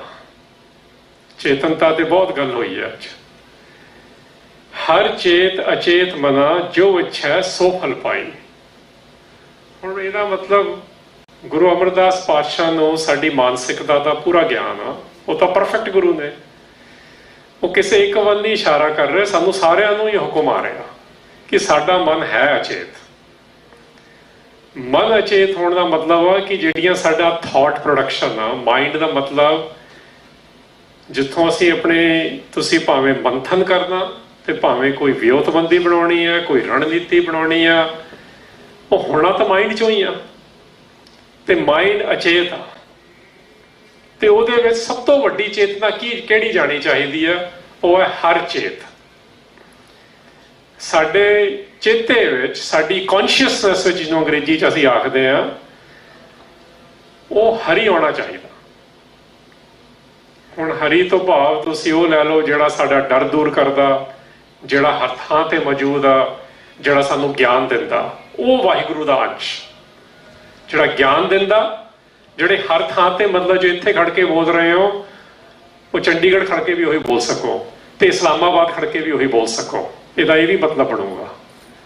ਉਹਦਾ ਇਹ ਵੀ ਮਤਲਬ ਬਣੂ ਕਿ ਕਿਸੇ ਡਰ ਤੋਂ ਮੁਕਤ ਹੋ ਕੇ ਬੋਲਣਾ, ਭਾਵੇਂ ਉਹ ਸਰਕਾਰ ਦਾ ਡਰ ਆ ਤੇ ਭਾਵੇਂ ਕਿਸੇ ਜਥੇਬੰਦੀ ਦੇ ਆਗੂ ਦਾ ਵੀ ਡਰ ਆ। ਇਹ ਚੇਤਨਤਾ ਸਾਨੂੰ ਗੁਰੂ ਕਹਿ ਰਿਹਾ, ਲੈ ਕੇ ਆਓ। ਹੁਣ ਜੇ ਮੈਂ ਇਹਨੂੰ ਅੱਜ ਦੇ ਮੁੱਦੇ ਤੇ ਅਪਲਾਈ ਕਰਾਂ, ਕਿਉਂਕਿ ਗੱਲ ਤਾਂ ਅਸੀਂ ਬਾਣੀ ਚੋਂ ਹੀ ਲੈ ਕੇ ਆਉਣੀ ਹੈ, ਇਹ ਲੰਬਾ ਜ਼ਿਕਰ ਹੋਇਆ 84 ਦਾ ਵੀ ਤੇ 18ਵੀਂ ਸ਼ਤਾਬਦੀ ਤੋਂ ਉਹਦੇ ਐਗਜ਼ਾਮਪਲ ਲੈ ਕੇ। ਤੇ ਦੇਖੋ ਉਹਦੇ ਚੋਂ ਇੱਕ ਨੁਕਤੇ ਦੀ ਗੱਲ ਕਰ ਲੈਂਦੇ ਆ ਰਿਸਪੌਂਸ ਦੇ ਲੈਵਲ ਤੇ। 1710 ਵਿੱਚ ਰਾਜ ਸਾਡਾ ਸਥਾਪਿਤ ਹੋਇਆ, ਬਾਬਾ ਬੰਦਾ ਸਿੰਘ ਬਹਾਦਰ ਨੇ ਕਰਤਾ, ਤੇ 1765 ਵਿੱਚ ਦੁਬਾਰਾ ਹੋਇਆ ਜਦ ਪੰਜਾਬ ਦੇ ਵਿੱਚ ਲਾਹੌਰ ਫਤਿਹ ਕੀਤੀ, ਭੰਗੀ ਸਰਦਾਰਾਂ ਰਾਜ ਹੋਇਆ, ਜੱਸਾ ਸਿੰਘ ਆਲੂਵਾਲੀਆਂ ਨੇ ਵੱਡੇ ਘੱਲੂਘਾਰੇ ਤੋਂ ਬਾਅਦ। ਉਹਦੇ ਵਿਚਾੜੇ ਸਿਰਫ 1710 ਤੇ 16 ਦੇ ਵਿਚਾੜੇ ਕੋਈ 2 ਕਹਿੰਦਾ, ਜਿਹਦੇ ਐਵੀਡੈਂਸ ਮਿਲਦੇ ਨੇ, ਕਈ 6 ਵੀ ਕਹਿੰਦੇ, ਜਿਵੇਂ ਤੁਸੀਂ ਅੱਜ ਵੀ ਸੁਣਿਆ ਡਾਕਟਰ ਸਾਹਿਬ ਕੋਲੋਂ। ਸਿਰਫ 6 ਸਾਲਾਂ ਦੇ ਵਿੱਚ ਹੀ, ਜਾਂ 6 ਤੋਂ 7 ਸਾਲ ਦੇ ਵਿਚਾੜੇ ਐਕਸਟਰਮੀਨੇਸ਼ਨ ਦੇ ਆਰਡਰ ਹੋ ਗਏ ਨੇ। ਪਹਿਲੀ ਗੱਲ ਇਹ ਸਮਝਣ ਵਾਲੀ ਹੈ ਕਿ ਸਾਡੇ ਲਈ ਜਿਹੜਾ ਅੱਜ ਦਾ ਵਰਡ ਉਹਦਾ ਹੈਗਾ ਜੈਨੋਸਾਈਡ, ਸਿੱਖਾਂ ਦਾ ਆਪਣਾ ਵਰਡ ਹੈਗਾ ਘੱਲੂਘਾਰਾ। ਉਹ ਹੋਏ ਇੰਨੀ ਵਾਰੀ, ਤੇ ਸ਼ੁਰੂ ਕਦ ਹੋਏ? ਜਦ ਤੁਸੀਂ ਆਪਣੀ ਪੋਲੀਟੀਕਲ ਸੋਵਰੇਨਿਟੀ ਐਸਟੈਬਲਿਸ਼ ਕਰ ਲਈ, ਮਤਲਬ ਰਾਜ ਕਾਇਮ ਕਰ ਲਿਆ। ਆਈਡੀਆ ਦੇ ਲੈਵਲ ਤੇ ਨਹੀਂ, ਕਿਸੇ ਖਿੱਤੇ ਦੇ ਵਿੱਚ। ਮਤਲਬ ਉਹ ਇੱਕ ਸਿੱਧੀ ਚੁਣੌਤੀ ਹੋ ਗਈ। ਹੁਣ ਇਹ ਆਈਡੀਆ ਨਹੀਂ ਆ, ਇਹ ਯੂਟੋਪੀਆ ਨਹੀਂ ਆ ਜੋ ਗੱਲ ਕਰ ਰਹੇ ਸੀਗੇ ਕਿ ਇੰਪੋਸੀਬਿਲਿਟੀ ਨਹੀਂ ਹੈ, ਉਹ ਪੋਸੀਬਿਲਿਟੀ ਬਣਾਤੀ ਪੰਜਾਬ ਦੀ ਧਰਤੀ ਤੇ। ਜਦੋਂ ਅੱਜ ਦਾ ਜੇ ਅਸੀਂ ਏਰੀਆ ਲਈਏ ਤਾਂ ਜਿਹੜਾ ਬੰਦਾ ਸਿੰਘ ਬਹਾਦਰ ਦਾ ਜਿਹੜਾ ਅੱਜ ਕੱਲ੍ਹ ਦਾ ਤੁਸੀਂ ਕਹਿ ਸਕਦੇ ਹੋ, ਉਹਨਾਂ ਦੇ ਵੇੜੇ ਜਿਹੜਾ ਹਿਮਾਚਲ, ਹਰਿਆਣਾ ਤੇ ਪੰਜਾਬ ਦਾ ਏਰੀਆ, ਪਠਾਨਕੋਟ ਤੋਂ ਲੈ ਕੇ ਪਾਨੀਪਤ ਤੱਕ ਤਾਂ ਸੀਗਾ ਹੀ ਸੀਗਾ ਨਾ। ਫਿਰ ਕਾਂਗੜਾ ਤੋਂ ਲੈ ਕੇ ਤੁਸੀਂ ਉਧਰਲੀ ਸਾਈਡ, ਉਹ ਥੋੜਾ ਡਿਸਪਿਊਟਡ ਹੈ ਕਿੱਥੇ ਤੱਕ ਸੀ, ਇੱਕ ਏਰੀਆ ਵਿੱਚ ਉਹ ਸਾਰਾ ਹੋਇਆ। ਸੋ ਜੈਨੋਸਾਈਡ ਕੈਂਪੇਨ, ਐਕਸਟਰਮੀਨੇਸ਼ਨ ਸਿੱਖਾਂ ਦੀ ਜਿਹੜੀ ਵੀ ਸਮੇਂ ਦੀ ਸਰਕਾਰ ਹੈ, ਉਹਨੇ ਕਿਸ ਵੇਲੇ ਐਲਾਨ ਕੀਤੇ ਤੇ ਕੀਤਾ ਉਹਨੂੰ। ਉਹਦੇ 'ਚ ਫਿਰ ਵੱਡਾ ਘੱਲੂਘਾਰਾ ਵੀ ਬਾਅਦ 'ਚ ਹੋਇਆ ਤੇ ਛੋਟਾ ਵੀ ਹੋਇਆ। ਬੇਸਿਕਲੀ 20 ਦੇ ਕਰੀਬ ਇਹੋ ਜਿਹੀਆਂ ਕੈਂਪੇਨਸ ਹੋਈਆਂ ਜਦ ਤੁਸੀਂ ਆਪਣਾ ਰਾਜ ਕਾਇਮ ਕਰ ਲਿਆ। ਹੁਣ ਉਹ ਮੈਂ ਕਿਉਂ ਗੱਲ ਕਰ ਰਿਹਾ, ਕਿਉਂਕਿ ਇਹਦੀ ਗੱਲ ਕਾਫੀ ਹੋ ਗਈ ਆ, 40 ਸਾਲ ਆਪਣੇ ਹੋ ਗਏ ਨੇ। ਦੇਖੋ ਹਿਸਟਰੀ ਉਸ ਤਰ੍ਹਾਂ ਹੀ ਨਹੀਂ ਰਿਪੀਟ ਹੁੰਦੀ ਜਿਵੇਂ ਆਪਾਂ ਕਹਿੰਦੇ ਆ, ਬਟ ਹਿਸਟਰੀ ਦੇ ਉਹ ਅੰਸ਼ ਹੁੰਦੇ ਨੇ ਰਿਪੀਟ, ਤੇ ਉਹਦਾ ਇੱਕ ਨਵਾਂ ਰੂਪ ਪੈਦਾ ਹੁੰਦਾ। 40 ਸਾਲ ਤੋਂ ਬਾਅਦ 1710 ਤੋਂ ਬਾਅਦ 1750 ਹੋ ਜਾਣਾ ਸੀ ਨਾ। ਉਸ ਹਿਸਾਬ ਨਾਲ ਦੇਖੋ 15 ਸਾਲ ਦੀ ਅਗਲੀ ਯੋਜਨਾ ਬਣਾ ਲਓ ਕੀ ਕਰਨਾ, ਕਿ ਅਗਲੇ 15 ਸਾਲ ਵਿੱਚ ਸਥੂਲ ਰੂਪ ਵਿੱਚ ਕੀ ਪ੍ਰਾਪਤ ਕਰਨਾ।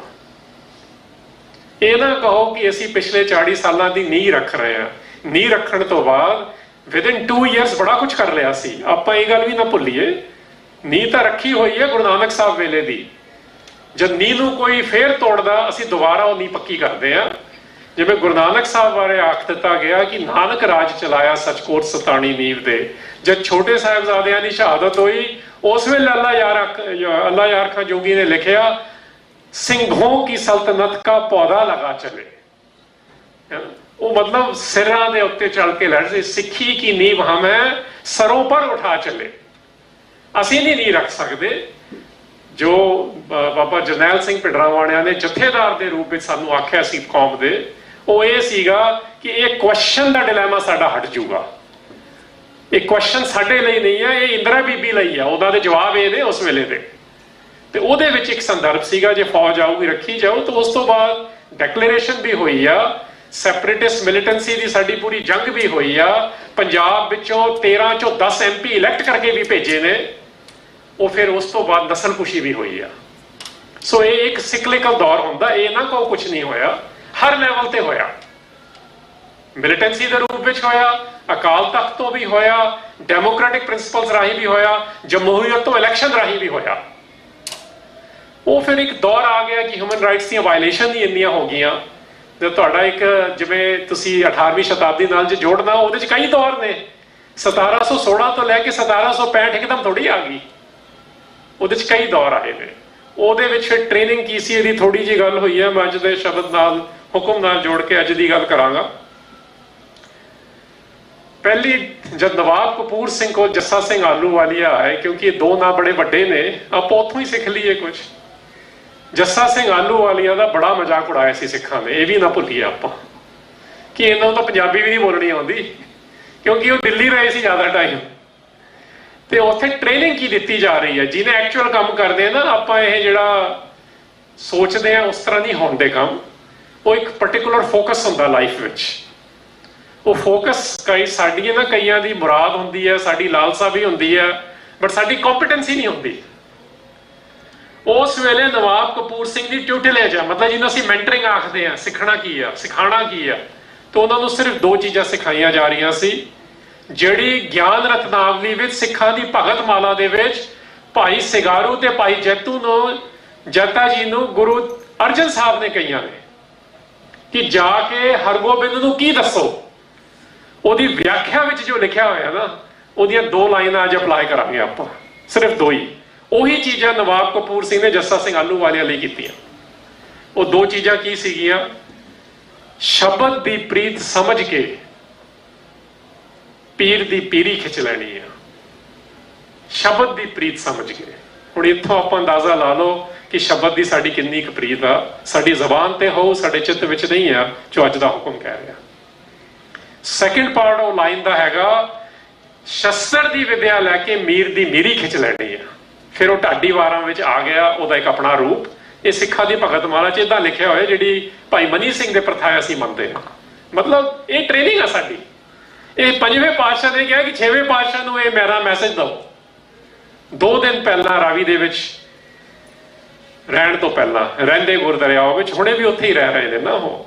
ਸੋ ਇਹ ਗੱਲ ਸਾਨੂੰ ਅੱਜ ਅਪਲਾਈ ਕਰੋ। ਜੇ 40 ਸਾਲਾਂ ਵਿੱਚ ਜਿਨ੍ਹਾਂ ਨੇ ਕੁਝ ਕੀਤਾ, ਉਹ ਨਾਮ ਵਿੱਚ ਰੱਤੇ ਹੋਏ ਸੀਗੇ, ਉਹ ਪਾਰਟੀ ਪੋਲਿਟਿਕਸ ਜਾਂ ਜਥੇਬੰਦੀ ਪੋਲਿਟਿਕਸ ਵਿੱਚ ਰੱਤੇ ਹੋਏ ਨਹੀਂ ਸੀਗੇ। ਫਰਕ ਆ ਦੋ ਚੀਜ਼ਾਂ 'ਚ। ਜੇ ਆਪਾਂ ਬਾਬਾ ਜਰਨੈਲ ਸਿੰਘ ਦੀ ਗੱਲ ਕਰਦੇ ਆ, ਉਹਨਾਂ ਨੂੰ ਅਕਾਲੀਆਂ ਦਾ ਵੀ ਸਾਰਾ ਪਤਾ, ਉਹਨਾਂ ਨੂੰ ਫੈਡਰੇਸ਼ਨ ਦਾ ਵੀ ਸਾਰਾ ਪਤਾ, ਉਹਨਾਂ ਨੂੰ ਬੱਬਰਾਂ ਦਾ ਵੀ ਸਾਰਾ ਪਤਾ, ਉਹਨਾਂ ਨੂੰ ਜਿਹੜੇ ਪੰਜਾਬ ਦੇ ਪ੍ਰੋਫੈਸਰ ਨੇ ਉਹਨਾਂ ਦਾ ਵੀ ਪਤਾ, ਪੰਜਾਬ ਦੇ IPS ਦਾ ਵੀ ਪਤਾ, ਪੰਜਾਬ ਦੇ IAS ਦਾ ਵੀ ਪਤਾ, ਪੰਜਾਬ ਦੇ MP ਦਾ ਵੀ ਪਤਾ, ਜਿਹੜਾ ਸੁਬਰਾਮਨਿਅਮ ਸਵਾਮੀ ਉਹਨਾਂ ਨੂੰ ਆ ਰਿਹਾ ਗੱਲ ਕਰਨ ਉਹਦਾ ਵੀ ਪਤਾ, ਜਿਹੜਾ CBS ਦਾ ਰਿਪੋਰਟਰ ਆ ਕੇ ਲਾਸਟ ਇੰਟਰਵਿਊ ਕਰ ਰਿਹਾ ਉਹਦਾ ਵੀ ਪਤਾ। ਇਹ ਹੁੰਦੀ ਹੈ ਜ਼ਿੰਮੇਵਾਰੀ ਨਾਲ ਕੰਮ ਕਰਨੀ, ਕਿ ਤੁਹਾਡੇ ਸਲਾਹਕਾਰ ਜਿਹੜੇ ਨੇ ਅੰਦਰਲੇ ਖਾਤੇ ਗੱਲ ਕੁਝ ਹੋਰ ਹੁੰਦੀ ਆ, ਤੁਸੀਂ ਜਿਹੜਾ ਪਬਲਿਕ ਵਿੱਚ ਗੱਲ ਕਰਦੀ ਆ ਉਹ ਇਹ ਬਾਹਰਲੀ ਗੱਲ। ਜਿਹੜੀ ਸ਼ਸਤਰ ਦੀ ਵਿਦਿਆ ਨਾ 18th ਸੈਂਚੁਰੀ ਵਿੱਚ ਬਾਹਰ ਦਾ ਮਤਲਬ ਉਹੀ ਸੀ। ਜਿਹੜਾ ਉਸ ਵੇਲੇ ਸ਼ਸਤਰ ਦੀ ਵਿਦਿਆ ਲੈਂਦਾ ਸੀ ਉਹਨੂੰ ਡਿਪਲੋਮੇਸੀ ਉਨੀ ਆਉਂਦੀ ਸੀ। ਤੁਸੀਂ ਸੁਣ ਲਈ ਉਹਦੀ ਵਿਆਖਿਆ ਅਰਲੀਅਰ। ਅੱਜ ਹੁਣ ਇਹਨੂੰ ਅਪਲਾਈ ਕਰ ਲਓ ਦੋ ਚੀਜ਼ਾਂ ਨੂੰ। ਸੋ ਪਹਿਲੀ ਗੱਲ ਤਾਂ ਬੜੀ ਕਲੀਅਰ ਆ। ਮੈਂ ਟਾਈਮ ਦੇਖ ਰਿਹਾ ਬਾਰ-ਬਾਰ, 6 ਮਿੰਟ ਬਚੇ ਨੇ, 7 ਮਿੰਟ ਮੈਂ ਉਹਦੇ 'ਚ ਕੰਪਲੀਟ ਕਰ ਦੇਣੀ ਹੈ ਗੱਲ। ਸ਼ਬਦ ਦੀ ਪ੍ਰੀਤ ਸਮਝ ਕੇ। ਹੁਣ ਸ਼ਬਦ ਦੀ ਪ੍ਰੀਤ ਵੱਲ ਮੇਰਾ ਪਰਸਨਲ ਐਕਸਪੀਰੀਅੰਸ ਪਿਛਲੇ 7 ਸਾਲ ਦਾ ਇਹ ਆ, ਇਹ ਨਹੀਂ ਸਾਡੇ ਨਜ਼ਰ ਆ ਰਹੀ। ਸਾਡੀ ਡਿਸੀਜਨ ਮੇਕਿੰਗ ਵਿੱਚ ਵੀ ਇਹ ਹੈ ਨਹੀਂ। ਪਰਸਨਲ ਜਥੇਬੰਦੀਆਂ ਦੇ ਢਾਂਚਿਆਂ ਵਿੱਚ ਵੀ ਅੱਜ ਕੱਲ ਇਹ, ਮੈਂ ਇਹ ਨਹੀਂ ਕਹਾਂਗਾ ਬਿਲਕੁਲ ਨਹੀਂ ਆ, 100% ਨਹੀਂ ਕੁਝ ਹੁੰਦਾ, ਬਟ ਜੇ 85% ਨਾ ਹੋਵੇ ਫਿਰ ਉਹ ਰਿਐਲਿਟੀ ਬਣ ਜਾਂਦੀ ਹੈ, ਫਿਰ ਪਰਸੈਪਸ਼ਨ ਨਹੀਂ ਰਹਿੰਦੀ। ਇਹ ਸਾਡੇ ਢਾਂਚੇ ਜਿਹੜੇ ਨੇ ਸੰਗਠਨ ਦੇ, ਸਾਡੇ ਮੂਵਮੈਂਟਾਂ ਦੇ, ਫਾਰਮਰਸ ਪ੍ਰੋਟੈਸਟ ਇਨਕਲੂਡਡ, ਇਹ ਬੜਾ ਕਲੀਅਰ ਆ। ਸ਼ਬਦ ਦੀ ਪ੍ਰੀਤ ਉੱਥੇ ਨਹੀਂ ਹੈ। ਸ਼ਬਦ ਰਸਨਾ ਤੇ ਜ਼ਰੂਰ ਆ, ਡਿਸੀਜਨ ਮੇਕਿੰਗ ਵਿੱਚ ਆਉਣਾ ਚਾਹੀਦਾ ਸਾਡੀ। ਸੈਕਿੰਡ ਗੱਲ ਹੈ ਸ਼ਸਤਰ ਦੀ। ਸ਼ਸਤਰ ਦਾ ਮਤਲਬ ਅੱਜ ਦੇ ਮਾਹੌਲ 'ਚ ਕੀ ਆ? ਦੇਖੋ 1710 ਤੋਂ 1765 ਦੀ ਰਣਨੀਤੀ ਵਿੱਚ ਵੀ ਕਿੰਨੀਆਂ ਤਬਦੀਲੀਆਂ ਆ ਗਈਆਂ। 84 ਦੀ ਰਣਨੀਤੀ ਵਿੱਚ ਤੁਸੀਂ ਸੁਣ ਲਿਆ ਕਿੰਨੀਆਂ ਤਬਦੀਲੀਆਂ ਸੀ। ਉਸ ਤੋਂ ਬਾਅਦ ਦਾ 10 ਸਾਲ ਦਾ ਮੂਵਮੈਂਟ ਚੱਲਿਆ, ਉਹ ਗੁਰਿਲਾ ਵਾਰਫੇਅਰ ਚੱਲਿਆ, ਉਹਦੇ 'ਚ ਵੀ ਤਬਦੀਲੀ ਆਈ। ਤੇ ਤੁਹਾਨੂੰ ਕੀ ਲੱਗਦਾ ਹੁਣ 40 ਸਾਲ ਬਾਅਦ ਕੋਈ ਤਬਦੀਲੀ ਨਹੀਂ ਆਊਗੀ? ਆਫ ਕੋਰਸ ਆਊਗੀ। ਤੁਸੀਂ ਇੱਥੋਂ ਇੱਕ ਸਟੈਟਿਸਟਿਕਲੀ ਇਸ ਗੱਲ ਨੂੰ ਸਮਝੋ, ਹੁਣ ਸਾਡੀ ਰਣਨੀਤੀ ਹੈ ਕੀ? ਜੇ ਰਣਭੂਮੀ ਬਦਲ ਗਈ ਆ ਤੇ ਰਣਨੀਤੀ ਵੀ ਬਦਲੂਗੀ। ਰਣਭੂਮੀ 150 ਸਾਲ ਪਹਿਲਾਂ 200 ਸਕੁਆਇਰ ਕਿਲੋਮੀਟਰ ਵਿੱਚ ਸਾਡੀ 99% ਸਿੱਖ ਪੋਪੂਲੇਸ਼ਨ ਰਹਿੰਦੀ ਸੀ। ਹੁਣ 2024 ਦੇ ਵਿੱਚ ਸਾਡੀ 70% ਪੋਪੂਲੇਸ਼ਨ ਸਿੱਖਾਂ ਦੀ ਇੰਡੀਅਨ ਪੰਜਾਬ 'ਚ ਰਹਿੰਦੀ ਆ, ਜਿਹੜਾ 100 ਸਕੁਆਇਰ ਕਿਲੋਮੀਟਰ ਵੀ ਨਹੀਂ। 17% ਸਾਡੀ ਪੋਪੂਲੇਸ਼ਨ ਇਨਸਪੋਰਾ 'ਚ ਰਹਿੰਦੀ ਆ, ਜਿਹੜਾ ਇੰਡੀਆ ਦੇ ਵਿੱਚ ਪੰਜਾਬ ਤੋਂ ਬਾਹਰ ਸਿੱਖ ਵਸ ਰਿਹਾ। ਅਸੀਂ ਉਹਨੂੰ ਟੋਟਲੀ ਇਗਨੋਰ ਕਰ ਰਹੇ ਹਾਂ। ਤੇ ਉੱਥੇ ਪਿਛਲੇ 5 ਸਾਲਾਂ ਵਿੱਚ ਕਈ ਪੋਪੂਲੇਸ਼ਨ ਹਰ ਵੇਲੇ ਲਈ ਡਿਸਪਲੇਸ ਹੋ ਚੁੱਕੀਆਂ ਨੇ। ਤੇ 13% ਜਿਹਨੂੰ ਅਸੀਂ ਡਾਇਸਪੋਰਾ ਕਹਿੰਦੇ ਆ ਉਹਦੇ 'ਚ ਰਹਿੰਦੀ ਆ। ਜੇ ਅਸੀਂ ਕਹਿ ਰਹੇ ਹਾਂ ਟ੍ਰਾਂਸਨੈਸ਼ਨਲ ਰਿਪਰੈਸ਼ਨ, ਹੁਣ ਪਿਛਲੇ 2 ਸਾਲਾਂ 'ਚ ਆ ਜਾਂਦਾ, ਕਿਉਂਕਿ ਮੈਂ ਅਗਾਹਾਂ ਦੀ ਗੱਲ ਕਰਨੀ ਚਾਹਾਂਗਾ। ਇਹਦੇ 'ਚ 5 ਮਿੰਟ ਜਿਹੜੇ ਬਚੇ ਨੇ, ਅਗਾਹਾਂ ਲਈ ਕੀ ਕਰੀਏ? ਦੇਖੋ ਅਸੀਂ ਅਮਰੀਕਾ 'ਚ ਬੈਠੇ, ਮੈਂ ਤੁਹਾਨੂੰ ਅਮਰੀਕਾ ਦੇ ਇੱਕੋ ਐਗਜ਼ਾਮਪਲ ਦੇ ਕੇ ਗੱਲ ਖਤਮ ਕਰਾਂਗਾ। ਜੋ ਅਸੀਂ ਸੋਚ ਰਹੇ ਹਾਂ ਸਿਰਫ ਉਹਦੇ ਵਿੱਚ ਹੀ ਨਾ ਖੁਸ਼ ਹੋ ਜਾਈਏ। ਇਹ ਵੱਡੀ ਗੱਲ ਹੈ। ਯੈਸ, ਪਿਛਲੇ ਜੂਨ ਤੇ ਪਿਛਲੇ ਸਤੰਬਰ ਦੇ ਵਿਚਾਲੇ 100 ਤੋਂ ਵੱਧ ਆਰਟੀਕਲ ਛਪਿਆ ਦੁਨੀਆ ਵਿੱਚ ਸਿੱਖਾਂ ਬਾਰੇ ਤੇ ਖਾਲਿਸਤਾਨ ਬਾਰੇ, ਬਟ ਅੱਧਾ ਤੋਂ ਜ਼ਿਆਦਾ ਉਹ ਗਲਤ ਸੀ। ਤੇ ਉਸ ਤੇ ਕੰਮ ਕਰਨ ਲਈ ਅਸੀਂ ਕਿਹੜੀ ਰਿਲੇਸ਼ਨਸ਼ਿਪ ਡਿਵੈਲਪ ਕੀਤੀ? ਅੱਜ ਵੀ ਉਹ ਗਲਤ ਹੈਗਾ। ਬਹੁਤ ਘੱਟ ਥਾਵਾਂ ਤੇ ਠੀਕ ਆ ਇਨਫੋਰਮੇਸ਼ਨ। ਉਹ ਥੋੜੀ ਬਹੁਤ ਇਨਫੋਰਮੇਸ਼ਨ ਠੀਕ ਆ। ਇਹਦਾ ਮਤਲਬ ਇਹ ਹੈ ਕਿ ਦੁਨੀਆ ਤਿਆਰ ਬੈਠੀ ਹੈ ਤੁਹਾਨੂੰ ਸਮਝਣ ਲਈ, ਸਾਡੀ ਤਿਆਰੀ ਨਹੀਂ ਦੱਸਣ ਲਈ। ਇਹ ਹੁਣ ਪਿਛਲੇ ਸਾਲ ਦੀ ਗੱਲ ਆ। ਸਿਰਫ ਪਿਛਲੇ ਸਾਲ ਦੇ ਵਿੱਚ ਸਿਰਫ ਅਮਰੀਕਾ ਵਿੱਚ ਹੀ ਕੀ ਹੋਇਆ ਜਿਹੜੀ ਮੈਂ ਗੱਲ ਕਰਾਂਗਾ ਹੁਣ। ਸਾਨੂੰ ਇਹ ਬੜਾ ਕਲੀਅਰ ਹੋ ਜਾਣਾ ਚਾਹੀਦਾ, ਜੋ ਅਸੀਂ ਵਿਕਟਰੀ ਮੰਨ ਰਹੇ ਨੇ ਉਹ ਸਿਰਫ ਇਹੀ ਹੈ ਕਿ ਸਾਡੀ ਗੱਲ ਕਰ ਸਕਦੇ ਆ, ਬਾਕੀ ਅਜੇ ਸਾਡੀ ਵਿਕਟਰੀ ਨਹੀਂ ਆ। ਸਾਨੂੰ ਸਮਝਣਾ ਪੈਣਾ ਹੁਣ ਦੀ ਰਣਭੂਮੀ ਨੂੰ। ਹੁਣ ਦੀ ਰਣਭੂਮੀ ਵਿੱਚ ਜਿੰਨੇ ਵੀ ਪਲੇਅਰਸ, ਜਦ ਮੋਦੀ ਐਡਮਿਨਿਸਟ੍ਰੇਸ਼ਨ ਨੇ ਸੈਕਿੰਡ ਇਨੋਗ੍ਰੇਸ਼ਨ ਹੋਈ, ਉਹਨਾਂ ਨੇ ਪਹਿਲੇ 2 ਬੰਦੇ ਨਹੀਂ ਬਦਲੇ, ਅਗਲੇ 3 ਬੰਦੇ ਬਦਲੇ ਸੀ। NIA ਦਾ ਹੈਡ, ਰॉ ਦਾ ਹੈਡ ਤੇ IB ਦਾ ਹੈਡ। ਉਹ ਤਿੰਨੋਂ ਜਣੇ ਉਹ ਲੈ ਕੇ ਆਏ ਸੀਗੇ ਜਿਹੜੇ ਪੰਜਾਬ ਦੇ ਵਿੱਚ ਐਕਸਟਰਾ ਜੁਡੀਸ਼ੀਅਲ ਕਿਲਿੰਗਸ ਤੇ 30 ਤੋਂ 50 ਕੇਸ ਜਿਨ੍ਹਾਂ ਦੇ ਅਗੇਂਸਟ ਸੀਗੇ। ਜਿਵੇਂ ED ਐਨਫੋਰਸਮੈਂਟ ਕਰ ਰਹੀ ਹੈ ਨਾ ਇੰਡੀਆ ਵਿੱਚ, ਡਰਾਓ ਮਤਲਬ ਜੇਲ੍ਹ 'ਚ ਪਾਵਾਂਗੇ ਆ, ਸਾਡੇ ਨਾਲ ਰਲ ਜਾਓ। ਤੁਸੀਂ ਦੇਖਿਆ ਹੀ ਆ ਕੀ ਹੋਇਆ ਇੰਡੀਆ 'ਚ। ਇਹੀ ਉਹਨਾਂ ਨੇ 3 ਇੰਟੈਲੀਜੈਂਸ ਏਜੰਸੀ ਨਾਲ ਕੀਤਾ। 3 ਵਿੱਚੋਂ 2 ਨੂੰ ਆਲਰੇਡੀ ਰਿਟਾਇਰ ਕਰ ਦਿੱਤਾ 3rd ਟਰਮ ਤੋਂ ਪਹਿਲਾਂ। ਇੱਕ ਨੂੰ ਜੂਨ 'ਚ ਹੀ ਕਰਤਾ ਸੀਗਾ, ਕਿਉਂਕਿ ਕਿਸੇ ਨੂੰ ਤਾਂ ਦਿਖਾਣਾ ਹੁੰਦਾ ਨਾ ਵਰਲਡ ਲੈਵਲ ਤੇ ਕਿ ਅਸੀਂ ਦੇਤੀ ਸਜ਼ਾ। ਉਹ ਐਡਮਿਟ ਨਹੀਂ ਕਰਦੇ ਹੁੰਦੇ। ਸੁਮੰਤ ਗੋਇਲ ਨੂੰ ਉਹਨਾਂ ਨੇ 1 ਹਫ਼ਤੇ ਵਿੱਚ ਰਿਟਾਇਰ ਕਰਤਾ। ਦੀਨਕਰ ਗੁਪਤਾ ਨੂੰ ਪਿਛਲੇ ਮਹੀਨੇ ਰਿਟਾਇਰ ਕਰਤਾ। NIA ਦਾ ਹੈਡ ਵੀ ਗਿਆ, ਰॉ ਦਾ ਵੀ ਬਦਲ ਗਿਆ, IB ਦਾ ਬਦਲ ਚੁੱਕਿਆ। My point is they have moved on to next game. Transnational repression ਇੱਕ ਗਲੋਬਲ ਫਿਨੋਮੀਨਾ ਹੈ। ਵਿਦਨ ਲਾਸਟ ਈਅਰ ਜਦ ਦਾ ਇਹ ਰੌਲਾ ਪਿਆ ਤਾਂ ਹੁਣ ਤੱਕ ਇੰਡੀਆ ਦੀ ਬਾਇਲੈਟਰਲ ਟਾਈਜ਼ ਆਲਰੇਡੀ ਅਮਰੀਕਾ ਨਾਲ ਸ਼ੁਰੂ ਹੋ ਗਈਆਂ ਦੁਬਾਰਾ। ਨੈਸ਼ਨਲ ਸਿਕਿਉਰਿਟੀ ਕਾਉਂਸਲ ਜਿਹੜੇ ਡਿਸੀਜਨ ਲੈਂਦੀ ਆ ਕਿ ਇੰਡੀਆ ਦੇ ਨਾਲ ਕਿਹੜੀ ਗੱਲ ਕਰਨੀ ਆ, ਉਹਦੇ ਟੌਪ 10 ਏਜੰਡਾ ਵਿੱਚ ਸਿੱਖਾਂ ਦਾ ਕੋਈ ਇਸ਼ੂ ਨਹੀਂ ਹੈ ਅੱਜ ਦੀ ਡੇਟ ਵਿੱਚ। This is the reality. Of course ਜਿਹੜਾ ਬੰਦਾ ਫੜਿਆ ਉਹ ਕੇਸ ਚੱਲੂਗਾ, ਉਹ ਇੱਕ ਹੈ ਗੱਲ, ਸਾਨੂੰ ਗੱਲ ਕਰਨ ਦਾ ਮੁੱਦਾ ਮਿਲਦਾ, ਉਹ ਗੱਲ ਚੱਲੂਗੀ। ਬਟ ਗੇਮ ਦੇਖੋ ਕਿੱਥੇ ਚਲੀ ਗਈ already. You are not part of the discussions which we were year and a half ago। ਹੁਣ ਸਿਰਫ ਇੱਕ ਲੀਗਲ ਕੇਸ ਹੈਗਾ, ਉਹ ਲੀਗਲ ਕੇਸ ਚੱਲ ਜੂ। ਜਿਹਨੂੰ ਅਸੀਂ ਕਹਿੰਦਾ ਇੱਕ ਪਿਆਦੇ ਨੂੰ ਪਹਿਲਾਂ ਵੀ ਸਜ਼ਾ ਹੋਈਆਂ, ਪਿਆਦਿਆਂ ਨੂੰ ਤਾਂ, ਪੌਨਸ ਨੂੰ ਤਾਂ ਹੁੰਦੀਆਂ ਹੀ ਨੇ। ਇੱਕ ਅੱਧਾ ਪੌਨ ਬਚ ਜੂ, ਇੱਕ ਅੱਧਾ ਫੜਿਆ ਜਾਊ। So my point in sharing this is ਕਿ ਸਾਡੀ ਜਿਹੜੀ ਹੁਣ ਦੀ ਰਣਭੂਮੀ ਆ ਉਹ ਇੰਟਰਨੈਸ਼ਨਲ ਨਹੀਂ ਆ ਇਕੱਲੀ, ਉਹ ਪਾਰਟਿਕੂਲਰ ਟ੍ਰੇਡ ਰਿਲੇਸ਼ਨਸ ਨਾਲ ਜੁੜੀ ਹੋਈ ਆ। ਇੱਕ ਇਹ ਸਾਨੂੰ ਸਮਝਣਾ ਜਿਹੜੇ ਡਾਇਸਪੋਰਾ ਵਾਲੇ ਨੇ, ਇਨਸਪੋਰਾ ਵਾਲੇ ਨੇ ਤੇ ਪੰਜਾਬ ਵਾਲੇ ਨੇ। ਦੂਸਰਾ, ਸਾਡਾ ਜਿਹੜਾ ਪੰਜਾਬ ਦਾ ਖਿੱਤਾ, ਉਹਦੇ ਵਿੱਚ ਪੰਜਾਬ ਦੀ ਰੈਪਰੈਜ਼ੈਂਟੇਸ਼ਨ ਦੇ ਵਿੱਚ ਜੇ ਤੁਸੀਂ ਇਲੈਕਟੋਰਲ ਪੋਲਿਟਿਕਸ ਵੀ ਲੜਨੀ ਆ, ਸਾਡੇ ਕੋਲ ਕੋਈ ਆਪਸ਼ਨ ਨਹੀਂ ਹੈ ਜਿਹਨੂੰ ਅਸੀਂ ਇੱਕ ਇਲੈਕਸ਼ਨ ਜਿੱਤ ਕੇ ਇੱਕ MP ਬਣਾ ਕੇ ਆਪਣੇ ਆਪ ਚੋਂ। ਯੈਸ ਵੱਡੀ ਗੱਲ ਹੁੰਦੀ ਆ, ਬਟ ਉਹਦੇ ਨਾਲ ਕੋਈ ਗਵਰਨੈਂਸ ਤੇ ਕੋਈ ਪਾਲਿਸੀ ਚੇਂਜ ਨਹੀਂ ਹੋਊ। ਤੁਸੀਂ 10 ਵੀ ਪਹਿਲਾਂ ਭੇਜੇ ਨੇ 13 ਚੋਂ। So you have to focus on MLAs। Punjab legislative assembly ਵਿੱਚ ਤੁਸੀਂ ਕਰ ਸਕਦੇ ਹੋ ਕੁਝ, ਹਿੰਦੁਸਤਾਨ ਦੀ ਪਾਰਲੀਮੈਂਟ ਦੇ ਵਿੱਚ ਤੁਹਾਡੇ 13 ਦੇ ਵੀ 13 ਹੋਣ 543 ਵਿੱਚੋਂ ਤੁਸੀਂ ਨਹੀਂ ਕੁਝ ਕਰ ਸਕਦੇ। ਇਹ ਰਿਐਲਿਟੀ ਹੈ ਵਿਚ ਵੀ ਹੈਵ ਟੂ ਅੰਡਰਸਟੈਂਡ।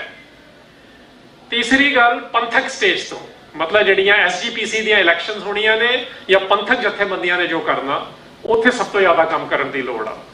ਜਿਹੋ ਜਿਹਾ ਵੀ ਆ ਮਾਹੌਲ ਇਸ ਵੇਲੇ ਹੈ, ਪੋਲੀਟੀਕਲ ਕਲਾਈਮੇਟ ਹੈ, ਪਹਿਲੀ ਵਾਰ ਇਹ ਹੋਇਆ ਸਿੰਸ 1980s, ਭਾਵੇਂ ਉਹ BJP ਦੀ ਕੂ ਅਟੈਂਪਟ ਹੈ ਸ਼੍ਰੋਮਣੀ ਅਕਾਲੀ ਦਲ ਦੀ, ਕਿਉਂਕਿ ਆਪਾਂ ਅਗਲੀ ਗੱਲ ਕਰੀਏ, ਮੈਂ ਪਿਛਲੀ ਨਹੀਂ ਕਰ ਰਿਹਾ ਤਾਂ ਹੀ ਕੋਈ, ਭਾਵੇਂ ਉਹ BJP ਦੀ ਕੂ ਅਟੈਂਪਟ ਹੈ ਜਾਂ ਅਕਾਲੀਆਂ ਦਾ ਬੀਬੀ ਦੇ ਰਾਹੀਂ ਤੇ ਚੰਦੂ ਮਾਜਰੇ ਰਾਹੀਂ ਰਿਫਾਰਮ ਕਰਨ ਦੀ ਗੱਲ ਆ, ਬਟ ਇਹ ਸਟੇਟਮੈਂਟ ਪਹਿਲੀ ਵਾਰ ਆਇਆ ਕਿ ਸ਼੍ਰੋਮਣੀ ਅਕਾਲੀ ਦਲ ਦਾ ਪ੍ਰਧਾਨ ਕੱਲਾ ਪੋਲੀਟੀਕਲ ਨਹੀਂ ਹੋ ਸਕਦਾ, ਉਹਨੂੰ ਰਿਲੀਜੀਅਸ ਵੀ ਹੋਣਾ ਪਊ।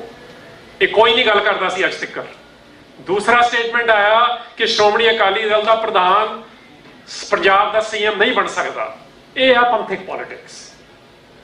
ਇੱਥੇ ਜ਼ੋਰ ਲਾਓ, ਜੇ ਤੁਸੀਂ ਲਾਉਣਾ ਉਹਨੂੰ ਰਿਫਾਰਮ ਕਰਾਉਣ, ਜੇ ਨਹੀਂ ਲਾਉਣਾ ਤੇ ਉਹਦੇ ਪੈਰਲਲ ਵੀ ਕੰਮ ਕਰੋ।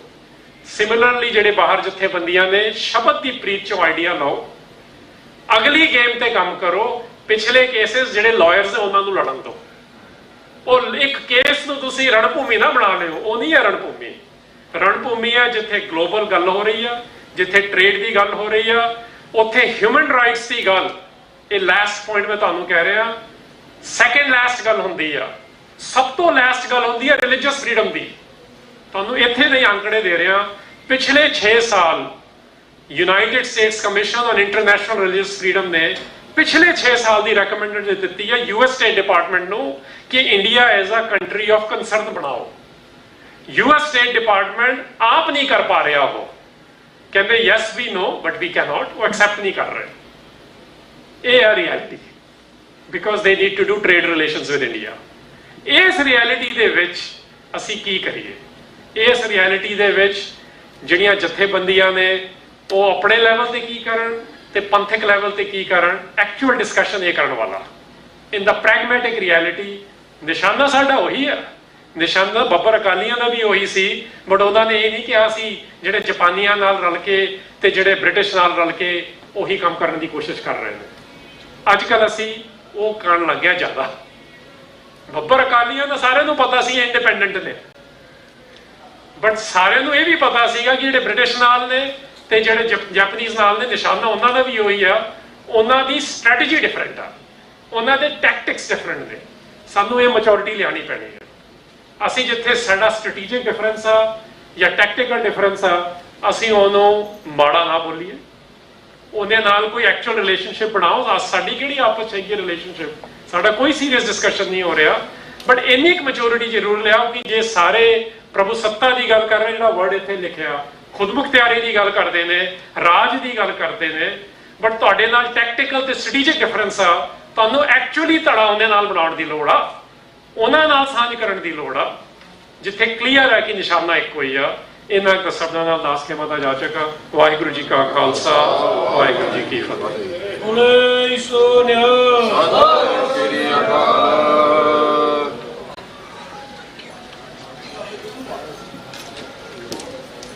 ਬਹੁਤ ਬਹੁਤ ਧੰਨਵਾਦ ਭਾਈ ਸਾਹਿਬ ਜੀ ਦਾ। ਇਸੇ ਦੇ ਨਾਲ ਸਮਾਪਤੀ ਕਰਦੇ ਹਾਂ ਜੀ। ਆਪ ਸਾਹਿਬ ਜੀ ਦਾ ਇੱਕ ਵਾਰ ਫੇਰ ਇੱਥੇ ਆਇਆ ਤੋਂ ਬਹੁਤ ਬਹੁਤ ਧੰਨਵਾਦ। ਔਰ ਰਲ ਕੇ ਗੁਰੂ ਪਾਤਸ਼ਾਹ ਦੀ ਬਖਸ਼ੀ ਹੋਈ ਫਤਿਹ ਬੁਲਾਈਏ। ਵਾਹਿਗੁਰੂ ਜੀ ਕਾ ਖਾਲਸਾ, ਵਾਹਿਗੁਰੂ ਜੀ ਕੀ ਫਤਿਹ। ਸਤਿ ਸ੍ਰੀ ਅਕਾਲ। ਵਾਹਿਗੁਰੂ ਜੀ ਕਾ ਖਾਲਸਾ, ਵਾਹਿਗੁਰੂ ਜੀ ਕੀ ਫਤਿਹ।